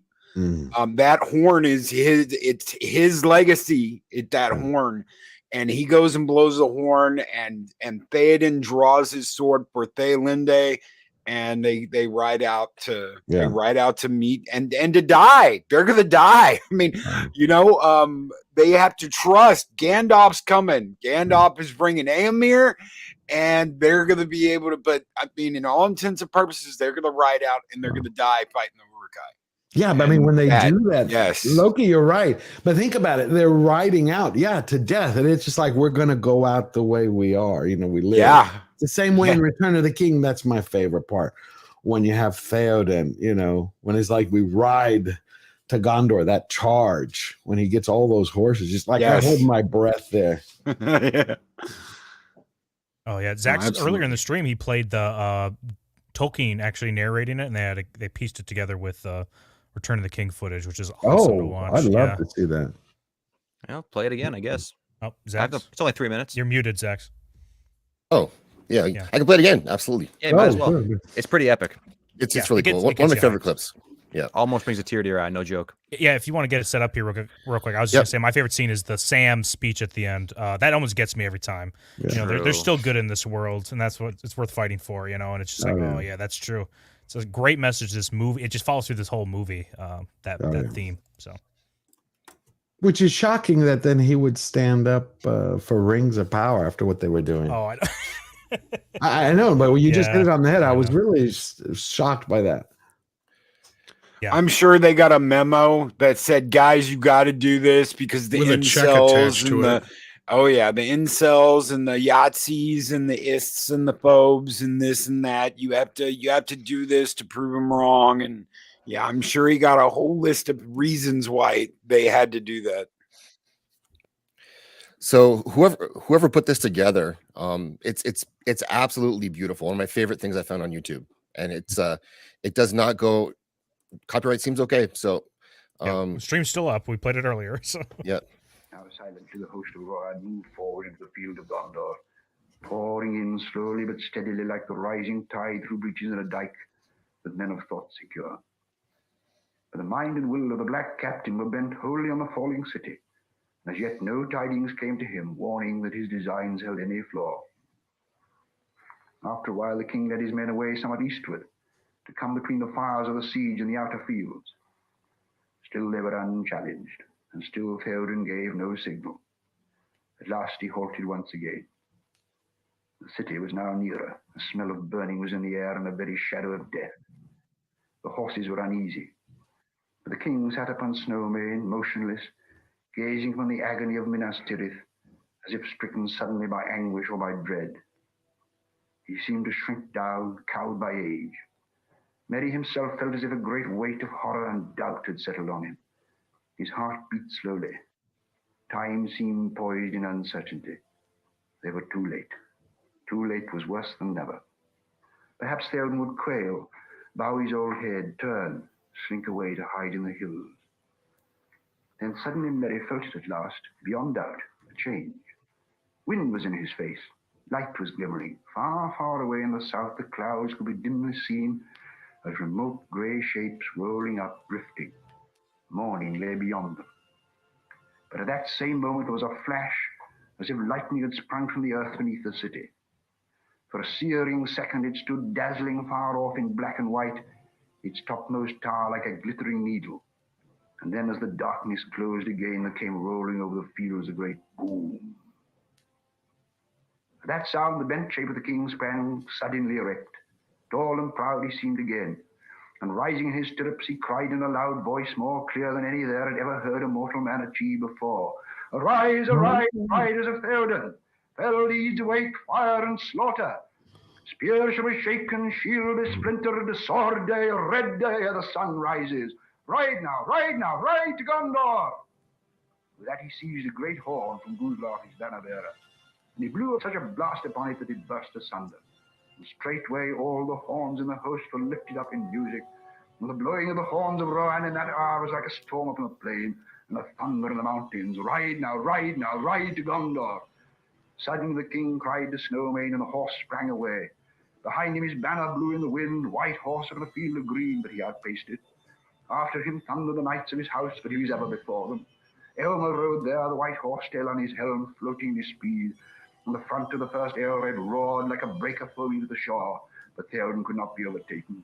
Fey he seemed, or the battle fury of his fathers ran like new fire in his veins. And he was born upon Snowmane like a god of old, even as Orome the Great in the battle of the Valar when the world was young. His golden shield was uncovered, and lo, it shone like an image of the sun, and the grass flamed into green above the white feet of his steed. For morning came morning in a wind from the sea, and darkness was removed, and the hosts of Mordor wailed, and the terror overtook them, and they fled and died, and the hoofs of Roth rode over them. And then all the host of Rohan burst into song, and they sang as they slew, for the joy of battle was on them, and the sound of their singing that was fair and terrible came even to the city. Who made this? I made a lot of stuff, but I haven't made it. That's beautiful. Isn't it? Some genius. Oh, yeah. It gets you hyped, doesn't it? You're just Yeah, like, it oh, gave let's me a go. couple of ideas because I haven't heard that reading before. I've heard part of it from Tolkien before. Sometimes it's good not to be on camera. I can tell you that. Yeah. Wow. Just chills though. There's several ways that could go. Yeah. That's so that recording Salty was on earlier, and he had said it was that's from a record, I guess, that it's been released that he knows of. So he'd be a good guy to ask about where to find that. But yeah, cool. No, it's like I did a video where we made the first part where we did the ride to Gondor. If y'all saw that, but we interwove it with Tolkien reading that last line and the charge. But this blows it away. This is beautiful. Yeah, little does Loki know that his microphone was on though when I recorded it. Got him. Yeah, it's a beautiful film. Beautiful film. Yeah, it's wonderful. What Jackson can do. What I'm curious is I really was waiting. I can't stand the fact that the estate run by Simon Tolkien, hates Peter Jackson. But even though it was Christopher who started that mess, which I think if Christopher were alive today and he saw what Rings had happened to Rings, he would have been like, oh, sorry, I made a boo-boo with Peter Jackson. But I always wanted Peter Jackson to finish it, to do the Silmarillion, to go into the unfinished tales. Who else would you trust really with this? Yeah. Well, who would I trust? And I don't know why names lately. I've been forgetting the guy who did the closest one I could think of is who did Dune and who did Denis Villeneuve. Denis Villeneuve Favre.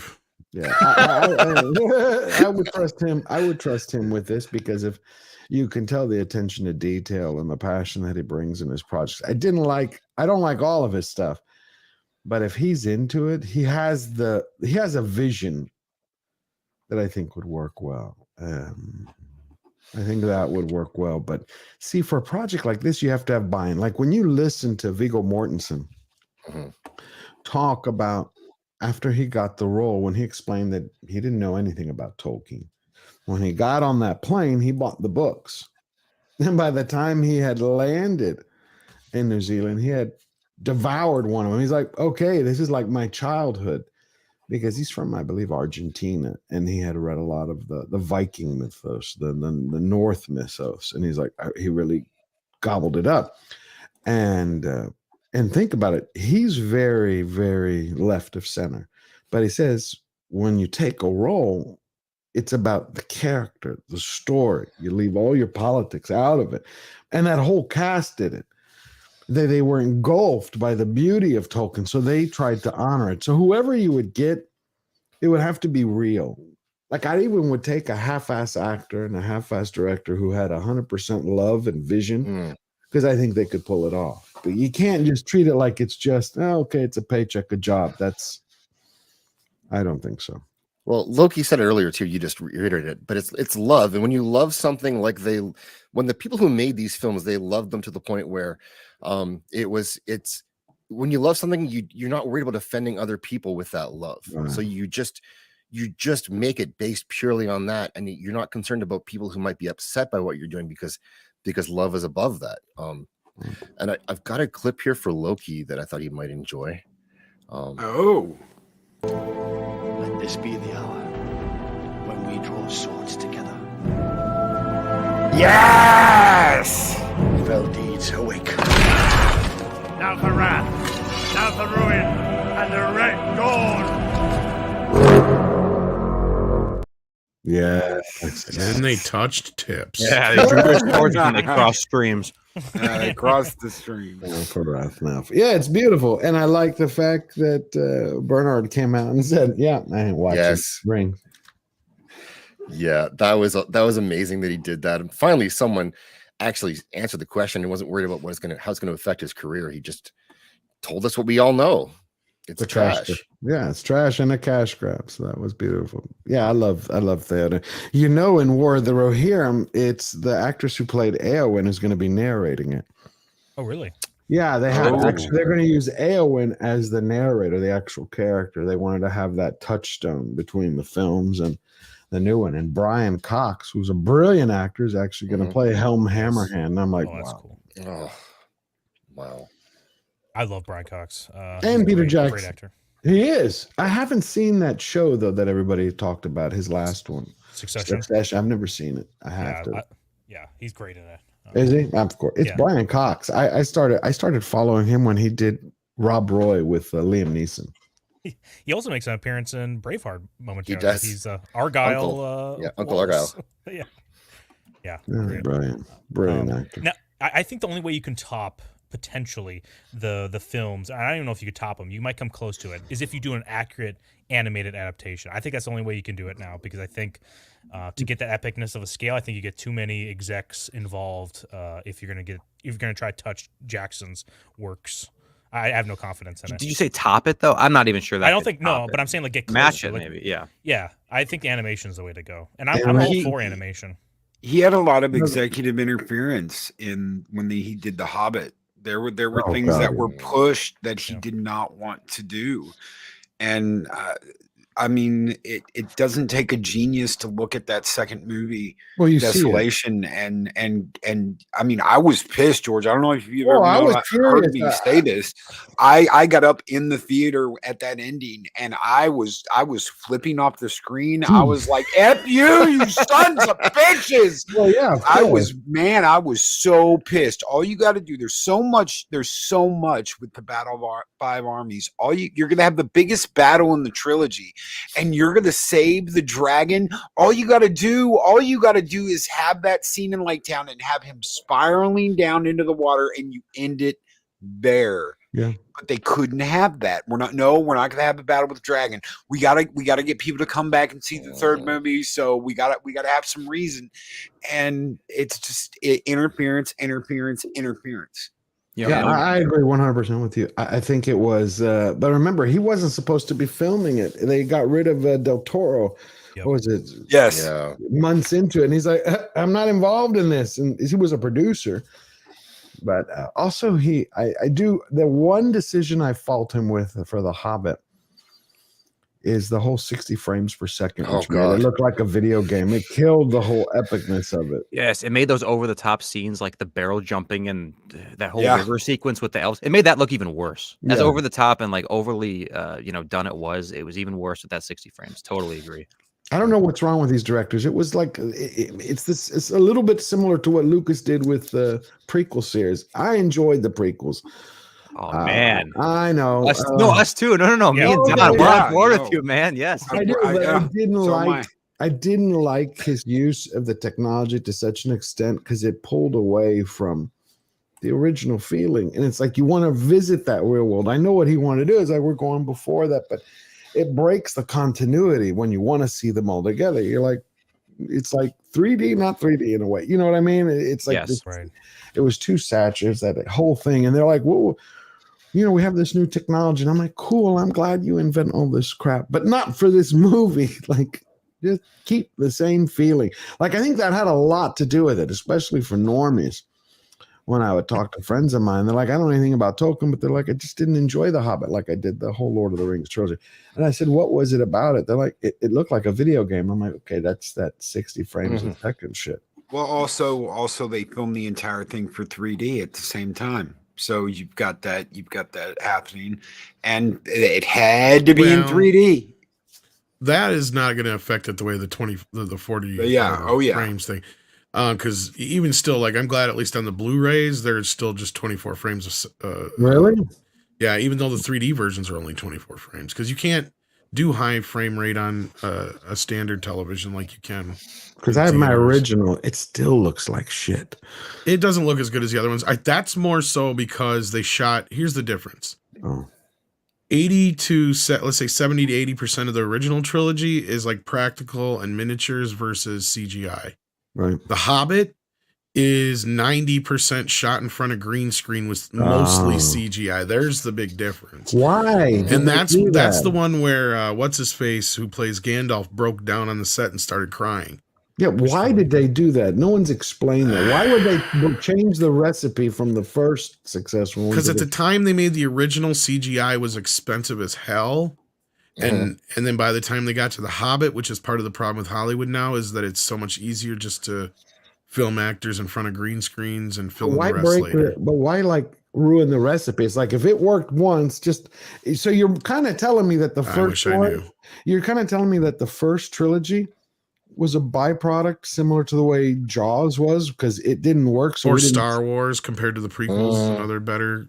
There were some scenes that they filmed where they did practical and green screen. Like in Mirkwood, there were actual trees. Right. They were like 9 feet tall. And obviously they weren't real trees. They were all set pieces, but you've got trees in there and then you've got green screen behind them and you've got they green screen some of the landscape. And so you've got like a mix of both, but yeah, I mean, the other big difference is like the Hobbits and all that stuff. Most of that stuff was done with forced perspective.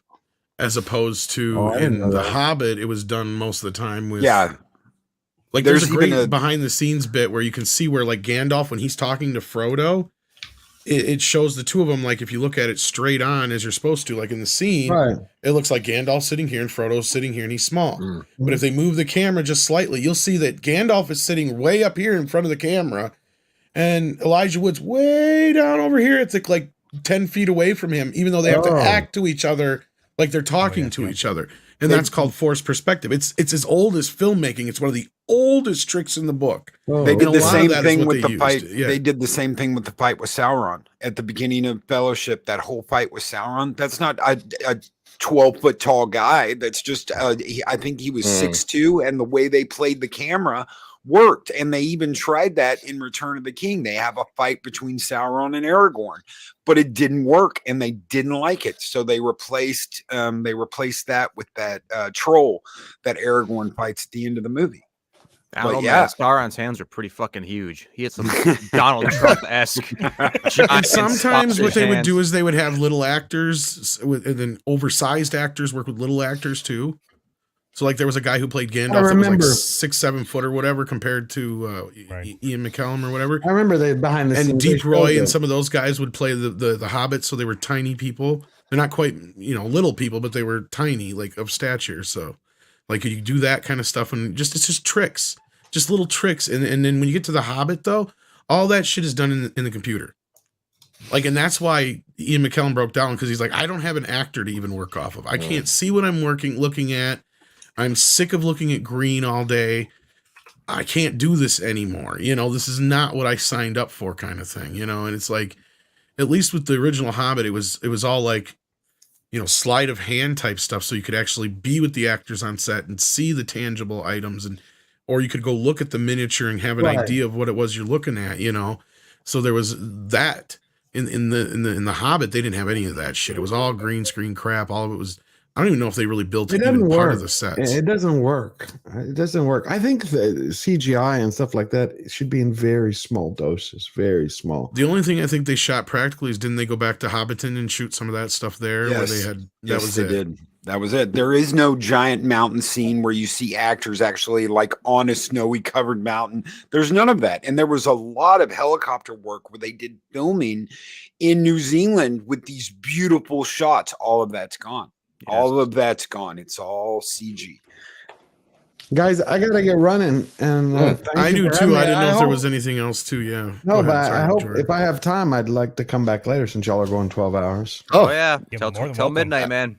George, it Thank was you. absolutely wonderful getting to Great meet to you, meet George. you. I love you guys. I listen to y'all all the time. Well, George, George, hang to on again, finally meet George. you. Absolutely. God, I miss you, Real Tom. soon. We haven't. Yeah, absolutely. It's been great to meet you, George. Thank you so Yeah, much for coming hey, on. super Thank nice to you. meet you, George. Come back later. Absolutely. Thank you for allowing me to come back later. All righty. Catch you Thanks, later. George. Take care, See you, bro. George. Happy New Take Year. care, George. Happy New Year to all of you. Yes, Happy New Year. Happy New Year. All right. Yeah, I got about 5 minutes or so left. I know you guys said something about showing me something or other. Oh yeah. Okay. All right, real Uh-oh. quick, if you don't Got mind, we're gonna do a little little fuck, marry, kill. Okay, this is all for you, God. man. All for you. Wouldn't it be fuck Mary Pippin? No, I mean, Well, in an ideal world, but Okay, you gotta fuck, marry, kill one of them. oh Lord. and we need reasoning too. It can't just be okay, this, and this. Well, Judge Dredd here, I'm gonna kill him because he looks like he's trying to kill me. True. And That's then, choice. yeah, I know, right? And then, Smart. this is King Theoden here in the middle, right? That's his name. Yep. Yes, it is. I'd marry him. He seems really. No, I'm just kidding. I'd fuck him for his money, and then of course I'd marry her. Okay. Hey, that's valid. Yeah. It made too much sense. Listen, it was so quick because it made so much Anyone's sense. cute, so Yeah. Okay. Okay, Well I'll done, keep keep her that. around. I wonder Yeah. how much money Theoden really does have. You know, I mean, his kingdom looks like it's seen better days. I'll be honest That's about true. that. I mean, I'd also kill Aramar, and but what I would do is I would marry Theoden because then I get to be queen, right? That's a good point. I was just fucking thinking about that. I was like, shit. And he's Good about to job. die anyway. He's about to die. He's gonna You don't die, have and to- then You still Eowyn's have to right there consummate anyway. the I'm marriage. settling for the milk when I could have had the cow. That's right. Yeah, exactly. And Yeah. even if you're still in, Wormtongue mode, you still got to consummate that marriage. Just saying. That's true. So prepare yourself, Zax. It's queen time. Satisfy your king. You know what? He, We're not he wakes Zoomers. up. We've done dirty jobs before, so you do what you got to do sometimes. $20 is $20. He wakes up at That's that right. worm tongue state and looks up at you and goes, "I know your face." There's a Oh reason why it's shit! called worm tongue. And Oh What do you shit! think? Okay, well, Tom, that's all we got for you. Sorry, we had to do a really? little That was immature ending. Oh, you want to do another one? I can. I thought at least All one or right, two. all right. There you go. Oh boy. Oh boy. Which forehead do you want the most? Right. Well, we're gonna kill Elf Boy on the end there because I can't remember his name. I think it's Halder. Is it Halder? Whatever it is, Alder, he's yeah, pointless. Yeah. Elrond I respect, so I guess I'll marry him. Much like the last choice. I mean, Uh-huh. I'll instantly become like a queen of the elves. So like, good That's gig, true. good gig. And then Liv Tyler, I mean, Flip what else am Tyler. I gonna do with her? I mean, shit, pretty obvious. These elves are immortal, right? Like, this is a forever kind of deal. This marriage, like, there's no getting out of this one. That's true. That's a good point. I don't know. Elrond was like a black pill the whole time when he's talking about marriage with Arwen in there. He's like, "Don't you understand? You're gonna live forever, and you're gonna be on this earth just like moseying around with no, dick to ride." He's like, "Come on, you gotta go to the grave." Yeah, that's not good. Doesn't bode well for you. I almost feel like Elrond's gonna kill you. Yeah, I guess it gives a whole new meaning to I don't want to miss a thing. So in that case, I guess I'll marry Arwen. And... All right. You guys can't Good talk about this choice. stuff. Yeah, Loki. Oh yeah, I'm good. I'll agree with Tom. We'll kill Haldur on the end, and we'll marry Liv Tyler and fuck Elrond. All right. There you go. I'm I gonna bet kill you he Elrond. does magic tricks too. Oh, he does. He does. He does. Yeah. I'm gonna So kill at least he'll Elrond. make it entertaining. Yeah. How many dicks am I holding up? Liv. And if he's the kind of Elrond we've seen in the One. Rings of Power, If that's better for you, man, that works more. he might quite be the bottom. He would Oh, like. He got some experience on the bottom for sure. Yeah, That's true. He'll show you his mithril too. He's a Never before has anyone bottomed out here. Oh my! he's definitely a switch. Well, yep. There you go. I mean, if you kill Elrond though, when you marry Arwen, then don't you get to? It's all about social climbing, right? Yeah, you No? would eventually, I guess, because if you can kill him, I mean. All right, you said one or two more, so let's do one more. All last right. one. Jesus. Last one. This is a tough one. Like Christopher Lee's looking at like you, like you better make the proper choice.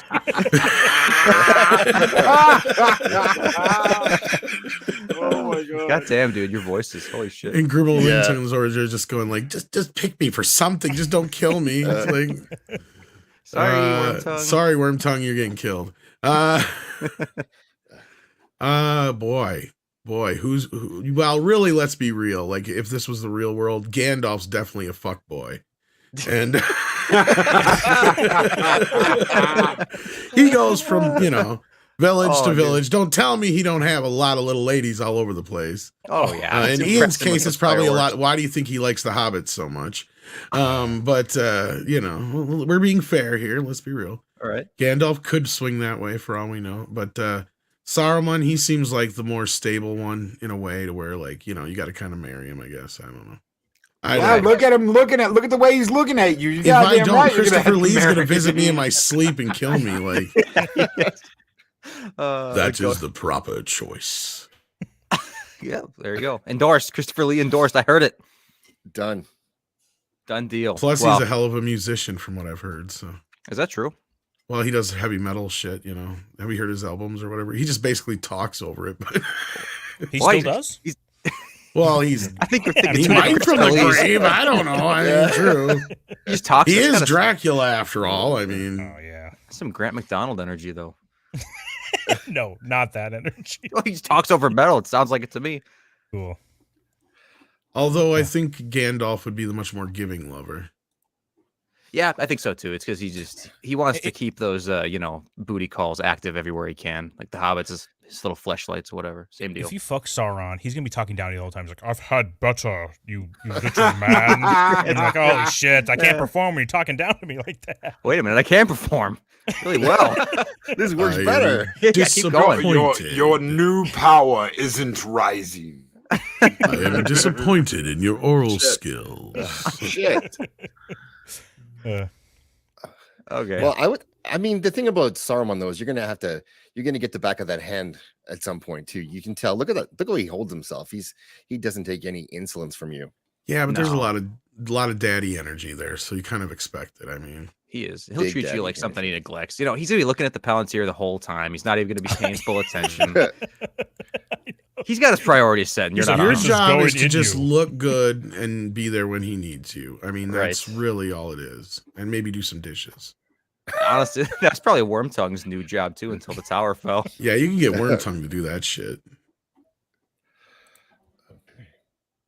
Well, Tom, thank you very much for coming and hanging out. All right, with us I for think so that's long. enough. You I didn't have to choose a hobbit, which is strange. Because do you want to choose a hobbit? Well, I mean, it is kind of like a midget. I mean, choose a hobbit. Oh, we got. You had to give me a choice between two of them. Can I just take the two and kill the tree? No. Well, I'll marry one and fuck the other and burn the tree down, I guess. Because by the time the tree says no, don't burn me down, he'll be already toast. Yeah, true. I'll marry Mary and Pippin.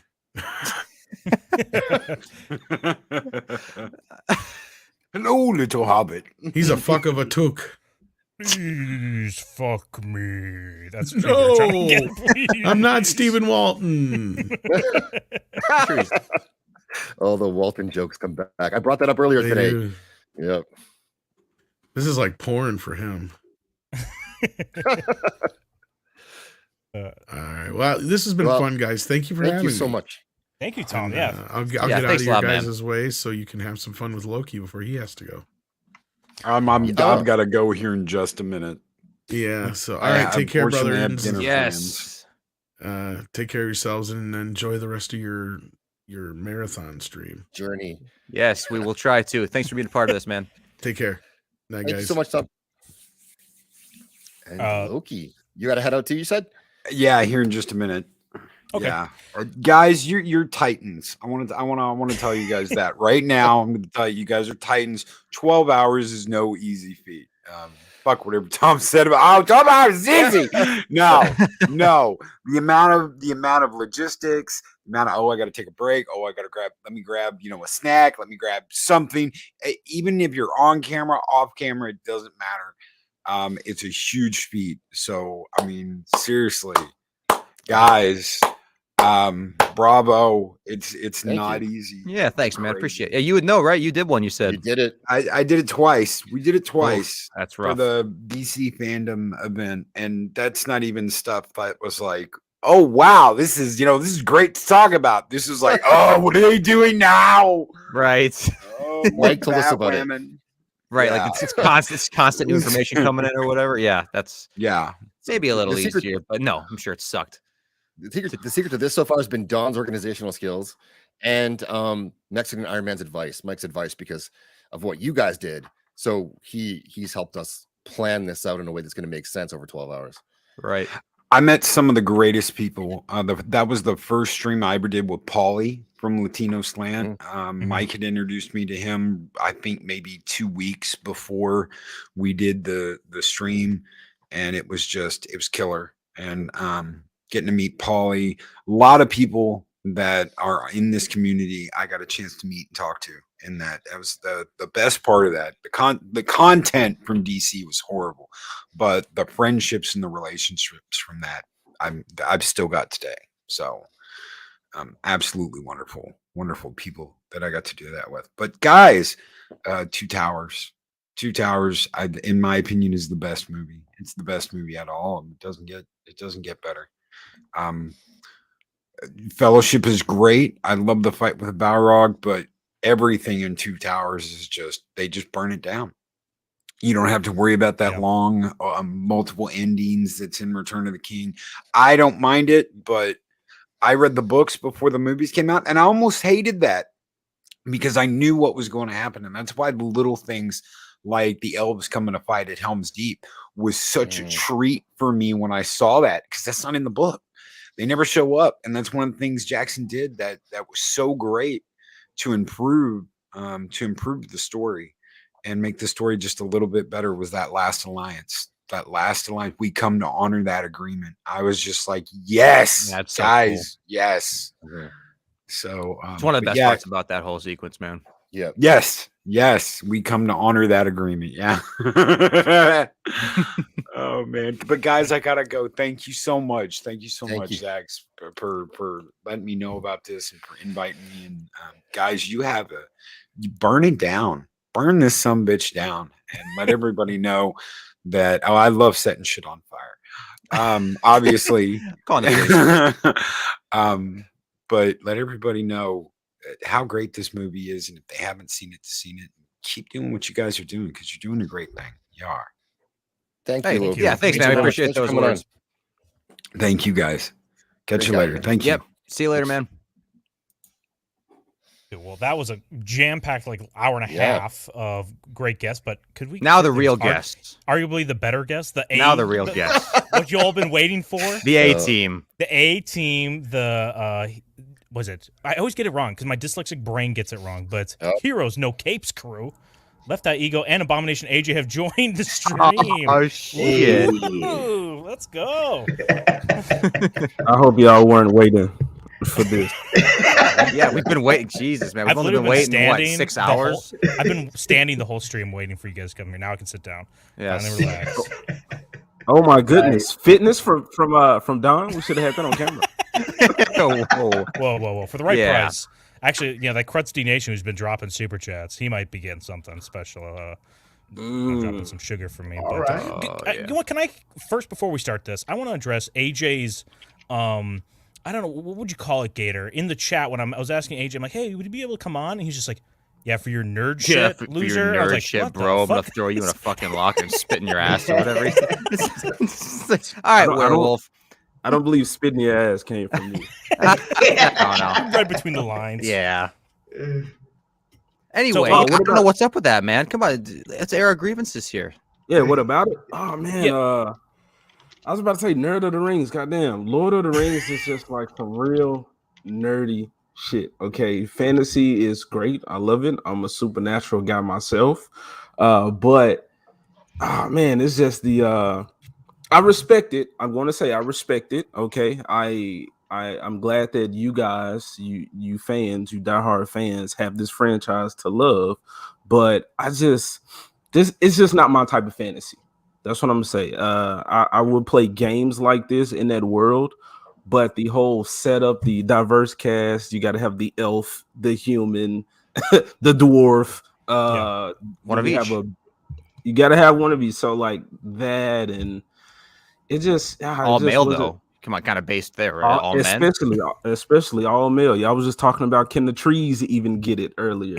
Right. Spoiler alert, they can. Yeah, but this is the first time it's ever been done. That's the only reason why I think I kind of pushed back on that, because before this, they didn't do this, like the one of each. It's after this basically set the standard for it.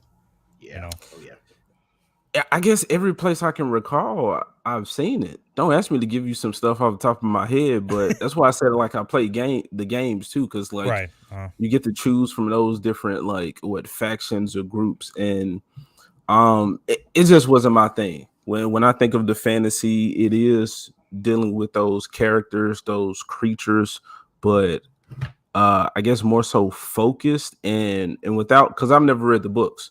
So just looking at the movies, it was just like, okay, these dudes from different places, now they're thrown together to go on this mission, which was cool. It was cool, but there was nothing in it that was very like epic for me. All of it was cool. It was like there was no shit. Like I love this character. Except I'm kind of lying. What is his name? Strider. Yeah, Giga Chad Strider. Okay, yeah. So I can admit that because my wife, she's really into it, and every time I watch these movies, I fucking fall asleep. And I'm not trying to talk forever, but you just asked me to basically give you my reason why I'm shitting on this. Not exactly. I don't want to make anybody mad. I'm not shitting on it. I respect it. It's not for me again. But the hero's journey, again, I can see how people would love it. It's just the guy with the ring does nothing. He's basically like you've given a fucking mouse. Exactly. He walks with big feet, so he leaves a big ass trail. Right. That's awesome. I gotta find this guy. He went this way. And then there's 4 of them. So it's like you got these 4 useless dudes. I was just watching this movie and bro almost died over salt. And I'm just like, look, bro, I need more wizardry. I didn't get that from Gandalf. We was talking about the horse. Look, the Mr. Tickle Trunk, like they gonna go off on me, but Gandalf had this regular horse. It wasn't a unicorn. It wasn't Pegasus. It was like the god king of all horses. He said, Yeah, like, check this out. What This is the king of horses. It's the best horse you've ever seen. It's the fastest, the strongest. He's the fastest, yet he was like traveling with the rest. Like there was nothing. He didn't want to show off. He could have went further ahead and was like, "I see them," or some shit like that. Look, stop me! Somebody stop me, bro. Ego, what'd you think? Come on, Ego. Rewatch for the stream. So I have to give y'all a quick backstory because up until Monday, I ain't even seen Lord of the Rings 1, let alone Dark Towers. This is great.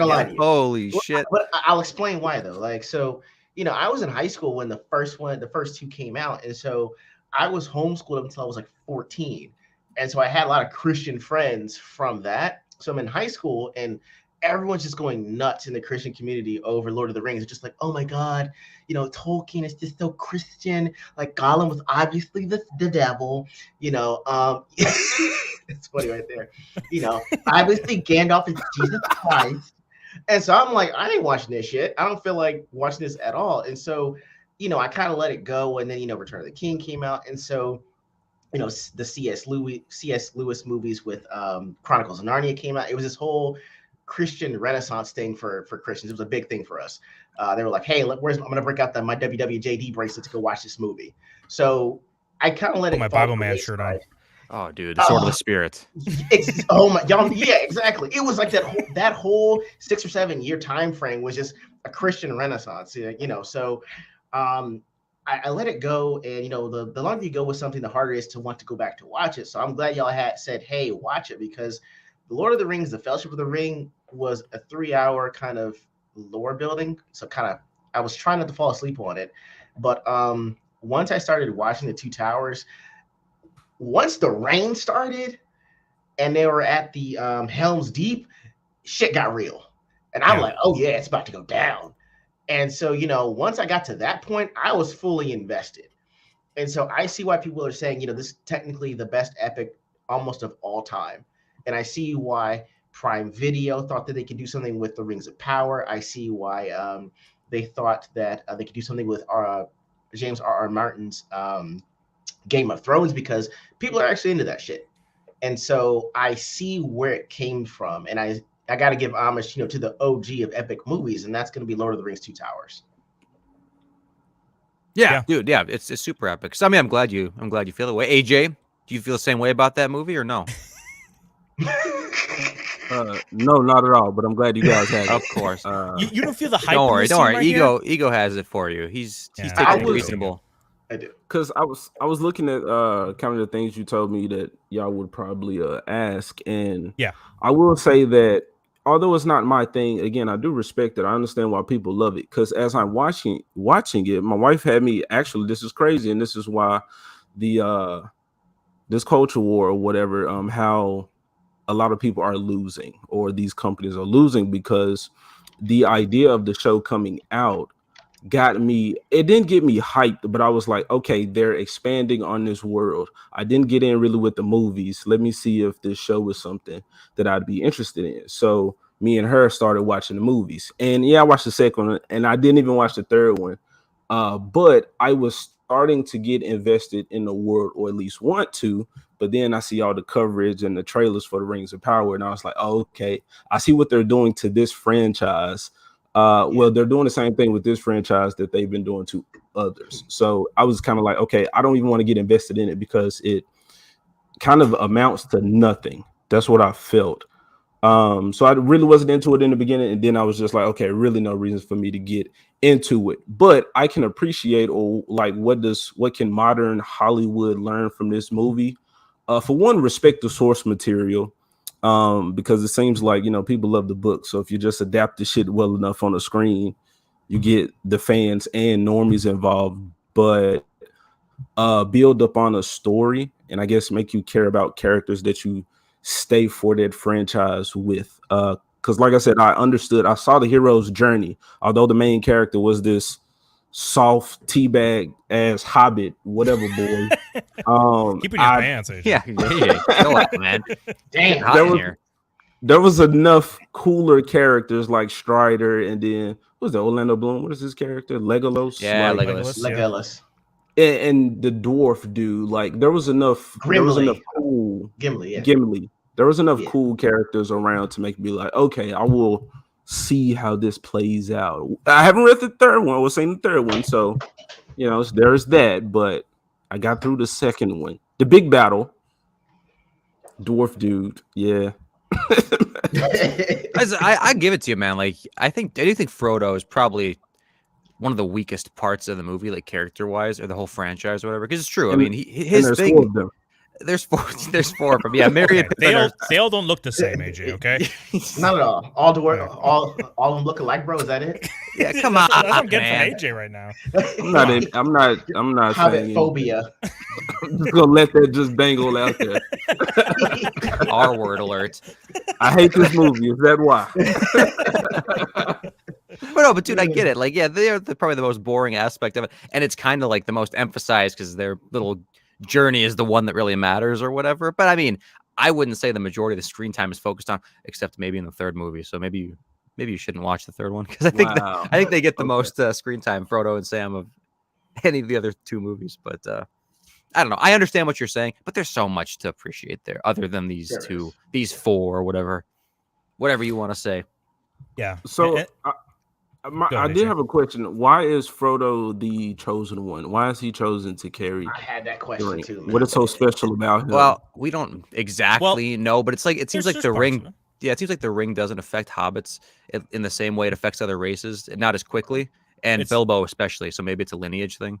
But it's also how you obtain the ring. If you take the ring, yes, out of that greed, too. kind of like we did with Gollum, it affects you differently. And Frodo kind of just gets dropped on his lap, and it doesn't seem to affect him nearly as much. And it kind of we see how it tempts wizards, men, elves, with Galadriel. So you see it there, and for some reason these kind-hearted, weed smoking hobbits.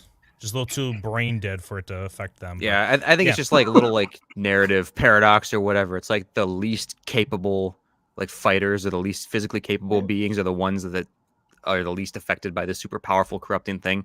It's it's just to make the story a little bit more difficult and interesting, I guess.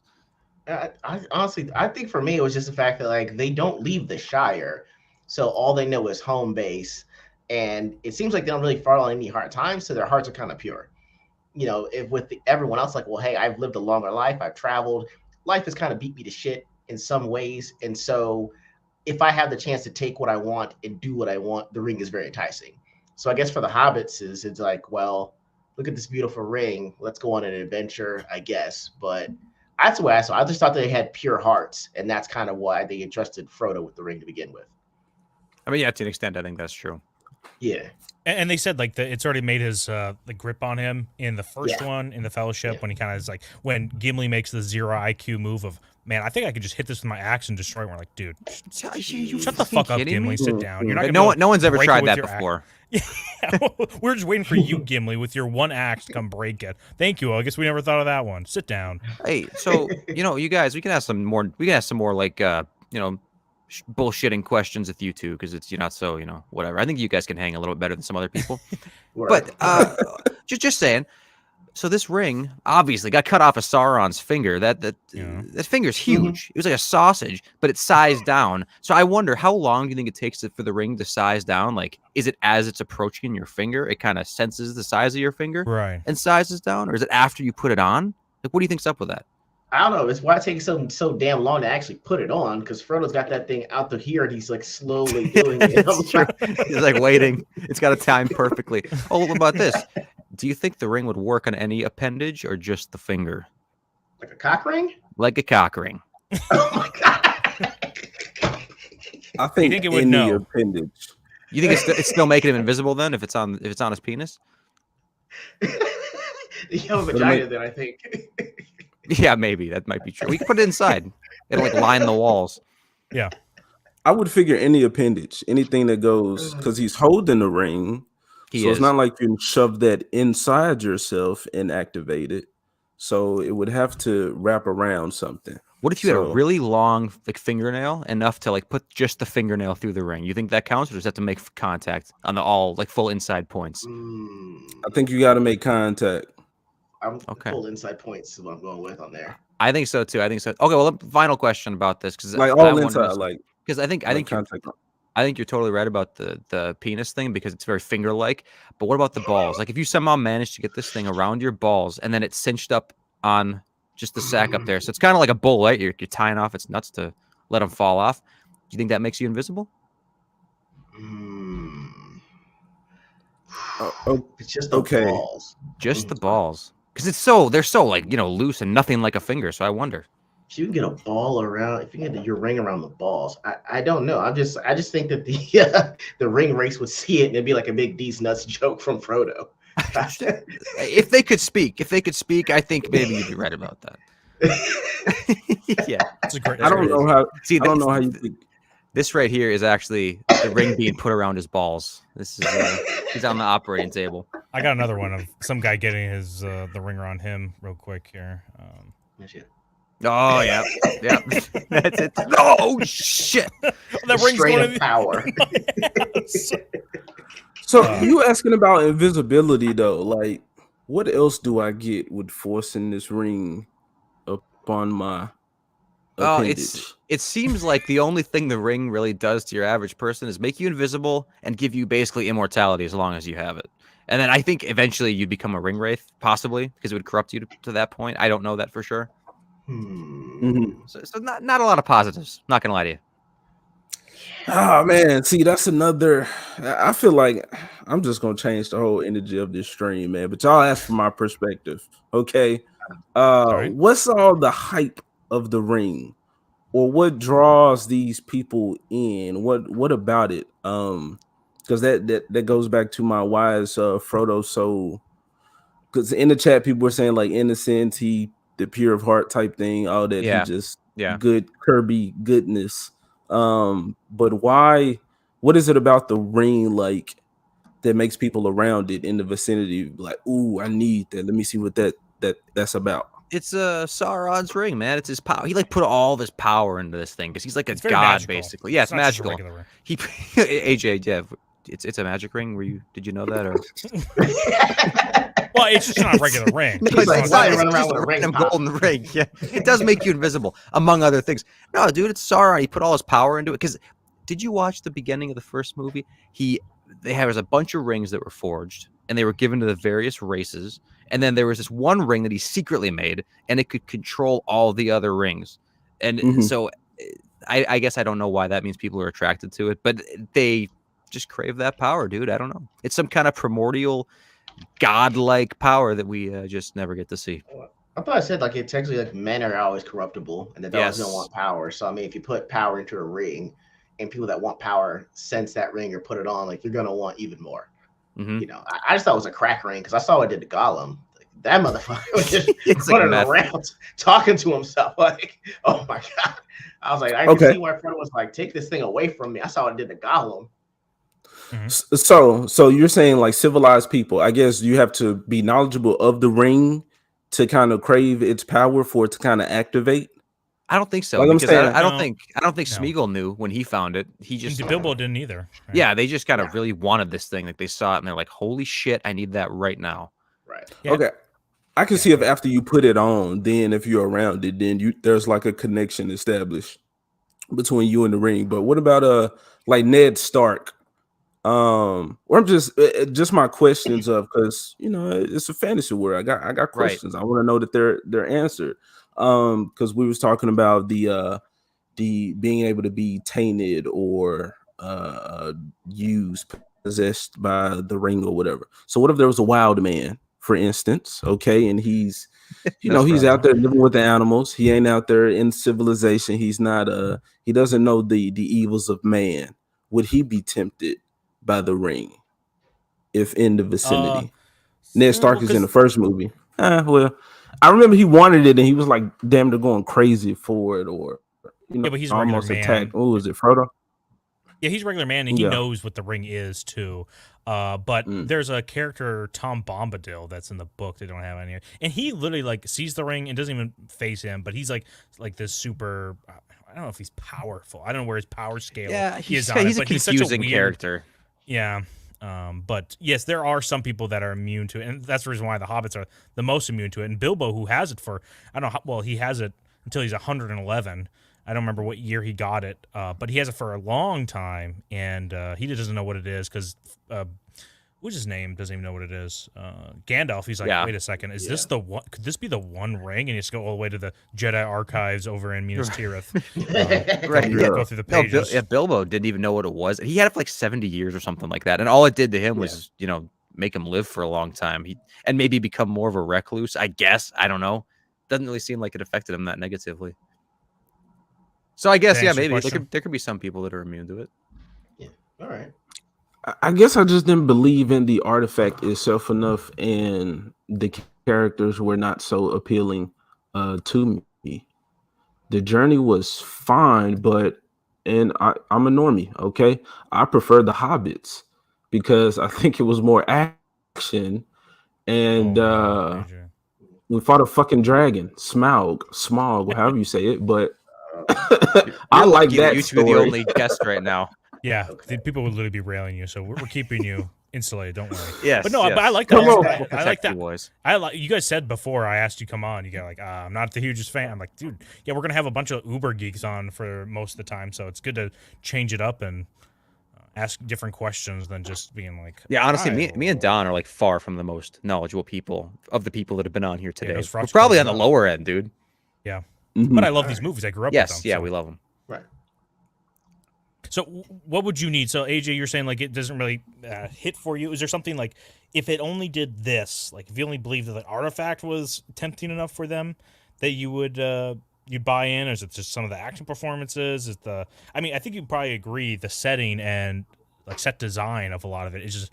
I don't know if you will agree, but I will say this: it is nearly perfect. It's an amazing world they've built here on screen. Yes, it is. And any other answer is shit, and I'll kick you from the stream if you say it.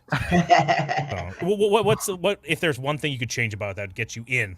What would it be? What if the ring could let you shoot lightning? Would that help? Or turn into a wolf? Yeah, Turn into a wolf. lunar control. If I guess if there was just more to the ring. Because like I was saying, I guess I just didn't believe in the artifact enough of if I already don't care about the main character, and then you give me something that this artifact, this crazy strong thing that is tempting everybody around it. This one character who I already don't care about in appearance, for one, because he's a human just with big feet. So he's not different enough to make me.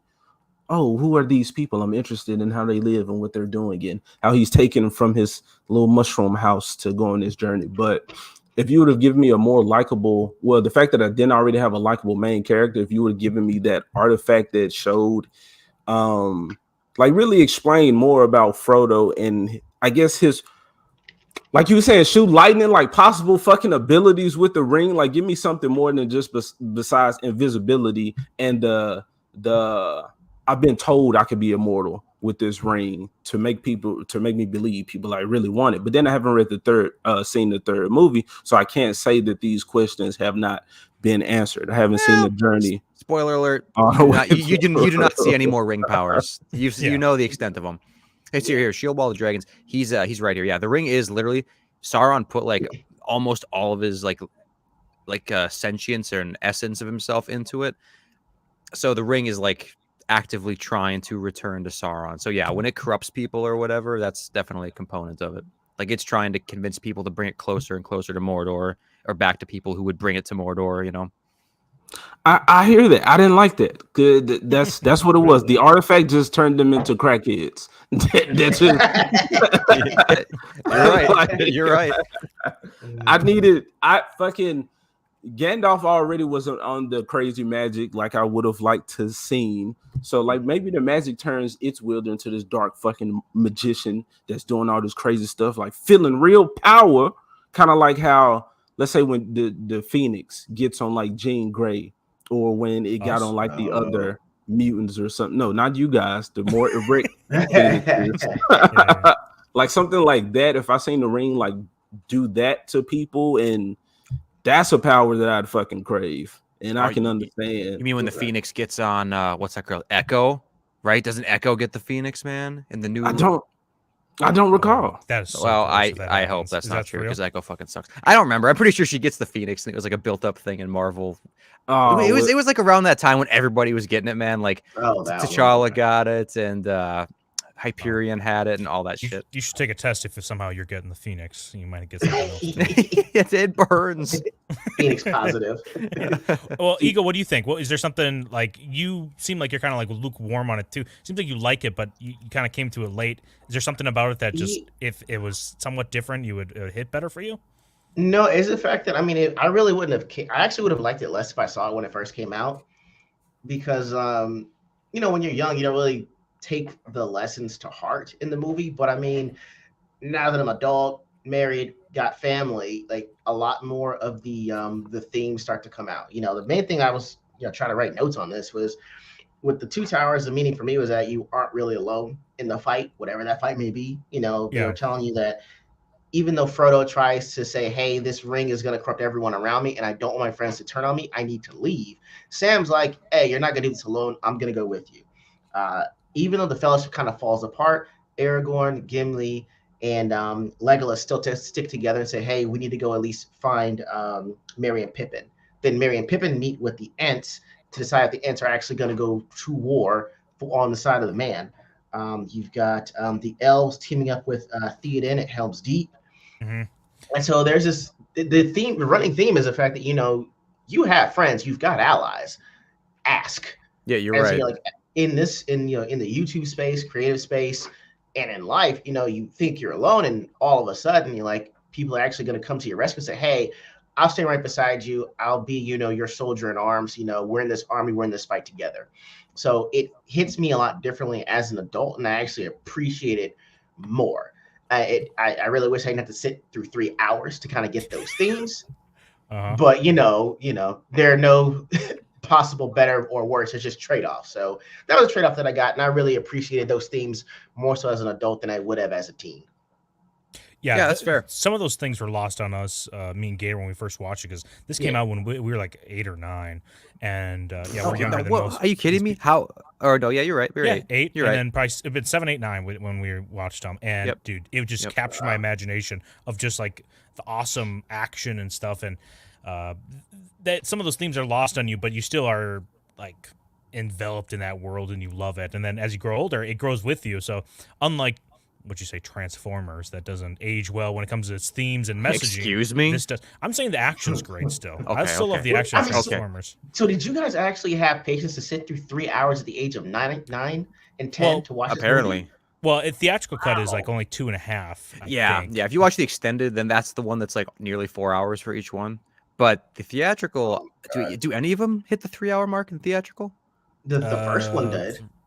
The first one was 3 hours. Yeah. Okay. Well, that could easily be. But I mean, when I was, in 2005, so we were like 10 or 11 at that time, I remember seeing Revenge of the Sith in the theater, and that's like almost 3 hours, and I was loving every second of it. So I don't know. I guess if I'm into it, yeah, absolutely. Well, so Ego, it's good to hear. It sounds like this movie's maybe like your second or third favorite movie of all time. Hasn't quite hit that number 1 spot yet. AJ, I think's a lost cause, but I do actually agree with it. I do agree with AJ, dude. If there's one thing that I could like add to this, like stimulus wise, because the third movie, in my opinion, is the worst one. It doesn't quite live up to the other two. Yeah, it's just not quite. It's still really good. But I do agree with you, man, especially after Gandalf comes back as Gandalf the White. I do want to see a little bit more magical feats from him. Just a little bit more, something special, but we don't really see it at all. We see him flash lights quite a bit, but probably the most powerful thing that we see him do was resist the Balrog in the first movie still. So in a way that sucks, but I don't think it's that bad. I would prefer more of it in the third movie only. Too much of the magic kind of takes away from like the struggle of men. It does, in this world, which this is part of what's so cool about this universe that Tolkien builds, and you really don't get this from the movies, but there's so much magic at the beginning. It's fading away slowly. And this is like the last stand for this world before the Fourth Age, which I think basically all the magic is gone, and then we start slowly turning into supposed to be our world, but it doesn't really work because like the map doesn't make sense or whatever. But it's supposed to be like kind of like a mythos kind of leading into England. But yeah, it's the last stand of men against this supernatural force before it fades off. So they're telling. They're letting you. I know they were saying the age of the elves was ending anyway, so I didn't know what age we were supposed to be in. I didn't know if we were like in the age of the third age. Okay, right at the end of the third age, right after the War of the Ring ends, is the fourth age. Which I there's little written about the Fourth Age. Yeah, Nosferatu. That is true. And again, this is just me being like so used to these action-packed things now. And like, dude, I grew up on anime, like of course Dragon Ball Z and like Yu Yu Hakusho and these classic like characters training and getting more powerful, and seeing these pivotal moments where somebody does this one very impressive feat. So to see Gandalf evolve, it would just be cool to see him do one thing. I don't want him constantly running through the battlefield like Thor in Infinity War, and lightning striking every single orc. Yeah. I don't need that or anything, but I don't know. I want that. To me, some of the coolest parts of these movies were the little subtle magical things that Gandalf did in The Fellowship, like when he uses the black speech in Rivendell, and the environment changes and his voice is so deep and boomy. It's just like, that is so epic, and I wish we got more. Even if it's just more of that, I wish we got more of it. Okay. I think I have a fill in the blank. I don't know if we did this one already, but I want to hear what you guys have to say for this one. You guys ready? Yeah, go ahead. Let's do it. All right. What about they? They don't need those. Did you get that? You want to hear it again? Yeah, one more time. What about they? They don't need those. Yeah. What about their blank? They don't need those. Any guesses? You mean like ask me if you know, or do you want to joke and fill in the blank? We'll do both. Both. I want to test your guys' the knowledge of the film. I know what he said. He was like, "What about their feet? They don't need those." Legs. Oh, legs. It's legs. Oh man, ego. Damn it. Close. I like Nosferatu. He says tits. If you would have asked this to who was it? The other two, Frodo and what's his name? Sam. Yeah. Oh yeah, he would have said, "What about those tits?" You don't need those. Oh, he wild. I like this dude. Cruel and unusual. What about their shekels? They don't need those. Shekels. Yeah, it looked like dicks though. Their toes, yeah, that works too. Don't need those toes. I thought it was toes. I couldn't believe I missed that one. Here we go, Lady B with I like the fireworks. Cool, Lady B. Yeah, thanks, Lady B. Hey, We like up, the Lady fireworks B. too. You're a movie behind. Yeah. Let's see here. I got another one here for. We were just talking about Sam. I don't know if we've sent this one yet. We did one similar to it, but here we go. Potatoes. Boil them, mash them, stick them in a. It's so aggressive. Okay, yeah. One more time. Potatoes. Boil them, mash them, stick them in a. What are we doing with these potatoes, boys? Gollum was my pot. It wasn't cauldron. I know that. Well, think about how aggressive though it is too. It's got to match the energy. Boil them, mash them, stick them in a.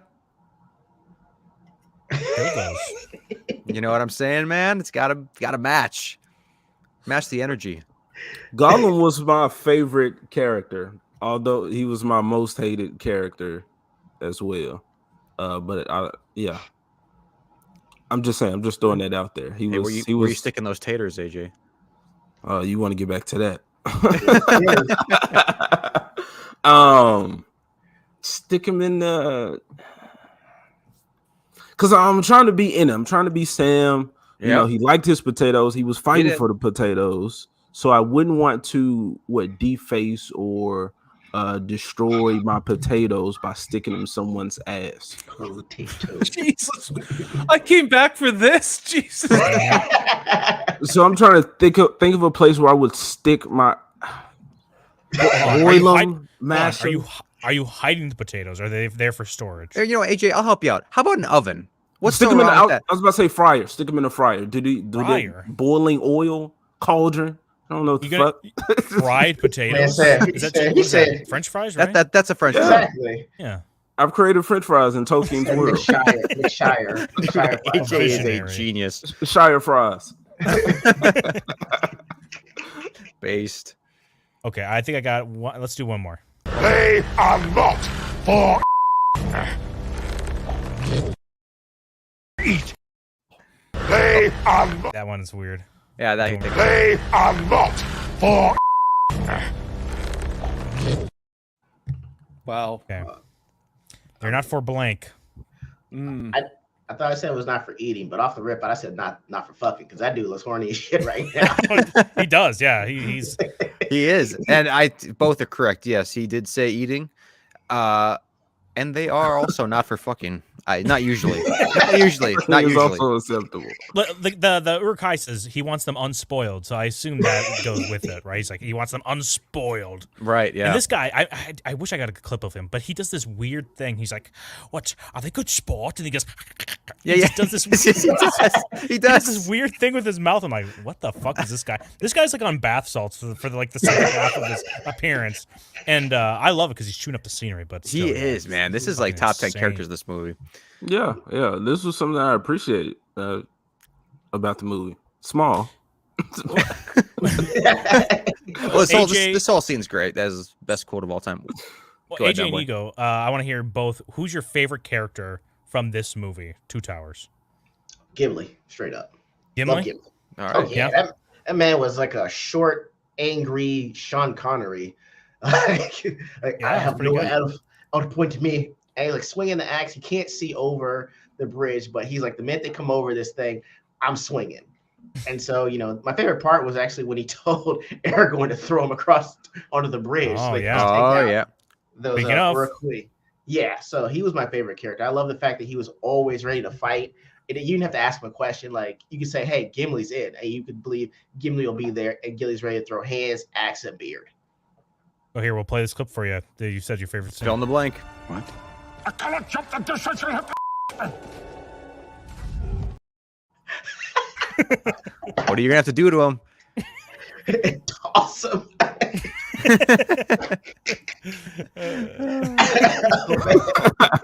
You're gonna have we had to. some good.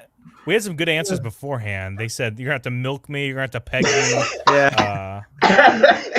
But the best part of it is when Gimli's like, "Don't tell the elf." Like whatever you do. Man, you gotta make it make sense. It does make sense. You gotta. You're gonna have to strap me in or something. You're gonna have to. It's gotta end with me though. You gotta feed me. You're gonna have to ride me. Here we go. You have to nourish me. I'm Peg lost. me. Peg me. Hold How on, is- fart me?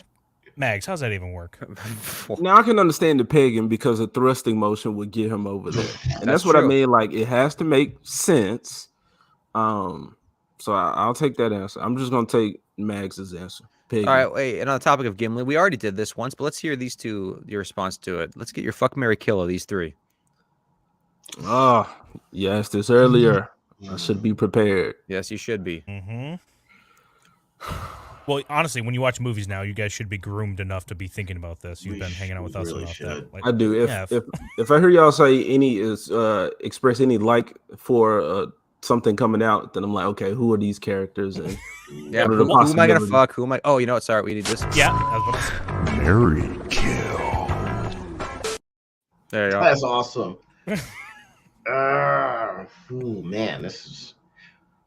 Boy, okay. Yeah, you can have it. You can have it first.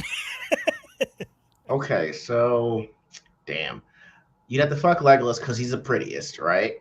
You have to marry Aragorn because you have to marry the king. That's a level up in itself. I don't want to kill Gimli, but like that's what I'm left with.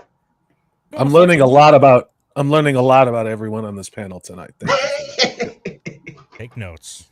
You just learned about me through ego because I completely agree. Can I just say hey to AJ, man? It's good to see you. You know what I'm saying? And left eye, it's good to see you too, man. What's up, man? It's nice to be here with you. Yeah, chill. Sorry, I didn't mean to interrupt your little romantic dreaming. No, it's all right. Listen, I'm not enjoying this. No one's seen I do the reason feel here. that, No yeah. one wants to fuck Gimli for some reason. The fuck is going on? Bro, this underground, he's full of dirt and just this is great. Hair. Yeah, but the man's been climatized to love things that look like men. Right? He talks about dwarf women, basically interchangeable with men at this point. So yeah, they have the he's same not amount of gonna look hair. at you and he's not going to be like probably like Legolas. He's been like, I've been with prettier people. It's like, yeah, it's like Gimli. You're probably a dime piece. Would you rather go into that situation with Gimli more into it than you, or with Legolas less into it? That's true. No, I want Gimli bringing his A game. Look at him. He wants the meat and he wants it now. Or raw, whatever. Yep. That's true. But see, if Gimli wants it that much more, it might actually go a little bit quicker. Because if you have to work up Legolas, get him in the mood, like convince him, that's gonna be a whole process, man. That's true. That's very true. Bro, Yeah, he's an underground caveman, mind man, whatever. I'm pretty sure they don't practice lube. He's going in. It's conjecture. You have no idea. It'd be like war, bro. He's ready. Gimli's got that dump truck, and you can't underestimate that. How can you mute it? He's dumpy in the back. Dumper. Yes, he drops it to the floor and looks back at him, man. It's crazy. Exactly. Well, we just focused on him. Come on now. You got this pretty boy, black-haired king right here. What is he half? Is he half elf? What is he? Some other kind of he's a man. He's just a descendant of a specific little kingdom of men that live like twice as long as the average man. Like Canadians. So there's some magic Right. over there. Yeah, except Canadians fucking suck and Numenorians are badass. Not true. We're amazing. Oh man, he's back. Yeah, I'm 90 years old. And we could tell. Yeah, I know. when the light was out, we could tell. Now, not so much. Don't worry about it, man. You look good for 90. Thanks, man. Appreciate it. Appreciate you guys. So you didn't burn the place down? That's good. No, well, we were talking to probably the most dissenting views so far we've had on this panel when it comes to this, these two movies, or not these two movies, but for the Two Towers and the films as a whole. Yeah, they're like, I don't get it. I just don't understand why the ring, why the elves, why the hobbits. I just AJ's like, they all look the same. Wow. AJ's like, I see color. I do. I'm an artist. I love color. Yeah, I guess. So Amazon's right then. Yeah, they always have been. Mm-hmm. Okay, fair enough. Hey, at least I learned something today. Yeah, in Canada everything is black and white, so it doesn't matter. Yeah, just like your prime minister's face. Exactly. No one even cares. It's fine. Sometimes it's white, sometimes it's black. That's right. And red. Wild animals and shit that fuck you up. Well, there's wild animals. You guys have wild animals too. Some of them. There's some by salty even. I've heard. Oh yeah, we got all kinds of shit. Yeah, but you're closer to Alaska. That's the real wild.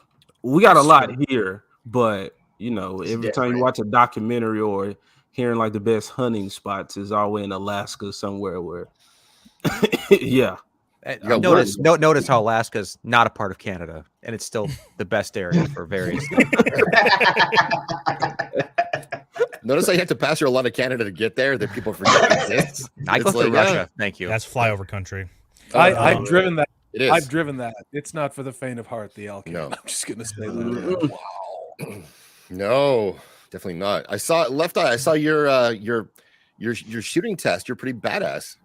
Oh, thanks. Actually, I wasn't even a test. My wife surprised me and took me out to this ranch. And they're like, hey, they have an outdoor range. And so one of the guys was showing me how to do a tactical reload. And I'd never done one before, but I mean, it was completely badass and a lot of fun. I'm definitely doing it in the future. So, more of that to come, hopefully. I'm smashing Sarah Palin. Oh, dude, we all are. Yeah. Get that out there. Nasa know how to get me, man. What, is there a line for me right now? Yeah, I didn't know about it. I got last. In Alaska, on a moose pelt. A moose pelt with the horn still there. Oh yeah, I want the head of the moose though, turned around and looking back at us. As long as it's not Bullwinkle, man. As long as it's not Bullwinkle, bro. Yeah, the moose head is detachable. You can put it on. Dude, you know how heavy moose antlers are? You're gonna regret that, man. Those antlers are like 100-something pounds. All right, I'm done. Oh man. Hey, poll's made. I love how AJ pretends like he's like, man, I'm just a victim of these flacids, like getting everything sexual. And as soon as we get into it, he's all into it. Yeah, he's like, hey, so Don Gator, what do you guys think about fucking Sarah Palin while Moose is staring at you? It's like, I don't know. We think it's okay. It's like, stop making everything sexual. I had commented one time, and I was like, what is this community? You a part of it. And I don't think I could even respond. It was like, well, yeah, it is. Smash or pass.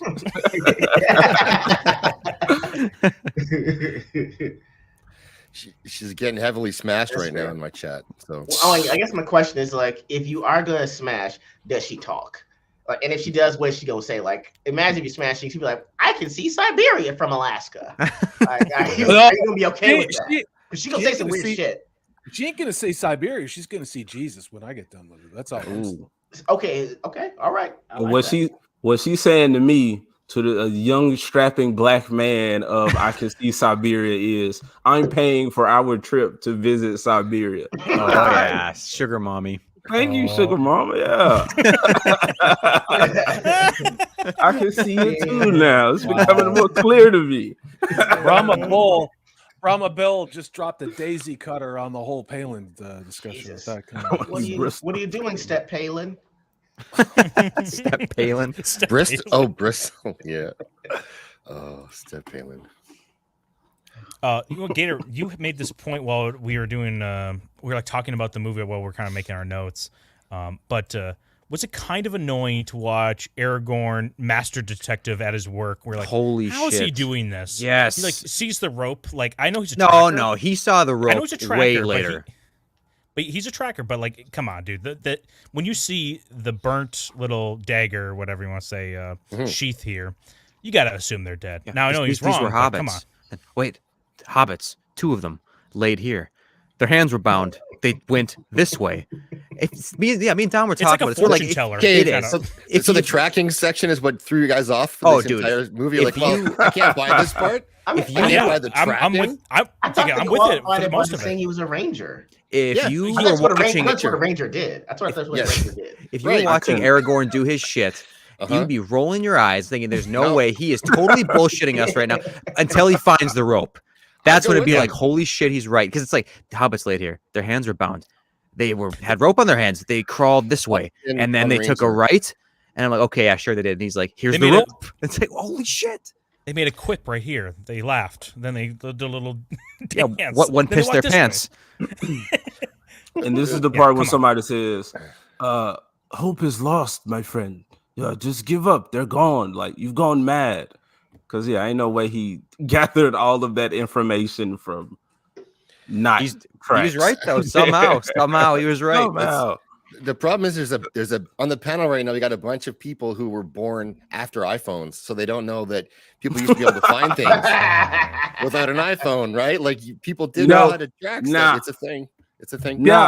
Nah, Zach, because Prey was bullshit. All right, I spotted all the issues. Oh, boy. Don't watch it. They're terrible tracking. She's the worst fucking Indian I've ever seen in media. So no, I can call some shit out. And even though Aragorn, which I like to say Aragon because I like Aragon, shit on me more. That goofy ass looking dragon, man. Yes, I like that blue Saphira flying through the sky. He looks like those toys you got at the store where you could put your hand in, those rubber dragons and make their mouths move. The dinosaur movie.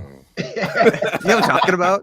That boy and his animal Shelby AC, character companion. I love it. But yeah, man, it was just I call bullshit on this. He was not the stuff that he was saying, like they were bound. I saw it on the ground. I mean, I've hunted and tracked. I mean, since I was a kid. I'm not Aragorn, but it's just a matter of familiarity. You can tell by looking at the ground where people have walked, what animals have gone by. You can tell the size of the animal that's gone by. I'm not shitting on anybody who's under, my very ancient age, but it is a skill that does exist. No, I've hunted as well, and that is true. But the extent to which this is, 2 hobbits later here, they crawled with their hands bound. For sure, their hands were bound. Okay. And then, you know what I'm saying? And then their hands were cut, and the rope's over here. It's like, wow. But it's also because the Rohirrim and the Uruk-hai, there's so many of them, like running around doing everything. That's where it kind of was like, I feel like it would be everything would have been like flattened. It would have been really like, and plus the Rohirrim like cleaned up everything. They really organized things. They grabbed all the bodies, moved them, burned them. No one stepped on this area where the hobbits were as they were moving the 50 bodies to the pile. Yeah, that's what I'm saying. Like, the impressions that could have been made by their bodies, especially their small bodies, and then like moving with their hands bound or whatever he said, like that would easily be covered up by everything else that was going on. And I don't know. I never tried to cover something like that up. Have you? Okay. A few times. Don't say anything unless the lawyer's on. Yeah, they're hobbit-sized people. I don't know if they're hobbits. I don't usually leave a trace, man. DNA trail. Yeah, ask Sarah Palin.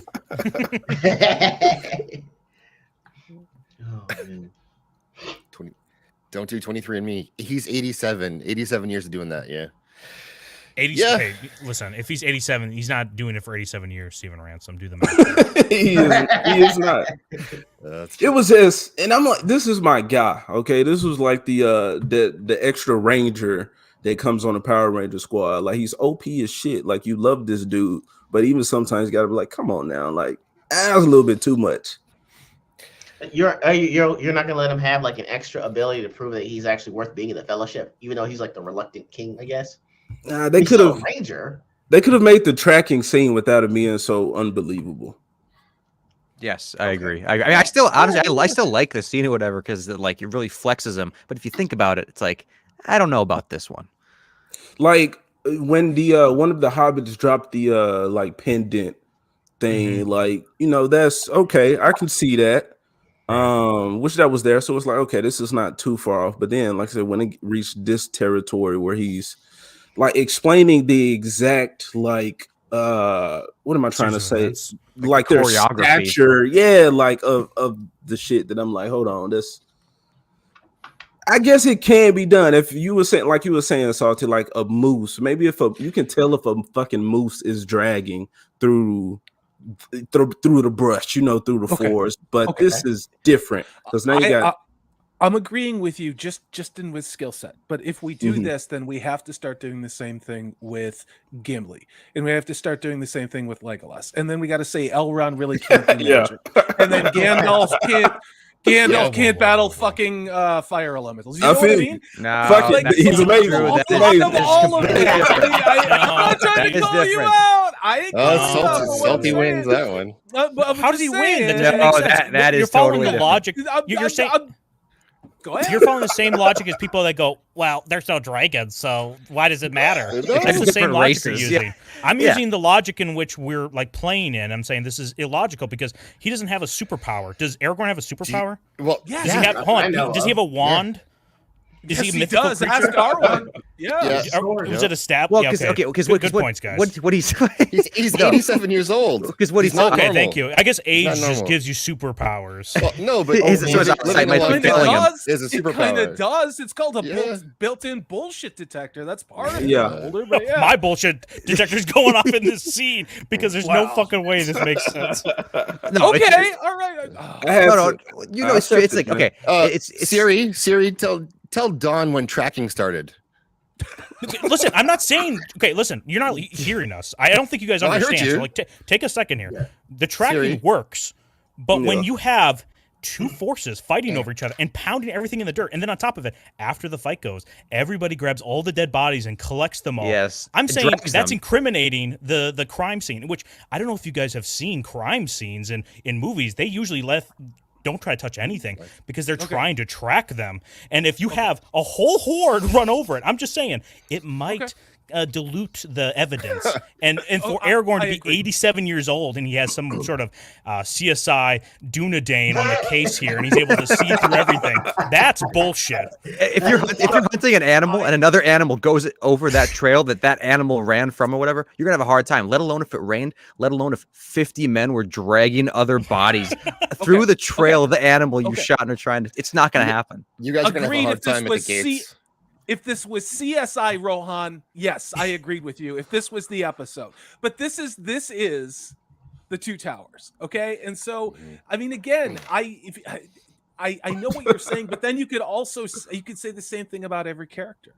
I think this is one of the best scenes because it harkens back to what Aragorn has been doing with his life, which is fleeing his destiny and hanging out in the woods, doing exactly shit like this. You know what I mean? This is just a demonstration of his skill. We're being shown and not told that he's this master tracker. No, we're actually being told. This is like actually being told because he's narrating the whole thing and we're seeing nothing that's believable. So it's the opposite, actually. But and I don't mind that they're showing us that because I like that he's a master tracker and we see that when he's like he gets the pendant of Pippin that throws it down. So he's tracking them all. I'm good with all that. That's not a master tracker. Picking up a pendant does not make you a master tracker. Do you see where that pendant is? And you see the on the ground. Wide... Yeah. Okay. Listen, I got news.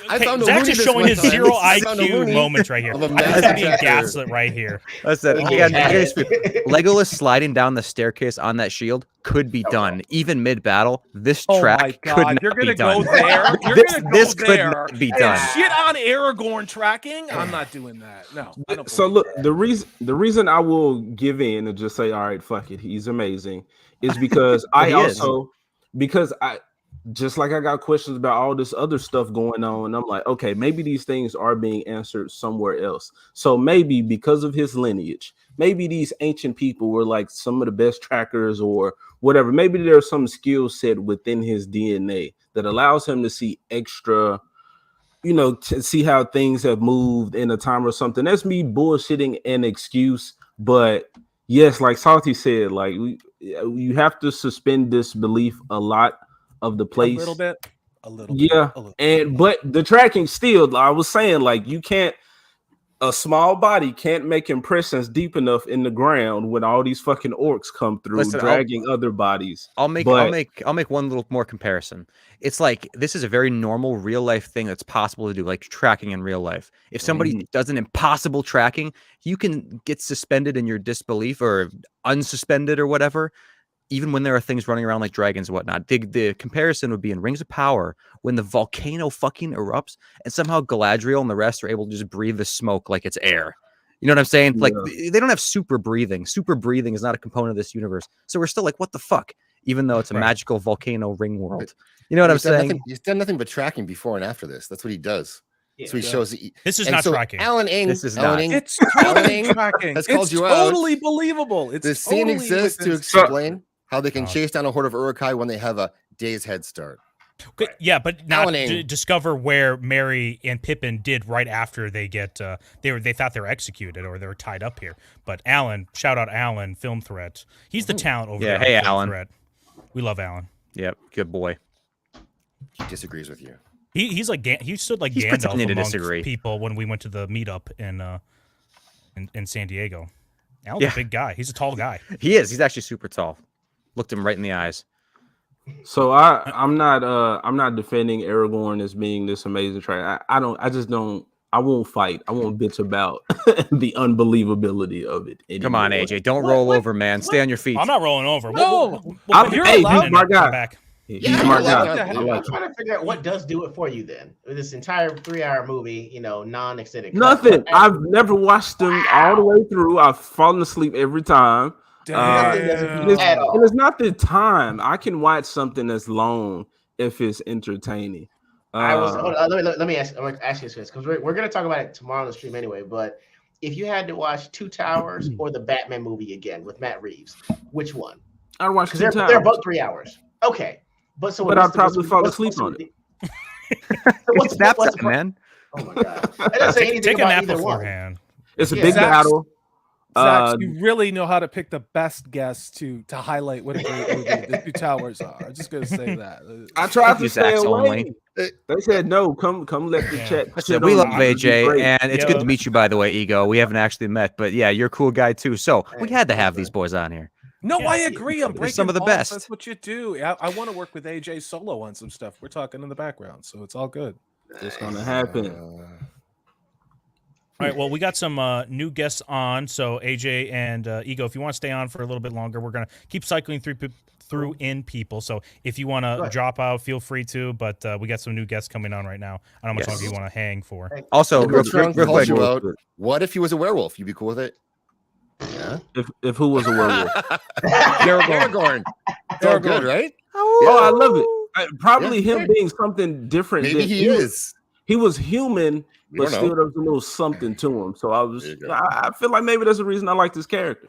Well, if he's tracking the scent, that makes more sense, honestly. Yeah. Hey guys, real quick, I'm gonna take a break actually. So if you want to bring a couple more people in, I'm not gonna be here, so that's one less voice in the equation for a while. I'm gonna eat and stuff. So I will be back. Something I gotta drop out too, guys, but I'll catch you guys later. Thanks, guys, for having me on. Ego out. Catch you guys. Oh man, see you go. Pussy. Yeah, let's talk. Wow. All right, well, let's bring all three in at the same time. Do you want to do all at the same time, or do you want to just one at a time, real quick? One at a time. We'll do one at a time. Shiwa Dragon is here. I don't want to keep everybody waiting. I'm trying to move them around. Hey, what's up, everybody? Thanks for having me on, How's it guys. going, man? Appreciate it. Yeah. What up, well, AJ? You've been in the How's it chat going? almost all day. What up, Shilwa? Yeah. Because this is good stuff. It's fun, hanging out and kicking it and whatever. So, but yeah, this movie is great stuff. Means a lot to me. So yeah, we can talk about that. All right. Let's bring on. Well, let's bring on all of them, then we'll just have them all. Just here, and then we'll ask them. So, also Stephen Ransom, the return of Stephen Ransom, my guy. He's back. I'm glad to hear your voice again, Stephen. Thank you, sir. And then also the man whose ball fan is on overdrive at this point right now, Roman of the Empire. Here, let me get you a ball for me here. How's it going, guys? What the fuck? I come on, everybody leaves. AJ wants to kill the fucking hobbits. It's chaos. It's chaos. I gotta go now. See you guys later. Dogs and cats. They need a job to come balance the force. Yeah. I got to say it right out loud. AJ, you are definitely the most contrary thing to come to this 12-hour stream since the beginning.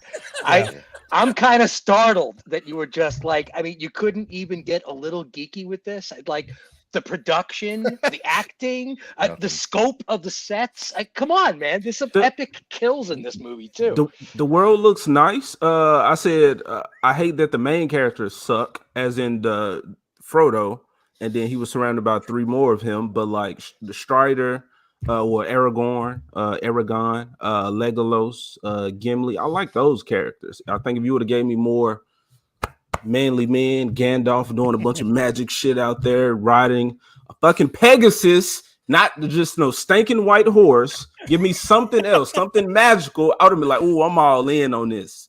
But it just little people.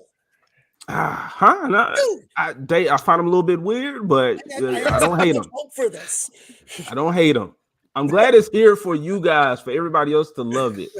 I'm glad this has opened the door for fantasy. I love all of that. But while I will shit on Lord of the Rings over here, y'all go hard in the fandom, in the culture war, and fight against shit like Rings of Power, for not letting y'all stuff be tainted. While I stay over here with Marvel and Disney, my little AJ, princess. Is there any fantasy that you do like? I think supernatural stuff would be fantasy.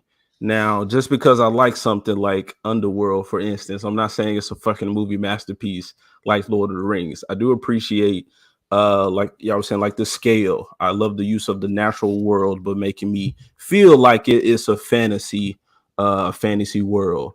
I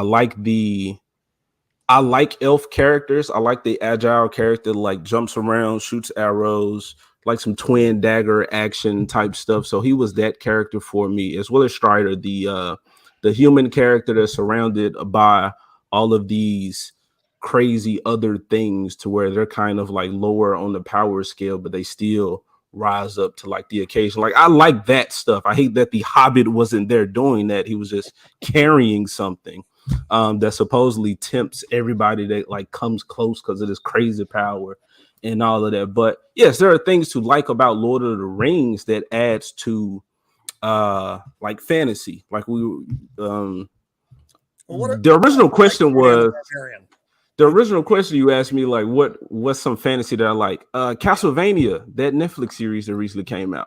I think that was a great fantasy series, but it wasn't a real hero's journey. There were things happen that they had to kind of, react to.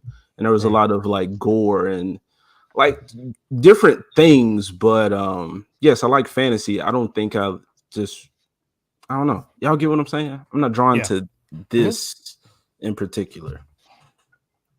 All right. Yeah. Nosferatu says, y'all were talking about werewolves. Like, yes, werewolves being in the story. Sure, like, but I would have to go read that. I'm not seeing that portrayed on screen. But just because it's there don't mean it's good. Because fucking Harry Potter had a weird ass werewolf and I wasn't feeling it. So give me the good content. Yeah, so we're gonna ask Shield Wall. You want to go first? What does is this your favorite Lord of the Rings movie, and what does this movie mean to you? If it's not, no, it's not my favorite Lord of the Rings movie. I like Fellowship better for a number of reasons. I think it has a really good intro. You get to see the power of the ring. Especially the line, "The power of the ring could not be undone," and he goes ham on like whole units of guys with his mace. Yeah, and so that right there shows you the power of the ring if wielded by him, where he had Sauron, and it's a little sus how he just get his fingers cuts off and that's the end of him, but that's how it goes. But I like Two Towers. It's a good movie. I like all 3 movies. They're really good. But each movie has a different meaning for me personally because of what was going on in my life when they came out. So I'm older. So I'll say this. I was over the age of 30 when they all came out.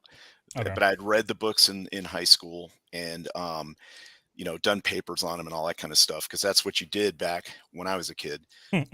you actually wrote about stuff that you read.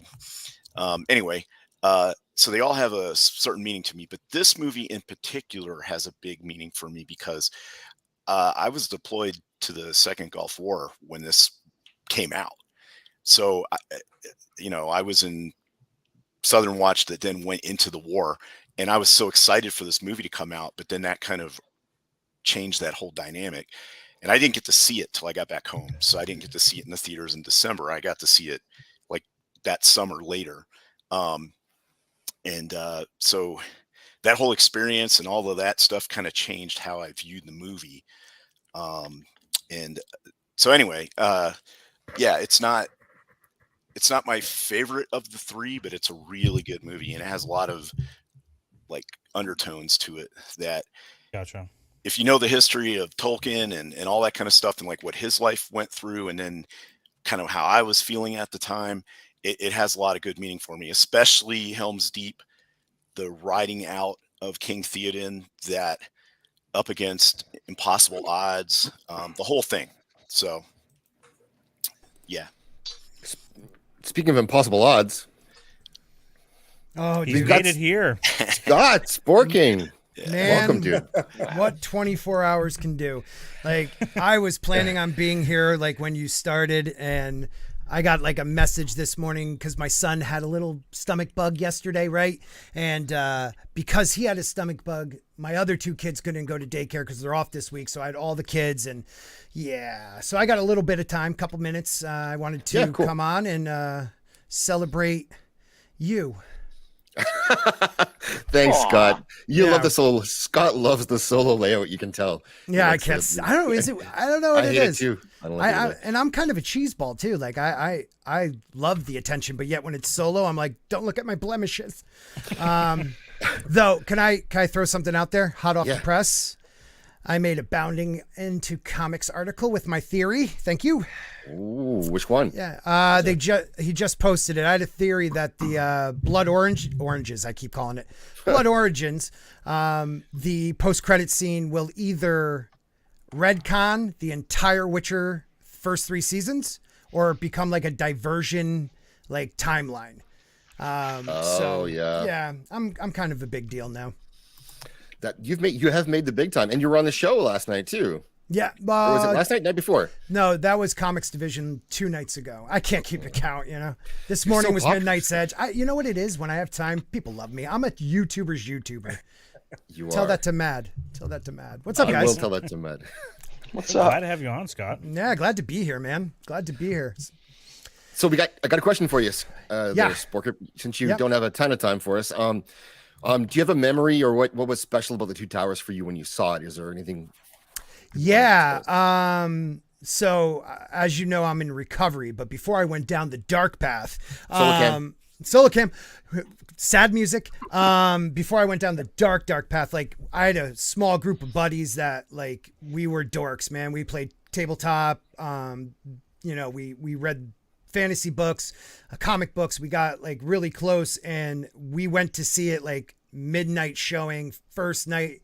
And I think this one came out around Christmas. I think they all did. And it was snowing and just packed theater, and everyone there was like dedicated. I think it's one of the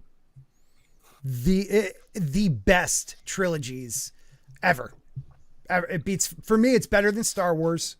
I love what Peter Jackson did. I think it was hard for anyone to take what, was written in the book and put it pretty faithfully. I mean, he did leave out some major things, but he did as the best job he could do. You take like his work and then look at what Amazon did. Like he respected what the author wrote and realized he wasn't smarter than the person that wrote it. And just the cinematography, the way it was filmed, that like rich but dark color. I thought it was fantastic. Yeah.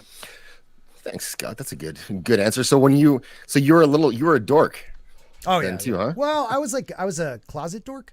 Like I was captain of my sports teams and stuff, but like down deep, the freak flag needed to fly, you know. So I always was a dork. Yeah. See, you let it fly. Okay.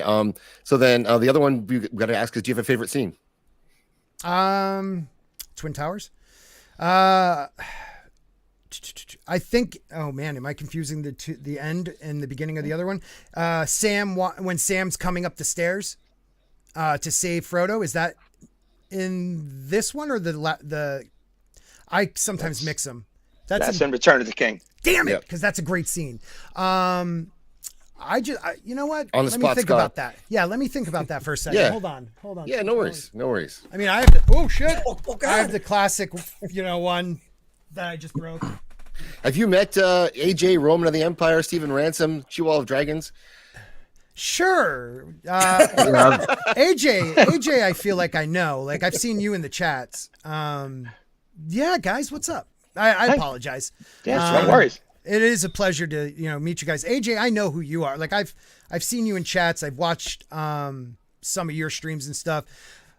Some kid phallic somebody. He's all right. I can't put my finger on it. Yeah, me either. But yeah, it's a pleasure. It's really nice to meet you guys. Wow, you're really putting me on the spot with everything. I'm familiar with everybody here. Yeah. You know what it is? No, you know. Go ahead, please. It's your show. No, Scott. I was going to say that just because you're a YouTuber, I thought I could just throw you on the spot. You'd be fine. Yeah, no, that's me giving you credit. Yeah. Yeah, you're in the center, surrounded by men. I know. That's the story of my life. Like the thing about Twin Towers is they did a great job. Like what a lot of trilogies keep forgetting is that middle one should be dark. It should be like there's no hope. It should be that, Yeah, it's Empire Strikes Back for the trilogy. Absolutely. It's the hero's journey, and it's the middle where he doesn't know if he can go on. I love the whole. I mean, think about like how long ago this was, and Gollum, and just how it stands up still today. Andy Serkis, just his acting, and is amazing. And then what they did to put that on screen, you don't see it as a CGI character. That's Gollum. Yep. So I really enjoy that in this because seeing Gollum come to life, okay, hold on. I am a dork. Like I have the old Hobbit. I have like all these old ones, so like to see Gollum on the big screen though, and almost like I imagined him, pretty much, it was pretty cool. But what a risk that they just put confidence in the CG to be convincing enough for the audience to buy it, because if you don't, every scene either doesn't age well or it pulls you out. Right. Perfect way of putting it, man. Scott, you brought up the cinematography and how it was still cinematic yet dark. Yeah. And that's something that other franchises have tried to do and done badly. Yep. Game of Thrones being, I think, probably the biggest and easiest example of screwing away what could have been an epic battle scene, but no one could see it. Right. Like it was dark, but it was rich. Like you never felt like you couldn't see what was going on. And it always, I don't know how to explain what else I mean by dark. It was like, it had like a, like you could see the different shades of gray and black. It was just beautifully filmed. And I don't know what, it's almost like, like Saving Private Ryan had that feel. It's almost like an older, but yet up to date filming. I don't know how to explain it. Like almost like a tintype kind of thing over the film. So it was old from like the 20s or something. Yeah. But not as much as Saving Private Ryan, but that was a perfect way of putting it. Right. But yeah, it had that feel to it. A lot of filmed at night too, and with the rain, and they looked miserable, which they should have been. Yeah. A lot of the shots, I think, was like, if you've ever lived in England or New England or a place like that, where the sun is out, but the clouds are out. So it's like a grayish light. So you can see everything perfectly clear, but it's just a different tint. Yes. Yeah. I'm from New England, so I get exactly what you're saying. Exactly what you're saying. Well, I also love like the Osgiliath scenes we see too, because it reminds you of like Berlin, like, and I got a shot right here. It reminds you like of the war-torn Berlin too, and I love these shots here within it. That we get a couple shots here, then we also get some in Return of the King. I don't know why, I just love this. ruined city. And what I liked about those scenes is you realize you are looking at a different time period in the movie itself, because you're looking into the past when Gondor is having the big attack and Boromir hasn't died or become a douche yet. Yeah. So it gives you a sense of time displacement within the film. That's that's just visually. Yeah, and Helm's Deep, I mean, that was awesome. Helm's Deep is gorgeous. This, I forgot about this. You put it perfectly. It does look like a war-torn Europe. It does look like Berlin. What was this mythology based on? He wanted a mythology for England. Yeah. So that's really good way of putting it. Bombed Out London, actually, yeah, I could see that too. I know that's not what it was supposed to be, but yeah, that would actually totally fit. It looks like, because the damage is done from the top down too. Yeah, this is very World War I Western Front. Yeah. The orcs too, man. The different they all had their own look to them. You had the Uruk-hai and the orcs. I'm telling you, Peter Jackson did something that I took for granted, back then. It's like, where is that dedication today? Where's the dedication to making this come to life and not trying to put your stamp on it, but tell the story the way it was meant to be? Chat loves you, Scott, by the way. I love the chat, man. I love Miss Flu. Happy birthday. Tickle Trunk, you sexy bastard. Happy birthday, Mrs. Flu. She's going to be joining us later on. So nice. Yeah. Go ahead, please. Sporking, that idea right there where you said you feel like you took that for granted. Somebody respecting the source material, something loving a franchise and adapting it and doing it justice.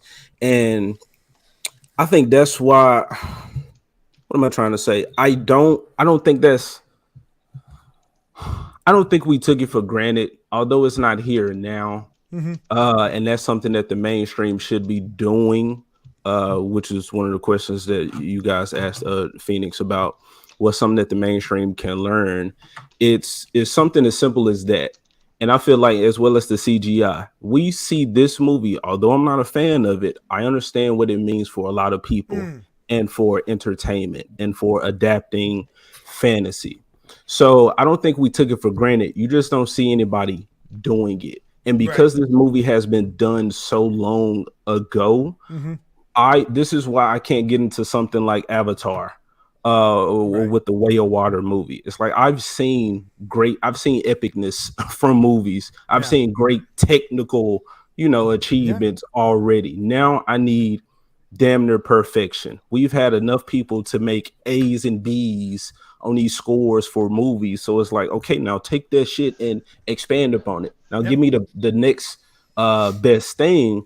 And I think another reason I didn't get into like the Lord of the Rings or this right here is because although I was saying like this seems like a Dungeons and Dragons. If you ever heard anybody talking about nerds, they'd be like, ooh, Dungeons and Dragons, like you like dwarves and elves and all that type of stuff. But because y'all was asking about other fantasy stuff, and I was thinking like, okay, well, Narnia is something that I was into, but also a JRPG.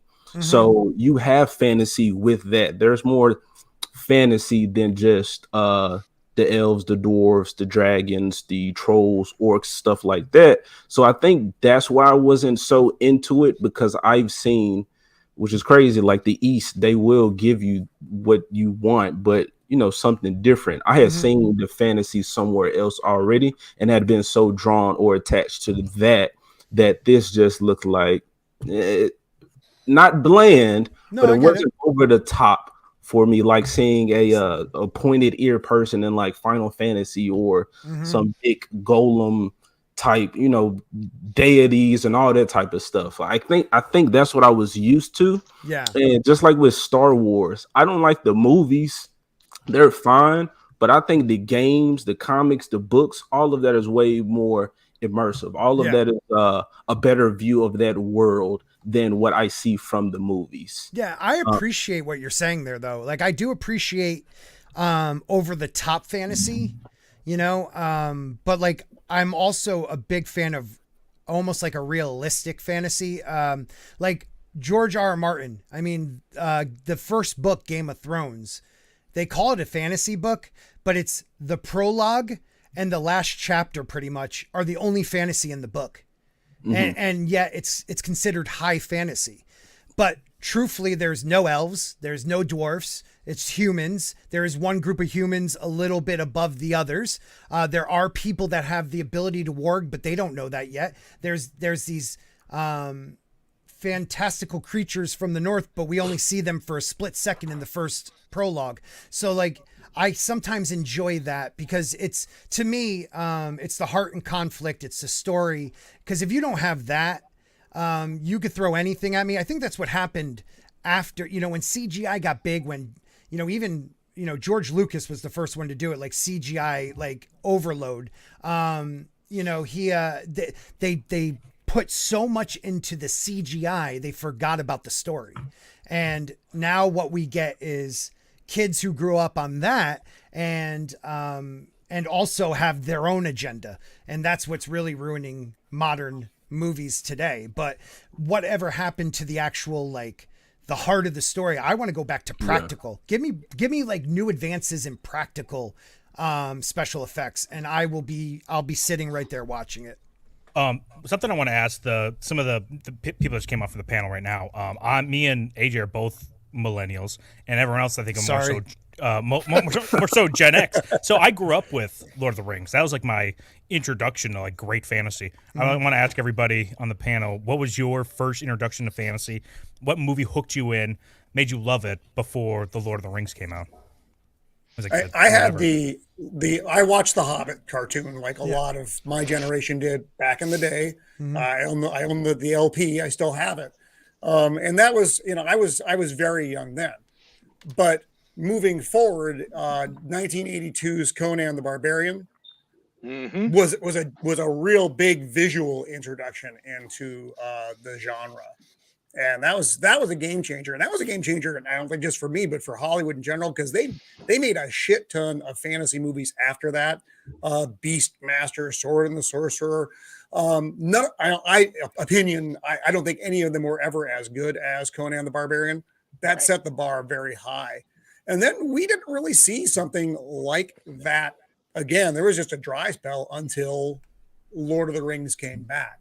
Yeah. And AJ, you were talking about, kind of next level stuff, but I would submit that sometimes you reach a perfect level. And I think Lord of the Rings did that, both in the original texts and in the Peter Jackson films. They never captured that magic again with The Hobbit, both because they screwed with the source material and visually it was.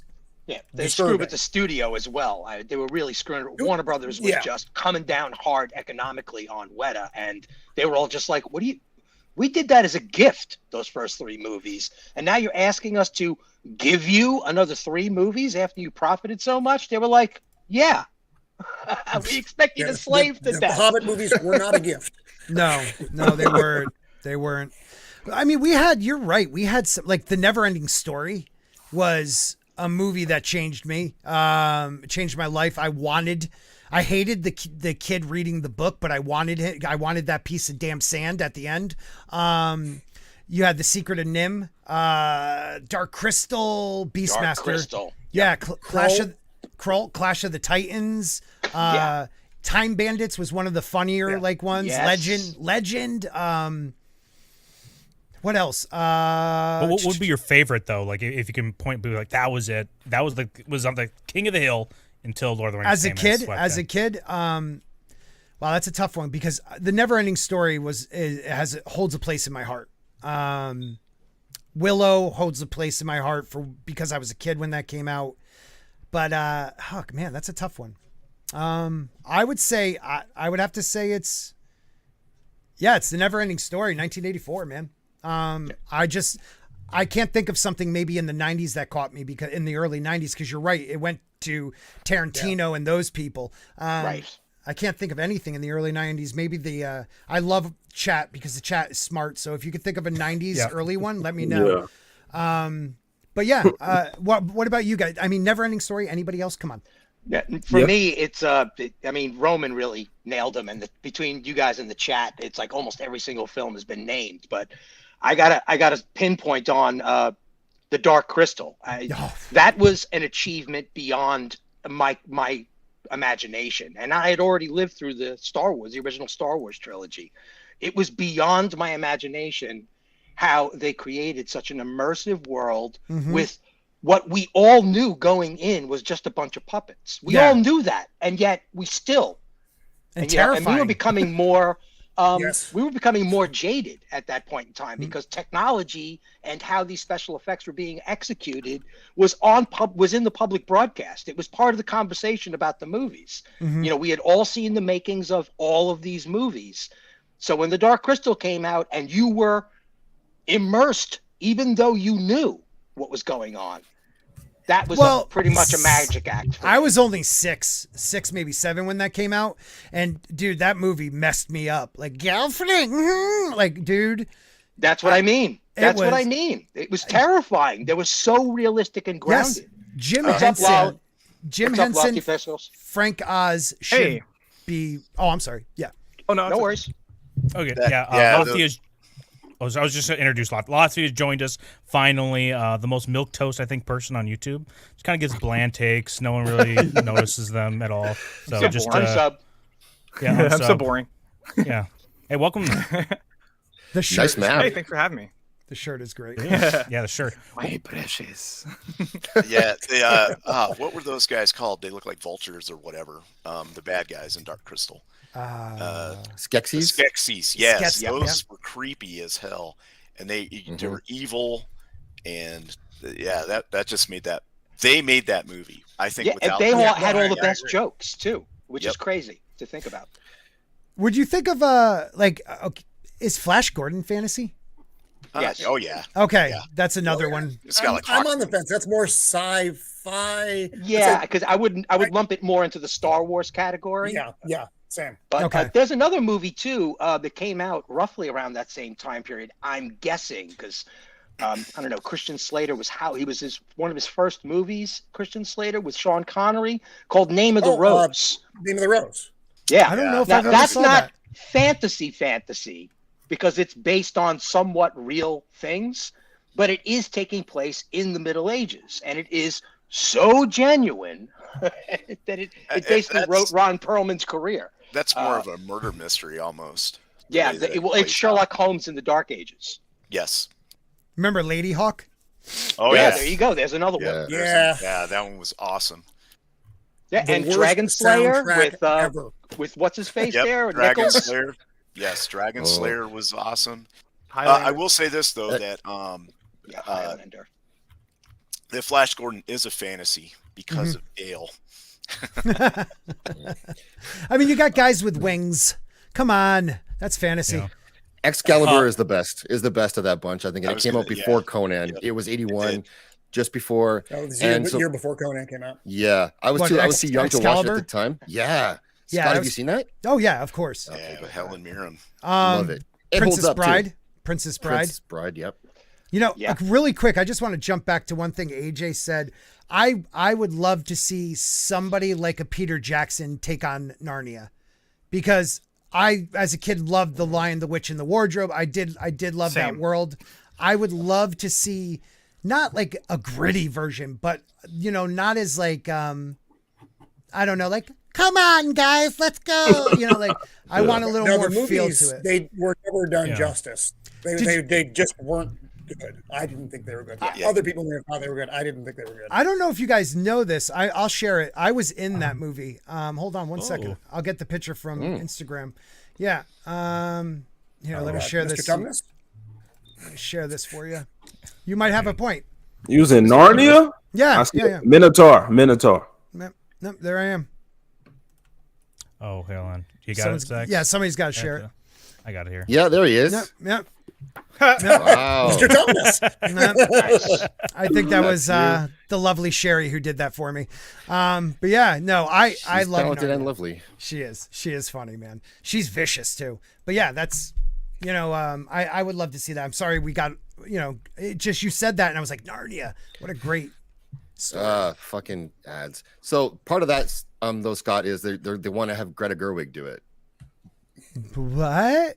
Who? Yeah, Greta Gerwig. I'm missing who that is right now. She's an actress mostly, but she's going to be. They want her to do showrunner for Narnia show on Netflix. Where do I know her series from? of movies. Nowhere. She did Mumblecore movies. That's what she's mostly known for. Could someone? Did you say Mumblecore? Yes. Yeah, Mumblecore. Del Toro will make it weird. Okay. He's doing Frankenstein. He's not doing this. So this. Okay. This is a bit of a yeah. But all I could say is this: why, Marvel, Star Wars, now this? Why are we giving people that have like nothing to do at all with I always say this word, the genre, whatever. And yet they're not hungry to do it. Gender. They don't want to learn. Yeah, gender. Actually, you're absolutely right. It's gender. Like the Russo brothers got a shot, but they did a great job. You know what I mean? Yeah. But like, you're giving these people who do like some weird indie film and then they come in and they're like, I'm going to make She-Hulk, but I really wanted to do Sex in the City. The sad part is, Scott, that that's actually that's not actually the problem. Because Favreau, he'd never done a superhero movie before, right? But he succeeded because he was passionate about it. And Peter Jackson had never done a high fantasy movie before. He had done some schlock and some blood toss and some silliness and one art movie, and that got him the thing. But he was passionate about the project. History is full of stuff like this. You think about what Spielberg did, where he went from A to B to C, and then did Jaws, Schindler's List, and Saving Private Ryan, and we're just like, whoa. Okay. Well, Steven this guy's Spielberg not just came out doing of nowhere. family movies. Yeah. Steven Spielberg just decided to make Jaws one day. It was like he walked on the set of, was it Paramount? And they just like got a job. You could say the same thing about Coppola though, too. Coppola's the same way. He was just all of those guys back then were not accepted by the industry, but they brought new actual passion to what they were trying to execute. Right. Yeah, and that's what made it special. Well, here's the thing with her. If she starts saying, well, I'm not going to read the material because I don't want to be influenced by it, or I've never played the game, or those for kids, or whatever, then those are bad signs. But if they come in and they say, hey, we're really into this, I've read all this stuff, I'm down for it, then we might have some hope. Yeah, I agree, Shieldwall. I don't have any hope at this point right now. The entertainment industry has, and let me tell you something, okay? I grew up with a movie theater across the street from where I lived. So every school vacation, I was basically in the movie theater at least 3 times a week. My parents used it like a babysitter, all right? Yep. So in the movie theater for most of my educated life and in front of the television set the rest of the time, okay? I am a total cinema junkie, and the whole industry has convinced me to no longer participate. I'm like, I'm done. I'm not interested. The only thing I'm interested in now is this community and these conversations, because the next generation will see these conversations and will watch these videos. Well, some of the stuff that some of these other YouTubers are doing about cataloging these older shows, like by just reviewing them, that's an archive for the next generation to even know what an opinion is. Yeah, Lofty's been trying to talk here, so I feel where you're coming from, especially with pop culture. The problem that I have is that just, I'm a big movie guy too. I'm a big Martin Scorsese fan. A lot of the guys that are kind of old boomers now in Hollywood are still some of the best directors. You know what I mean? But the problem that I'm noticing is, yes, we need to push back against some of the stupid shit that's happening, but there's also really good films being made. I mean, the Safdie brothers are incredible. The Luca Guadagnino, he did a Suspiria remake recently that was pretty amazing. He did Bones and All. It was this year, a horror movie. Ty West is doing really good work. Robert Eggers is doing really good work. Jordan Peele's doing really good work. I can go on and on and on and on and on. Yeah, Lofty. Denis Villeneuve. I'm not saying that it's not possible. Yeah. My anger, all of my rage comes from the idea that it is possible. It's not only is it possible, it's been done before. What's going on right now is that they've weaponized our media. Yeah. And it's no longer about executing things artistically or properly or respectfully. It's not about that anymore. It's almost exactly what they said at the end of She-Hulk. We're doing it to troll the fans. It's heavy-handed. It is heavy-handed now. They're not hiding it anymore. It's contemptible. But Lofty is right. There are some great, a lot of good stuff. Yeah, there is. But you have everything to, everywhere you have to all search at for once them. is a perfect example too. You have to search for them, right, Roman?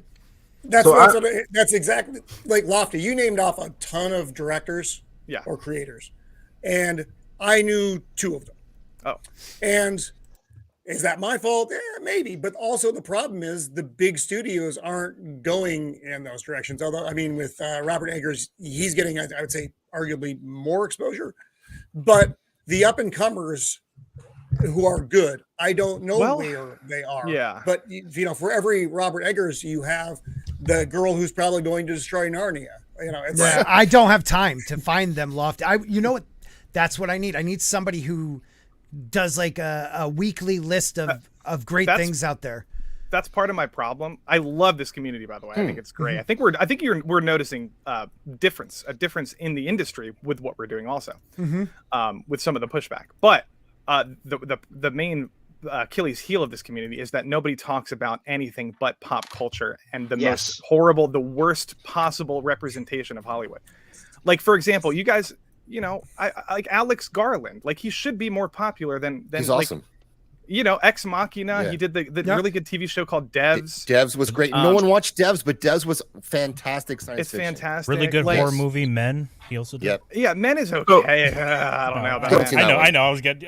Hey, Lofty, I agree with what y'all are saying, but I agree with Steven Ransom 100%. I think, although there are these, and Jordan Peele sucks. Fucking, what was that? Nope, that shit was retarded. That's my second favorite movie of the year. Okay, it's still retarded, but you can like what you like. Exactly. Now it's a party. Love it. That's the beauty of this fandom, man. Hey, but that's okay. But you have to admit he's doing original content at the very least. And I don't want to stay on Jordan Peele. I think he got, what was it? Get Out. I think he that and Us. I think Get Out was great. The second one was all right. It's interesting, and I think the appeal of Jordan Peele just rode him on the third one. But it fucking sucks, and I feel like I'm watching this movie. Like, okay, what do I need to be looking for? What's going to hint at something later? And the shit really didn't connect. But what I'm saying is, although y'all are saying that there are people out there doing it, though they are still more closely related to the mainstream. I do think. Which I've given up on like the mainstream for the most part.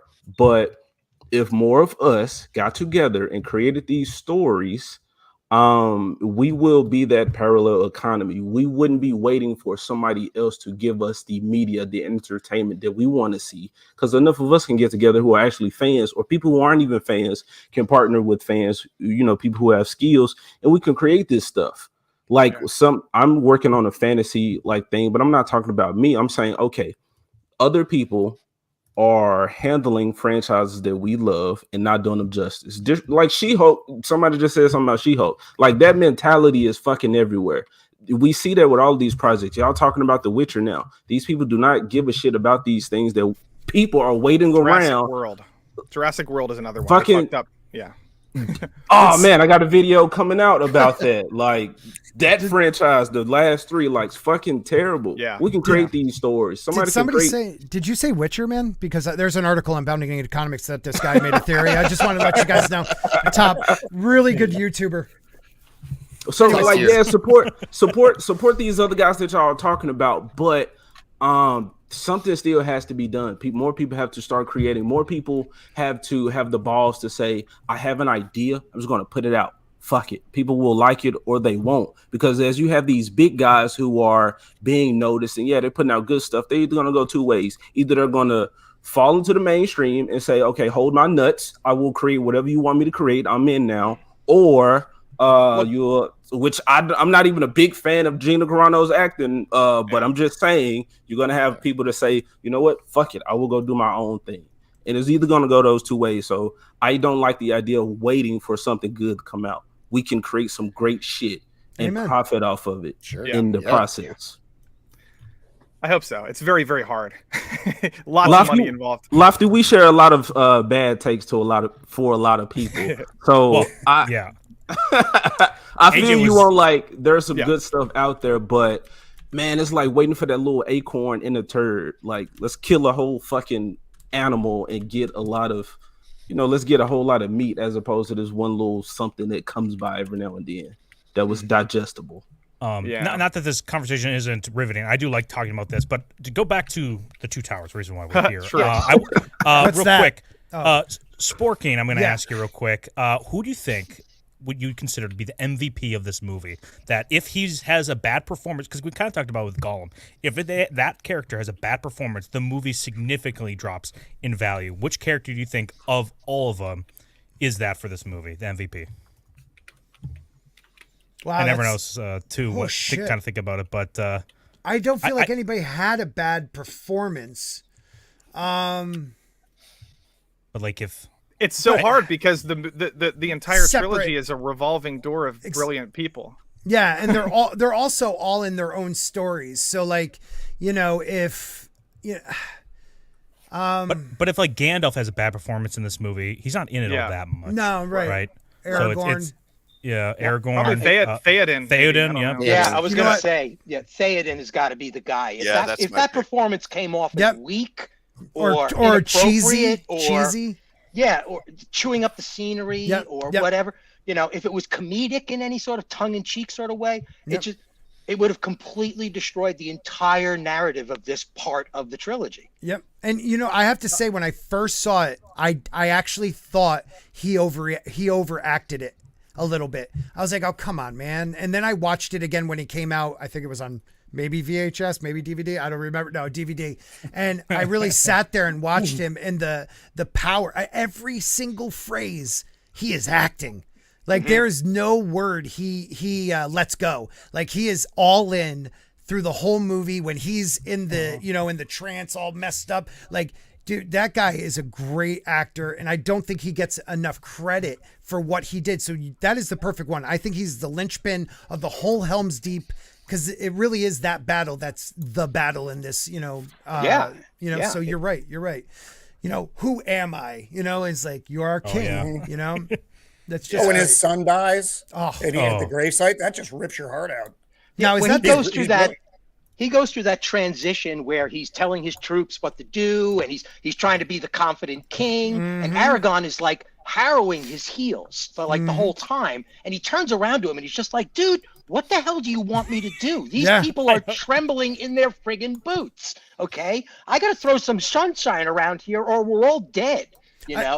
That to me was like, that's it. He is the man. Well, he taught Aragorn what a king really is. Right, but I'm speaking about the actor. Yeah, no, but that's what I mean. He emotes it. He emotes it. Like you feel it. He finally turns around and he's just like, he drops the whole shiny king thing. And it's like, this is reality, man. And, that's a big part. Because, I haven't really gotten much to say since I walked in, but that is a tremendous part of what makes this trilogy so important to cinema, is that the camera is grounded. The reason why it feels like an older movie is because the camera's not flying all over the damn place. Amen. And when it's flying, it's because it's tracking something that's flying. I love the entire. Oh, go ahead, please. No, not me. Go. Yeah, it's a grounded reality. Go ahead, Roman.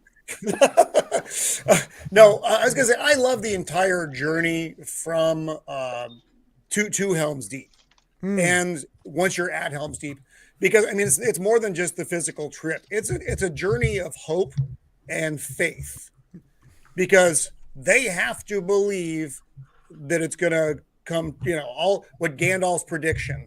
When Aragorn gets lost and comes back, when Gandalf finally shows up again, at the end of the Battle of Helm's Deep. There are a lot of emotional ups and downs in there, but the main themes are hope and fate.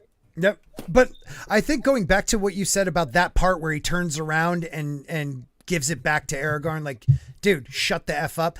You see that then when Aragorn responds to Legolas, like, I will die with them. He realizes in that moment the king is like, he's like, I am holding my people together by a thread. And when Legolas is pretty much belittling them, I always in my head canon, he goes back to realizing a true king, like, I don't care if you're my best friend, you will not talk about my people that way. And that's the moment he became a king in my mind.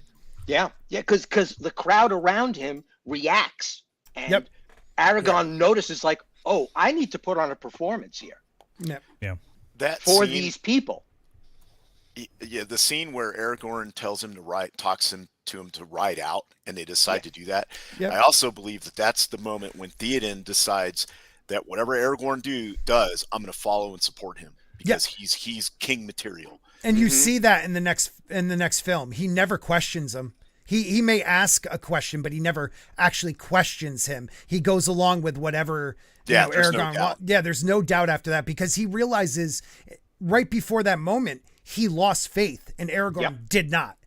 And he realized you are the king. I am not the king anymore. Like, and we already had a Let this be the hour when we draw swords together. Fell deeds awake. Now for wrath, now for ruin, and the red dawn.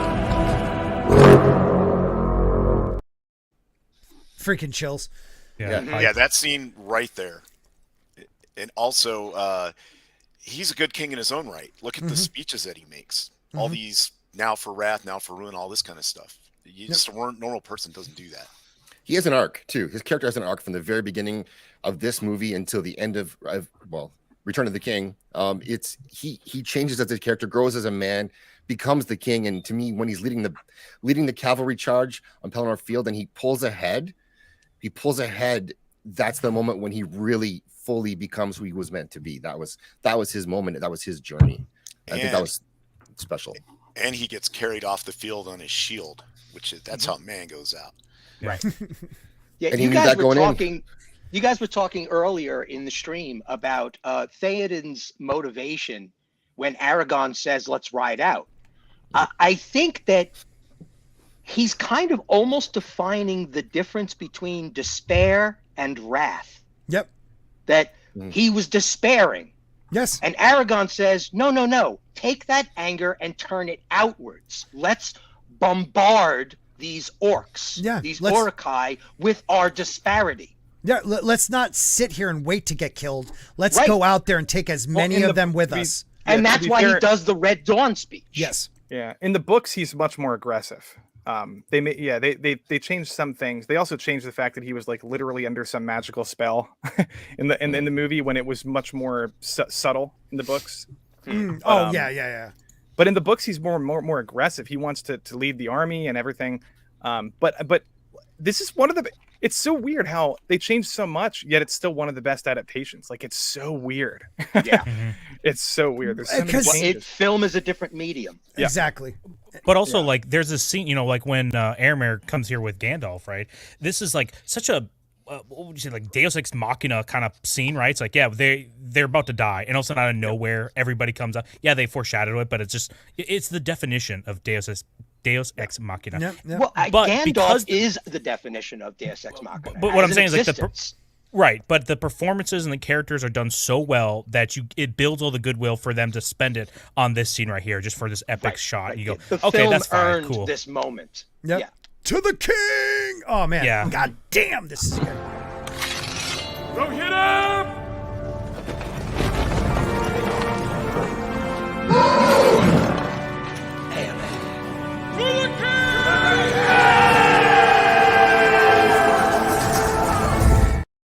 How many great actors are in this damn movie? Yeah. I know. Carl Urban giving a wonderful performance as well. Yep. I mean, and he's just way in the background of the movie. Yep. Yes. But I'm not as passionate as y'all about this. But when watching this, because I had seen Game of Thrones Battle of the Bastards before this, and that was the only other like fantasy like epic thing I could think of where you feel like everything is against the group that you're rooting for, and then a swarm of dudes, allies come through and help. Yeah. So seeing this movie, I was like, okay, yeah, we're about to, Gandalf and his squad is finally there. We're getting reinforcements. We're about to see the big battle at its peak. So again, I appreciate stuff like that. You give me a first movie that built up to something and then big bad battle in the second one. I still don't know what happens in the third one. But like we were talking about it earlier, as far like technically speaking and what this does for entertainment and like filmmaking and stuff, it had a formula that I felt like it worked. And again, I can understand how this moment means so much to so many people to see Gandalf the White come up there on his plain ass horse. That horse is the king, okay? Yes. It literally is the king of horses. Yeah, but it's not a Pegasus, damn it. What the No, hell? it is not Exactly. Pegasus. Gandalf could have been flying over everybody else running on feet or on horseback, and it would have been like, oh shit. But I love this rainbow tail, right? Yeah, rainbow dash. Daniel here, coming out of ass. loses a son, a king. For a time loses his country and uncle who loves his niece and nephew and adopted father to marry. On top of all that, he's a badass warrior. But like that is all true. And also he knows that if he die or when he dies here, he knows he's gonna go die when he goes to battle. But it's the end of his line. It's not just his death. His entire line is done because his son is dead.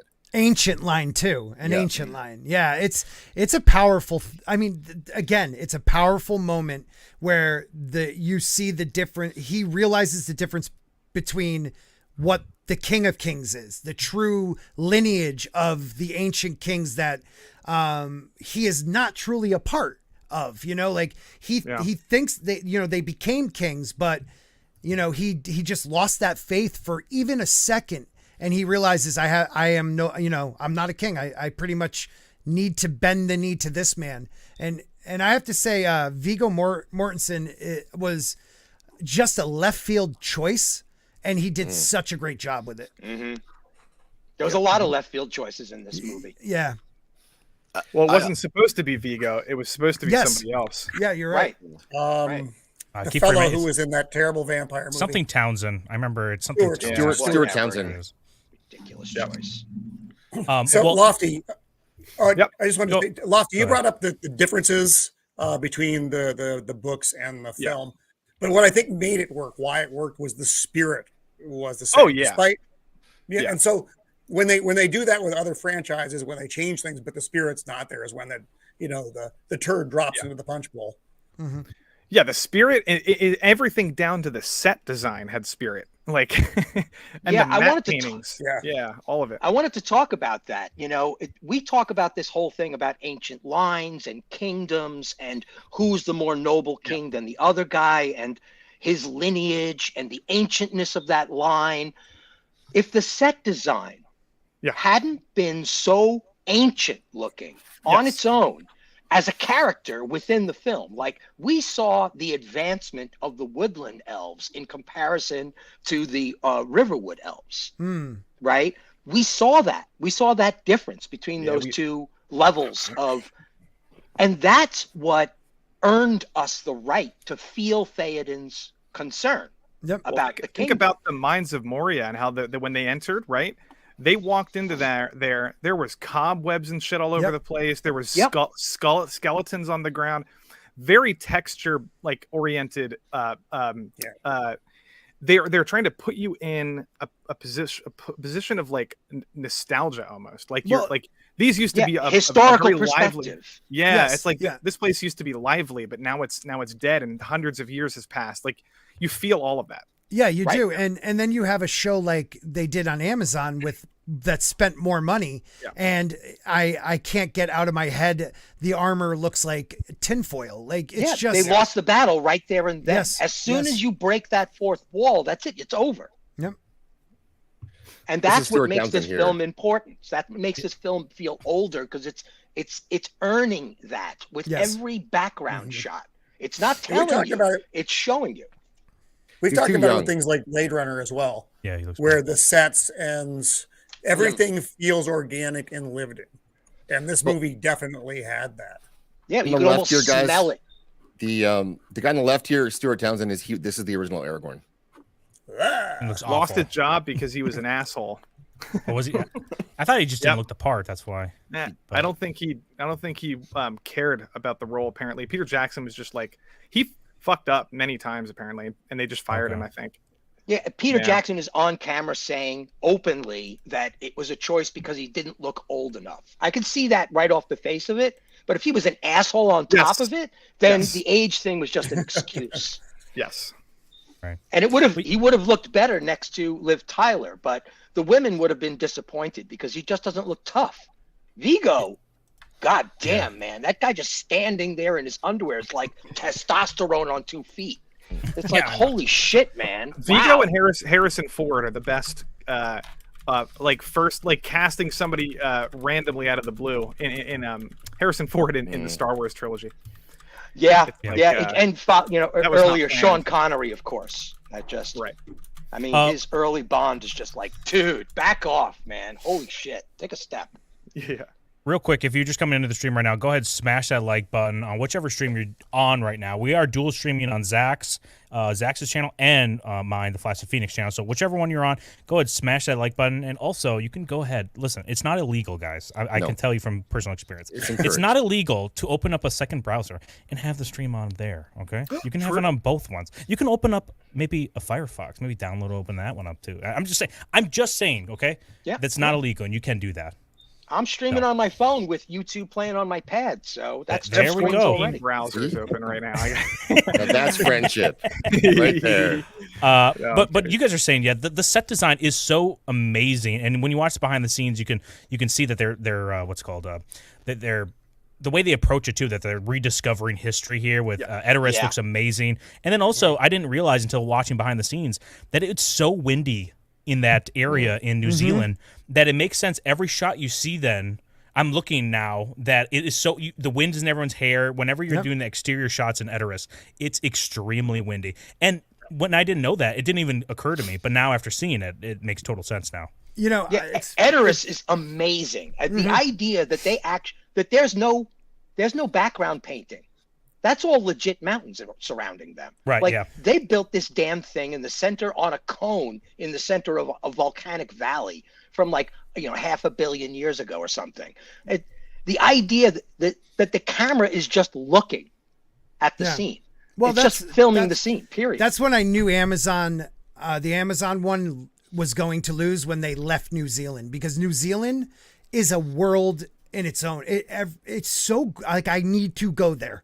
It just everything looks so amazing. Yeah. And the idea that they decided to just do 18 months straight, all the movies, to create the bond between the actors. Those guys, I'll never forget their interviews after, the release of all these movies. These guys were really good friends because they spent over a year together in New Zealand filming all 3 of these, one after another. And I just thought Peter Jackson was smart to do it that way, not let people leave and come back and have issues. We're doing it now. Let's just go, because this whole story is about a fellowship, and he created one just by pretty much forcing them to live together for over a year. Yeah. And what was that one camping trip that Vigo insisted on? Yeah. And when was that even in the shooting schedule? I think that was pretty early on, in the middle of Fellowship. He's just like, we're camping here tonight. Yep. And they fished and they cooked fish on an open fire. Dude, they said any chance he got, he went fishing. So in between scenes, if you see some of the behind the scenes, he's off on a lake fishing. He's like, I better get back. That dude is awesome. Didn't he get a horse? Yeah, he bought his horse, this I think. takeaway gift. Yeah. Didn't he buy his own horse? I think he bought several, actually. He bought the one for the stunt rider for Arwen, and he bought the brown horse that he released from Rohan. He bought those 2 horses at least. Lofty, real quick, what is your favorite scene in this movie? One scene you got to take away. You'd be like, oh yeah, this is it. Yeah, for me, well, I was 13 when I saw this in theaters, and it's probably just nostalgia, but I was just, you know, the Helm's Deep.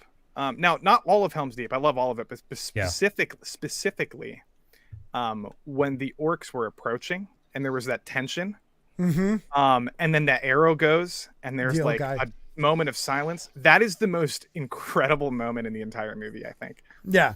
When the orc, or what is the whatever, the Uruk-hai, he goes, yeah, I'm with you, man. That was a great point. And then also I remember getting obsessed with when I was a kid, I had birthday parties, Lord of the Rings themed birthday parties. I built a golem cave in my basement.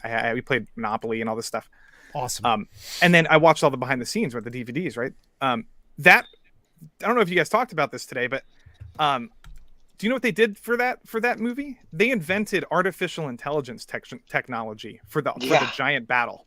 They had to invent video game technology for the 10,000 soldiers or however many they had. Yep. You know what I mean? Yep. And they did it so you can't even tell. It's so amazing. It's like what Steven Spielberg did with Jurassic Park. It's up there with that Lucas. level of immersion.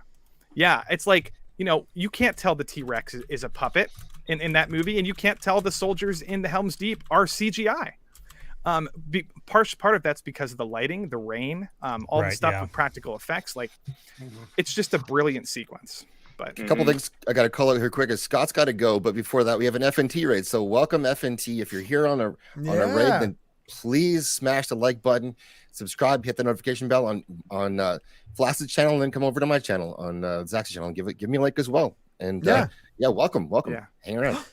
Sweet. Yeah. Awesome. So I'm sorry guys. I really am enjoying this. It's just I got to get going. But thank you very much. Please YouTube, whatever. You can subscribe there. Maybe I'll get monetized this year again. But Rumble, please support me over on Rumble. I really like what they're doing over there. They, hopefully they'll catch up with the technology, but and make it a little more user friendly. But if you could, sub there or sub here, I'd appreciate it. Tomorrow night, we have the final dump of the year with myself, Jane Theory, Mark with the C, and a few other great people stopping in. So hopefully you guys will be there. That's at 8:30 Eastern. And I love you guys. This was fun. Thanks, Scott. And I'm gonna have I will have your Rumble link. It's actually, never mind, forget it, because Mr. Tickletrunk is already here. So of course he's already got your links in the chat. So he's the best, man. He is. And make sure you guys check out the brand new Witcher article on bounding. I mean, it's really good. Yeah. That YouTuber had an awesome theory. I'm just saying. Confirmed. Guys, it was good. It was good talking with you. Hopefully we can get together again. Yes, thanks, Scott. All right, we'll do the nice meeting you. Return of the Kings. I'll be there later, guys. Cheers. Nice meeting y'all. Bye.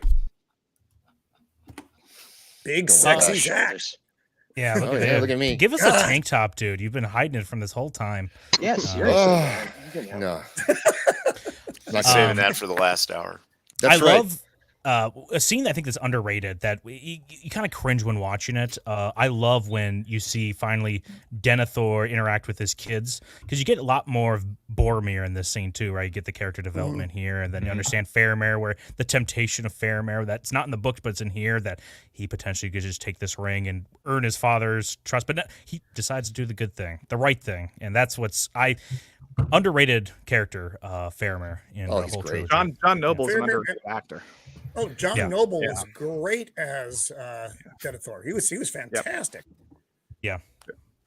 By the way, I love the scene in Return of the King when he's eating the chicken. Oh yeah. While Faramir's riding off to battle. Yeah. It's just like, and poor Pippin is singing his little heart out, and it's just such a disgusting. It's disgusting. Scene, and you're really seeing him. Whoa. That's who he is. You wouldn't want some atmospheric Denethor throne room ASMR 3-hour loop for yourself? Yeah, just him with his little cherry tomatoes squirting them. Oh god. Don't knock till you try it, folks. If Pippin is singing in the background very, very quietly, or humming in the background very quietly, I could do a 3-hour loop on that. I want to add. You got something, Zax? No. Or who's about to say something? Lofty, were you gonna say something? I was just gonna say Peter Jackson is so good with theatricality, and this is something that I prefer over Game of Thrones, which I think Game of Thrones is cool in its own way, but what you have with Tolkien and Peter Jackson is like they're able to like with that sequence in particular, the back and forth with the meat and like there's a whole metaphor there. There's so much going on, and I feel like something like Game of Thrones, it would just be much more sterile. Like somebody said atmospheric. That's I kind of think of that word with along the lines of like Game of Thrones. But yeah, Jackson's so good at getting in there, being gritty, dirty, not necessarily pristine and beautiful and perfect. But it feels lived in, unlike a lot of other fantasy. This feels real. Yep. Yeah. AJ, you have to get going. You said you got to bow out here. Yeah, I'm gonna get out, man. Let y'all fans stroke this movie some more. AJ has become the lofty of this stream. If there's a comparison. Bad take. Y'all got it, man. Nah, what are you doing? You got to hear them kind of take sometimes because sometimes you drink too much of the Kool-Aid. Yeah, true. Do you have your show man, tomorrow? and y'all fight for the Lord of the Rings franchise. Well, like I said, I'll fight for other stuff, and we all lock arms in the culture war. Yep. Not too much though. I feel you, lofty echo chamber type stuff. Yeah, it gets annoying a lot of the time. No, man, I'm not working. I take that back. I am working on stuff. I didn't put anything out recently. Holidays. Me and my wife works with dogs. Been focusing on doing a lot of that. I got my dog channel out there. I kind of promoted on the stream Heroes No Capes that we do on Saturday. We don't have to do it here, but I am trying to do or making sure I do more of that. I want to provide like dog behavior knowledge to people. Information out there. Folks got questions about training this, teaching dog this, issues with stuff like that. My passions are art and animals, so I want to make sure I'm hitting both of those. So I've been doing or putting in more time to the dog stuff. But as far as Abomination AJ and the pop culture and all that good stuff, I am working on a Jurassic franchise video, as well as a fan project, a Ghost of Tsushima fan project. I'll say that. Awesome. That's great game. Great game. Yeah, doing some voice acting. So y'all gonna hear me pull my Phil Lamar and put my Samurai Jack, my black man Asian voice on. I'm excited to see this. Samuel Jackson. yeah, we still Heroes No Capes doing it. Heroes No Capes tomorrow. I suck at getting thumbnails, making quality thumbnails for one, but getting them out there in time. But yeah, we are still doing that. And actually, because you guys brought up the Festivus thing. We're doing that, but I think y'all will still be here doing this stream. So if you can make it, come on and do the Festivus thing. It's new to me, but sounds fun. And go subscribe to AJ. His link is in the chat, courtesy of Mr. Tickle Trunk. Check him out tomorrow morning. Appreciate you, Tickle Trunk. He on point. He be in the show, on the stream. The chat be on fire, man. Get there. Lofty, I would love to have you on sometime. Hey, man, I love making the rounds on all these streams. It's fun. Yeah. Okay. Feel free to hit me up. I followed you, by the way, I think. Yeah. Appreciate that, man. All right, that's all for me. Enjoy your fantasy. Yeah. None shall pass. Real quick before I go. So you real fans, tell me this, because me and my wife, we do a lot of hiking. And one of the shirts, it has like Tennessee and it says, not all who wander are lost. And I was like, okay, I can't be sporting this shirt and not know where this quote is from. I thought it was just in Tennessee, like some old president type shit that discovered, this area or whatever. But supposedly Gandalf said that. Is that true? Is that from Tolkien? It's from, people, I don't know. They probably know it from Rings of Power, I guess. I don't know who was wearing the shirt, but I think Tolkien wrote that. I can't remember where. Okay, because this was way before Rings of Power was. Yes. Okay, that's all. Because I'm not attached to it, and when I looked up the quote, I was like, "Oh shit, can I wear this? Am I a fake fan?" What if somebody says, like, "Do you know where that quote is from?" Yeah, I guess it's from the Fellowship, Tolkien. Yeah. Okay. Yeah. Okay, but that's all. That's all. It's like a poem. It's from a poem or something. Yes, it's one of the poems. He's written like a million of them. But yep. Okay, thought I got some cool points with the Yep. real dweebs. You got it. It's deep. It's deep Tolkien lore. That's deep Tolkien lore. You're going to be. There you go. All right, that's all for me. Let me leave. Okay. Let me leave.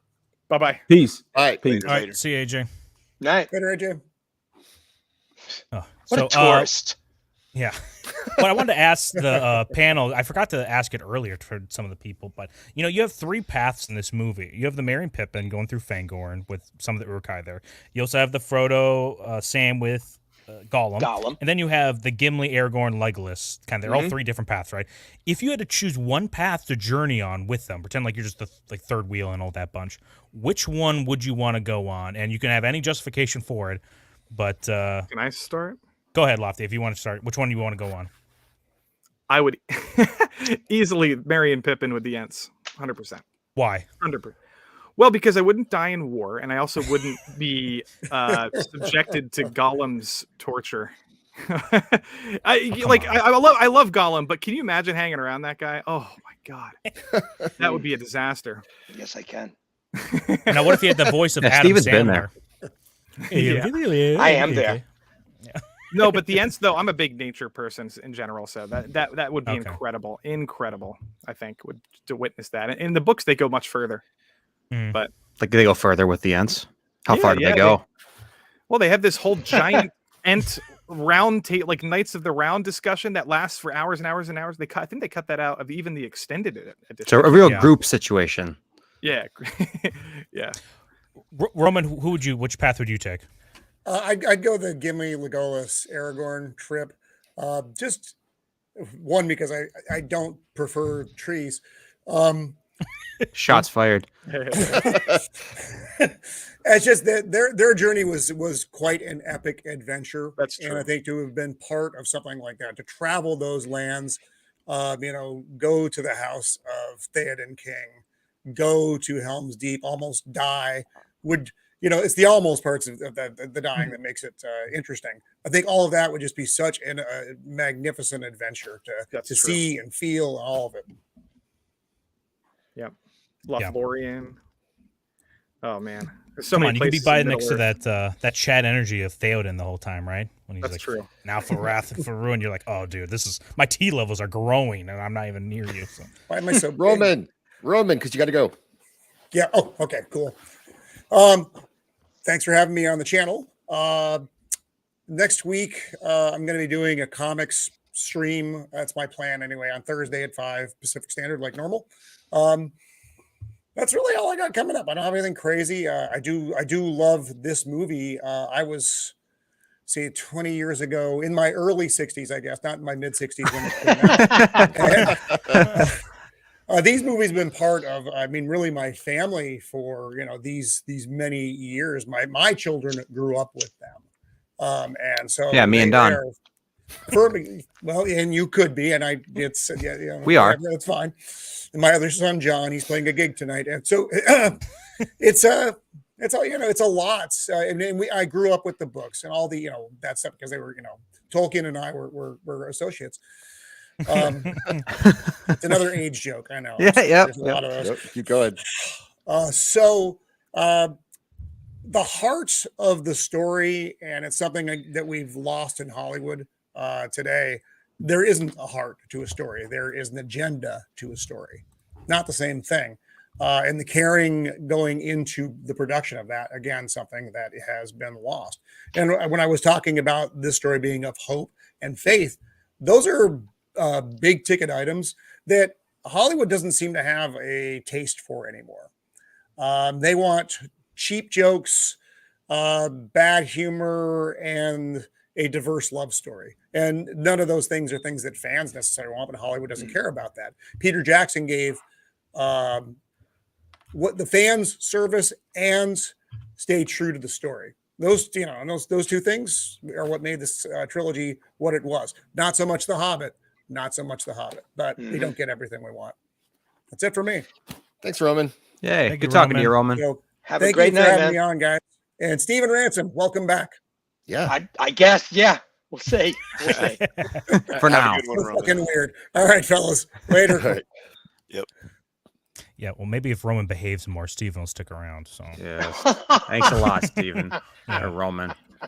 Yeah, let's make this look nice. There we go. Yeah, there we go. We gotta get the Phoenixes facing each And other actually, here a that's little good. bit. There you go. Little symmetry going on. Symmetry. Yeah. Oh, wait, I'm in the middle. Look at that. Both He's of the shield wall of facets. Yeah, Flaccid. exactly. That's There we true. go. Good luck breaking this barrier. So Lofty, we kind of talked about this earlier, and I want to get your take here on it too. This movie has a very environmental message in it, and it almost feels like it'd be over the top if it was made today. Why do you think it lands in this movie and not? It doesn't feel as heavy-handed as like today's like Avatar does. Wow, that's a good question. I tend to be give the benefit of the doubt to anything environmental related is not inherently a bad thing. It depends on the writing, and it depends on how explosively in your face it is. For example, I think I always come up with this example because Miyazaki is so popular, but all of his films have environmentalist messages. If you look at Spirited Away, like a good chunk of the middle of that movie is about water pollution. Princess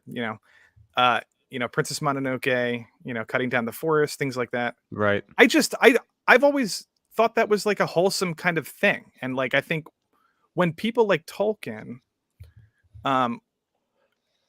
he famously has talked about this, where he's not just trying to write a mythology. Well, that is what he's doing, but part of that is fleshing out everything about it, the languages, the nature, the wildlife, all of it. That's what makes a good myth, like stuff that it's almost believable, right? So I think that's part of it, because he was so detailed in his environment and his world building. So it doesn't come across like it was just inserted by some writer's room.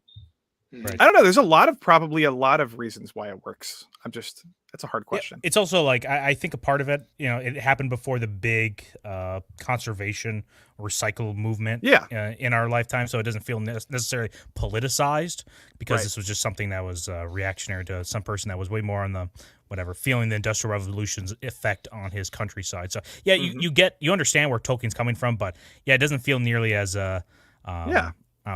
well, it feels towing some line or something. It feels more like he wrote this story and then he found a little place to insert this thing that he cares about, versus there's this thing that he cares about and he just needs to write a full story based around that one little thing. Right. It's like the micro and macro, like good proportions. You know what I mean? Yeah, that's I think that's right a big part of it. Gator is the environmental message is not the story. This isn't Pippin and the greenery of the forest. It's not Avatar: The Way of the Water. It's not Merry and Pippin go to the forest. It's everywhere, right?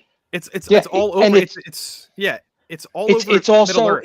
it's a global thing. It's the entire world involved, and Saruman is burning trees to make war. I mean, it's not heavy-handed, but it is at the same time. But that's not what the movie's about. Avatar is about just that, though. That's why it works differently. Yes, I totally agree, Stephen. Also, the Mines of Moria, like the way the dwarves kind of treat the mountains is very similar to how the elves treat the forests, and even there's a part in that they don't have in the movie, the Two Towers movie, but Gimli in the middle of Helm's Deep goes on a little, a side mission, killing orcs inside of the mountains, or I'm sorry, tunnels under Helm's Deep. Oh, okay. And he discovers all of this rich, like, minerals and things, and beautiful, like stalagmites and all this, natural formations. And he tells Legolas that they're going to go explore it later when their quest is finished. It's a big part of the book. He says it's even more beautiful than the Mines of Moria. Yeah, so like, it's not just the trees. It's the the ocean, the mountains, the trees, all of it. Yeah, it's so immersive. But yeah, and the other thing about the movie with the Ents is they're actually cool. Like when they're stomping on orcs and the one catches on fire and the water comes down, they break the dam and it puts his head in the water because you're worried about it. You're like, oh man, is one of them going to die from this fire? Yeah. It puts it out, and they're kind of cute in a way, the way they're like wobbling around and stuff, and just basically geriatrically cute too. Like they are actually old men. True. Yeah. But I mean, there's no mercy. They're not like letting any orcs surrender. They're stomping them, throwing them around. Yeah. And using Saruman his fly swatters. and he's just standing on his balcony, like, well, there's nothing I can do to stop this. Yeah. He's powerless against nature, which, if you've ever been like seen a tornado at a distance or something, you know exactly how that feels. Yeah. So yeah, I think the movie made it fun. It wasn't like, oh, let's watch him torture a whale and drill this spike into its head and get some yellow goo out of it. Hey, I thought the whale of was feeling adorable. things. I Yeah, love thanks. the whale. Hey, Max. Hey. Welcome. Thanks for coming on. Thank you for having me, Zax. How are you? I'm good. I'll You get see what I'm off the- wearing? I'm wearing Yes. Star. That's beautiful. Let me see. Oh, Yep. that's awesome. Yep. Yes, So pretty. she's sent me that on Twitter. That looks amazing. Yes, and you wear it gracefully. So Oh, thank you. Well, hopefully that would be the what I would be trying to do. Well, we were just talking about how like the Ents and everything are really cool in this movie, but they were missing like that Greta Thunberg-esque member of their race who is super angsty and in your face about it, young female among all of the old man Ents who could really just help drive that point home. Like, we need to break the dam now and reduce the emissions from Isengard to zero. Gator, you missed saying missing beautiful female. Oh, how dare you? They do not need to be female. How dare you? Yeah. Or sorry, beautiful female. They could be ugly I'm female not a too. biologist or anything, but you know. So when Saruman is looking at and he's all defeated, she could walk up to him and be like, "How dare you? How dare you, Saruman? How dare you?" it's fair. How dare you? And he'd be like, "Oh yeah, you're right." How dare you? Yeah, we also needed like a breed of the trees, like shrubs, to be like, down with the big tall trees. They have no right to be that tall. We're shrubs. Yeah, dude, cut those things down to size. It's unfair. Seriously, man. Equity. It's unrealistic body expectations on part of the greenery. I think it's body unacceptable. Forest positivity, man. Correct. Woodland positivity. Forced forest body positivity. Oh, something I was bringing up to Gator before the stream started, and I don't know if we touched on it because this day's blending together for me. But the thought that potentially this movie has a lot in common with The Last Jedi. All right.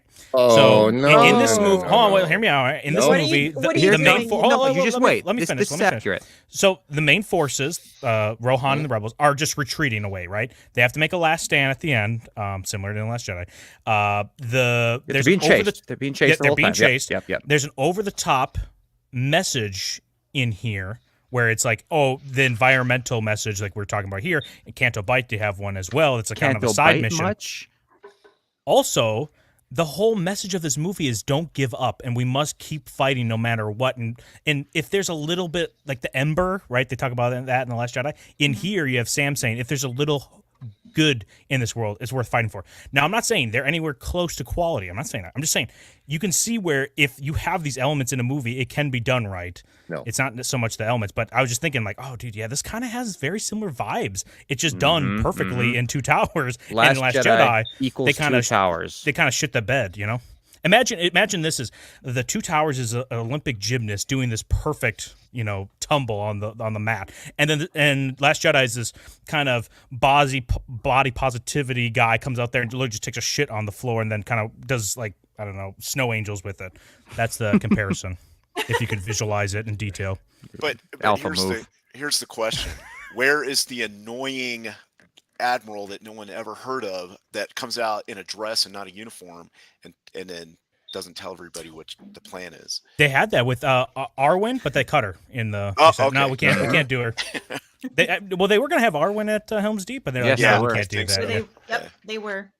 And her hair was going to be purple. Yeah, Lofty. What do you think of that comparison? It was supposed to be short and buzzed and to the side, and right.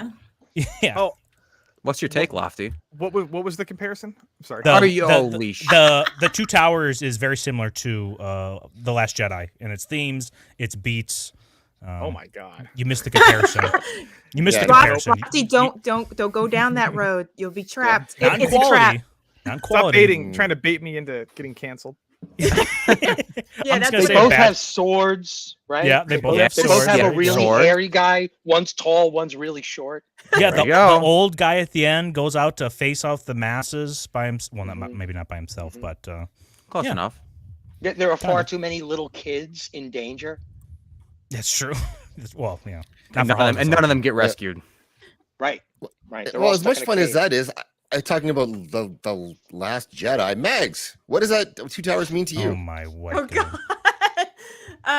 The Two Towers. Let's see here. I saw the first movie on VHS from a cousin back in the day, and so aging myself with that one. But then I saw the Two Towers in theater, not on opening day. That was actually Return of the King. That was at the midnight showing.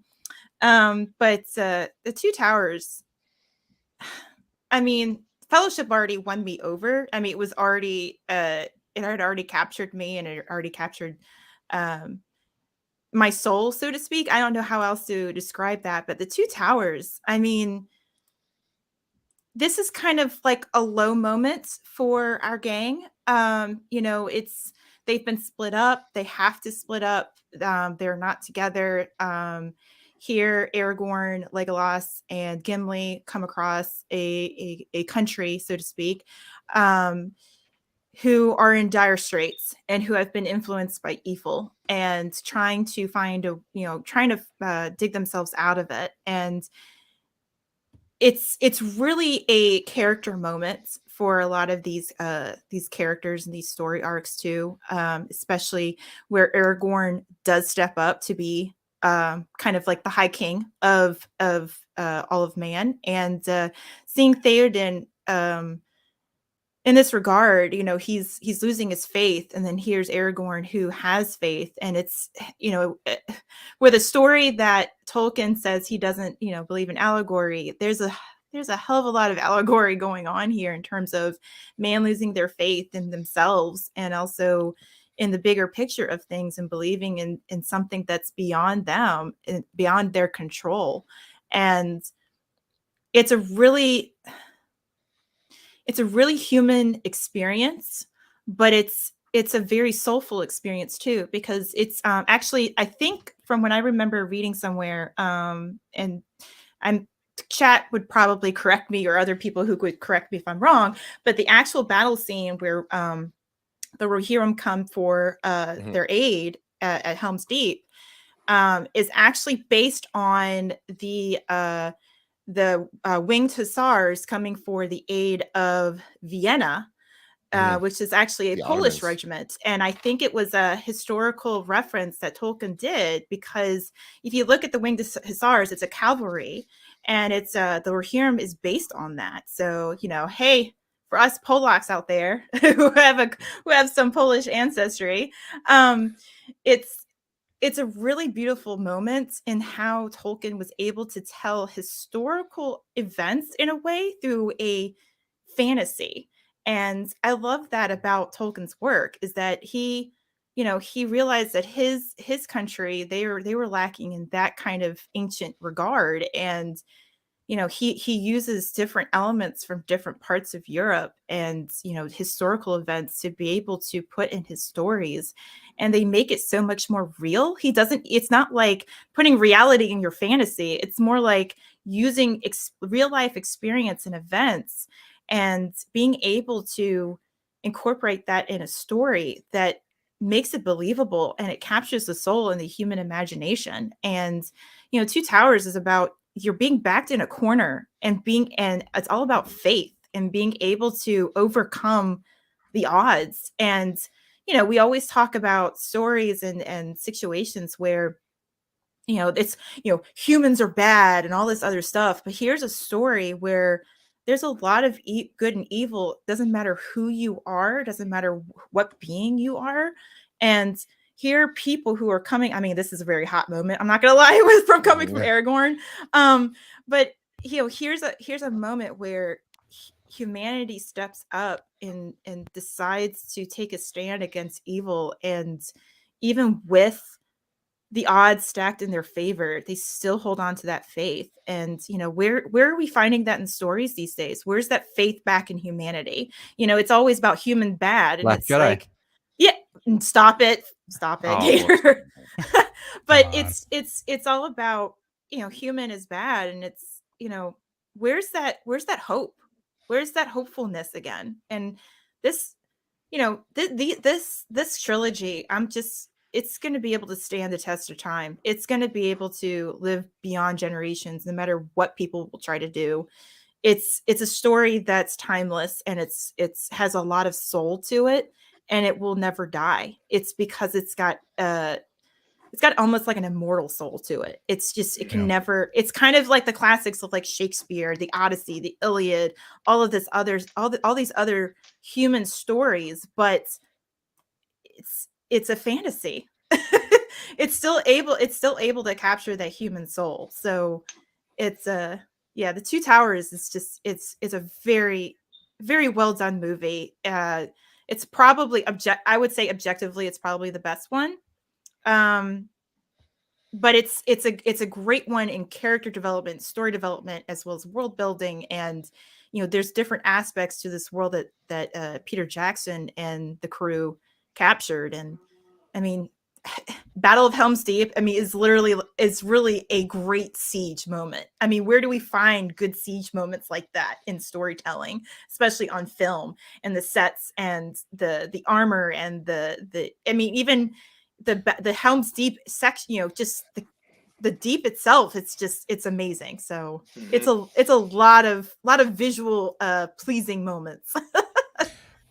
Right, and we were supposed to get something like that with the Battle of Winterfell. You know, what Game of Thrones kind of promised that, and they couldn't deliver it. And it's also, I mean, it's hard to just put up like the biggest example and say like, why hasn't anyone touched this? This is like people comparing like Michael Jordan. You look at Michael Jordan, you're like, why are you putting up these stats, guys? It's like, well, he's Michael Jordan. It's like we have to I'm think sorry, of Lord but of the Michael Rings Jordan like is still the best basketball player. Well, that's what I'm saying. Yeah, So yeah, Lord of the Rings yeah. is the best fantasy. So it's hard to like compare and say like, you know, why isn't no one reaching this level? It's like, because it's so good, because it's the all-time best. So I mean, yeah, it's hard to, I don't know, It's hard to give too top much something. grief. It's hard to top something like this. Here you have a group of people who are trying to flee, who are literally putting their backs up against the wall, who have no escape. And then they have to fight. I mean, even the children have to fight. This is realistic, actually, by the way. Back in the day, when a lot of these countries, these you know, kingdoms or whatever, were like this, where they had their backs up against the wall. And this is kind of what the Battle of Vienna was, basically. And then you had the winged hussars come in, who the Rohirrim, who came in and they saved the day. I mean, it was faith. It was literally faith that they had to survive. They had to cling on to that. I mean, can you imagine being in that situation realistically, where you are literally down to the last surviving man and trying to protect your people, and you've got women and children hiding who have no escape? It's just, you know, it's a very realistic situation. Yep. Yeah, and that's what you said is true. Was that they saved Christendom with the winged hussars did at Vienna when they stopped the Ottomans, and it's Woo, Polish. Yeah. Yep. They sure did. I don't think this scene works if you don't have a robust enemy, though. The Uruk-hai and how they portrayed them was just so good. Like, they were scary when you saw them. Right. Yeah, they are. Yeah, that's something that's been slowly trickling out of entertainment and media for a long time now, and I don't know why they're doing it. It's this sense and this scope of jeopardy. Well, if it was a modern retelling, they'd turn into good guys all of a sudden. They're just misunderstood. It's like this is a story, and one of the devices in the story is to have a brick wall that the hero is banging his head against. If I have to start sympathizing with the brick wall, then there is no hero, there is no story. It's like, I don't get it. I just don't get it. A story requires a controversy. It's like, how do you have a controversy? And let me tell you this. historically speaking, especially medieval times, this is kind of accurate. Of course, it's kind of accurate because it's Tolkien. But who are the ones fighting? It's men. Mm-hmm. It's men, and this has been historically speaking what's gone on through humanity. And it's the men that have protected the innocent and the women and the children. I mean, this is historically accurate, where Eowyn, who is the lady of the house of Rohan, she has to be there for her people. And as much as she wants to fight and protect, she's doing her duty as well by trying to calm them and trying to soothe them. And that is something that's very stressful too for the lady of the house. Right. So, I mean, you're talking about this is historically accurate, where the lady of the house has to be there for the weakest, and trying to give she's heroic in that she has to give courage and endurance to her people and keep them occupied while the men have to do the work. And it's to protect her and the rest of the people. And it's it's a beautiful, it's sad, but it's also beautiful, because that's how it was back in the day. And unfortunately with modern storytelling, they don't want to see that. They don't recognize that. They don't want to recognize that. And there's something very beautiful in that, where the men, I don't know how to describe it, because probably I'm not speaking well on this, because I'm just not as eloquent as most people that are in the sphere. Because you're a girl, Well, yeah. Thanks, Placid. Thank you. But it's something beautiful in that the men do the work. They have to do the work because that is their duty, and it's a very powerful moment, and it's also very heroic, and it's also heroic on Eowyn's part to be able to keep the spirits of her people alive. There's something that you're not mentioning in all of this as well. I don't see how it's any easier task for her to pass out daggers and swords to all of the mothers. Exactly. Who will basically garrote their children as soon as orcs breach the cave wall. It's like, I don't see how that's an easier job. Almost as if the men have it easier. And and also in a very realistic world, some of those wives that only had their husbands, they would have joined them on the battlefield come hell or high water, and the husband would have agreed. Honey, you could pass me arrows. Honey, you could bandage my wounds. Come out onto the battlefield with me. I don't want you to be in that cave alone either. But it's like, so that was part of the reality in reality too. I mean, there were battles for villages during Joan of Arc's time where the wives were adjacent to the battlefield. And yes, some of them were cloistered away because they were shield maidens for the village. But some of those wives participated in combat because they didn't want to see their husband die.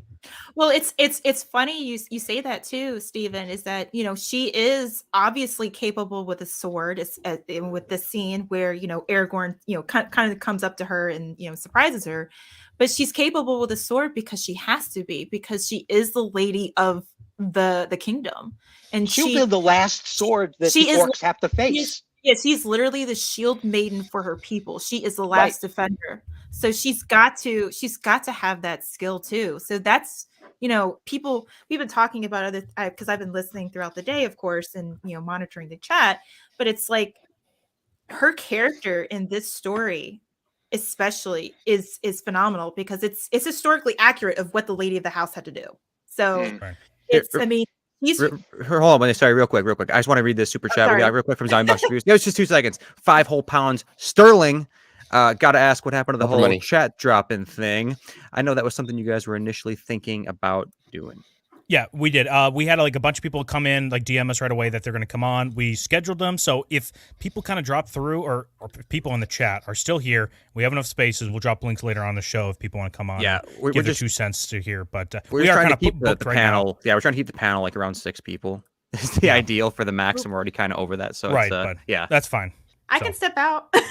No, you're fine. It's okay. Yeah, it's no problem. But yeah, I love four the two, guests and three. I love the three two panel towers. runners. I love the two towers because it definitely it shows more of the world of man, especially, and their struggles and their hope and their fears, and it's realistic. I mean, you're at war. You're you know, you're trying to protect your people, and then you have evil influences, political bureaucracy, so to speak, and yeah, this is such a fantastic character development as overall. I mean, I think if you want to look at what was the number one thing in this film, it's not just practicality in war, but also huge character development overall for a lot of our main characters, and especially with new oncoming characters like Eowyn and her brother, or her brother.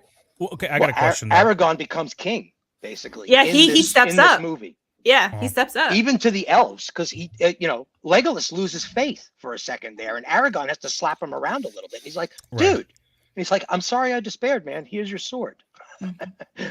Yeah, so. I want to ask the panel here what they think. Is Aragorn giving her, like, hey, I'm kind of into you vibes, or is she just reading too much into it? Because she is simping for Aragorn the whole time. And I don't blame her for it, but she gets vibes of, like, yeah, the man's taken. He's, like, dreaming of another girl. He has this necklace of her and is like, come on, lady, you gotta read the room here. I don't think she's reading the room properly, but what do you guys think? Is Aragorn leading her on, or is she just reading too much into it? I think he's just trying to support her, like, hey, everything's going to be okay. We're capable, you're capable, and she's probably reading a little too much into that. Although I think he recognized, he'd be like, hey, if I didn't have a lady, then maybe she would have been it. But you know what I mean? That's not how things played out, so it's not meant to be. Also, that if you don't know anything about the books or the lore or anything, the conversation he has with her on the trail to Helm's Deep is the first time you figure out that, oh, he's from Dunedain and he's like 87 or whatever. And everyone's like, oh, crap. Like, because I could hear people in the theater like take in air when that was revealed. Right. Because not a lot of people knew that. Mm-hmm. I think really for me, I mean, coming from her perspective, here she's had Grima Wormtongue breathing down her neck a little bit, which is kind of creepy as all get out. And her brother is the sexiest man in the kingdom. So. Yeah, well, yeah, but I mean, if you think about it, though, she's already given off the impression that she does feel a little trapped in her situation, and I don't think necessarily that she feels trapped because she doesn't want to be, queen or whatever, leader of her people. I think it's just she feels trapped because of this kind of situation. There's a bunch of evil going on. She's already lost her cousin, so she's already seen death, and there's no escape from a lot of this crushing feeling. And here you have Aragorn who comes in, and he's like literally a white knight in shining armor coming in. So of course she's going to have instant admiration and instant attraction to him because he's coming in. First of all, he's very masculine looking, of course, but he's also coming in with leadership skills, which is also very attractive and masculine for especially women who are feeling trapped in this situation, who don't have a means to protect their people, and seeing her own, uncle who's being influenced by Grima Wormtongue. So, I mean, you can imagine that feeling of feeling trapped in that situation, and there's no escape. And then you have somebody who's coming in, a hero basically, and of course she's going to have a king. A king. He's going to have. He's got that Numenorian blood. Yeah. Yeah, and she's going to have instant attraction to him. So I don't think he was leading her on. He's acting like a king, and he's acting like a gentleman and chivalrous to her, and that he's trying to show encouragement, and he doesn't want to. He's trying to bolster her up too, but it is in a way a very awkward situation because he knows what's going on. I don't think he's dumb in that regard, but at the same time, it's like, you can understand both of their feelings in this situation. And of course, he's also having, as far as this film is concerned, he's also having doubts. He's still having doubts with the Arwen situation. So I'm not saying he's leading her on, but he's still trying to work through his own issues, so to speak. And then, of course, at the end of the film, he finally takes on this you don't see the crown, but he takes on the role of being the High King of humanity. So it's a different situation, and it's totally understandable where she's coming from too. So but poor Gimli's trying to put the Mac down, on that ride. He's like saying, like, dude, my expectation of women are basically men at this point because how dwarf women look. They look disgusting. They're basically men now. They got like, beards. dude, so he's like, I have no standards. Please love me. And she just avoids him and just goes right to Aragorn. I'm not even sure Gimli would find her attractive, man. I don't think Gimli think so? At this point, I don't think so. I think he's exclusively attracted. Like, dude, okay, maybe.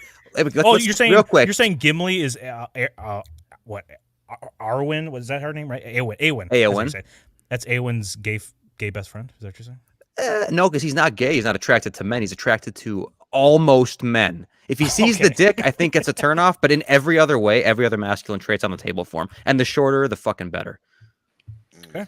That's my headcanon, dude. Well, and Rings of Power reinforced that. Yes, it did reinforce that. We got a super chat from Roman. Yeah, hey, the Empire. Here he is. Nice. Thanks for having me on. This is a fantastic stream. I would have stayed longer, but Zach kept sending me nudes in the DM. You had to go relieve yourself or what? Keep fighting the fight. A ball fan can only work so much, right? He was in the Navy, so what can I say? Dude, he just shot out some stronger ropes than the elves can produce. I guarantee you that. And just one more point, I guess, from a female's perspective. But I mean, it is very highly attractive when a man comes in and does save the day, and he's not doing it aggressively either. He's got a presence about him, and it's obviously. He allows others to step up as well, because Gandalf comes in and helps out, and then he's also very respectful to Theoden and his people. So it's very attractive in that he doesn't come in saying, "I'm the High King," whatever. He's got a presence, and so it's. I mean, you roll on up, Yeah, rolling up gin with and my tonic, right? With the with beats my going, Audi or something like that. I'm the king, whatever. Yo. But, I'm part of the line, baby. Yeah, he just would have had to roll up and be like, "Sup, sup, baby." No, but I think it's something like that too. And of course, I think I remember seeing maybe it was Trip that said it in the chat, but she said it's not like she had very many options. So I mean, in a way, especially when you look at it medieval times and lordship and kings and queens and royal lines or whatever, she would need to be married off to somebody who has nobility. So she was probably going to marry Theoden's son. No, they were cousins. Yeah, unless they watch that off the table. Yeah. Well, unless they have Game of Thrones like standards. Well, I mean, what time period are they living in, man? Of course, better than Wormtongue. Well, yeah, that's true. Maybe. They did marry their cousins back in the day. So I wanted to mention something about her as well. The only part of the romance that's being misled is her own young body. That's it. She feels so trapped as a being, right? She doesn't see anything but darkness ahead, and here comes this thing. Imagine, it's almost the same as when Frodo sees Arwen for the first time, right? She's quite literally a beacon coming out of the shadows to save him, right? That's what Aragorn looks like to her. Yep. So this is not about anybody misleading anybody. She's fighting with herself to understand that this man has a higher duty than me. But my body keeps telling me that this man needs to survive. This is the best man in the world. Mm-hmm. My mind is telling me no. It's kind of the same thing. And this is something that still baffles me to this day.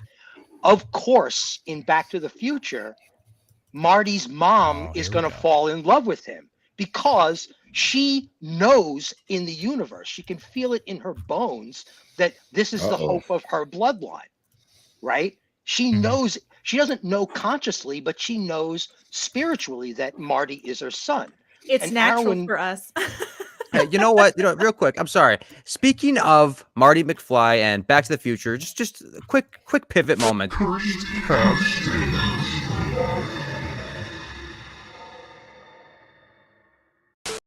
Inserting it. Was that Heath Ledger? Was that Heath Ledger? Casting. No, I think that was wait, for which Leo. one? I think it was Frodo. Leo, right? Yeah, it's Leonardo DiCaprio. Leo. I think, and obviously George All Clooney right, for Aragorn. but let's explain cursed casting here, because I think some people are We're gonna check misunderstanding it. It's not who is the best that could be, but it's like almost they could be cast as that role, and it would be awful for it. Kind of like Who's how the we best bad like cast is like basically that what it Townsend is. guy, right? George So Clooney, of these four for Gandalf, who do we think is the worst casting? Yes, you have Christopher Walken. What's the fucking name? Christopher Lloyd, Mel Gibson, and Clint Eastwood. Walken is the worst. That would be. Can you imagine? Hey, we gotta go get we're gonna go take the ring to Mount Doom. You know, I'm not here to rob you. I'm here to fuck you. I would have loved William Dafoe depiction though, because can you imagine him approaching the Balrog and saying, "There was a firefight"? Yeah, he put it out with his massive fucking You fire hose. are not going to pass, okay? Don't even get it in your head. You shall not pass. Yeah. Clint Eastwood can't do Gandalf. He's very stoic, and he just can't act. He can't act outside of his typecast. You couldn't do like a "you shall not pass." He would be the Give actual you one of those. He would be the actual best. But remember, y'all, rest of them would be the bad. title. I totally the title of disagree. this is cursed casting. It doesn't mean it's the best casting. It's Yes. the cursed Thank casting. you, Megs. That's why Walken wins.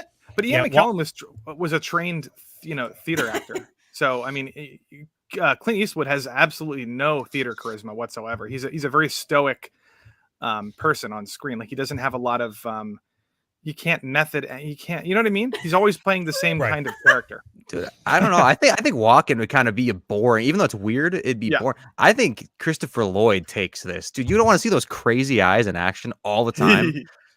That'd be great. Frodo, he's got that crazy shit going on, man. Did you ever see the Addams Family from the '90s? Come on, he's got that Uncle Fester energy. Do you want that Uncle Fester energy in my Gandalf?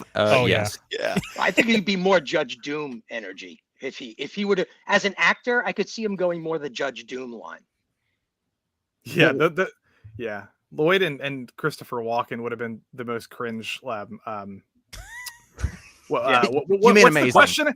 What's the question again? Cursed casting. Cursed casting. Yeah, those two would have been the most cursed. Yeah, and I think would be the least cursed. I think so too. Clint Eastwood would have just been boring, and Gibson would have done a good job. That's about it. The other two would have been cursed. Now, everyone knows Sean Connery was originally looked to do the role of Gandalf. What do you think about that? His potential portrayal of Gandalf. How would Sean Connery do? I don't think Sean could. I don't think Sean would be able to pull it off because he always goes for the macho. He always plays macho. Always. Yeah. It's like it's not. I don't even know if it's a choice. It's just the way he exudes, I guess. But he did play a macho role in gosh, now the title escapes me, but the third one of the Indiana Jones. Yeah, that's the closest he comes to being a little soft. One of the few movies better than The Two Towers, Last Crusade. No way. I do like absolutely. Thank you, Don. The Last Crusade. That trilogy has not aged well. Roman. Steven, we're gonna have you on. Yes, we're literally gonna beat the shit out of it. We're gonna mute you and then just like berate you and say you can't even say anything, and you'll just have your icon up there on the screen. Yes, we're still live, so all the chat's gonna say, "Oh my god, what a fucking idiot!" We're just getting berated like this on stream. You can't even think of a comeback. He's like, "Please unmute me." No, I think Patrick Stewart would have been a good choice. No, you're good. Not yet. He's too bald. Patrick Stewart.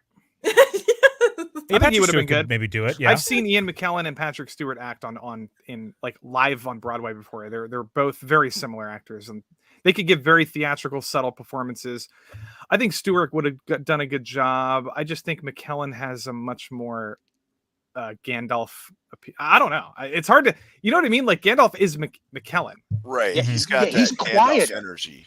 Yeah, he's very chill. Right. And which is great. So that when he becomes powerful, you're just like, whoa, oh, wow. Okay. But true. And like Christopher Lee is like powerful all the time, just sitting there looking out the window. He can't help it. Right. Again, same thing. Perfect casting. That was one of the reasons why that trilogy is so amazing, because everybody was so fucking amazing. Even The Hobbit. I'm sorry, but both Benedict Cumberbatch and Thorin, and oh my God, I'm blanking on his name, but Bilbo Baggins. Oh, okay, go ahead. Yeah. No, in the Hobbit trilogy. Yeah, Bilbo, I agree. What the fucking? What is his name? Who was Benedict Cumberbatch Martin in Freeman. that? Martin Freeman. Yeah, the guy from Sherlock. The guy, Martin Freeman. Martin Freeman. Freeman okay, as gotcha, Bilbo was yes. amazing. Yeah. Yes, he was and good. Benedict Cumberbatch as Smaug and the Necromancer were, he the was damn incredible. CGI set pieces was the only problem with that movie. You get rid of the friggin' monster rock people. You get rid of the friggin' barrel ride. It's like you get rid of these stupid set pieces. We don't need those damn things. Ground the friggin' camera, lock the damn thing off, and let the actors act. It's like you don't need to do all of this magic stuff. It's so silly. It broke the movie for me. It was just way too over the top with the goblins falling off of stuff that would obviously squish people and kill them. I'm going to fall 300 feet on top of a bunch of goblins, and then more stuff's going to fall. And the barrel ride down the river with the axe throws being perfect. Yeah, that stuff was all nonsense. Where was the camera? It's like somebody threw a camera down a friggin' hole. Like, what the hell was going? I will say the Gollum Bilbo scenes were identically ripped from the book. It was so good.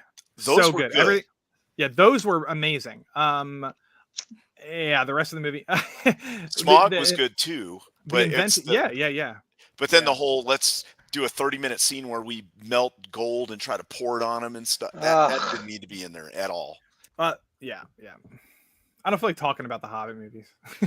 All right. Well, listen. Speaking of Hobbits, let's do another one. How about for Mary here? Who's your best cursed cast member? Oh my God. David Spade. Yes. Come on, he's perfect for this role. Yeah, David Spade's actually perfect for it. Especially like a 90s era David Spade. I know. What about Curly up there? Curly Woody Harrelson. Woody Harrelson. No, he would take it too seriously. He's actually Southern an accent. Yeah, he is. But you don't want to hear that Southern accent coming out of a Hobbit from medieval Ireland. That sounds great. He would try. Patrick Harris bothers me. I don't like him. Yeah, I think that would be cursed casting right there too. I don't know about Jason Segel. That just fucking sucks. I didn't even know who that guy was. I thought that was one of your friends or something. Jason Segel. We wish. That's us. Face reveal. Wow, we look great. Yeah. Jason Segel's so such a forgettable actor. I feel bad for him. Yeah. What has he been in? I don't even know. Nobody knows. He's in I Love You, Man. He's in those kind of movies. Oh, I Met Your Mother. Sarah He's Marshall. with, yeah, he's with. It's like kind of early Ryan Reynolds kind of thing. Yeah. But yeah, I think. Oh, dude, this. And then so let's Pete Davidson. I think I've arrived at the sexiest part of the show. Obviously. Yes. Oh my God! Is that? What's up, 70s? Hey, 70s. Good to see you all. Sorry I'm late. Because there's only another 3 hours to go. Well, who's your pick for Pippin here? You have Rob Schneider, Michael Cera, that dude from Superbad, McLovin, and Pete Davidson. Fucking that Pete Davidson, who's now does it sway you at all knowing that his dad died in 9/11? Just put that on there. Yeah, weigh it all. Yeah, I think Danny DeVito would be a better choice. He's not on the list, unfortunately. No, this is cursed So you gotta casting. fucking These are pick. find the worst person for Pippin. Which of these four would be worst at playing Pippin? Pete Davidson would always be worst at playing anything, even himself. So that's who I'd vote for. Yeah. I think the two on top and MacGuffin over there or whatever. Totally. Those guys would be good. He's the embodiment of the ring. But the ring of yes, he has the ring of power. Apparently, obviously.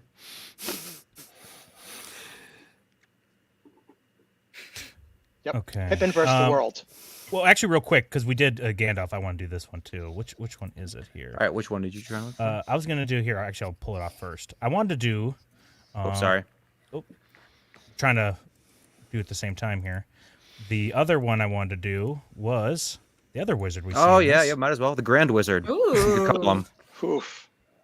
I think. Well, Come on, guys, laugh. Weird Al. You don't see Weird Al and you think, what the fuck is that? Look, they both have that face. Look at that. They both have the face, the nose. He's got the length of the hair. I mean, He would be the right choice. I mean, I'd love to see James Woods try it, but Or if we got like that legendary Saruman prequel series that we've all been asking for, like how did Saruman grow up to be who he is? You know, played by Weird Al.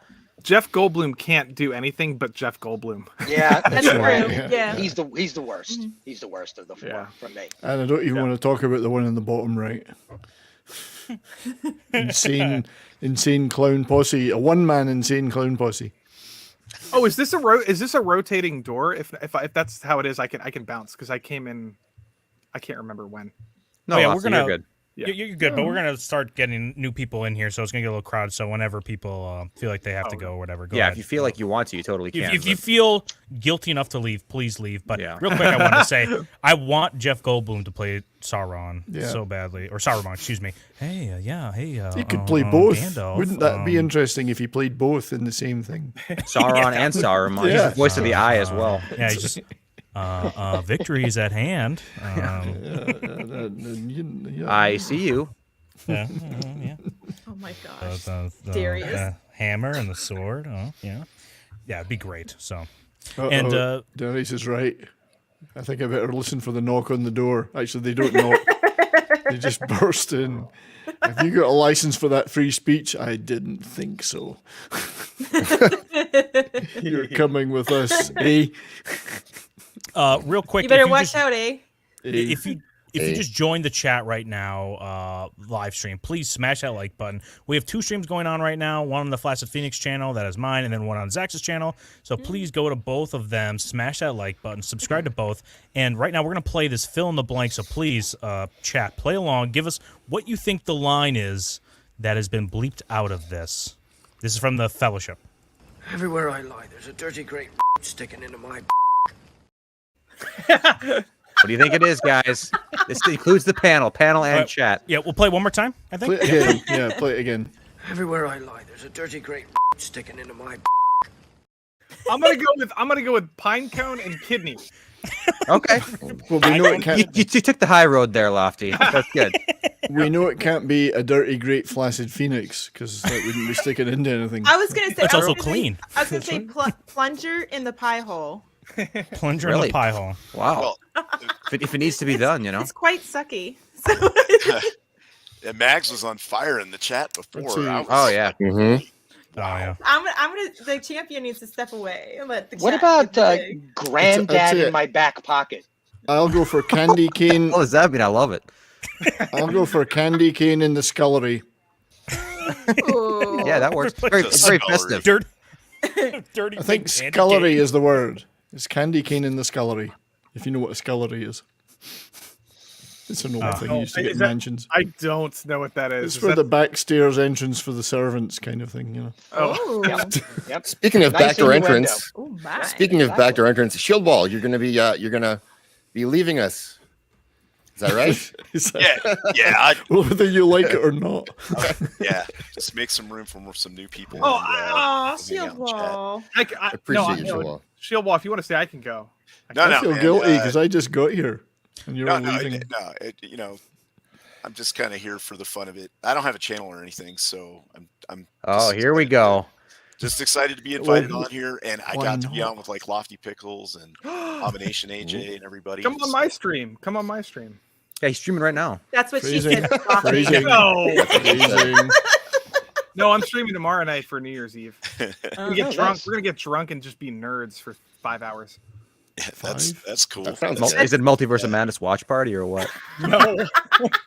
Watch it in reverse. That'd be the best way to do it. Just gonna fast it. But so I really appreciate you having me on the stream and everything. And yeah, these movies mean a lot to me. I went into it just a tiny bit when I first came on, but I just come back from Warzone when I saw this movie, so it wasn't like I was getting shot or anything. But I mean, So I was did over Tolkien. there. Tolkien came back from Warzone and wrote it. True. Right, Yeah. and that's why I can understand a lot of the through lines of the story and why the charging out of King Theoden, riding out, how much that meant. Also, how much it meant to Éomer when he comes back with Gandalf and they do that charge. That is the first time that he's actually fighting for his king, where his king supports him. Because before that, he was out killing orcs, but it was not the king's wish that he did that. So he was kind of like an outlaw. And I believe that him knowing that the king knew that he was coming and had his blessing, it made him and his men more powerful, and that charge more meaningful. Anyways, thanks for having me on. I really appreciate it. And I'll just be hanging out in the chat and stuff. Hey, good. Thank you, Showall. Cheers, Yep. Have a good one. Yep. Now, before you bring on our next guest, let me just say I'm going to hype up this mic. It sounds so great for some person who's brand new on. If it's anything other than perfect, I think we immediately kick her. Can we all agree with that? Yeah. If Shelby sees me as anything less than it was in this cast, she's fucking done. So Shelby, you better prepare. Let's lay on the pressure here so she performs well. Is it Liv Tyler? Is it Liv Tyler? Oh, nope. Oh no! I'm sorry. I hyped you up way too much. Yay, Shelby! I love Shelby. Hi, everybody. Hey, Shelby. How's the mic? Is it all right? Am I getting zapped here? What's Shelby's going on? mic is amazing. Oh, it sounded. I don't. Yeah, this is not the same mic that you used that time. What's going on? No, really? This Seriously? is not the mic you were seeing. What did you do, Are Shelby? you screwing with me? Because I've got this like windscreen on. Do you want me to like take that off? No, let's take that off for a second. Let's hear a comparison. Yeah, we'll do it back and Shelby, forth. they're messing with you. Don't listen to No. We need an A/B kind of thing. Here you break the wind. Wait. Shelby, go ahead. I have never had brothers, so I don't know what it's like. This is what it's like, Shelby. I'll tell I have you what, older brothers. a bunch of us will come You around sound your awesome. place. A bunch of us will come around your place for the night and do a cosplay for you on it, and we can be your brothers. Well, happy 5th day of Christmas, which means it's 5 golden rings today, which is very appropriate. 5 golden toques, actually. 5 golden toques. Golden toques. So, powerful Four rings. Powerful bearded rings. dwarves, 3 drunk hobbits, 2. It's not the 5 rings And a of power beer. either. Yeah. True. Well, Shelby, if you can quickly explain to us what the Lord of the Rings, and more so Two Towers, means to you. Go ahead. The floor is yours. What does it mean to you, this movie? Sure. So I saw all of these in the theater, and I remember my good friend was really like, she loved all of the actors who were the hobbits. She was mad about them, like Teen Beat, Tiger Beat magazine thing, and Jonas she was Brothers. like, you and I. Yeah, I was like Dominic Monaghan, Billy Boyd, Elijah Wood, and she said to me, "You and I have to go to."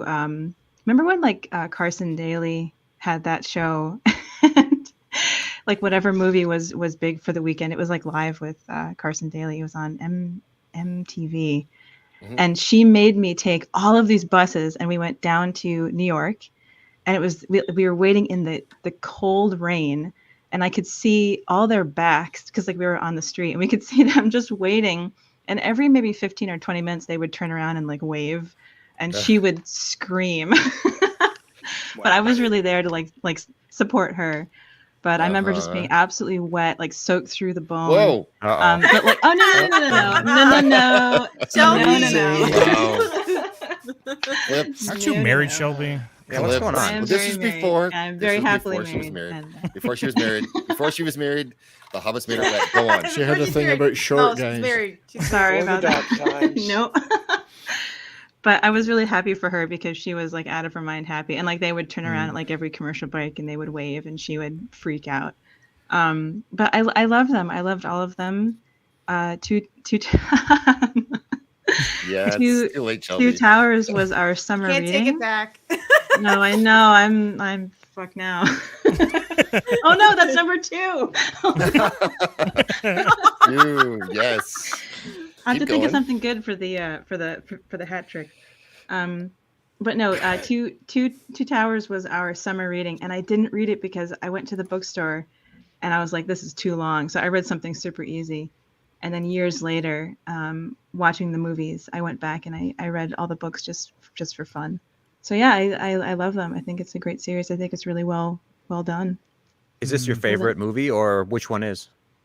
If not, Fellowship is my favorite because without that you don't have the foundation for the rest of them, because you need, like when you're dealing with fantasy, the suspension of disbelief is so essential, that you need all the actors to take it seriously. None of the no one can condescend to the material or the lines.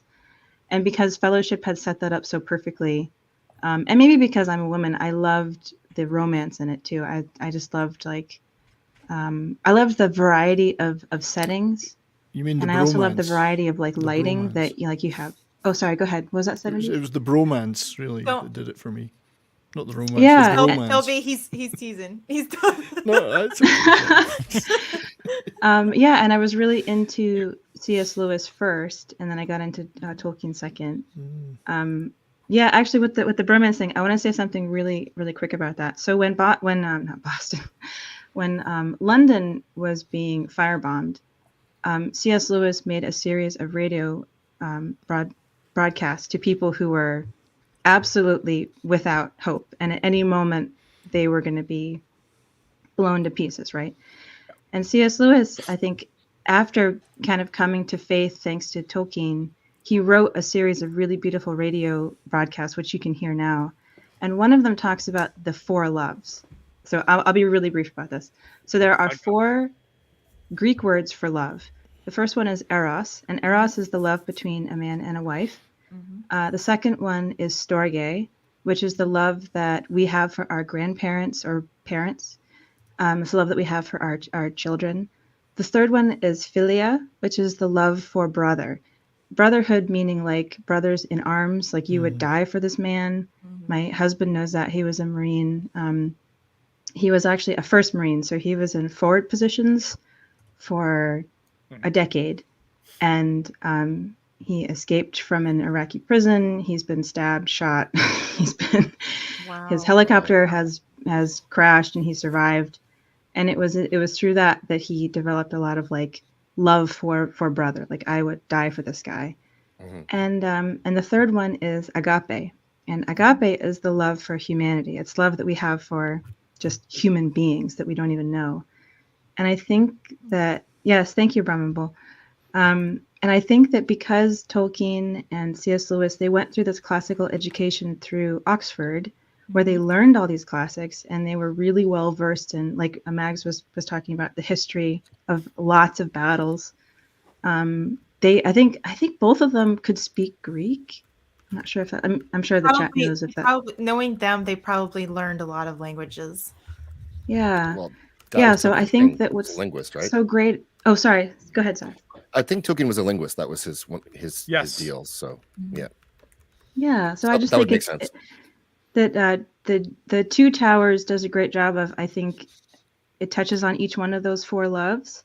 But the Fellowship for me is my favorite because I just loved it when I saw it and I was so into it, and that's what made me want to read the books.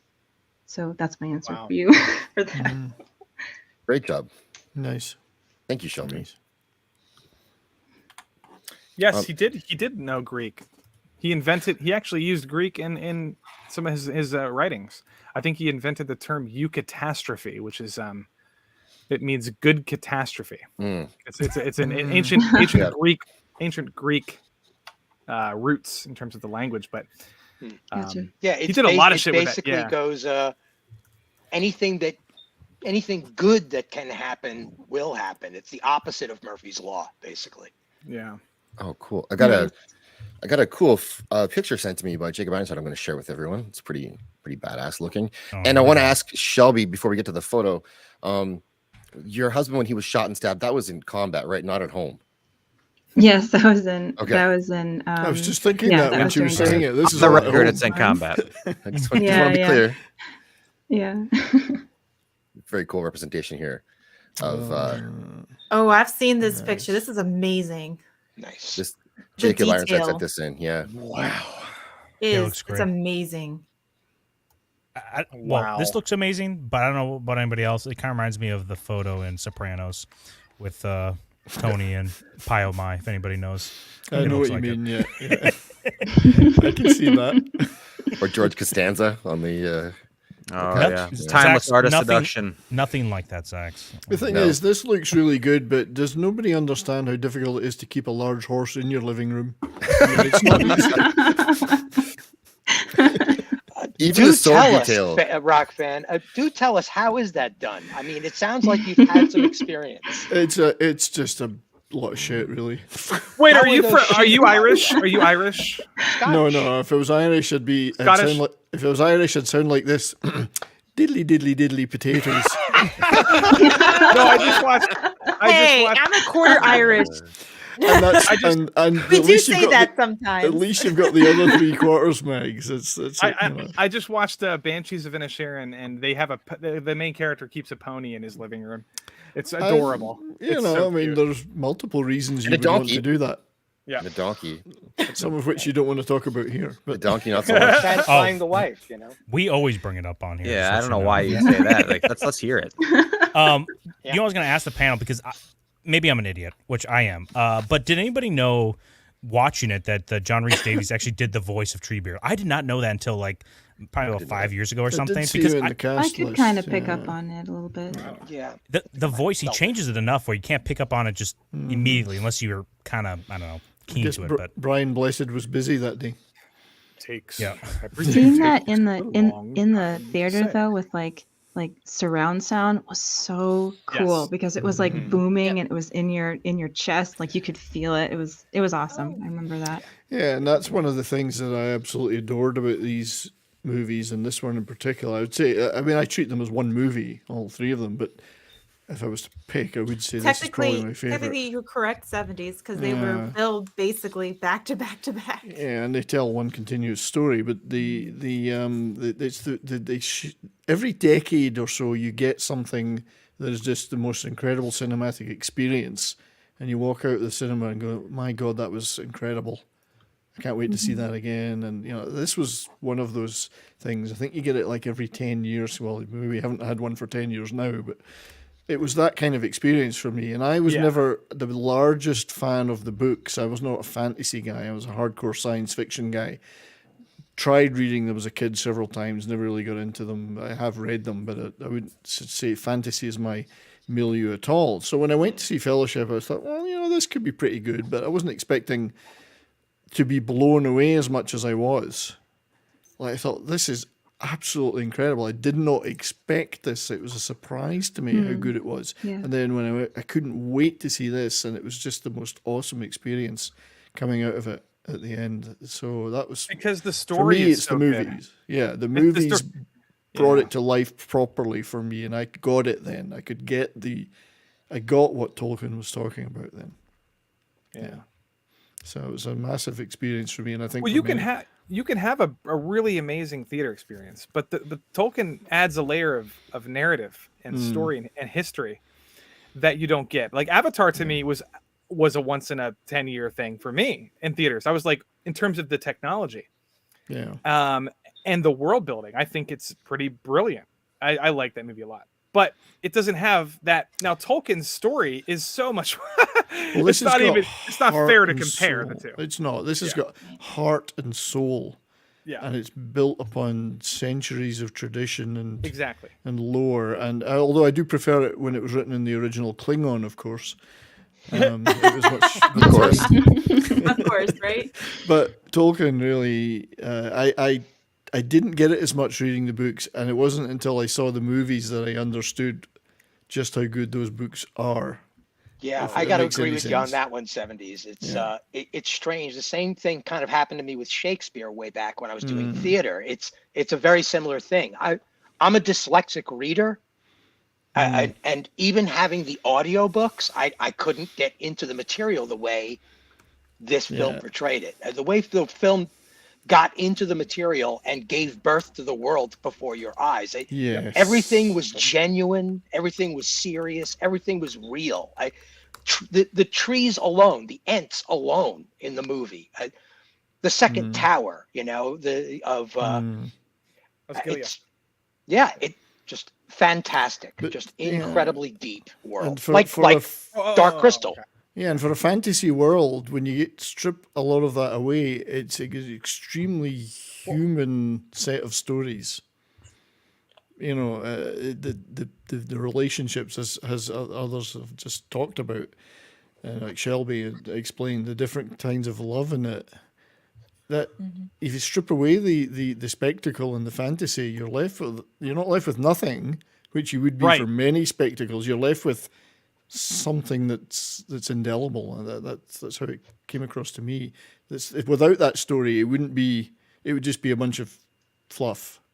That's why Pretty the books fluff. are so. That's why the books. I mean, I know not everybody. It's not for everybody, but that's why they are so popular because it's just brilliant myth making. Yeah, and I do admire. I mean, I always admired Tolkien's grasp of European lore, Northern European lore, and it's his knowledge of Old English and Middle English. I mean, he knew his Chaucer, you know, and all that other literature. He was an extremely good student of all of that. So the meticulous nature of that, I found that hard going to read as a younger person, but when I saw the movies, I understood it then, and I went and read the books after that, and okay, I get it now. You know, I'm reading them properly now. I had to be educated. Yeah. When I remember reading Frankenstein and then going back and trying to read Milton, and feeling that Milton was so difficult for me to understand because the language was so old. Yeah. But when you stacked it, and Frankenstein's monster has a monologue where he talks about like when he sees hatred among when he sees people acting hatefully towards each other, it makes the bile in his throat rise. Yes. And I remember like that was such a brilliant line where it's like that acid from your stomach coming up because you're so angry. And I had never read any author say something so like visceral. Indeed, and there's a lot of allegory in Frankenstein. You know, the treatment of Frankenstein and the way that society reacts to the monster when he's really just a human, and you know that's had something subjected on him in a sense. That was an allegory for society as well at that time about outcasts and lower classes and the treatment of certain groups of people. So that was all very expertly woven into that. And speaking of Frankenstein's monster, we have a creature with us, torn from the mud. I'll go get that hat you sent me for Christmas, dude. I'll wear that on the stream. Yeah, Hey, Corey. I love that hat. Hail, everybody. Hey, Mags. It's great to see you. Salty, welcome back. Yeah. I'm just here to help do the back end stuff, but I do have something that I want. Not the backdoor stuff. I was going to say the backdoor stuff. That's the flacids. We asked first, though. We asked first. Zax and I were thinking the same thing. That's because we hang out too much in pop culture minefields chat. We do. Yes, we do. But I don't want to derail this. But once we get to a good place, I was actually doing some research because, believe it or not, I was doing some work while having the Fellowship of the Ring on, watching it, and a lot of the stuff you guys have talked about on this stream, and then we talked about earlier. After talking about it, you notice things. So but I don't mean to interrupt. Please go ahead. I like to actually the discussion about Shakespeare as well, and the impact of that, because it was the same as a kid. I don't know about in North America, but in Britain you were forced to do Shakespeare at school. Read Shakespeare plays, and it just was like this. I don't get this shit. When you're a 10-year-old or a 12-year-old, I do not get this. Speak English for fuck's sake, you know. Well, but then when you finally see a great Shakespeare performance on stage by a really talented group, then you get it. Have you ever seen Ian McKellen in the Macbeth London Shakespeare production? Yeah, not in the flesh, but recordings of it. Yes, and I've actually had the privilege to see Christopher Plummer do Midsummer Night's Dream at Stratford in Canada, Stratford, Ontario, in that theatre, and it was just the most incredible thing. He was 80 at the time, and he was just unbelievable. I thought, how can you remember all that, for one thing? Never mind deliver it in this great way, you know? Things like that really then make you appreciate the source material, to see it interpreted properly. It's true, and cinematically, Kenneth Branagh has done amazing work with the Shakespearean plays. Much Ado About Nothing I think it's from '92. Keanu Reeves is in it. Almost destroys the movie, by the way. But his Hamlet it's like is a Dracula. Exceptional. It's like, dude, oh my god, dude, are you Dracula? I'm like the Black Prince, dude. You know, and everybody else. And don't forget the best ever Shakespearean adaptation, of course, Strange Brew, which is an adaptation of Hamlet No, Lion King. The Lion King. Strange Brew's Hamlet. I know where's Abomination AJ now to talk about the Lion King and Hamlet. Don't say Yeah, it. He'll come around here. You said he'll come. Yes. Megs, we're trying to keep this family friendly. I don't know if I have to call you out here on stream here, but I don't know why it's all about dicks, cunts, balls. We're G-rated. I don't know if Nosferatu sphincters. Nosferatu says it was apocal. I think it was probably more apocryphal, but that's My favorite Shakespeare adaptation is actually a Kurosawa movie. It's very interesting. Hidden Fortress? No, it's called Throne of Blood. It's Throne of Blood. I love Throne of Blood. But it's so crazy. I did my college thesis on this, but it's weird how you have like Japanese culture adapting Shakespeare, and they have to change some things, right? Because there are no witches in Japan, so they make it a shaman, like a singular person instead of 3 witches, and they do some changes. But overall, everything, the core of it is so powerful that it sticks really, really hard. And Ron, Ron was Throne of also Blood, Ran was King Lear. Mhm. Throne of Blood was Macbeth, and Kurosawa was a genius. But didn't he do The Tempest as well? I forget. Wasn't there one that was like that was Hidden Fortress, possibly. Yeah, it might have been The Tempest. I haven't read The Tempest. Anyway, but Shieldwall Dragon says that Strange Brew. He's talking about Strange Brew. Hamlet, the story about Canadian bacon. Well, Francis Bacon wrote all of Shakespeare's plays anyway, so I guess there's some kind of circle. It goes round in a circle then. Bob and Doug Mackenzie adapted Bacon, and they made it about bacon. So was Kevin Bacon in Two Towers? Kevin Bacon was not. He was one of the 2 towers. In one of the towers, but you just didn't see 6 him. degrees of Kevin. Yeah. 6 towers of Kevin Bacon. He was one of the. They actually had mocap suits for both towers. I don't know if you knew that, or not, but he was one of them. Hey, I want to ask the panel this question because when me and Gator are watching 2 Towers, and we kind of noticed like what do we call it, 0 IQ moments or something, right? Hell That'd yeah. be a good thing. Hell yeah. This one is for me. When you see Frodo and Sam, they're like, okay, let's get through the Black Gate. I'm like, what is the plan here? I don't understand here. The fortifications, like, hey, I don't know if you can slip in, guys. This is I think you should just go around. And I just think it's the design of the set. Yeah, they should have made it so like a little more easy instead of just sliver here the Easterlings go through. But it would have been interesting if the camera was shearing the gate, like they were more off to the side.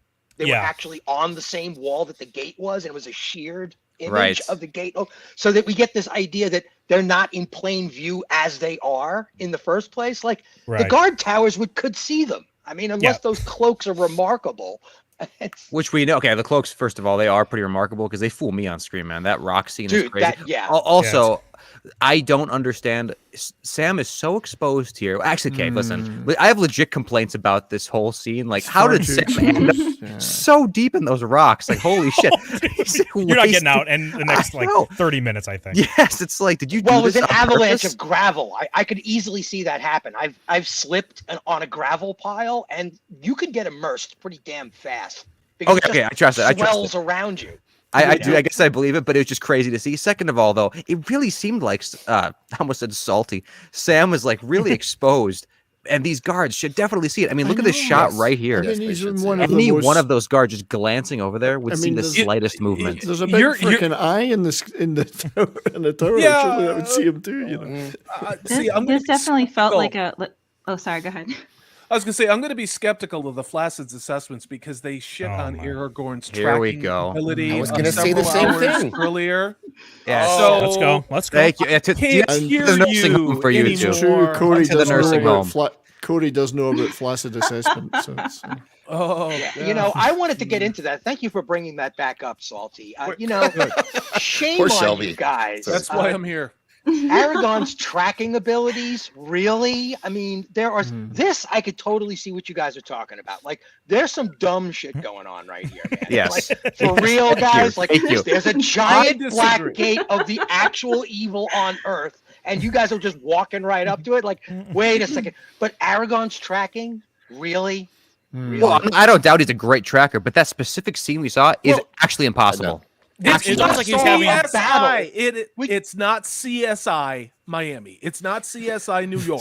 I know. It's like Wizard. Middle Earth. All right. Hold on a second. Yeah. We just saw a battle between two aged men that were just waving sticks in the air, but they were spinning each other around. But You that don't doesn't think break that the logic in Aragorn the could world. just feel the earth and know that the hobbits were but there? they're also like Maiar. something more elven like They're not that? just old people. Yeah, just Aragorn's a human.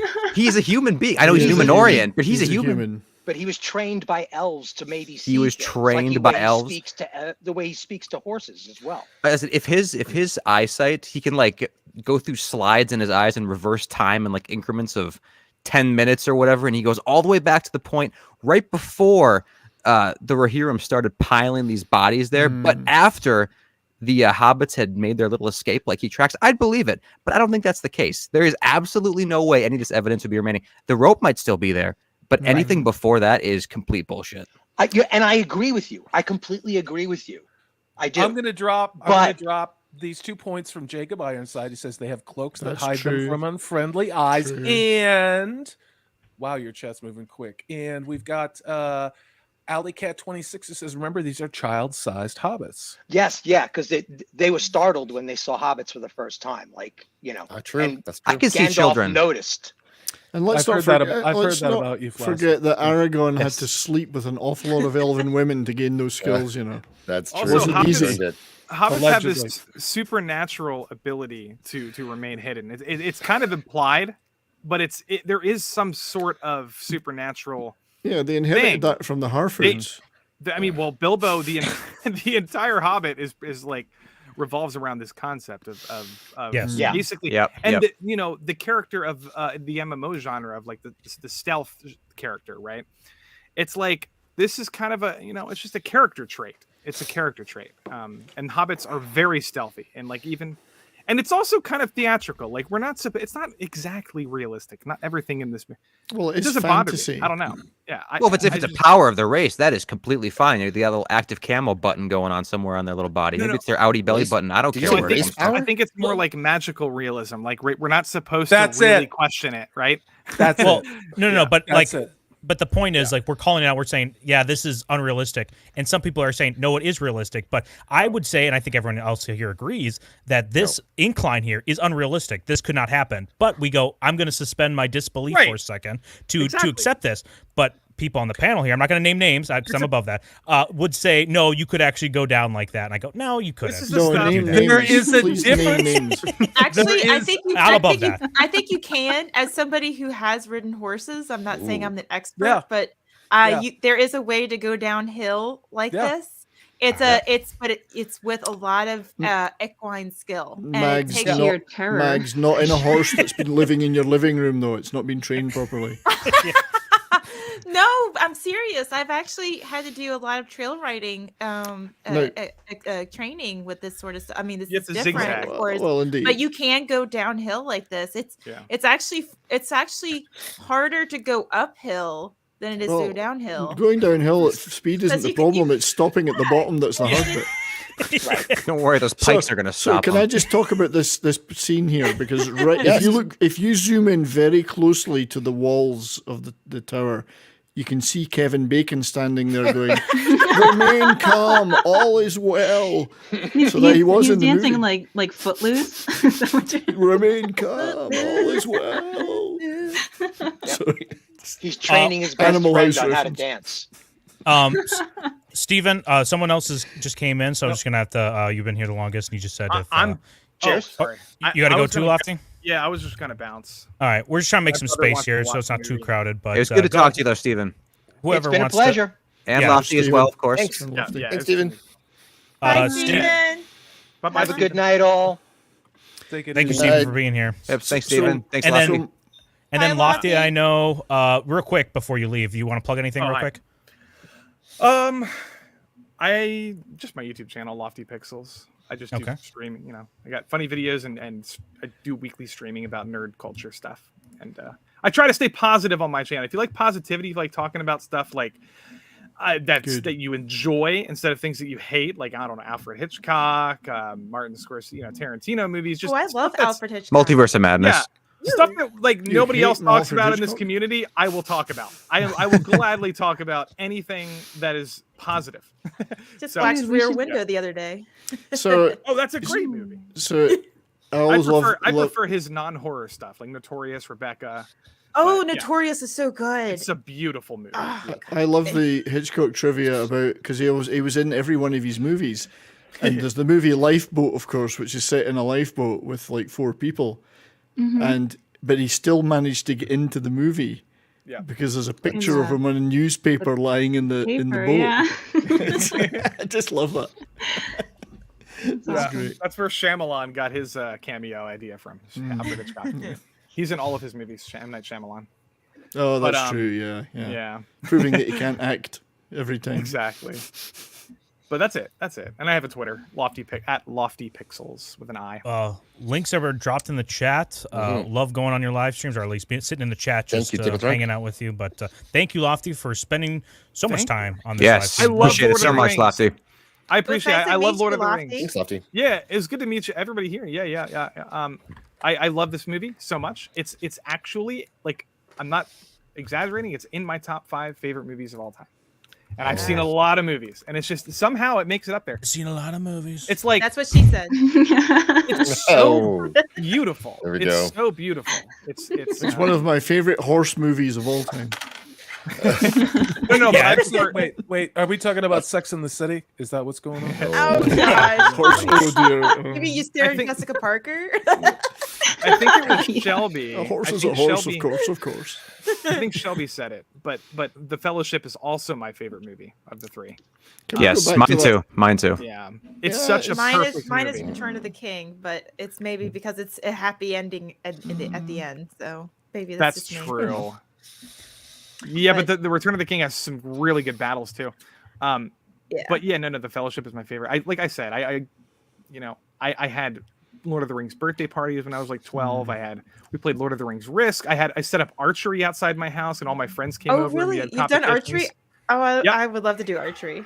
Yeah, I went hard. I went really hard. Oh, you went hard. Oh, yeah. Okay. It's not the same unless you're into Lord of the Rings. It's only the same if you're doing it on horseback.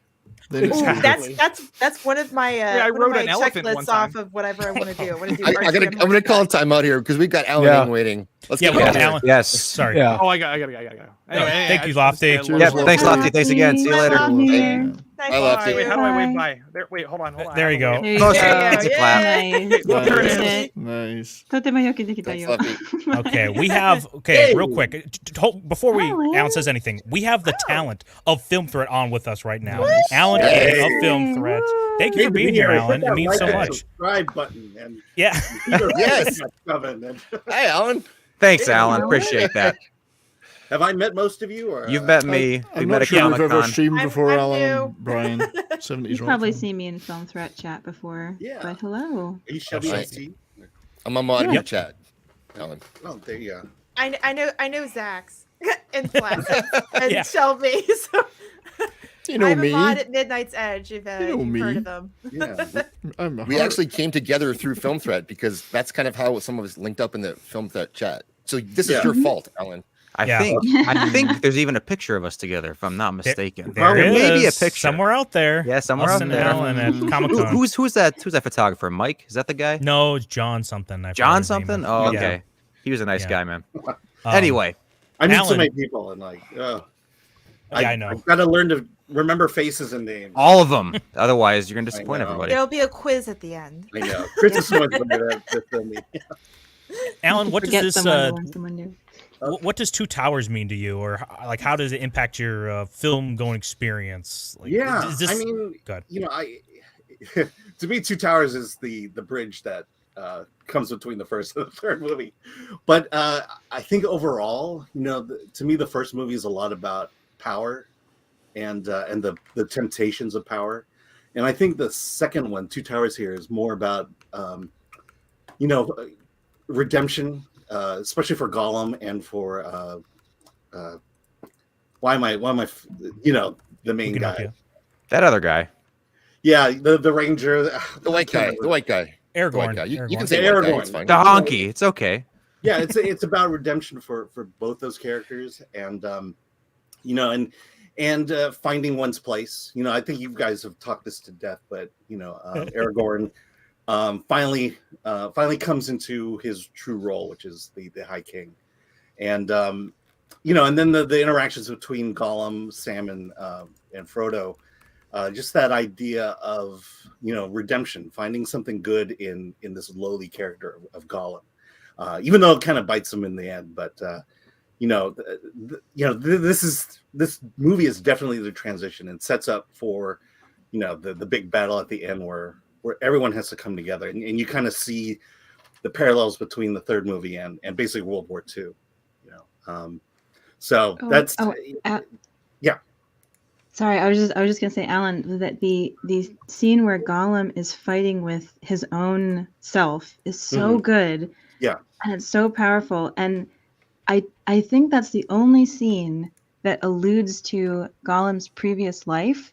So when his conscience says, you're a murderer, it's in the books that we learn that Gollum becomes the way he is because he murdered his best friend to take the ring when his best friend fishes it out of a river. And him being called a murderer is enough to crush his heart and kind of make him listen to his bad self. So I agree with you. It's such a big scene. Yeah, I mean that's you mentioned agape love. I'm Protestant, so we actually define agape love as unconditional love.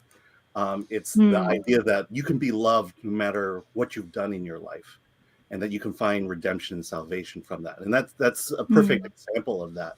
And you bring up that scene. That's a scene that should have won Andy Serkis the Academy Award. Yeah, for sure. True. It's so True. good. It's animated so beautifully too. So, Alan, where do you rank these movies? You said that the Two Towers like the intermediate movie. So, does this mean it's not your favorite one? It's I do compartmentalize the three. I think they all they each have a theme that I really like. Like the first one, it's kind of interesting, but the first one, my daughter and she's never seen it. We decided to kind of go through it, and we're about a quarter of the way into Two Towers. But in that first one, I just to me, and especially today, this idea of power, the temptations of power, the idea that absolute power corrupts absolutely, and that the ring was a test for everybody in that movie as to how they would handle handle ultimate power, and the good ones realizing they can't handle ultimate power, and so that's, to me, that's kind of the one that I like the most. And then I'll give you the funny story about the first movie. I wasn't necessarily a big fan of Lord of the Rings going in. The movie had just come out, and my friend said, "I have to take you to see this movie." And I go, "Great, well, let's go see this movie." And it gets to the part where the Fellowship is formed, and the music swells and boom, and I was like getting ready to leave. And then my friend leans over and goes, "Oh, there's still another 90 minutes of this movie left." Okay. But right away, especially when finally seeing Return of the King, it solidified the trilogy in I think Lofty mentioned it, my top 10 movies. This is I believe it's number 4 in my top 10 movies, and or top 5. And it's the only movie made after 1990 that's on that list. Okay, where's the Last Crusade in this list? Indiana Jones and the Last Crusade. That'd be at least top 3. No, it's definitely in top 25. I've seen it. I've seen that one so many times. Okay, listen, that's valid. Top 25 is not bad. Yeah. I'll take it. Okay, I'll take it. Well, I mean, you consider how many thousands of movies that we've all watched. That's to get into the top 25 is pretty damn good. Yeah, that's pretty good. Well, to me, the top 5 are movies that have affected me in some way, in terms of my life, my profession, or spoke to me in a very deep way. And and I almost hate to tell you what it is, because none of those will you may not resonate with any of those. Oh man. I love to hear these lists, Andy. Go ahead. I'll go real quick. Number 1 is Casablanca. Yeah. Oh, I love Casablanca. 100%. You are speaking my language right there. Number 2 I mean, go ahead. No, no, no. I love Casablanca. My parents actually their wedding song is you must remember this from the movie Casablanca. I thought you were going to say you were conceived during a screening of Casablanca. 70s, come on. Drive-in movie theater. At the drive-in movie Back theater. in the day, we could get away with a lot of stuff 70s. in They weren't movies. even born yet. They were born in 52 and 54. So excuse me. Just But no, kidding. I grew up on classic movies. So when you say Casablanca, I'm like, oh, I mean, I it's must remember almost the that. perfect movie. If it was only in color, it would have. no, no, no. I think it needs to be black and white. It needs to be black and white. I'll fight people. I mean, on I that. saw it for the first time, and to me, it was like I said. To me, it's the perfect movie, and it It covers is. so many genres. Yes, that's I agree. amazing. The second one is Airplane. God, yes. Do you speak jive then? You speak jive, obviously. I picked the wrong day to quit amphetamines. I like my coffee like I like my milk. But if you love Airplane, what's your opinion of Kentucky Fried Movie then? Because I love Kentucky Fried Movie. I love Kentucky Fried Movie. I love that. Great movie. Take him to Detroit. Yeah. The Kentucky Fried Movie is the pilot for Airplane. Yeah, they tried out a lot of stuff in that one. Yeah. And then I think number 3 is Singing in the Rain. Interesting. Ooh, I love Singing in the Rain. Yeah, because not only is it because it's such a good musical, but it's I call it the Jackie Chan of tap dancing. Well, it's a great musical comedy. I mean, there's a ton of fun in it, and not everyone knows that one Gene Kelly sequence, but all the other dance numbers, particularly with the 3 leads, are fantastic. Right. But Debbie Reynolds is a. I think she was actually pregnant with Carrie Fisher in that movie too. Right. Well, I know she was. Donald She O'Connor. wasn't a trained dancer. Donald O'Connor was good. No, no. No, but what I like about that movie that sets it apart from others is the dancing. It's Yes. the fact that they used the environment that they were in to construct a dance. So it was more than just tapping. Well, the couch sequence, the tilting the couch over. Yeah, the make them laugh. Yeah, brilliant. And of course, it's not Gene Kelly's greatest movie. That was Xanadu. But let's be real. Xanadu was his greatest movie. He would have them put dents in the floor so that he could make sure certain sounds had the right He was very anal about his craft, but that's what made him so good too. So, And he in was fact, so crafty about his anal too. So there's both ways. Yeah, I mean Jackie Chan. If you watch Rumble in the Bronx, Jackie Chan is great movie. Oh, the choreography. He uses the environment in his fight. So fourth is Lord of the Rings, and then 5th is Blazing Saddles. Blazing Saddles is good too. Yes. And then Producers comes right behind that. That's a really good list right there. If that's a list that you want on an island somewhere, that's a perfect list because you got romance, comedy, war, all that kind of stuff. So. I just want to be on an island with Alan. That's all. I don't care. I don't need your movies. Well, he is pretty handsome. He is. You get the food, I'll get the films. It's you get, look at all you gotta do is if you get his shirt off, Alan. you're in heaven. That's all I'm saying. Alan, I want to ask Nipple you. City. You have so much memorabilia behind you. Do you have any Lord of the Rings stuff by chance? Look or at no? that bell doll up there. Is that yours too?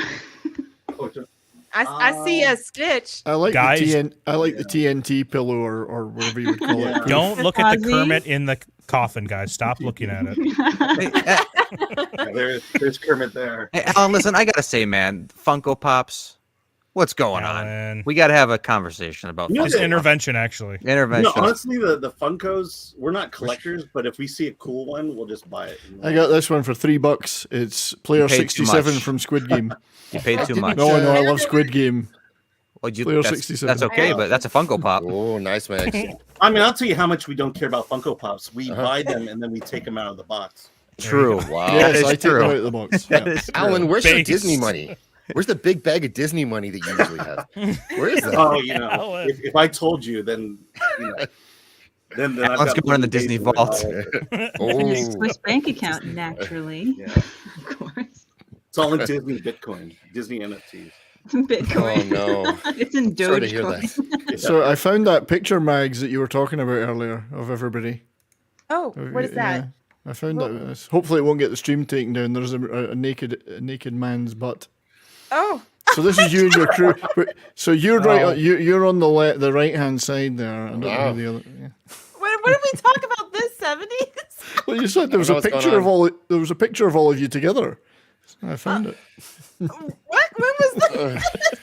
I'm good. Wait a minute. I don't think the flaccid were done. Put that back on screen. Yeah, we're done. Yeah, dude, are you We kidding need me? to tap to it.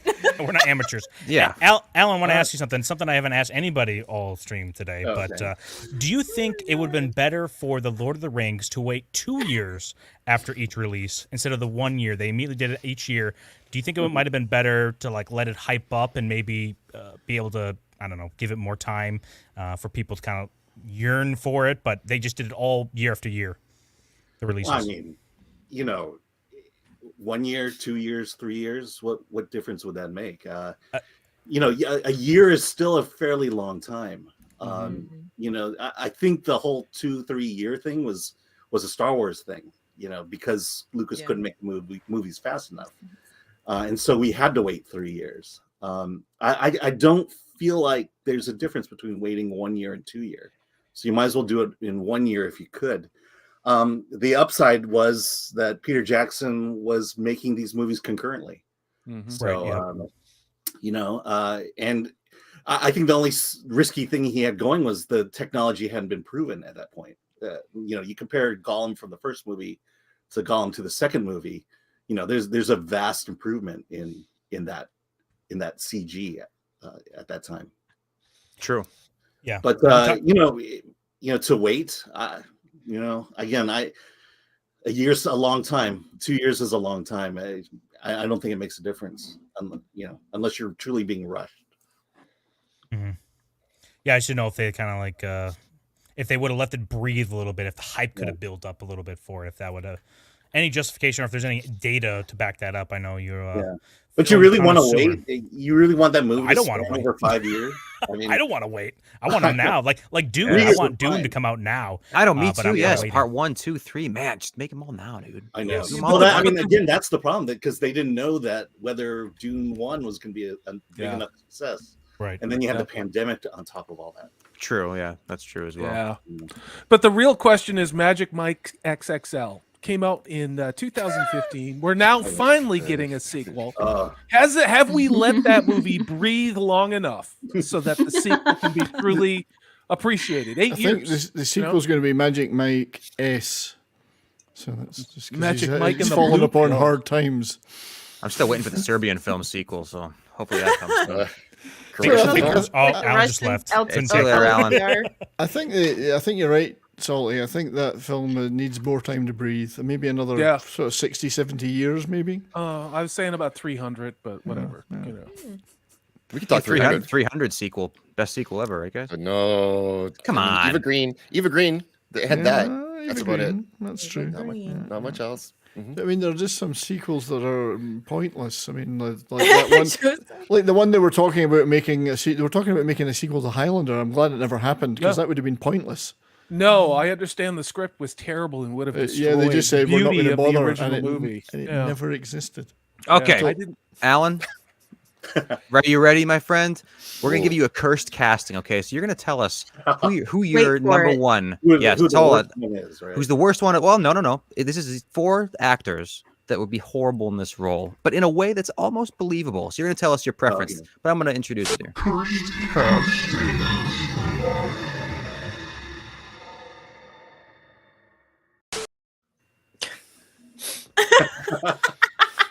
For Elrond, who's your pick, man? Elrond. You can almost see a studio doing one of these, right? Yes. Like, he's a big name. We got to have somebody there. Yeah, Steve Buscemi, Billy Bob Thornton, Nicolas Cage, and I Quentin think it's Tarantino. Quentin Tarantino. Oh, it's so bad. I think, to give him his first real acting role. All right.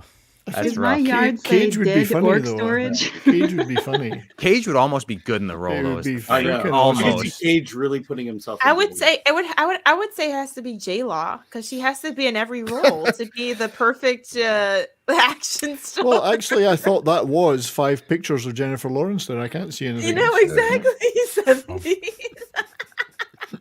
If you wanted serious hardcore acting, you'd put Billy Bob Thornton in as the role. If you wanted I serious, think Billy Bob would probably do the best of the 4. Yeah, it's hardcore actor. Oh, I've never been a fan of Billy Bob, so that actually ruins it for me. Actually, if we got thick Billy Bob back in the day when he was like that, right? Big thick guy, I would love it. Yeah, like French fry. You got that Aragorn neck. We got Dread Roberts in the house. Oh, hey, Dread. Hey. Because he's not very popular in Canada, Billy Bob Thornton, because he came up here and insulted Canadians when he was touring with his band. He probably told the truth. Well, no, Did he- well, did he say He was, sorry? he was touring with this band that he had, and he went into a Toronto radio station, and the guy, he said, "I don't want you to talk about my acting. You just ask me questions about music." So the first thing out of the guy's mouth was Billy Bob Thornton, star of blah blah blah, and then after that he just went on talked a load of gibberish, and then eventually said, "I'm Canada. It's just America without the gravy." True. He got booed off the stage the next night. Personally, I think he was right, but you know. Yeah, I kind of like Billy Bob Thornton now. Exactly. Yeah. Okay, we got another Anyway, one here. Yeah, I got another one for you, Alan. Here you go. Arwen. Arwen. Let's see. I don't Again, they're all J-Lo. So who And are that's- on the I left? mean, they're not. Yeah, they're not. Okay, J-Lo. I think is that Aubrey Plaza up in that? Aubrey Plaza, Yep. Olivia Okay. Wilde. Olivia Wilde, Amber Heard, and then Who's the tranny at the bottom on the right? Who's that? One of the greatest actors of our generation, The Jared legendary. Leto. That's legendary. Jennifer Lawrence right there. That's right. Yeah, Jennifer. Right. Thank you, Alan.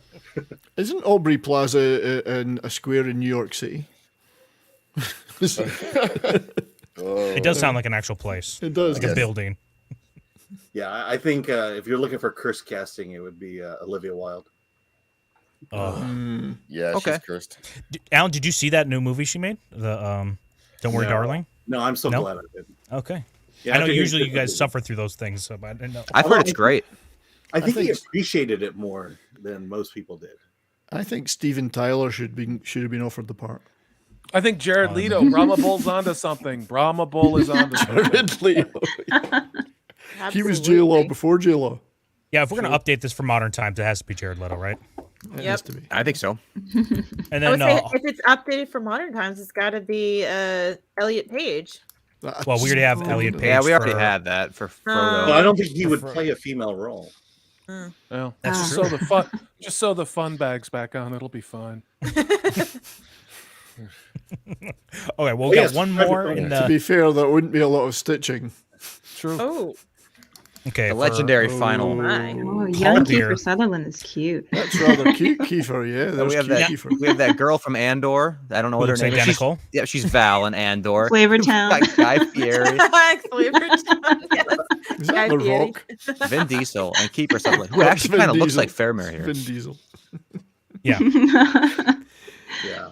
I No, vote I'm for going the with mayor, Guy please. Fieri there. That's What's Guy that? Fieri? You said Guy Fieri. Oh, Vin Diesel. Oh, dude, I could Guy Fieri coming into Helm's Deep. She'd be like, "Welcome to Flavor Town. I'm here to come into Helm's Deep, checking out the new flavors down here in the center. Let's Look go." at all these horses. This sandwich has 9 cheeses. Can you freaking believe it?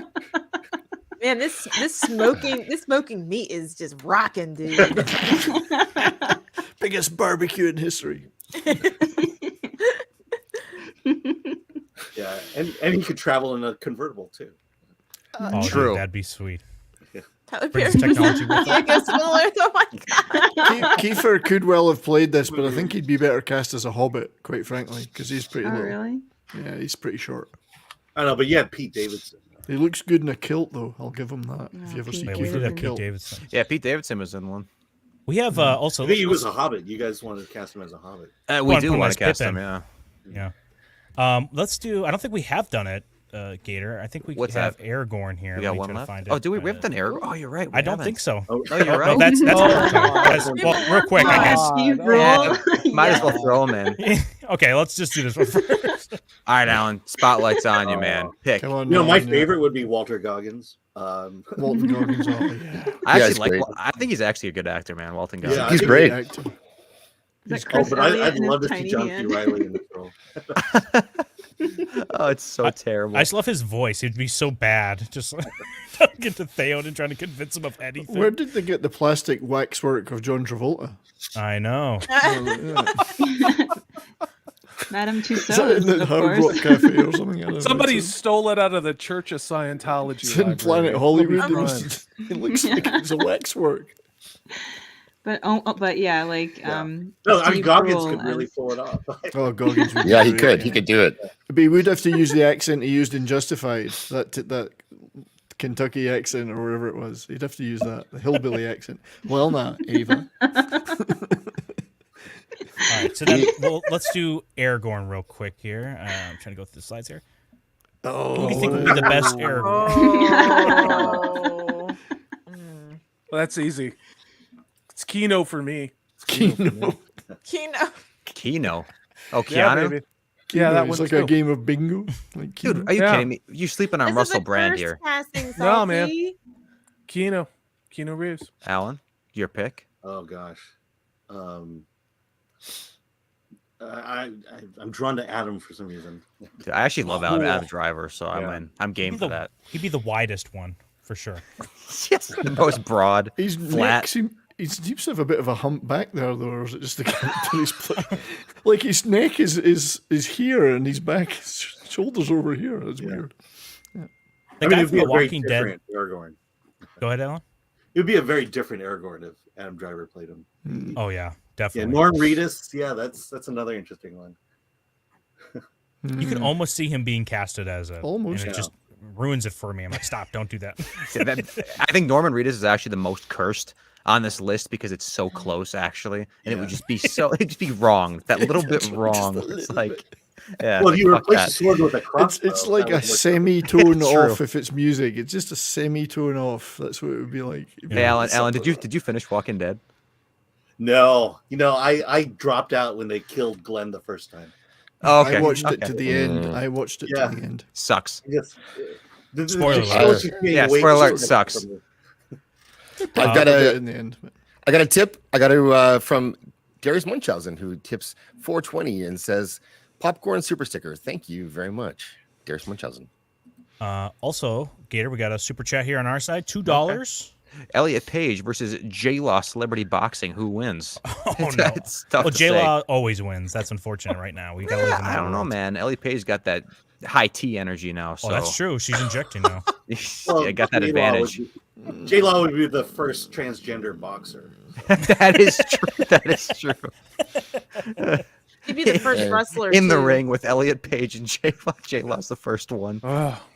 And we have Dread Roberts here as well, who's joined us. Hello, Dread Roberts. You're an OBS symbol. Oh yeah, I don't know if your mic or something's working. Dread Roberts. Hello. Oh. Talk Yeah. again? No. There we go. Hello. Yes. Hey there. Hi. Who's your pick for Hey, Aragorn? how's it real going, quick? guys? Now that it's up right now. Hey, how you doing? My pick for Aragorn, I saw Norman Reedus way too much in Walking Dead and that new game by Hideo Kojima. So I think I'm good. I think he's done enough. Keanu Reeves, I don't know. Adam Driver seems the best option. Yeah. Okay. Gross. Yeah. Do you want to finish? Go ahead. Well, let's finish off these two. We got Legolas and Gimli real quick. Let's quickly go through them. Let's just pump All them right. out. Gimli. I think Luis Guzman gets it for me. Like he's so gross. He has like the face for it without any prosthetics. Who's that in the bottom right? Is that? Yeah. That's Kevin That is Kevin James, James. man. Oh, is that Wow. him? He's King of Queens. Yeah, it's from Hubie Halloween. Oh my god. I'd love to see Jason Momoa has Gimli. I think that could actually work. Dude, I think Jason I Momoa do. is super overrated. Yeah, He but is, he's so but I think he'd tall make that such it a would just be bro in funny. that movie. That would be funny. He's taller than every other actor in it. And he's supposed to be the dwarf. That would be funny. Yeah. Yep. So what do you guys think that Brian Luis Blessed. Guzman would be good? I don't think he'd be good. He'd just be the worst. He'd just curse the cast with his looks. His like little high pitched voice too does not fit Gimli at all. Yeah, but I think Toss me Aragorn like that. I think he's the closest to John Rhys Davies in terms of personality and acting CV. That is true. I do agree with that. All right, we'll do one last one here. The Legolas. Now on the bottom right, it's a controversial pick here, but we're thinking Will Smith goes whiteface for the role. Wow. Yeah. That's an interesting one. It's kind of more golden face, isn't it? Really? I mean, it's... Yeah. I thought that was Frosk from G4 after some plastic surgery, but okay. It went bad. It's a botched job. If that was Frost. I don't know. It looks better than Frost. So it's. No, I thought that if Will Smith and Pete Davidson had a baby. Oh Jesus! Oh, are they together now? Dude, Will Smith's obviously the cast for this. I don't know who would pick anything else, but everybody's with Peter Davidson. Doesn't matter. Well, Marky Mark would be the most Smith, inappropriate. Marky Mark would be the most inappropriate, I think, especially if he did it in a New Jersey accent. Oh yeah, dude, I want to hear that Matthew McConaughey Southern in Middle Earth though. See, I want to hear a Southern accent in Middle Earth. It'd be hilarious, man. Yeah. You get He your could Walter play Goggins. it like Ring of his character in Walter Reign of Fire. He could play it like Reign of Fire. Yeah. Is there a reason why Patrick Swayze wasn't on this list besides the fact he's dead? I'm just wondering. Because Patrick Swayze as Legolas. Think about that one a second. Will Smith's better. Yeah. Okay, fine. And if you don't agree, that's the you answer. might be a bigot. Yeah, or replace that B with an F and see what happens. Okay. Well, I'm not Well, I mean, doing would that Patrick on air. even want to be Legolas? Hey, could someone text him and ask him? I'm not sure. Yeah. So. Yeah, if Jada Pinkett can play an orc. Yeah, Darius, why not? Well, let's get the whole Will Smith. Let's get the Smiths all together and do it. I think it'd be good here. That's key. What's the right diversity choice? Yes, agreed. This movie does not have a lot of diversity in it. So I'm going to drop out now, folks, but thank you for having me. Yeah, hey, Thanks for coming on, 70s. Yeah, thanks, man. Appreciate you having me very much. So, Flaccid and Zach, thanks for doing the hosting, and great to see you all. Great to see you. Are you doing boarding, bourbon and boarding tomorrow? No bourbon and boarding tomorrow. We're going to give it a 1 week, skip it for 1 week. I might be out at a party if my back is better, and Brahma's better today, but he's been a bit under the weather. But we'll be back next week, and indeed I have a hockey-related whiskey to be drinking on that stream. But I will be doing my show on Monday. It's only talk and roll, and last week's Dio Sabs was a blast. This week it's going to be canon movies, so the Golden Globus era. That is going to be a lot of fun, and there might be a couple of really neat guests on that one too. So 3 p.m. Mountain Time. So, but anyway, if I don't see any of you guys before, Happy New Year, and I wish you all the best, and to everyone in the chat. See you all soon. Thank you, Thank you, Ryan. Yeah, hey, thanks a lot, man. Good talking to you. See ya. Happy New I Year. can find where the leave studio button is, whether it is. Happy New Year. Oh, whoa, he had That's some where white that noise fan going sound- on. Yeah. Holy That's shit. where the Quiet. fan was coming from. All right. That's different. All fixed. Well, the icons are off balance. That's kind of what you're. Yeah, that's it too. We're back, baby. We're back to normal. Okay, so did we finish up the curse casting? Is that's all? Those are all done now? No, I think we have a couple more, but I was just going to move on to some. Okay, yeah, we can save those. A little bit. We do have 2 hours left. We are so close to finishing this thing out. are. People don't even believe we've been here for 12 hours. So while we're at it, y'all, why don't we smash that like button on both streams, Flaccid and Zach? Yes. And Please. press it And- twice on Zax's. Smash or just pass. I mean, whatever you want to do. That's double like. We do need more Shelby, but also there's a bell icon. If you go click that, you'll get notifications, so you'll never miss anything like this. And So hit that subscribe button too. definitely do all those things. And we have Alan Ing on right now, so we'll share it out and tell everyone we have a real life celebrity in here with us right now. Yes. I know that. You do. I would go that far.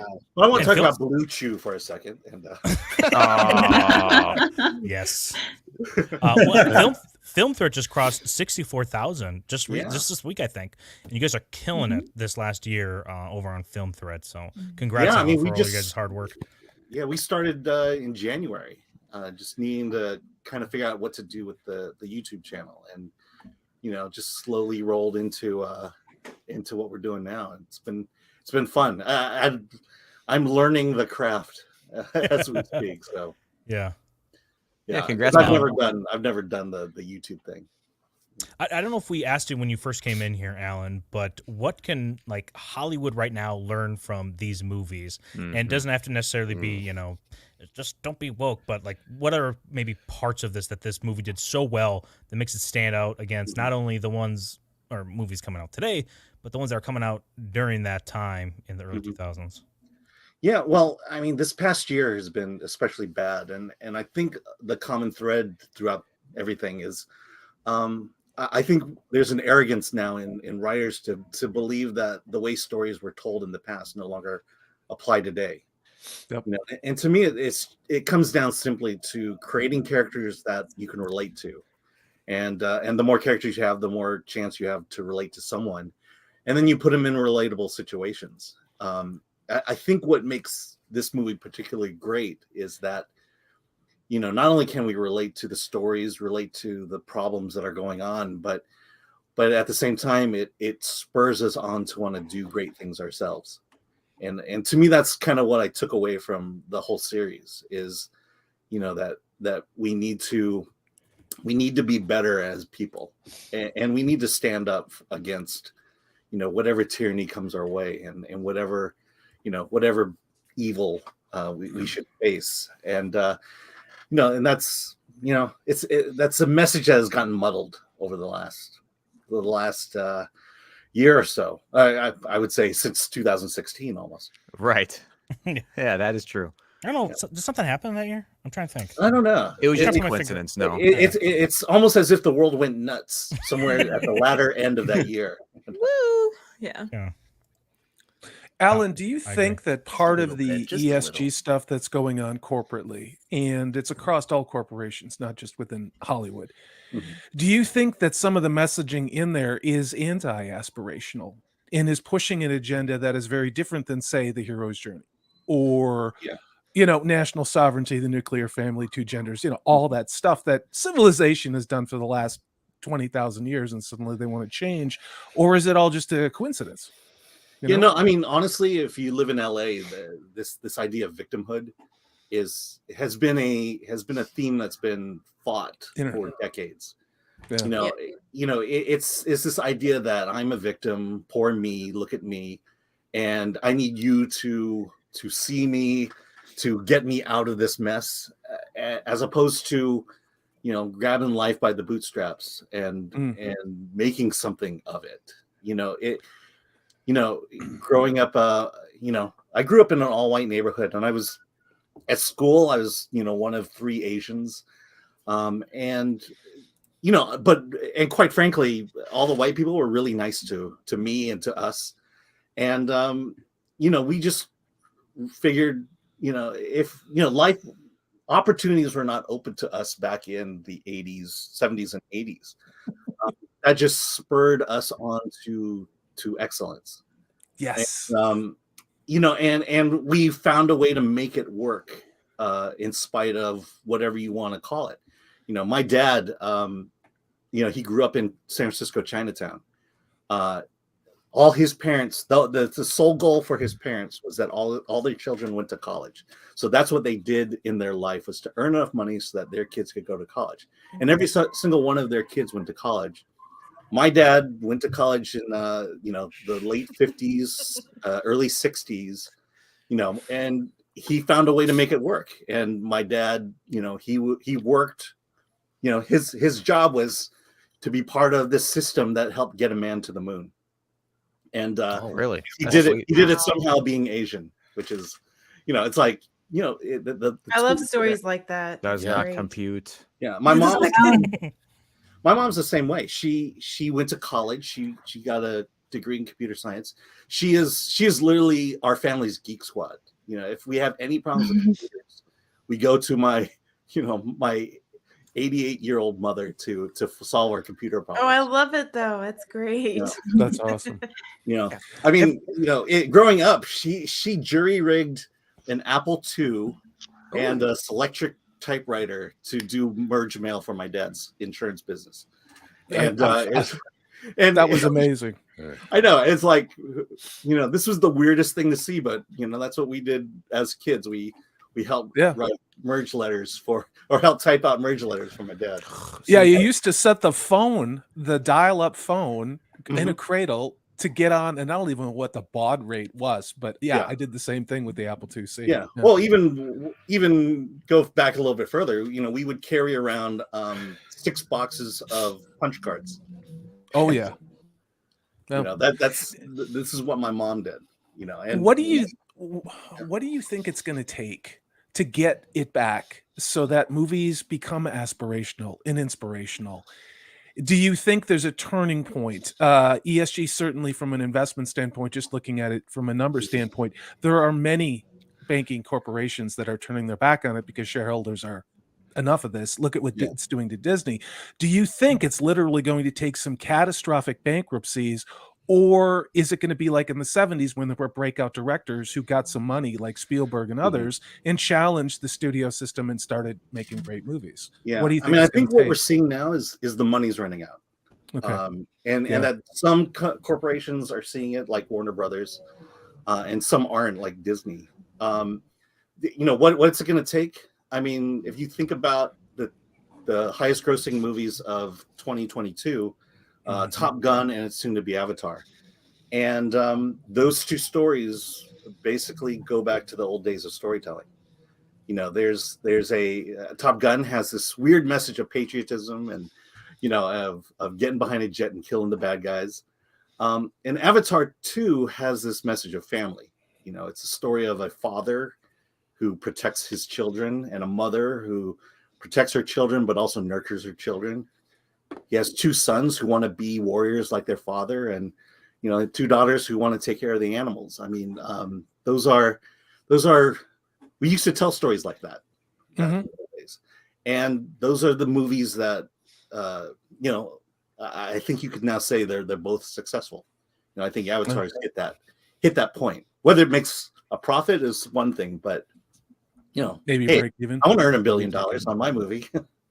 Hey, Alan, neither me or my wife are Asian, but what are the chances we can have an Asian baby so that they can grow up to be super successful like your parents? I know. There are, you can get Asian babies. Okay. Can you hook me up? I guess that's what I'm asking.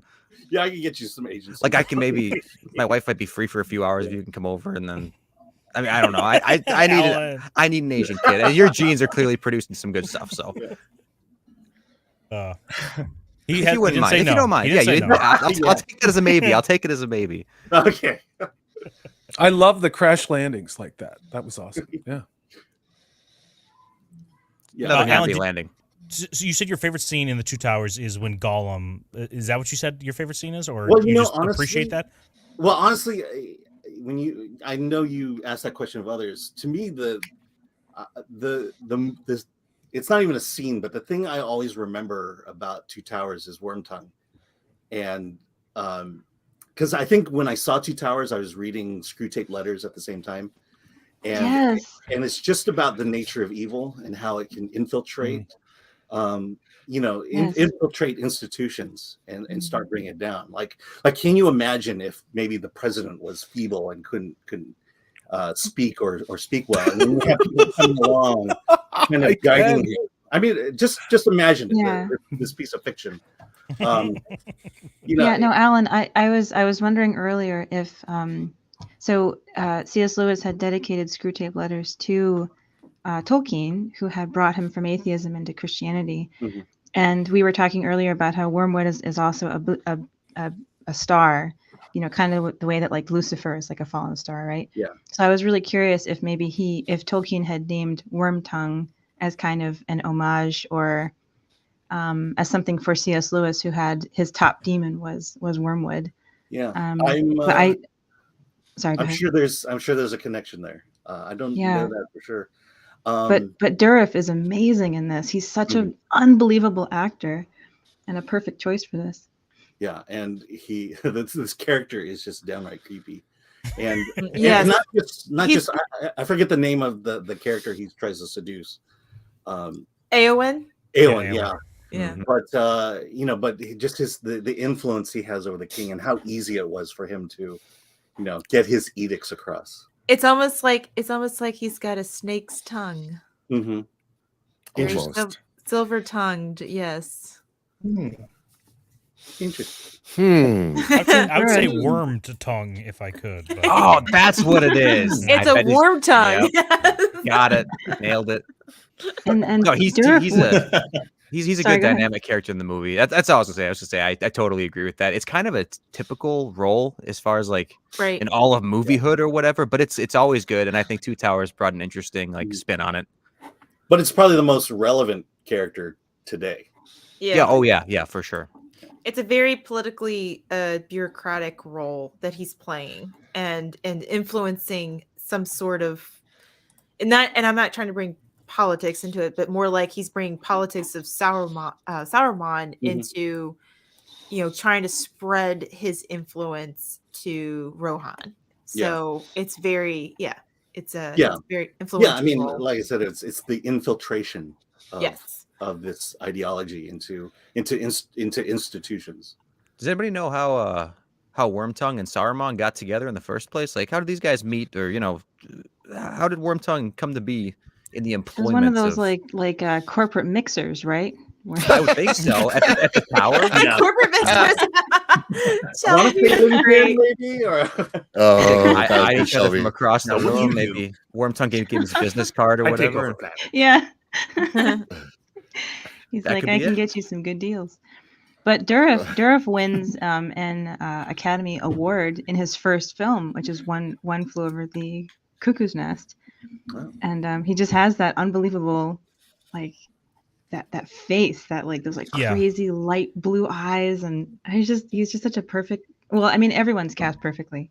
That's what I was gonna But, say. I think this movie yeah. does so well of casting. They use the actors also as part of like the canvas that they're portraying this movie, because there's so many times, like I'll say Witcher Blood Origin, stuff like that, or these other like Rings of Power, they cast people that just seem off. You just look at them, they either don't have the gravitas or they just kind of look a little off, like they don't like the shape language of their face. But look at Wormtongue here, like he's all in triangles. Same with what's it called Saruman. Like this is exactly how you'd almost like make a cartoony version of them, but that's their bodies. Yes, it's They're very perfectly warped. casting. They're warped Yes. too, and Yeah. especially their appearance and their makeup. It fits perfectly in their particular type of role and their character too. It's a very warped sense of what's going on in this universe. And that's what evil is. It corrupts. It warps things. So obviously, their appearance is going to show that. So yeah.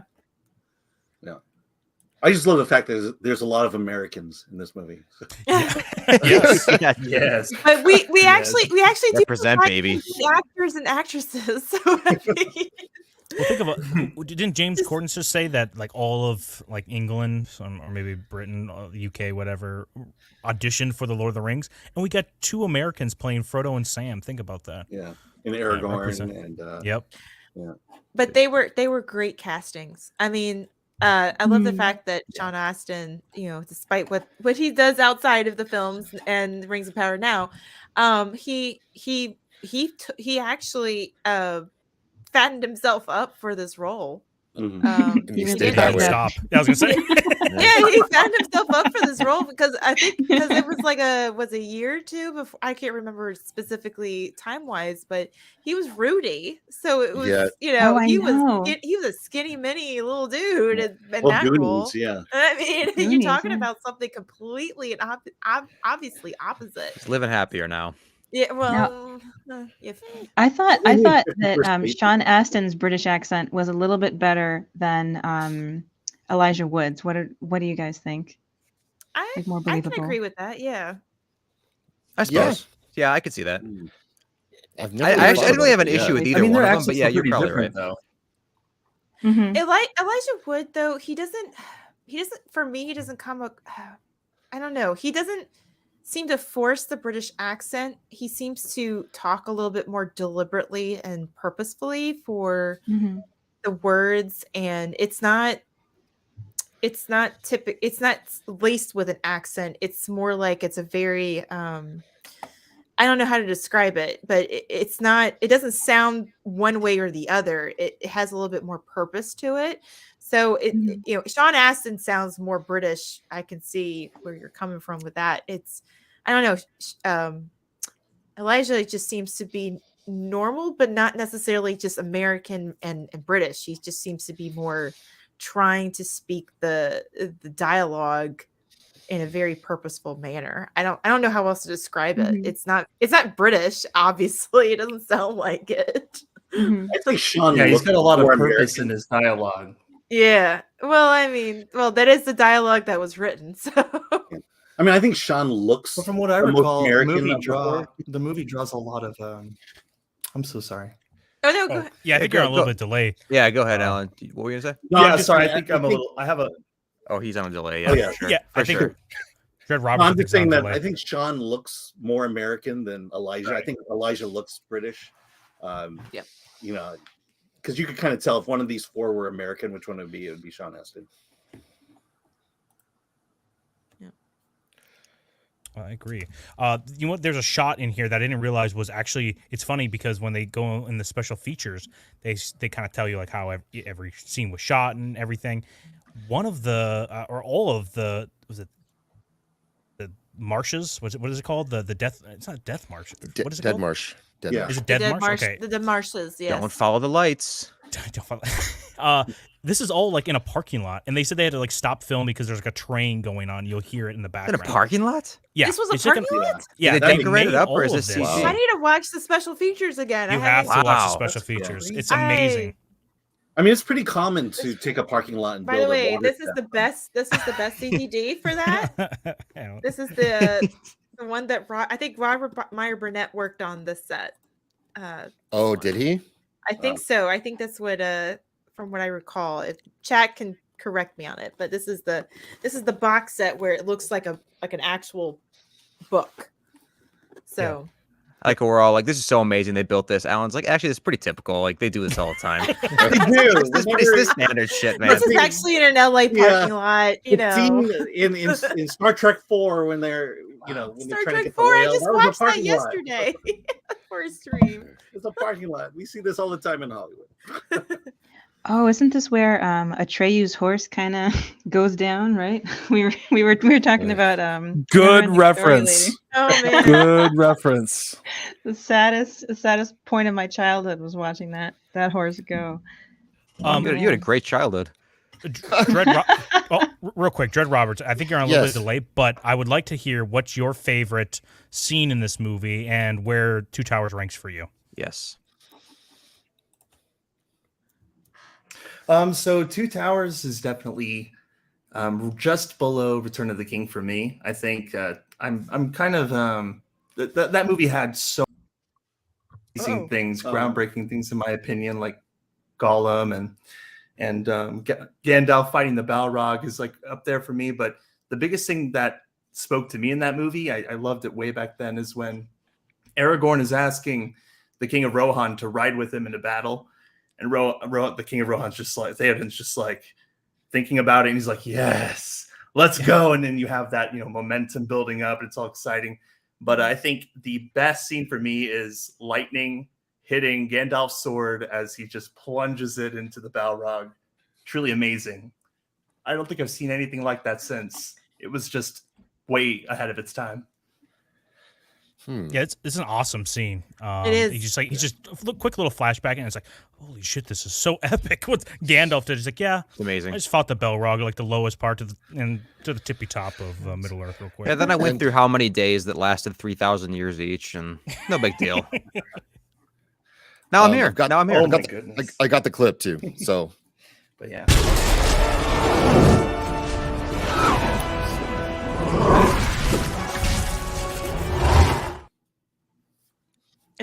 It's such a great scene. The it is. one thing that doesn't age well is like the green screen behind him every once in a while, and I think that goes throughout the whole franchise. Anytime someone puts the ring on, they disappear or something. I think those shots age pretty poorly, but that's like such a minor nitpick compared to like we talked about how you're able to get such great emotion out of Gollum the whole time, and those scenes hold up so well. I brought this up earlier a little bit, but I think the people were totally different. I'm not sure how much into it we went, but so this scene, when Gandalf comes back and reveals himself as Gandalf the White, he had already met Pippin and Merry at this point, correct? Right. Because Treebeard brought them. But when these three talk to him and they say, hey, Gandalf, and then Gandalf says, oh, yes, Gandalf, that is what they used to call me, isn't it? Are you trying to tell me that Merry and Pippin never once referred to him as Gandalf in their last interaction? Like that wasn't the first word out of their mouth? Like, what do you think the Merry and Pippin reunion was like? Because it was before this point, and Gandalf apparently had not heard his name yet. Got him. Yeah, checkmate, Peter Jackson. All right, this is the worst movie of the three. Yeah, see, finally, my Wow. job here is done. Thanks for coming, guys. Your work is Close done, up shop. right? Let's close up the stream here now that we've finally exposed Peter Jackson for the fraud. He said garbage, is. Phil. Yes, no, but I am actually curious. So, like, because listen, benefit of the doubt, I want to like believe that this happened. So I do kind of wonder what Merry and Pippin's thing was like. They must not have said his name, right? Oh yeah, imagine an interaction without saying his name. I know it's unbelievable, but they must not have. We've got Steve, Prophet of the Dragon, waiting in the back here, so we're gonna bring him in. So, Salty, are you okay to step aside? Yeah. Nope. I'm bailing. I'm gonna go jump on Wakazashi Gray's channel in about a half an hour, and we're gonna be talking about Time Bandits. But you guys are crushing it. Thanks so much for letting me work the back end, and great work today, guys. You guys are awesome. Thank you so much for being here and helping on all day, Salty. You've been awesome. You got it. Bye, All right. Salty. Love you guys. Oh, and Happy New Year. Great to meet you, Alan. Take care. Yeah, good to meet you too. And Dread Roberts, he says he's gonna have to bounce out too. Do you want to plug real quick, Dread Roberts, your channel here? Sorry that the internet's not really working out here right now, but we'll drop your links right now for you. Great Rings of Power coverage on his channel. Yes. Oh no, thank you guys so much. Oh, no, it's been honestly a blast. I'm probably where Alan is mentally, being really new to YouTube and trying to figure things out. So it's really crazy, and with me having like kids and a whole nother life outside of this thing, it's an adventure. It really is all the time. And but it's anytime you guys want to see any kind of reviews or just coverage of current pop culture stuff, then hop over to my channel, check it out, and see if you like it enough to subscribe. Thanks for coming on, and you've been on before. You've been a great guest, and your channel's blowing up. So congratulations to you. You've earned it, and I like your reviews. Good stuff.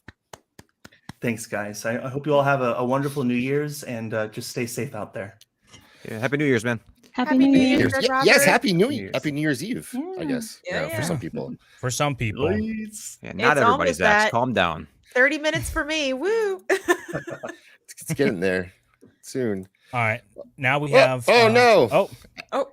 Wait. What is going on? There we go. That's better. Oh shit! All right, I'm out of here. Sorry, God, I've dumbed down the stream. What can I say? No, it's the Lord Emperor Donut King. Yay! Sounds like a slur, man. Steve, before you speak about literally anything, I want to know what two Lord of the Rings swords you have behind you that are drawing my attention. It's Anduril and Glamdring. So Gandalf and obviously you gotta point them out again, Steve. I'll just go get it. Hold on, I'll be right back. I'll go get them. Yeah, let's watch you do it. Oh, you're gonna go get them. He's gonna flex on us. All right, so you gotta watch me do it. All right, I'll hold on. He's got sleeves today, so he made the bed for the stream. I did the bed's made. Sleeves on, hat off. Right? I mean, hey, don't worry, Alan. Your Funko Pops are still there. I know. I'm trying to. Do I have any Lord of the Rings? Okay, gotcha. Alan, you need a Lord of the Rings sword. Let's do a GoFundMe Kickstarter Yes, for Alan. I need to get a some. Lord of the Rings sword too. That's what I. Well, my should daughter do. wants me to bring in my lightsabers, but which ones you got, Alan? Yeah, I have Yoda's and I have Obi-Wan. Oh, Steve. Which Obi-Wan? Oh man. Padawan? Or hold on 1 second. Hold on. He's muted himself. How funny if he just You're stabs muted, the computer and Steve. goes on. Yeah, I did want to I just stab myself in the thigh. Wow, that looks great. Look at that. That is so sexy. That's cool. That is sexy. I've seen better.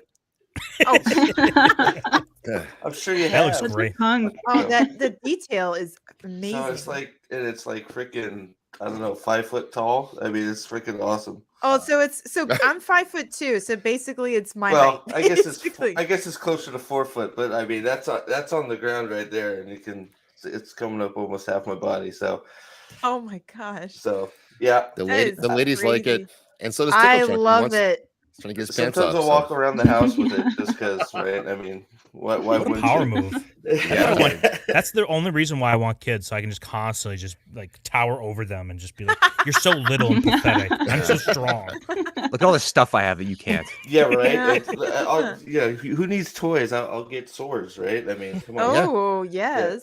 So Hey, can you swallow grab that the other thing? one real quick. Hey, Alan, did you watch the Wheel of Time show? No, I can't do TV unless we're covering it on the stream. But it's Fair. streaming. I just wish I had time to do TV again. It's terrible. Don't watch it. But Yeah. just checking. Did you It's watch Wheel of any? Poop. Did you watch any fantasy series this last year? I mean, House of the Dragon and Rings of Power. Oh yeah. Well, which one's better? Which one's better? Gosh, it's like choosing your favorite child. Do I like the good one or the bad one? Hey, listen, you'd be surprised. Some people actually hate them both. So it's true. It's true, and it's cringe. I mean, I will say the first 3 episodes I was not impressed with of House of the Dragon, but once it got to the orgy, I was all in. Of course. Thanks, Alan. Oh, I thought you were gonna say the footsie stuff in House of the Dragon. Oh, sorry. Oh yeah. Well, base that was good too. So it's got all nice. Oh yeah. So it's got so it's got Steve, all kinds of stuff in it. You're showing off your length there. Yeah, that's true. It's about this girth one- anyway. Well, I mean, that was more my length than this, but Okay. Well, I mean, I don't know about that, Steve. Well, yeah, probably not. You're right. You're right. What can I say? But this is still a good length. What can I mean? Right, so. Did you get that? So how did you? I mean, you don't have to go into full detail, but how did you acquire those types of swords? Because you don't want to get imitation ones that are kind of cheapo, but you want to get replicas that are stand out. So how do you acquire something like that? One, I spent a lot of money on them. Well, there's that. I mean, you get what you pay for when it comes to those types of things, right? Because that samurai sword on the wall is like an $80 sword that's falling apart. But and then I think I got it both through United Cutlery when the movies just started coming out. So I think right after Return of the King, they were doing all the they just had gotten real popular. So and they did some limited runs. So you just sort of if it's really cheap, it's probably not going to have all the extra etching and stuff in it, and then you just sort of there's you do the research on who's actually making it. At least that's what I did. So United Cutlery actually, at least at the time, I know some of their stuff has gotten a little bit wonky, but at the time they were making some really good replicas of all kinds of stuff. So that luck too a little bit. I mean, to be honest, it was one of those they were so good when they got here. I mean, and I think they were the official brand ones too. It wasn't like a knockoff, so they were officially licensed by Lord of the Rings, the movies. Yeah, so because it's always good to know these types of details, because for someone like me who and others out there who don't have something like that, it's always good to know those types of details as far as like what they can look for and search for and well, for every good one there's 20 terrible ones. They'll have that picture and it'll have a red handle and it'll be plastic and it's like what did I just do? So right. Speaking of good ones, we Shelby is actually been a great guest, and she's new to YouTube. She has a fantastic voice, great knowledge, and she's got a beautiful voice. She does. Thank you so much. Well, I found out I have the same gun as John McClane. I have a Beretta 92 FS, which is real.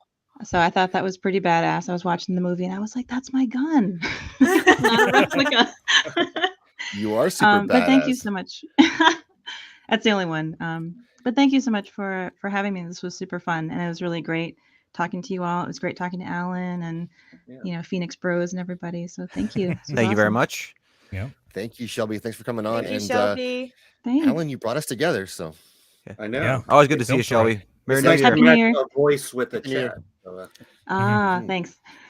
I'll see you later. Bye bye. Merry New Hi, Year. Shelby. See you in the chat. See you in the chat. Lady Balefire. Hey, hello, Lady B. I've been watching this all day since I got up. So, first off, Flash. Girl, do you have your drink with you? Yeah. Oh. I know I got some whiskey recommendations or Alan's looking for the door. from Brahma Bowl. So I got some really nice stuff to drink for Christmas. But I just wanted to congratulate you guys. Zax and the Flacids. You guys, this is like an amazing stream, and everything you've done is just looks so fun. It's been so fun to watch this, and thank you guys for doing this, and thank you guys for having me. Yeah, welcome. Thank you. Yes, and thanks for coming, and thanks for hanging out with us all day long and keeping the chat rolling. So we really do appreciate that. So I have my one ring here. Like it's ring? actually not the official one I have. I wait. can't find it. I think freaking Gollum stole it, but it's just a gold ring that I have. Oh, fake news. That's though. I fake know, news. it's It's not even the fake. right thickness. I can see it. I know it's not the right thickness, but that's what she said. Yeah, I suppose it is. Look at I hear a look at little what too I often. have. You have the I real also one. You took it from me, huh? I also have the One Ring. However, the One Ring is from a Monopoly game. I was Wait, going to say how that's many funny that you're wedding are band. there? So cool. I wanted to try to find it because I bought it. I actually bought it when the second movie came out. And Oh, look at this. Oh, that's cool. That's so cool.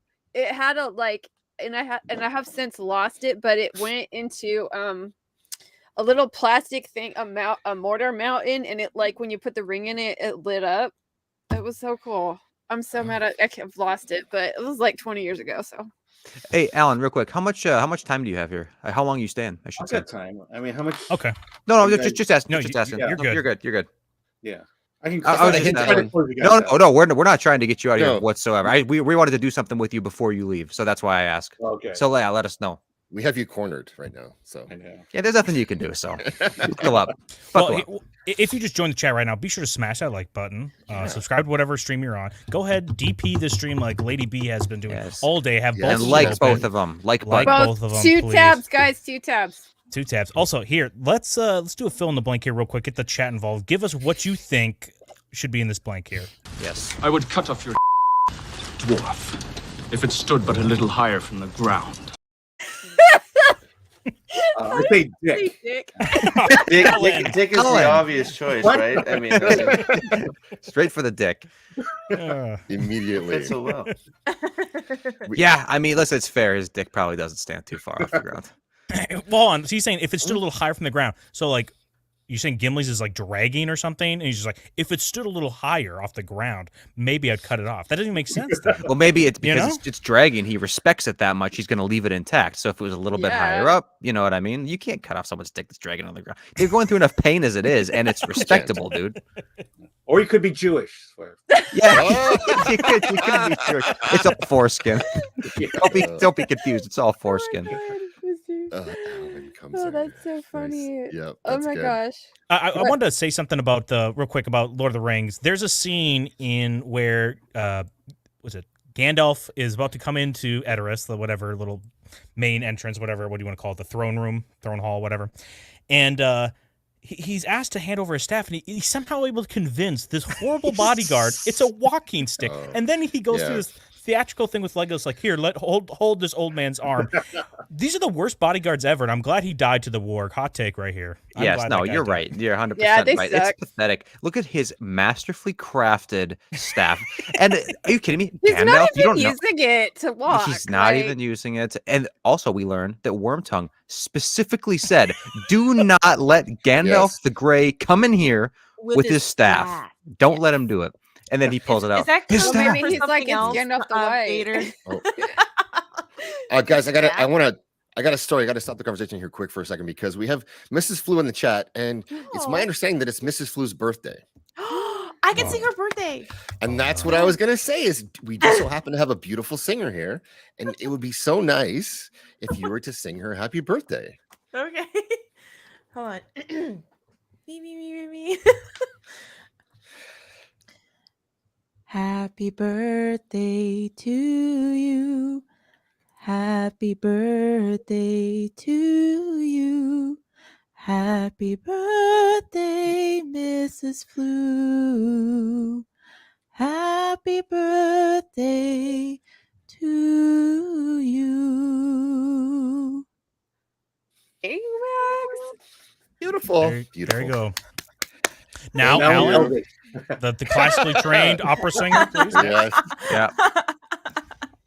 Speaking of music here, guys, I've been watching the stream all day, and there's like one thing you guys have not talked about. Can we just talk about how freaking kick ass the score for this movies are? Like, holy crap. Howard Shore, dude, he's a genius in this, and it's weird because I haven't heard a lot of stuff that he's done. It's so good. But I love like the Isengard, like dun dun dun bump bump bump. You know, like that. Yes. It's Very so Star Wars. good. Very Star Wars-esque. Yeah, like the Imperial kind of march. Very, John like, Williams, yeah.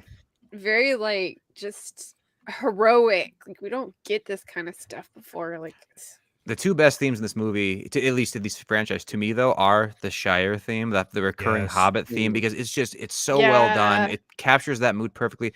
It's ripped off in Shrek, so that's how you know it's good.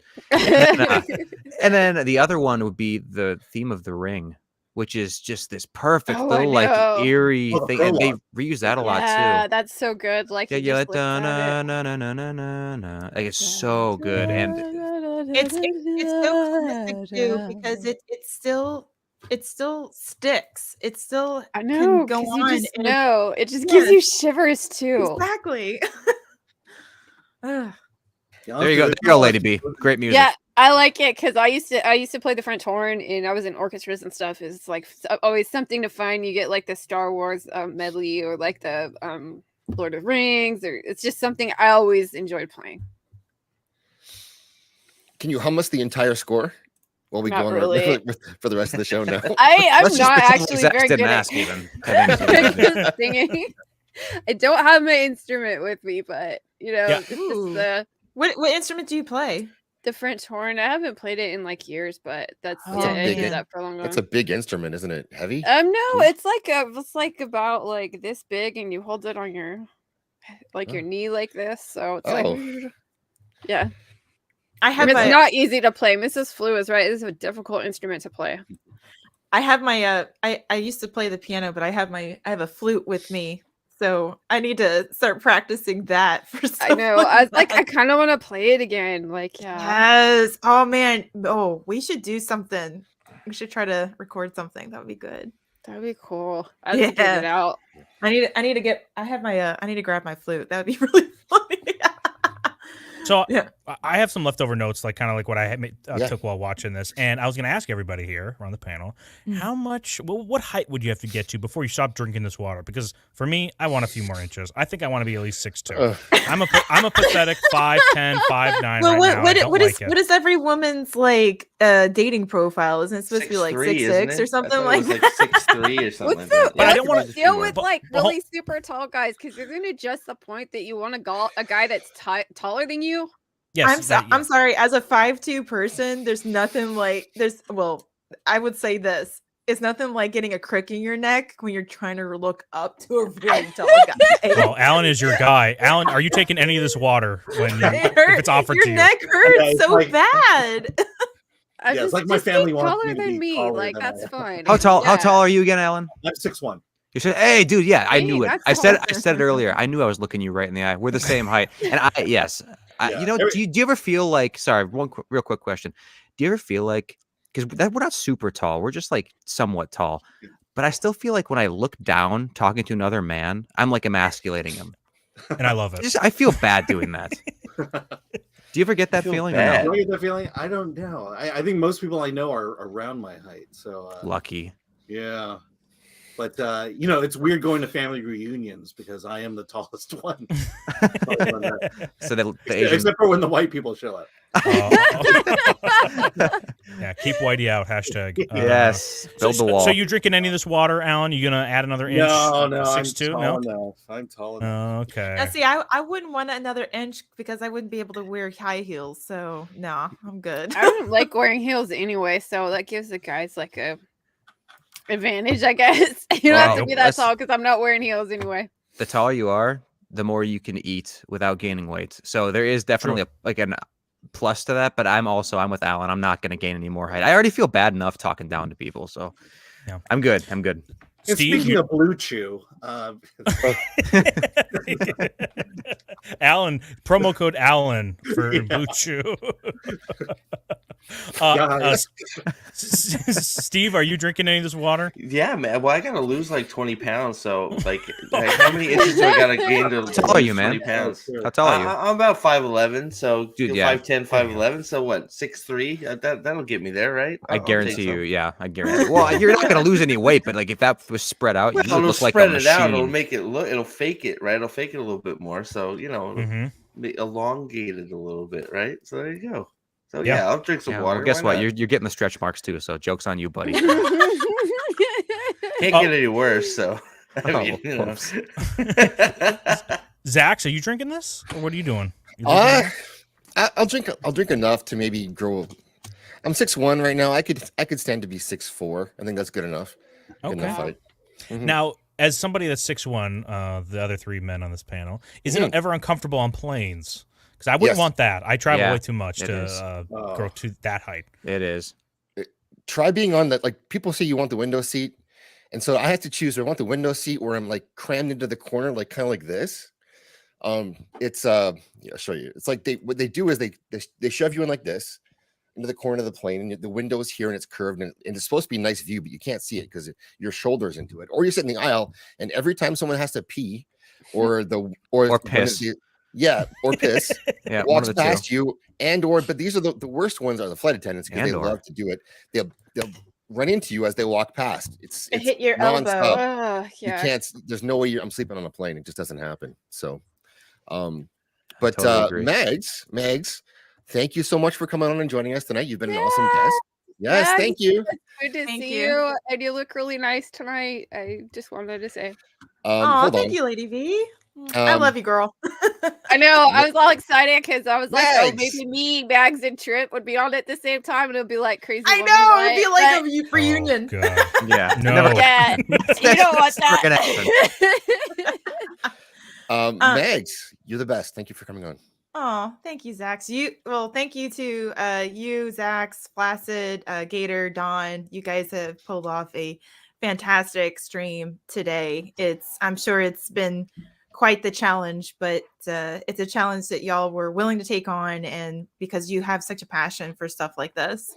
And we appreciate you guys for putting this on and allowing all of these people to come on and to speak and talk about their own passion as well. And if it weren't for you guys, it wouldn't bring this community together. So thank you for having me. And I will be in the chat trying to hold the fort down in the chat, of course, as always. But thank y'all. As you I always do. appreciate it.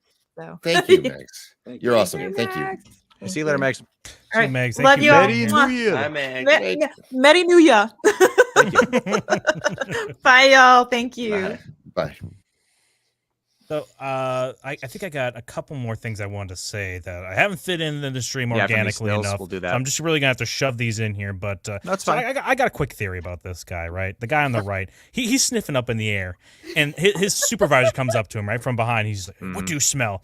The first guy, the main guy in the front here to the right, he just ripped ass in my opinion, and I think he's like trying to sniff. He's like, "Oh, it was really bad," but he has to like play it off. So he's like, "Oh, it's man flesh," because how stinky can man flesh be that you're smelling it like a mile back from you? Because otherwise, I want to know what man flesh smells like. Because the guy in the front just trying to pass out what that he man ripped flesh ass. smells like. Okay, Flaccid. so come on, well, dude. okay, not that You're in kind of man flesh. You've been in California. You know what man flesh smells like. Oh, yeah, that is true. But the first guy then immediately goes, "We got to get out of here. Let's go. Come on, they're right on our trail. We got to get out of here." So The only reason why maybe I could see that he's really smelling man flesh. You know, how long has it been since Aragorn and Legolas? I guess Legolas They've isn't been even a running a man. lot, It's too. just they did say they've been running nonstop for 3 days, no food, no water, no rest. So it is possible, but I think the ripping ass thing is way more feasible, and I think it was probably Peter Jackson's intent, and therefore Tolkien's intent. So, wow, Alan, your thoughts on man flesh? I and the mean, I smell don't of know it? how does the body process lambeth bread? Good question. Ooh, that's a great question. Yeah, I mean, because that could answer it right there. Whether it's, yeah, it's a good point. I don't know. We got to talk to a biologist.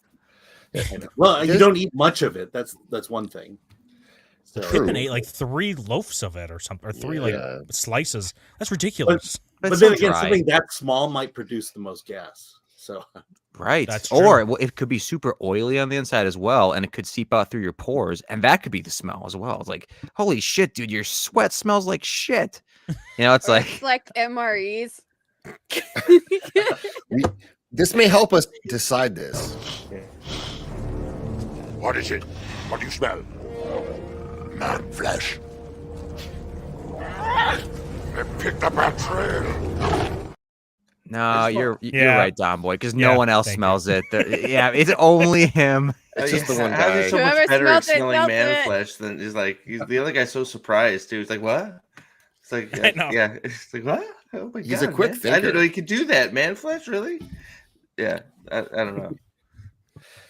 Alan, when you watch Lord of the Rings, you watch it extended or theatrical? There's only one right answer, just to let you know. yeah, extended. Okay. I mean, that's what like I she said. I'm said. introducing my daughter to the series, and all we've done is the extended. So Yeah. it's taking us a very long time. let me ask you this too. Have you ever watched the non-extended since the theater? Like, was the theater your only theater length experience? Well, yeah. I mean, when the movie first came out on DVD, it was the theatrical. Okay. And it wouldn't be until months later that they extended. So I have a copy of the theatrical, and then I think we had to buy the extended twice because it got stolen on an airplane or something like that. So yeah, but I've been through all the behind the scenes, so we're talking at least 24 hours worth of viewing off those extended. Yes. Right. Yeah, we were gonna like just peel the curtain back here a little bit. We were trying to get Robert Meyer Burnett onto the stream today. It fell through. We were able to do it, but he works behind the scenes. He's done great little snippets on Neurotic's coverage of Lord of the Rings. I think this like a week or so ago he did one for 2 Towers, and then last year he did one for Fellowship. And the stories behind the scenes are great that he has, but just watching the behind the scenes alone is amazing. You get so much insight from just one time they had to there was like they're going to take a shot down this river, and it was all covered in snow one time. So they literally had to heat the whole thing and melt all the snow. And they made Andy Serkis go down this like freezing cold river like so many times to get the right shot. It was you got, if you haven't watched the special features, watch them. To me, the whole forced perspective segment in the first movie was worth the price of admission there. Yes. Yeah, I agree. I love movie magic like that. I know, that's so cool. It's so basic too. It's like, why don't they do that anymore? Well, Prophet, I don't think we really focused on you a little bit here, but what was your favorite scene in 2 Towers? And also, is 2 Towers your favorite movie? Where would you place it among the 3? That kind of stuff too. What can you bench? Man, what can you bench? What's that? No. What can you bench? What can I bench? Man, we'll end with that because I haven't benched anything in forever. But I'd say Fellowship is probably my favorite. This 2 Towers is a close second, probably. Return of the King is obviously great, but I don't know. It's hard to pick one, right? But Fellowship is just great on so many levels, right? So, best scene, man. Let's see. My goodness, like I mean, you go right to Helm's Deep, like the whole I don't know how you go away from Helm's Deep just because the whole thing is just freaking amazing, like the whole deal. And I have a connection back with that, playing just the 2 Towers video game. I always remember playing that level back when I was a kid, right? Well, maybe not a kid, but I'm lying a little bit there. But I just the whole battle scene, the Helm's Deep, just you could just watch that by itself and be entertained for I mean and not even know what the hell is going on, just everything that's going on in that whole battle, right? So for me, I mean that's where I always go when I think of 2 Towers, is that whole scene, right? I mean the Warg Rider stuff is sort of cool, but then you get that weird Legolas flippy trick thing. It's a little much. You know me and flippy tricks. I love flippy tricks. So so it's like I like the that's all good, but that sort of ruins it there. But and right at the beginning, I think just the anticipation of battle is always just you sort of almost getting hyped up with them, just sort of get ready for the anticipation of everything to go down. So that's where I always go to. And your all-time bench PR, I guess. Oh Jesus! Apparently, yeah, and that'll determine the validity of your The statement. last time I did any lifting was like in high school. Like I don't know what was I lifting in high school? Wrong answer. 300. How much? 800? 300? I thought you said 800. I was like, No, dude. not 800. Good lord, no, 300. Yeah. I mean, you know, Wrong answer. Wrong answer. Sorry. We have a Nerdporial life form joining us, or Rideporial of Rohan. Rideporial of Rohan. Yeah, that's correct. Please get that right. And because I'm from Chicago, I get triggered. So trigger warning right there. Hey, Thank you. Nerdporial, How you doing? I think you have a fan running that I can hear. Not sure. Definitely fan. Oh, it's my computer. It's my computer. my Can you laptop is right that here. up? My laptop's Just- right here. My mic's right here. My camera's right there. It's a small little space. Just turn that computer off real quick. Yeah. There should be a switch on the back. Go ahead, Zex. No, I was going to say, so Nerdporial, what is this? What does the Two Towers mean to you? What is it? Does it have any? Do you have any memories of it when you first saw it? Well, I mean, the two towers is Orthanc and Barad-dûr. That's what they mean to me. That's the two towers. You know, you Always got literal. Saruman, Always and you literal. got Literal. but dude, like seriously, like I was a senior when this movie came out. I went to see this with my family. This movie blew me away. Just, but there were. I read the books before, like shortly before this came out. So I was curious what they were going to show, and there was a scene that I was hoping to see in the movie that didn't show up. It actually didn't show up for 2 years. Actually, you know, the very iconic scene where at the very important scene where Gandalf destroys Saruman's staff. I was hoping to see that in this movie because that happens in the Two Towers in the book, in book 3, I believe. So we didn't even get to see that the following year when Return of the King came out because they skipped over Saruman until the extended version came out in late 2004. So it was 2 years before I was able to see that. So that was the only issue I had with this movie. Other than that, I mean, this movie was great. I was surprised how much they didn't cover that was in the Two Towers book, like Shelob. Them fighting Shelob that you see in Return of the King was actually at the end of book 4. So they split book 3 and book 4. You know, you have everyone else's point of view, you know, like Gandalf and everybody else, and then book 4 was mainly Frodo and Sam.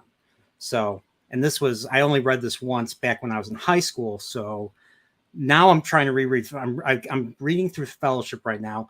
I'm curious how I'm going to read it going into the Two Towers when they're split up, because whenever I read the Song of Ice and Fire, Feast for Crows and Dance with Dragons, I actually read a little bit of Feast for Crows and I read a little bit of Dance with Dragons, and I keep going back as when the point of view chapters get looped back because there's two simultaneous books. I'd rather read them in chronological order than, you know, just read them and then go back, you know. So there's a lot of ways of reading like Game of Thrones like that. Like if you could read all of the POV chapters going through, just everyone's story like that too. Is there like, because I haven't read Lord of the Rings yet. I'm total like haven't done that yet. Gonna pop my cherry with when we read it with the White Cloaks and Pips in them. So I'm looking forward to that next year. But yeah, like is there a way to read the books like that, or should they best just read through? Were you talking about Feast and Dance? No, no, I meant with Lord of the Rings, like because you could read like Game of Thrones like that. With Two Towers, I believe you can still read them, like read one chapter of book 3 and then one chapter of book 4 and then keep going back. But with Return of the King, it's different because book 6, you only have 3 chapters that cover Frodo, and then you get to Mount Doom. So you're going to have to, I would say, every 2 or 3 chapters of book 5, then go to book 6, and then they come back, right? and then it comes back together. You know, when Frodo and Sam get rescued. So cool. I'm looking forward to reading that. But this movie was freaking like the stakes were so high. Like I was just rewatching a portion of this, like disc 2 of the extended version. So going into this, like just the build up to the battle. Like you have the warg attack, which was pretty frightening. And then of course, Aragorn falls off the cliff, you know, gets rescued by his horse. That was all very emotional. And like, and at the same time, while they're walking, before the attack, when they're walking, you get invested in Eowyn because we learn a little bit about Eowyn and how like the tragedy that's affected her. I think she lost both her parents or something. And so so we get invested in her right away. So believe it or not, when I saw Return of the King the following year, and when we saw her say, "I am no man," takes off her helmet, just goes like that, we were all screaming. I was a bunch of 19, 20-year-old dudes in the theater. We were screaming like girls. Like, that was the awesomest scene. I don't think I've ever had a good time in the theater. Can you give me an example of what you sounded like? Like that. There you go. Yeah, we were all screaming. We were all screaming like fangirls. What can I say? Perfect. Oh God, I had like my best experience watching that is I saw them as they came out, and I was like in college when they came out, and my ultimate favorite experience with this is a few years after they all came out, I went and saw a theatrical like special feature on New Year's Eve of all 3 movies, and I was by myself, and there were just a bunch of nerds there, and there was just no hold bars in the theater. Like, everyone was screaming. Like, when that happened, we're like, "Yeah, Owen!" And we were just screaming and clapping, and people were just, it was so awesome. And we hit midnight, like, somewhere in the, like, second movie. So it was awesome. And it was just so fun just to be in a theater. There wasn't even that many people, just a bunch of nerds. And we're all just, this movie is so freaking awesome. It was so fun. When I go to a movie and it's just dudes, I'm gonna leave because that's gonna get weird quick, I think. Like, I don't know. I think there might have been some chicks there, but there just wasn't like a ton of people because it's like, yeah, we're gonna watch all the Lord of the Rings movies for like New Year's. Right. I don't want the competition. In the action, is that what you're? That's right. Looking for? Yeah, get too distracting for me. Yeah. If it's just dudes. I see a woman, I'll leave. One woman, I'm gone. Not for me. No, I'm not scared. It's just not worth my time, So we have 1 hour left here, guys. Think about that. We've been going 11 hours so far. We're so close to it. So I'm gonna try to offload everything we got left in the tank. We have some extra shit. So well, let's really quick. Let's finish off our curse casting. So with Faramir. Okay, yeah, we'll get her done here. What do you guys think? Oh, hold on.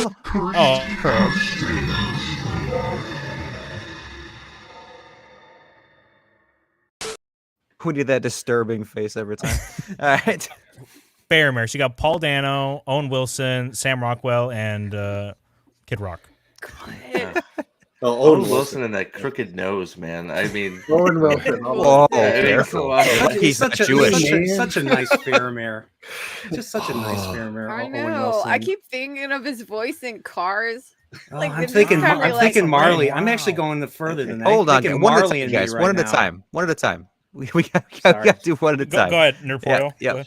I'm thinking Marley and me right now, Owen Wilson. Like, I'm just feeling the dog right now. It's just terrible. I mean, it's one of the saddest movies I've ever seen. So Faramir, yes or no? I don't know. I'm not familiar with any of these. Like, Kid Rock's a singer. I can't draw a map between those thoughts. I'll just say Paul Dano because he's weird. Okay. All right. Alan, what's your pick? Oh, it's Owen Wilson all the way. Owen Wilson? Yeah, wow. base pick.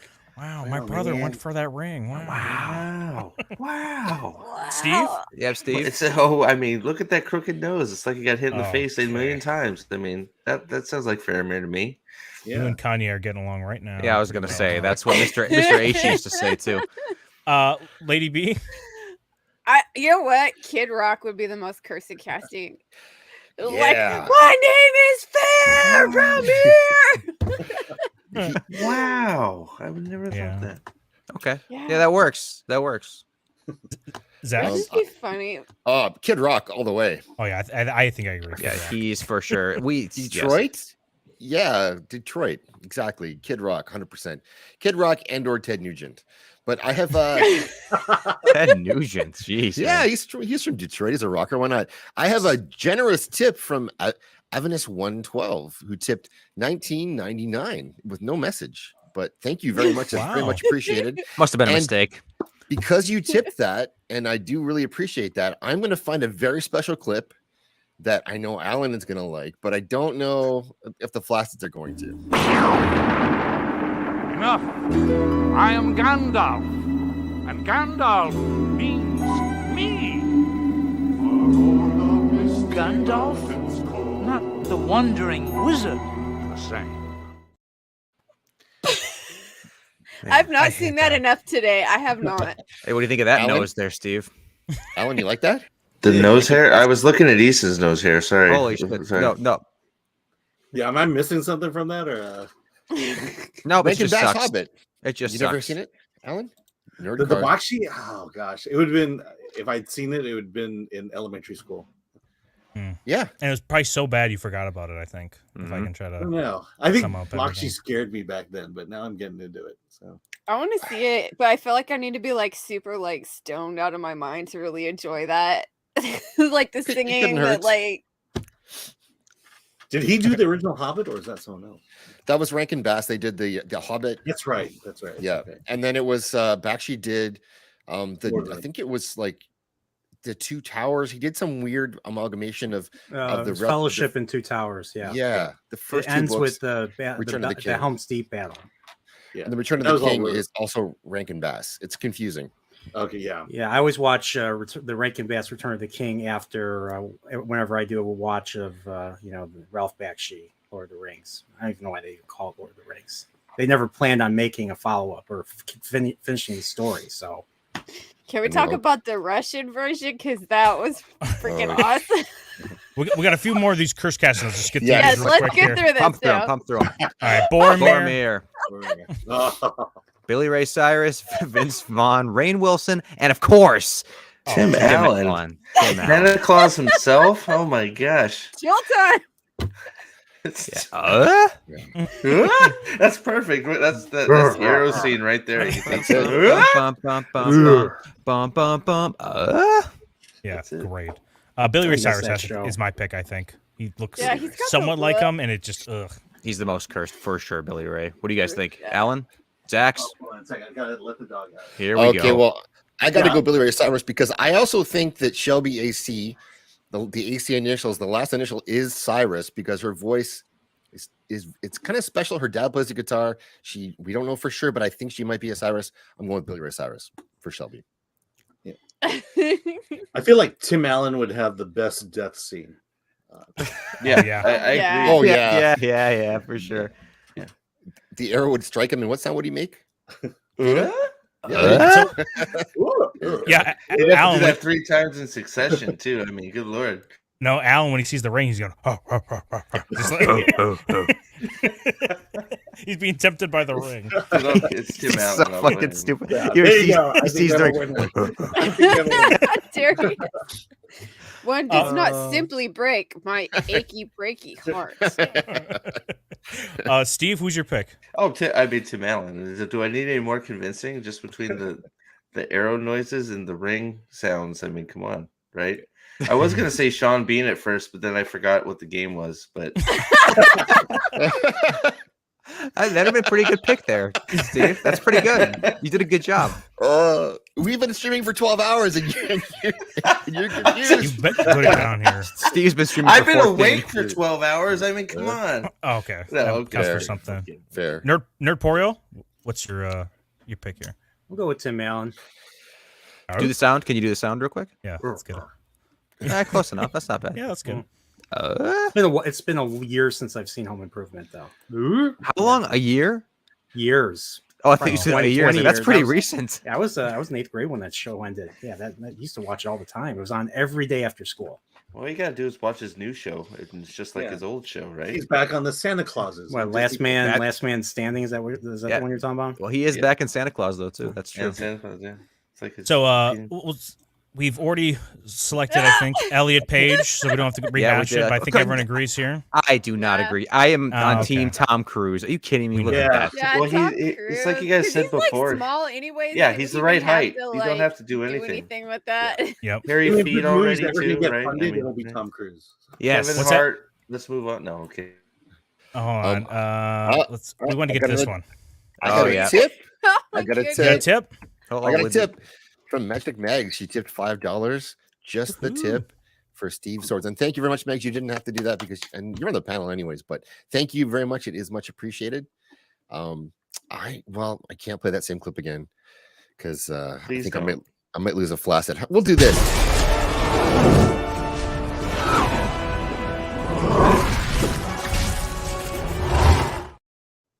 There you go. Balrog that down. Works. All right, so we're going purely based off voices here for Treebeard. Oh. What's the curse casting here? Samuel L. Jackson could be so much fun. Yeah, it would be so fun because you just be motherfucking hobbits hobbits all the time. Motherfucking hobbits and motherfucking tree. I don't think that though. I think it's the same lines as Treebeard, but delivered like it's trying to be in the same way, but it's with their voices. Yeah. See, I think Sylvester Stallone would sound too on the nose. He's too good for this. I think he's just like. I think Seth Rogen is the curse. He's the worst. He's the worst. Yeah, I don't want to imagine him Donkey speaking Kong anymore. He is the most cursed. It's like Michael Caine. Even it's almost. It's like, too good. It's too Too proper. good. Yeah. He classed it up a little bit too much, Michael Caine. Mm-hmm. But he has a Cockney accent, which is like what all of the bad guys have, or the orcs have in this, which I think is so funny still. Yes, that's true. Or like the partiers grossest- too. In this kind of Yeah. setting, like these medieval things, it's always like the drunk guy who's got the Cockney accent, which is kind of based, I guess. Yeah. So, what does the chat say here? Who are they going But for? The chat, I don't know, but I'm going to say that I would like to see. I want to see Stallone play this role. I know it's a curse casting, so he would be the best choice. But I think that like he would really make it his own, just like the shark guy. Yeah, King Shark. Boy. Yeah. King Shark. There it is. Yeah, it was great. He would actually put the work He in. did great. Yeah. He would. Yeah. I think he could do it. That's why he could actually probably nail it. I think we've gone through now all of our curse castings. Is that it? But I No do more? want to remind people that Louis C.K. basically is a Oh spitting my image God, of he King is. Kaladin, Stone just to cold. remind everybody. It's a 1-to-1, right? Yeah. Alan, I think aren't you a wrestling fan, Alan? Oh yeah. Would you want an all wrestling version of the Lord of the Rings, like Stone Cold Steve Austin as King Theoden? He's like, Yeah, so the you Rock. got Saruman. Yeah, and then Undertaker could be Saruman Aragorn, could be there you Mr. McMahon, and Oh yeah. Yes, that would Yeah. be perfect. Be a shorter movie, but yeah, well, he could walk in, break some glass. We know about that and knee braces on. Big Who's kick, Grey stunner. Worm? Who's Grey Worm? oh, Or- Shane.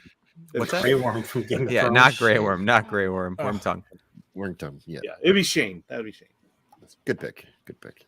I thought you were gonna say Stephanie for a minute. It's gonna be- But I they'd don't be know. like, Can you imagine Peter Dinklage's Wormtongue? Because Isn't he already? It's in the All the book, time. and Like, in the that's book, his he's state like of being, this isn't tall. it? He's like as tall as a. That's all I think taller about. than a fits. hobbit. He is. He's like really short in it. Yeah. Okay. Who? I didn't know. Even in the Bakshi film. I thought Like- Peter he's like Dinklage was tiny 6'1". Wait a second. Are you making fun of Peter Dinklage? Are you height shaming Peter Dinklage now? Get him, Steve. Get him. Kick his ass. You were telling us about being a Chicagoan being triggered, man. You're going after Peter Dinklage? Come on, dude. Hey, I'm an Emporial now, so your words mean nothing. And Okay, this is a long way to come back to this, but the person who made that new Snow White movie is the person they're talking about running the Narnia franchise. The Snow White with the Latina Snow White. Oh, the one with the interesting fairy godmother. I don't know. I don't know. That's Pinocchio. Alan would know. Wait, Alan no, would know. wait. He's talking Greta Gerwig. Yeah, you're right. Yeah. oh yeah, Yes, Greta yes. Gerwig. Oh boy. I actually like Little Women. She did a good job. I've heard it was good. I'm not going to watch it ever, but did you have to watch it or did you choose to watch it, Alan? I had to watch it. Okay. Hey, Don Boy, you Yeah, want but to it run was through these still weapons good. and stuff? No, we don't have to go through weapons, but I do think I have one more fill in the blank that we Okay. didn't get to that's been lost in things. So I love everybody that. in the That's chat, so funny.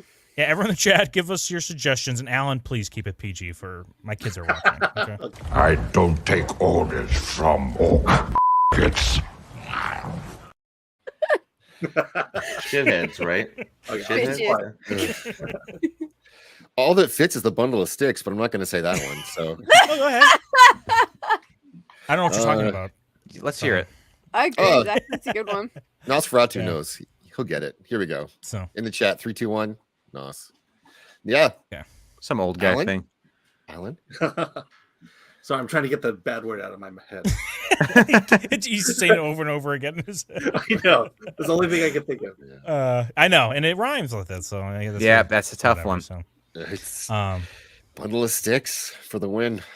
Yeah, but we went through all of our fill in the blanks. I think we're all good there. So good. Did we get Sweet. all of them? I think so. Yeah. Overtime. Yeah, I think we got every single one. There were every single one. Now we have ones we could go back to because like this one is. I cannot jump the distance we have.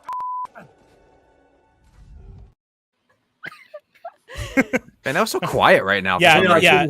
Yeah, here, I got the louder one here real quick. What? I cannot jump the distance we have. Yep. Oh yeah.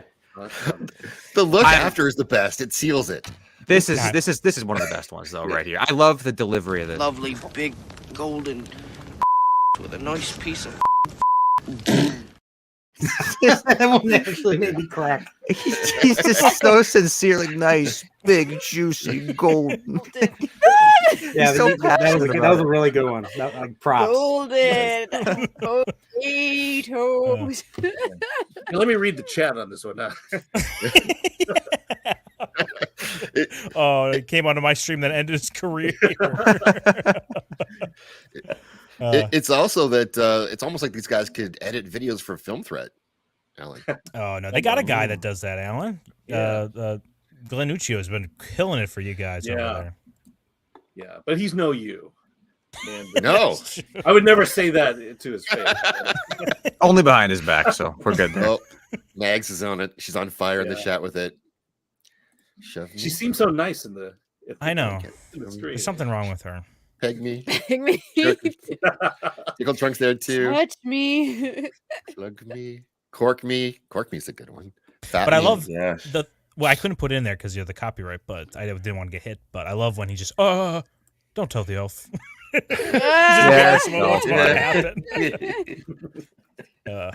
What between them? So we have like a bunch of like good like character couples in this franchise. So Merry Pippin, Sam and Frodo, Gimli and Legolas. Do you guys have a favorite one? I think mine has to be Gimli and Legolas.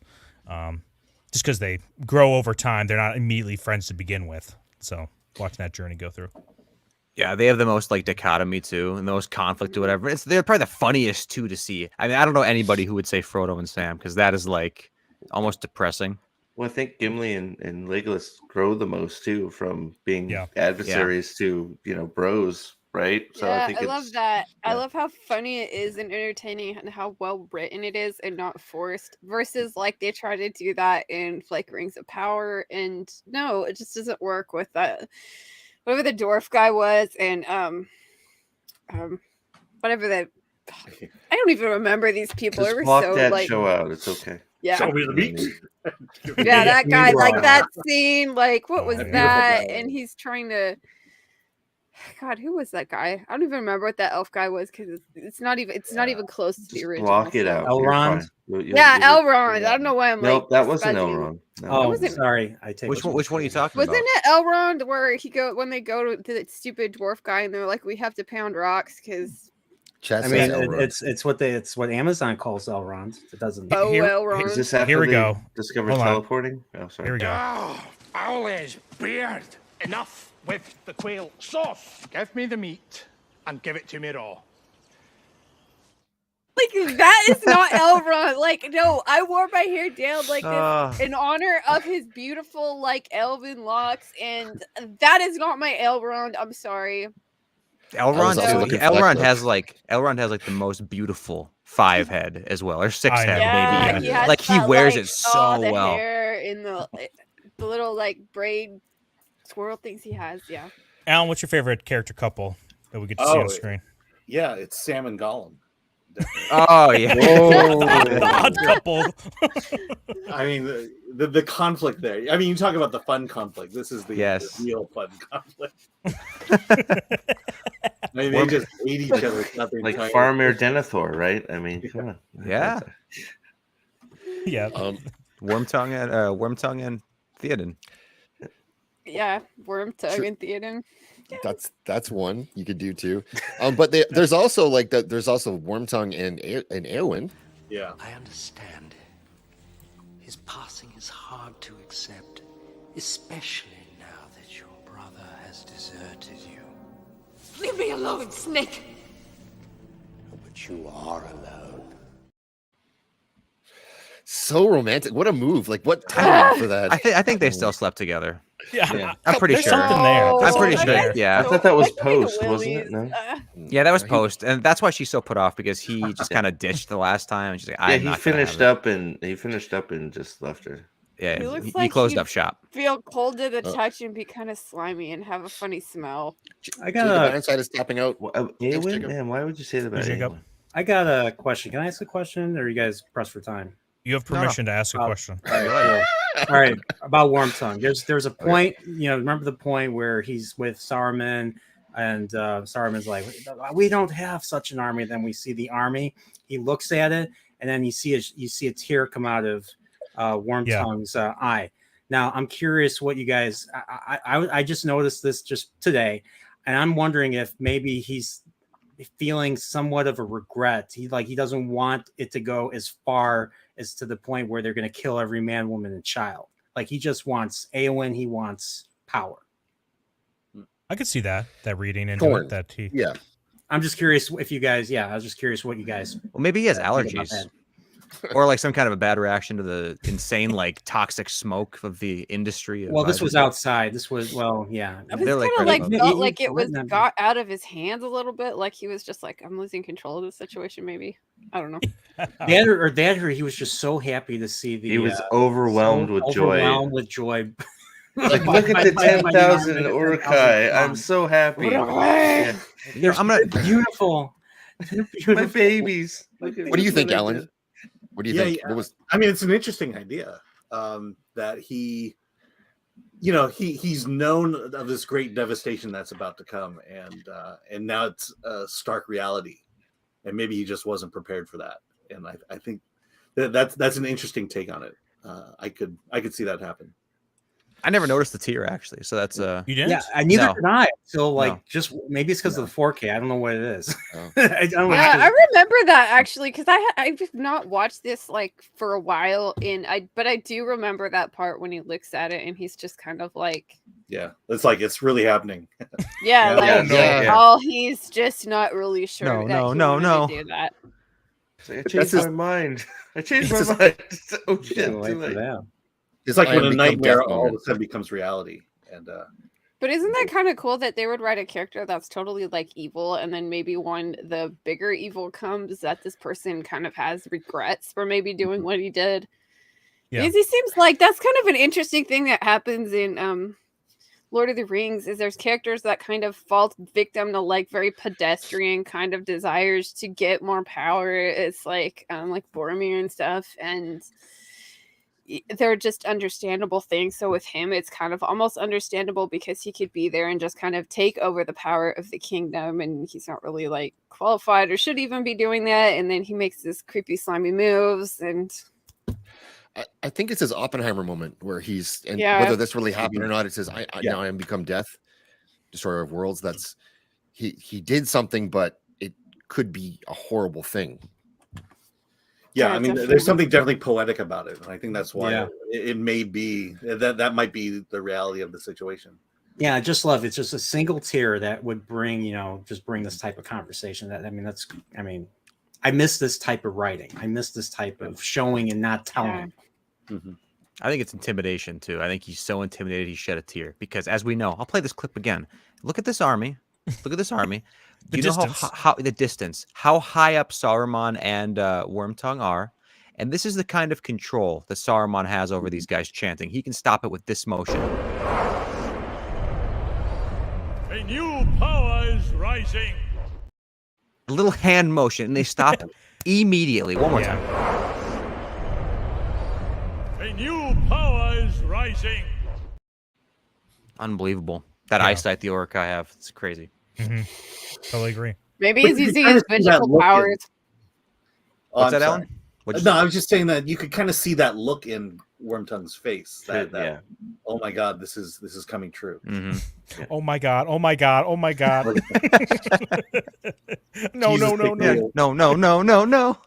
Oh, Alan, I want to get your quick take on Aragorn's tracking capabilities, real quick. Yeah. No one say anything.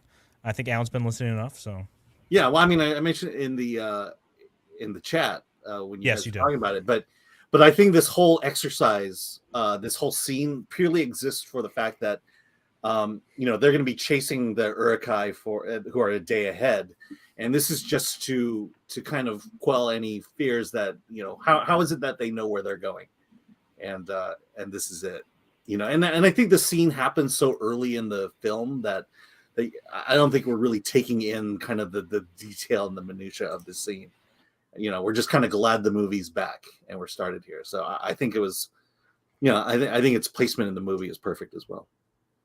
All right, and then everyone else's and yours, Alan, your take on what was like Sam and Frodo's thought here? Were they actually going to get sneak through this wall? Come on, guys! World was their You're not plan getting through here? that gate. Yeah. I was thinking about that too when I watched it. It's like if I was going to try to sneak in there, that's like the last place I go. I mean, how did they not see him? It's like there's nothing in there that could hide behind. Look at the shot right here. Somebody turns to the left. They're done. Yeah. Yeah. Well, they almost. I get call him, this right? a convenient plot device. And, yes. Yes. That thing you need to just move the story along. Yeah. I mean, it's one of the few flaws this movie has, right? And I know we're kind of hammering them, but they're just kind of fun to look at. And just go, this movie is still human. And it is hilarious always when Sam falls off that ledge and he is literally waist deep in rocks when he said rocks. Yeah, I'm like, how the hell did that happen? And I'm watching this. I'm like, shit, they're screwed. Like, how are they going to get out of this? It's not like he fell down directly on that, and it was like not even sand could do that. Like water up to his waist. Mordor has quicksand. We don't know. We have a Loki raid. Rocks, yeah. Whoa, hey Loki, hey Keely Chow, Krampus Jeebus, hello. Hey, thank you guys for being here. If you haven't already, you're brand new to the stream. We've been streaming for 11 hours plus now, but if you haven't already, smash that like button and subscribe to both channels if you can, because we're both been working pretty hard today. Yes, and hit the bell, and I'll bring you a surprise. Okay. Uh-oh, what is it? You may not like it. It's a surprise. Okay. Yeah. All right, got another question for the panel here. What is the surgical recommendation you think that he got in Isengard that just literally just sheets of metal with bolts put into his head here? I don't know. It's probably like the that was a CDC 's field like, dressing, yeah. isn't it? That's a field dressing. What are they being drilled into is the question. Oh, yeah. What's on the other side of these things? He's rivaling Elrond for that 5-head, though. Yeah, except he does not pull it off at all. Now I know Maybe where it's the a erector set piercing. came from. So. I mean, look at the rest of his face. Like, it's obviously deeper, like on his cheek and stuff, but they didn't put it there. So, like, maybe it's just decoration to look badass. It could be decorative. That is actually true. Like to just show, like I'm from the industrial part of the fucking city. You know what I mean? Like, Oh yeah, watch he's a modder. out. He's the modder of Yeah, the that's Boba true. Fett modder of Middle Earth. Like, watch Also, out. this guy's having the fucking time of his life. The last couple seconds, he's like, he took a little tumble off the cliff. He's laughing his ass off. Yes. Yeah, I Okay. know. Honestly, the whole panel. What would it take for you to be on your deathbed this much in excruciating pain? By the way, this is not like a nice death. For you to actually laugh sincerely, this is funny to me. I'm gonna laugh about it in your last moments. What could possibly do that to you? I don't know. Sometimes, like, life is so obscene and ridiculous. That's all you can do is laugh, right? Well, sure, but he thought it was funny that this thing happened. Like, sure, he's fighting this guy. I'm not gonna laugh if he falls off the cliff. I'm about to die. I'm not concerned about that guy anymore. Yeah, I'm dying, right? Yeah, no, I don't know. That would. Well, I Well- guess it depends on the manner of how you're dying. Like, let's just say you do something so stupid that you just freaking laugh. You laugh till you're dead. Let's What just if say he you got like farted? a giant stab wound through your body and you're bleeding out like this guy. Nah. Well, what if you let's say you accidentally fell on your sword, like an idiot, and then you're just like, oh, fuck. And then you just well, laugh see. at yourself, and that's it. Can we talk about how good the like freaking makeup is in this? Because I don't think we've talked about that either. Like looking at those other orcs and stuff, it's like there's Yeah, no it's like amazing. you can the hairlines are all blended really well. They've like got the edges of the prosthetics down. Like just the coloring of the makeup is good. It looks good. And this Yeah. movie didn't even have a does. huge freaking budget. Yeah, it Like, looks real. I know why he's laughing. Why? He's peeing for sure. He's peeing on Oh, it's disrespect. yeah. He's Well, I like, mean, he's dying, gotta so be. they're gonna shit themselves. Well, Yeah, I was gonna eventually, say, but he's he's like, probably- he knows. Well, do you think it's nervous laughter because he's embarrassed that he's peeing? Please don't. Maybe he's peeing on them and they don't realize it, so that's why he died. That is funny. That's an alpha move. So what color would Orc P be then? Would it be How golden? hydrated is he? Yeah, I guess that's the important thing. Probably Hydration. yellowy brown at this point. He's been running a lot. Make the poll in the chat. Liver failure, brown. Black blood, gray pea. Yeah, thanks to the Raiders for coming. Mark Anthony Tires here. Hello, thanks for coming. Thank you so- all. So this is actually in the game Shadow of Mordor too. If you guys have ever played that game, it's a mechanic that comes up when the Nemesis system. If you kill an orc and he becomes your Nemesis, every time he comes back, he has a repair job like this done to whoever you killed him. So it goes cool. throughout the game. Yeah, it is cool. It sticks with it. So it's exactly like this. They stole that. They took that idea right from here. Fun game. Hey, Chris Persia. I got another question for the panel here. So what do you think happened with the Nazgul that they're like, okay, enough with the horses. You guys fucked up the first time. You literally had Frodo in your grasp, like all of love the Fellowship. Nazguls. Oh my now God. they're like, we got to give you these dragons now. Was Sauron holding back on giving napping. them this? He's like, I don't trust you enough. I'm wondering like why now? If Well, I mean, things they're rolled up to going the into Shire, the they're Shire. done. They're going into the Shire, and I think they're trying to be as quick about it as they could without drawing too much attention. Yeah. I feel like these things can fly way faster than horses can run, and horses yeah, are but like clouds. they terrify everybody, and it'd be harder for them to find the Hobbit. I think they were probably rentals. That might be. They true. were still, yeah, they Probably were sleeping. They're rentals. still powering up. They only had it for 24 hours and they had to wait. Or So, maybe they were created right after Fellowship. Maybe they were just I think Sauron willed into existence by Sauron. I think Sauron was confused about what the Shire was. He thought it was a different place.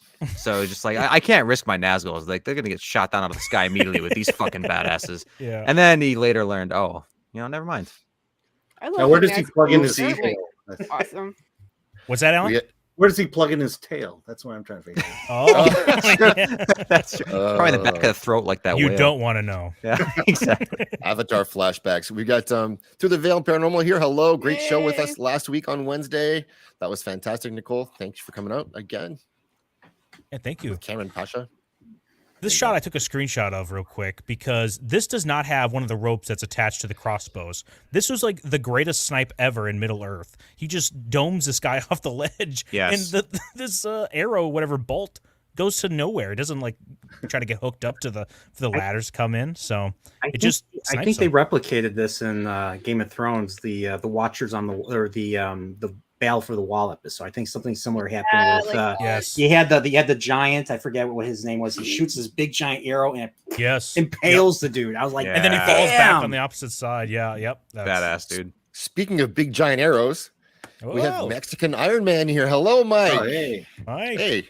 Are we there yet? Close, man. Close. We're Dangerously so close. This is awesome. We're so close. I want to keep going. You know that feeling when you're like, we could. So go a that's little what always further? happens. So when you do these 12-hour streams, like Yeah. when you get to the 10, 11 hour mark, it's almost like you get like a second blast Yeah. of energy and you could just go till 6 a.m. Yeah, but that's right. Then you're gonna really die. How's it been the show? I mean, I've cut about maybe 4 to 6 hours of it here and there. Seems like it went pretty great. I think it's been good. Yeah, it's been good. You've had everything on from rookies who didn't know much to pros. We did. With We even had AJ. we even had some people who didn't like the movie. Right, I saw that part. Oh yeah, that was funny. Like AJ, you know what my mom was saying, because I've been watching this all day. She was saying that what she liked about the movies is like she never read the books and she tried to read them and she thought they were awful. She doesn't like high fantasy or something, but she loved the movies. So the movies are really good because it kind of made people fans of this that wouldn't be fans of the books. And I think that was good because they like can respect what this was about. So when they see like some garbage take on it, like Rings of Power, like yeah, I just thought that was fun. And she was very interested, like in it, the movies too, and how well done they were. So I thought like that the was question. interesting. I like the way that George Molho handles that question when he's like, "What is it you liked about the show exactly?" And he'll break you down over hours if you try that. I think, Yeah. So. Oh, I know. Mike, you said you caught a little bits of it. What was your favorite part?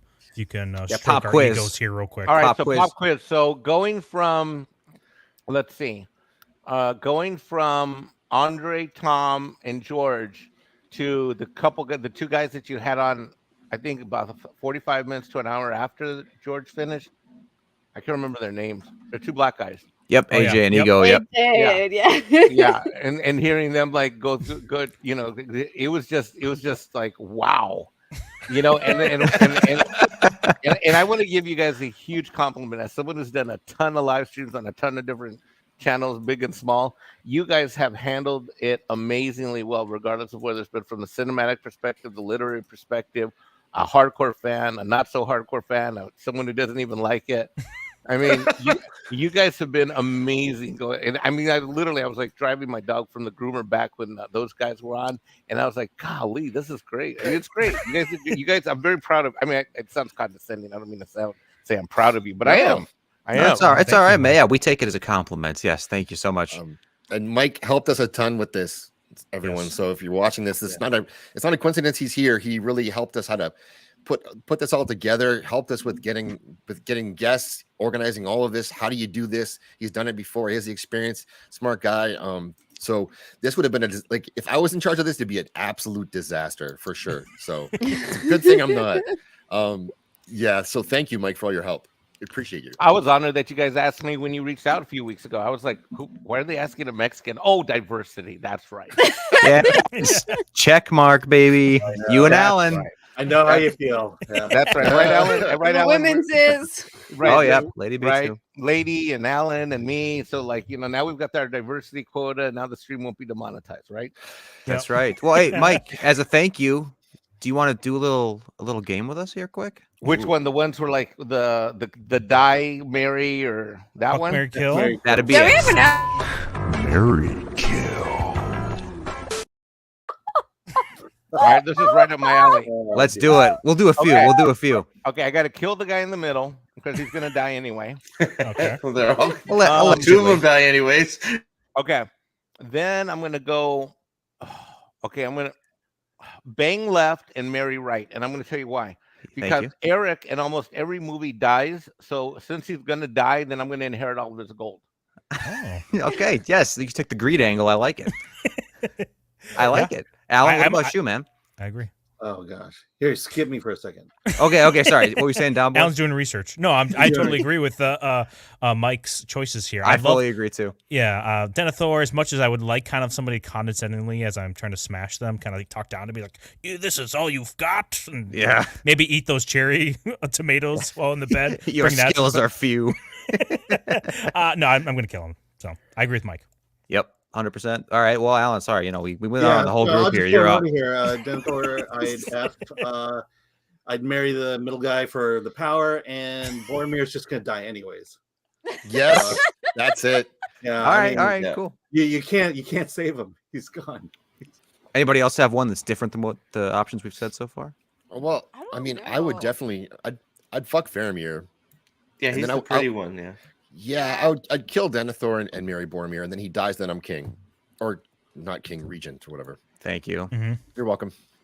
Yeah, but like Denethor, you can marry him and he's just gonna die anyways. And then like, I guess that doesn't make sense. Yeah. Nah, just kill him. He's gross. I don't know, dude. Denethor could build you a really nice romantic fire. Like sometimes, you know what I mean? He could Big build one. you a nice Yeah. big pyre. You can. Giant one. He might. Yes, he'll burn anything you ask him to, and you He'll can sit test it around for that you. all night. Right? He can test it That's for you as hot. well. It's like how hot's that fire, Denethor? I don't know. I do agree. I think you have to kill him, but if somebody said they were going to marry him, I would understand. All right, did we do this yet? I'm I not sure don't if we think did so. this one yet. I'm Oh, almost tempted. no. Yeah, Mike no. first. Mike It's first. No, Hey, no. Yes. Yes. No. Let's hear it. I thought this was right up your alley. Oh, is totally the God, F, this isn't is he? so wrong. Oh, God. But it feels so right. Okay. Oh, Oh no. My mind is telling me God, no. where do you go with this? Okay, you're gonna kill right. Wrong. Center square to the left. Okay, you know what? Since I'm a dude, since I'm an alpha male, I gotta go. I'll marry the beta ass bitch in the middle, Yeah.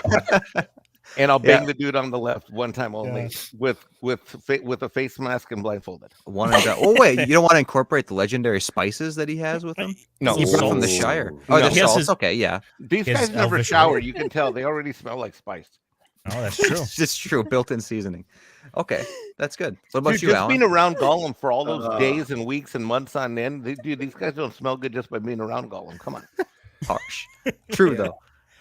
So I'd F Gollum just for the sounds he'd make. I know it's kind of a There it crazy is. aspect. Like that might There be it a is. good time. Yeah, no, I'd have to kill Frodo because he'd just be sulking all the time. Yeah, And he's I just can't simpy. deal I'd with that. totally kill him too. Yeah, And you so- get the and then ring. I'll marry Sam. Sam is like he's a solid guy. Like he'll Yeah, he cooks. He he'll cooks. behind He you. cooks, Yeah, He he does cooks. cook. Yeah. I literally completely agree with you, Alan, because like Gollum, he's one of those guys where it's like, dude, you're never gonna guess who I fucked yesterday. I gotta show you a picture of this guy. 'Cause you're not even gonna believe it if I tell you. Like he's slimy, he's weird. His eyeballs probably touching his skull because they're so huge. Like At some point, he starts speaking in a different voice. It's like a totally different person there. You know what? I'm gonna change my vote. I'd marry Sam because he's a sturdy dude. He could help chop wood and shit. Dude, Wow, he that's carry you what up I'm a saying. He mountain. cooks. He'll carry you He up a carries mountain. Sam. Exactly. He's gonna be there for Yeah. you. Yes. Look at By the way, episode 12. Sam if is you Sigma have- Hill grind set. Sam could definitely help with the annual tortilla harvest. By the way, if you F Gollum, you're effing two people. So That's right, true. two for the price Yeah. of one. Always So want wait, a threesome. So Mike, are you still killing Gollum then? Yes. You are Oh, okay. come on, Just wanted to make Mike. sure. Yeah, I thought we could bring Did him convince around. you we But... didn't move the needle at all? All right. Did we do this yet? I don't We think did do that Oh, we one. did. Okay. Yeah, let's we skip, did. skip. We I did think we did that. this one. We did that. We did not do this. Oh yeah, we did. No, we yeah, I did. We think we've did. done the rest of these now, but No, there was one. Let's, maybe it was. That's a great shot of Carl. we got to do one more. Let's go Okay. back to these guys here. Yeah. Gilf Patrol over here. Yes, sir. Oh, dude, like the wizards, dude, like Gandalf's too kind of a lover. I don't know if I'd want to smash him. I might marry him, but yeah, Gandalf's pure. Like, dude, when he comes back as Gandalf the White and like the sun is shining behind, like that's pure. And if you go too far, Gandalf will use that the black speech. Oh yeah, the black speech. And turn the dark. Oh, dude, yeah, you're like Yeah. in the middle of it. He starts speaking the dark speech, and then the world goes all weird. Yeah, I'd be like, whoa. Okay. I'm done. Thanks, sorry. But I don't know, man. Like Wormtongue, I think he could know some tricks. So I don't think I would kill him. I think I knew the answer differently the first time. But Wait, who would you not kill? Wait, I don't think I'd kill Wormtongue on the right because I think he maybe has some tricks up his sleeve that could benefit me for a single night. You know what I mean? Dude, let me give you, from my dating experience, picking Wormtongue as your answer is kind of like dating a Puerto Rican girl. It's all seems good, but you don't know what you're going to get in the end. Wait, it seems good. Yeah.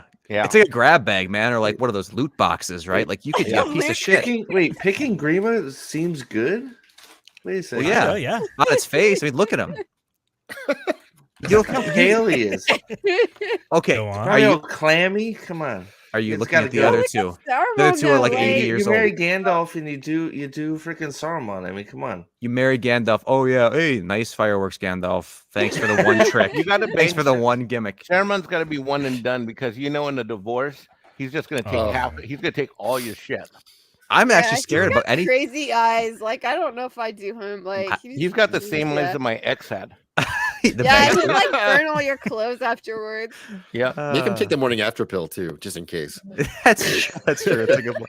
And you know what? You should take one as well, just to be Just safe. 'Cause He's in magic. case. He's magic. And jump up and down a lot.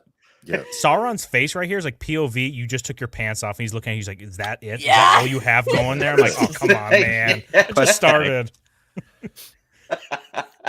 Alan? Like I'm Alan? curious No, though, I why would- they call him Wormtongue. Like I'd want to find out. Oh, yeah, that's why I would F Wormtongue just to find out. Yeah, Okay. just See, that- I I'm don't- I was thinking the same. to me, I don't want that tongue near my worm. Agreed. Yeah, I'm with Mike. Yeah, no. It's like worm meet worm though. That's No, kind of no, cool. It's the worm that has the tongue. Double meaning maybe. Well, anyway, sorry, Alan. You said Yeah, you then F- marry Gandalf, and then let's kill Saruman. Okay. Or Saruman. I know he's just trying to make his way. Like, do you think He's just maybe not no doing one it- ever gave him a chance? You ever think of that? Like, Mrs. Flu wants the worm tongue. But look at Saruman; he's not even trying. That is true. Saruman's not even clipping his nails. I don't want that near me. That'd be Yeah. Yeah, open up he has something. gross nails. I don't like You that. don't want to be here. Don't be here. You know. He also has a Jack Murphy kind of beard streaks going too, a little bit, doesn't he? he does. Yeah, it's kind of Yeah, cool. a little bit. Oh yeah. We've done some I'll fill bet in the Saruman blank. hasn't had a pedicure in like 50,000 years. I don't know. I haven't seen the numbers on it, but you might be close. Those are some red flags. Mike, I know you've probably been listening to this and hearing the fill in the blank. So we got, I think this might be the best clip, or this might be Gator's favorite clip. We're going to have you to try to fill in the blank here for this clip. Lovely big golden with a nice piece of Yes, it is my favorite. Let's just play it one more time so you can hear it and think, okay?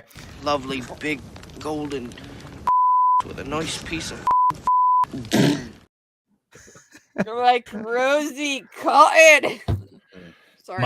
Mike? Lovely big golden. Rosie Cotton.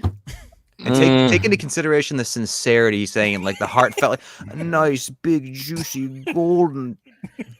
What's golden? I don't know, man. Nice big Her juicy hair is golden. Maybe he was talking about her. nice big juicy golden plump ass with sour cream and guacamole on the back of it. I'm down with that, kind of. Yeah. Eat it up. Taco Tuesday. T-minus 8 minutes. And we have a compliment from Nosferatu the Vampire, so we must have done something right. Hey, thanks, Thank you, Nosferatu. Nos. Thank you, I'm going to Nos. read it out loud. It's such a compliment, Nosferatu, because so often we're getting shit on by this guy, and we love him. So you guys have an insane you, talent to Nos. go this long and be consistently flowing in conversation. The stream has been legendary. Much love to Zax and the Phoenixes and all the people who have been on. Yeah, thanks, man. Appreciate it a lot. Yeah. Love you, Nos. Thank you.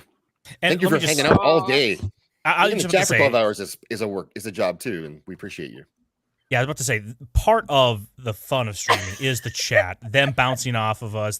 Nosferatu, Sentia Dildo, Shewella Dragon, Shelby AC, Mr. Tickle Trunk, the people that are on the panel now, Nerporial Lifeform, Lady B. Lovely Sherry's been here for a long time today, Lovely too, Sherry. actually. Yeah, Prophet of Dragon. there's a lot of long haulers today.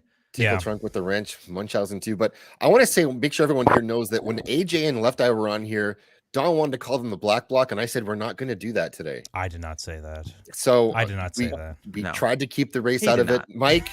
Mike, I just want you to know I was supporting you. I'm an ally, and yeah. So, But am I the we put brown that bloc? down. Yes. You know what? I'm the only Mexican you've had all day, huh?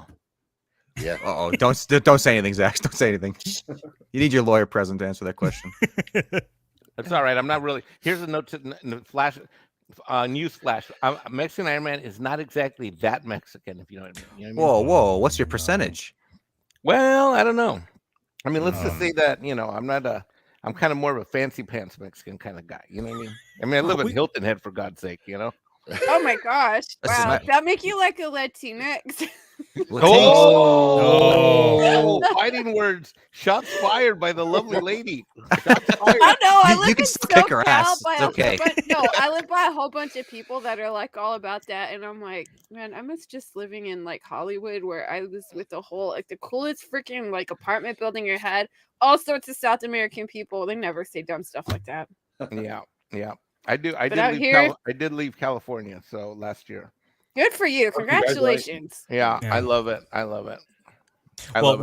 If you've given us a super chats, I think we can corner Mike into giving us a 23andMe, and that we can see he's basically the He gets to the Elizabeth bottom of Warren this. of this fellowship of the Wow. of YouTube. He's just like 100th, 16th of Mexican.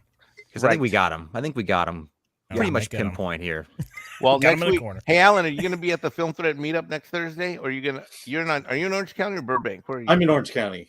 Oh, okay. Yeah, I'm going to meet up with Chris Core next Thursday. Yeah, I'm gonna do it one day. It's just I'm not gonna see Megan. No. But I will see A Man Called Otto. I've already seen it. So Anybody listen to Public Service? The Mexican Iron Man is on tour. I'm going up and down California. I will be with Chris Core next Thursday night in LA. Yeah, the AMC Burbank. At the AMC Burbank at the Yard House. We're meeting at 5:00, and then we're seeing the movie at 8:00. I'll be joined with Latino Slant and many others.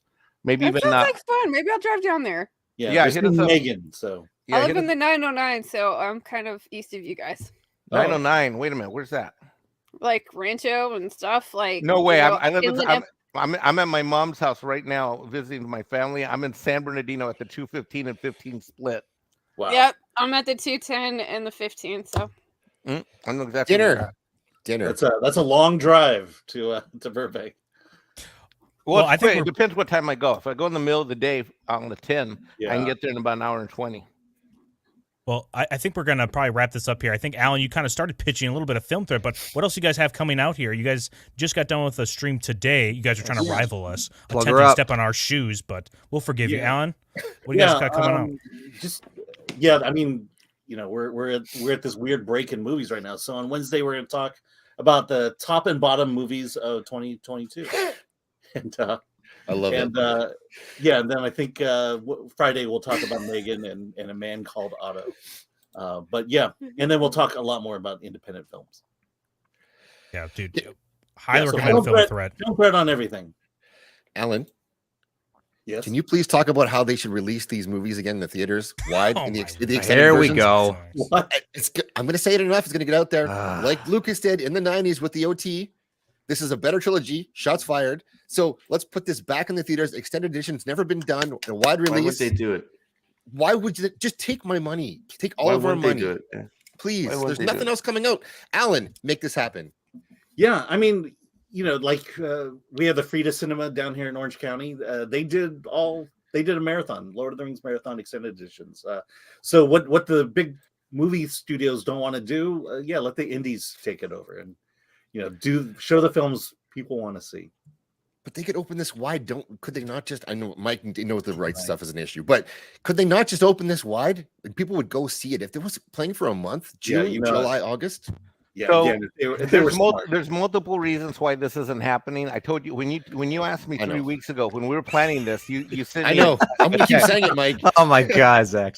He asked me, he says, Mikey, what do you think of the chances that this is going to happen? I said, absolutely not. It's not going to happen. It's not going to happen anytime soon. And you asked me why. And I said, because studios either don't want or don't know how to make money anymore. Because logistically speaking, to do a re-release right now with theaters means that they'd actually have to give a shit, care about it, put together a deal, make it happen. I think I heard on your earlier stream, someone said it would have been a great fuck you to Amazon. That would have been, but the fact of the matter is that these days there is no value being assigned to old properties other than to bastardize them, remake them, and rebrand them in the current woke version of whatever the flying fuck they want to do on any given day.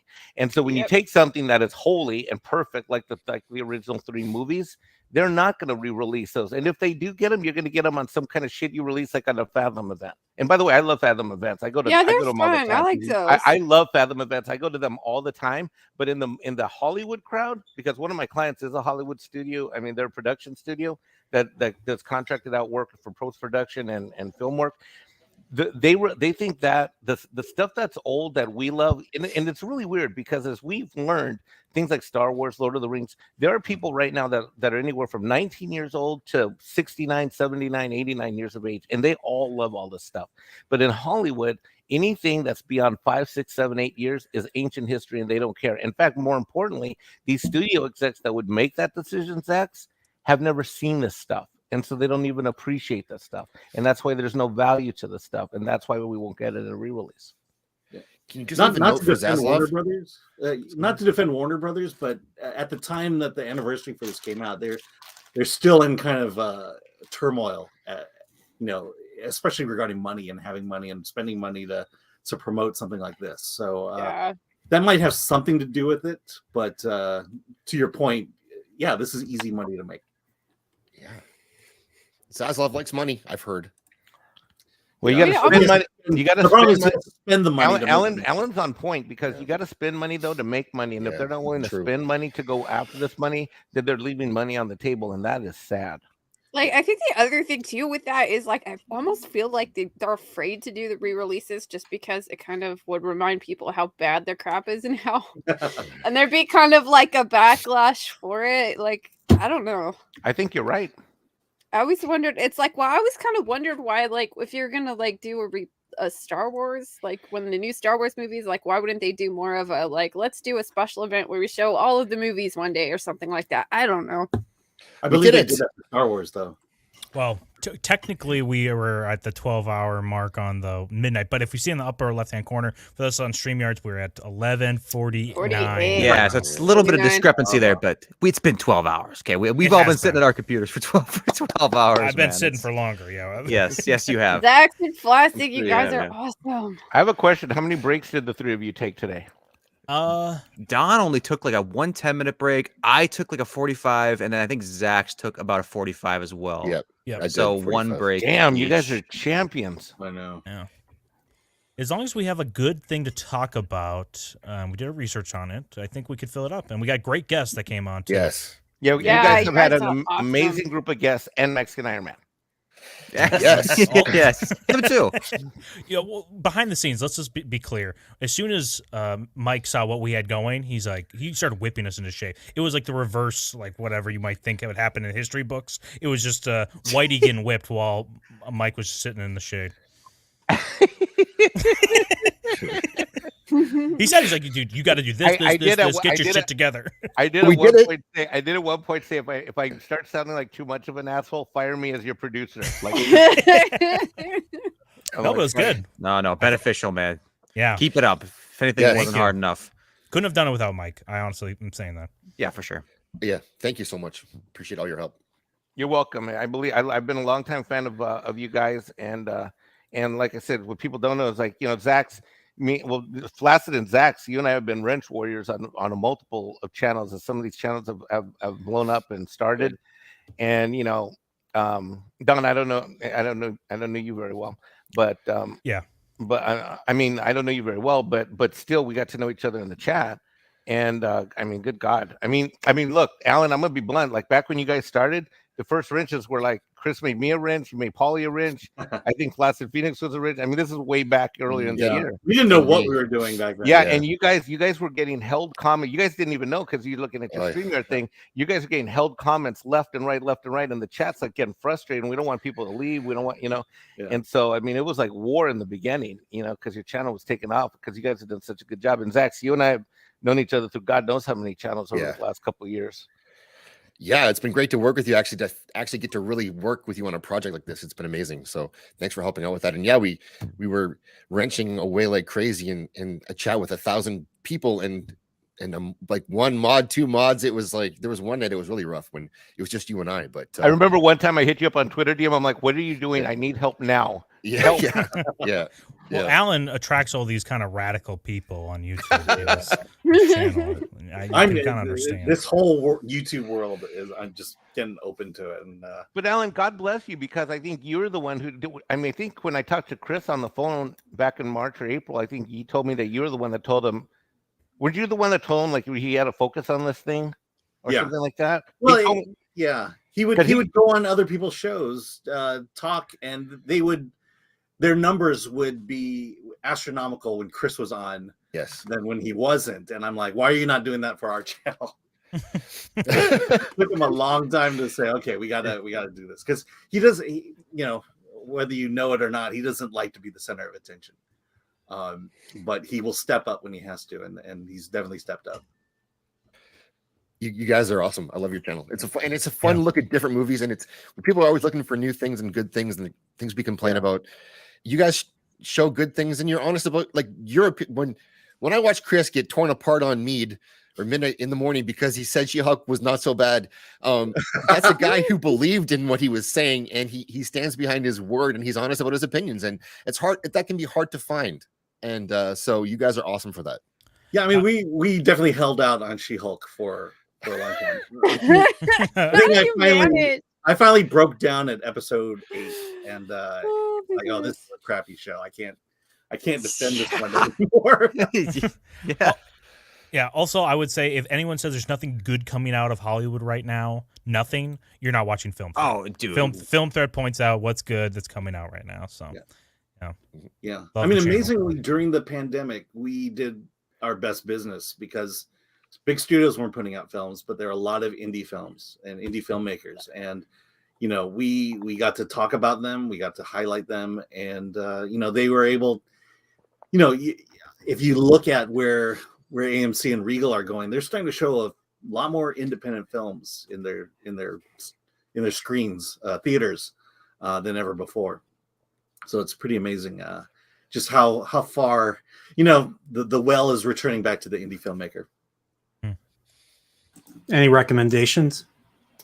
Oh, you know, the one that I think about a lot is Hinterland. It's a foreign film. It's kind of a procedural. it takes place right after World War One. This inspector is injured during World War One, and he has to solve a crime.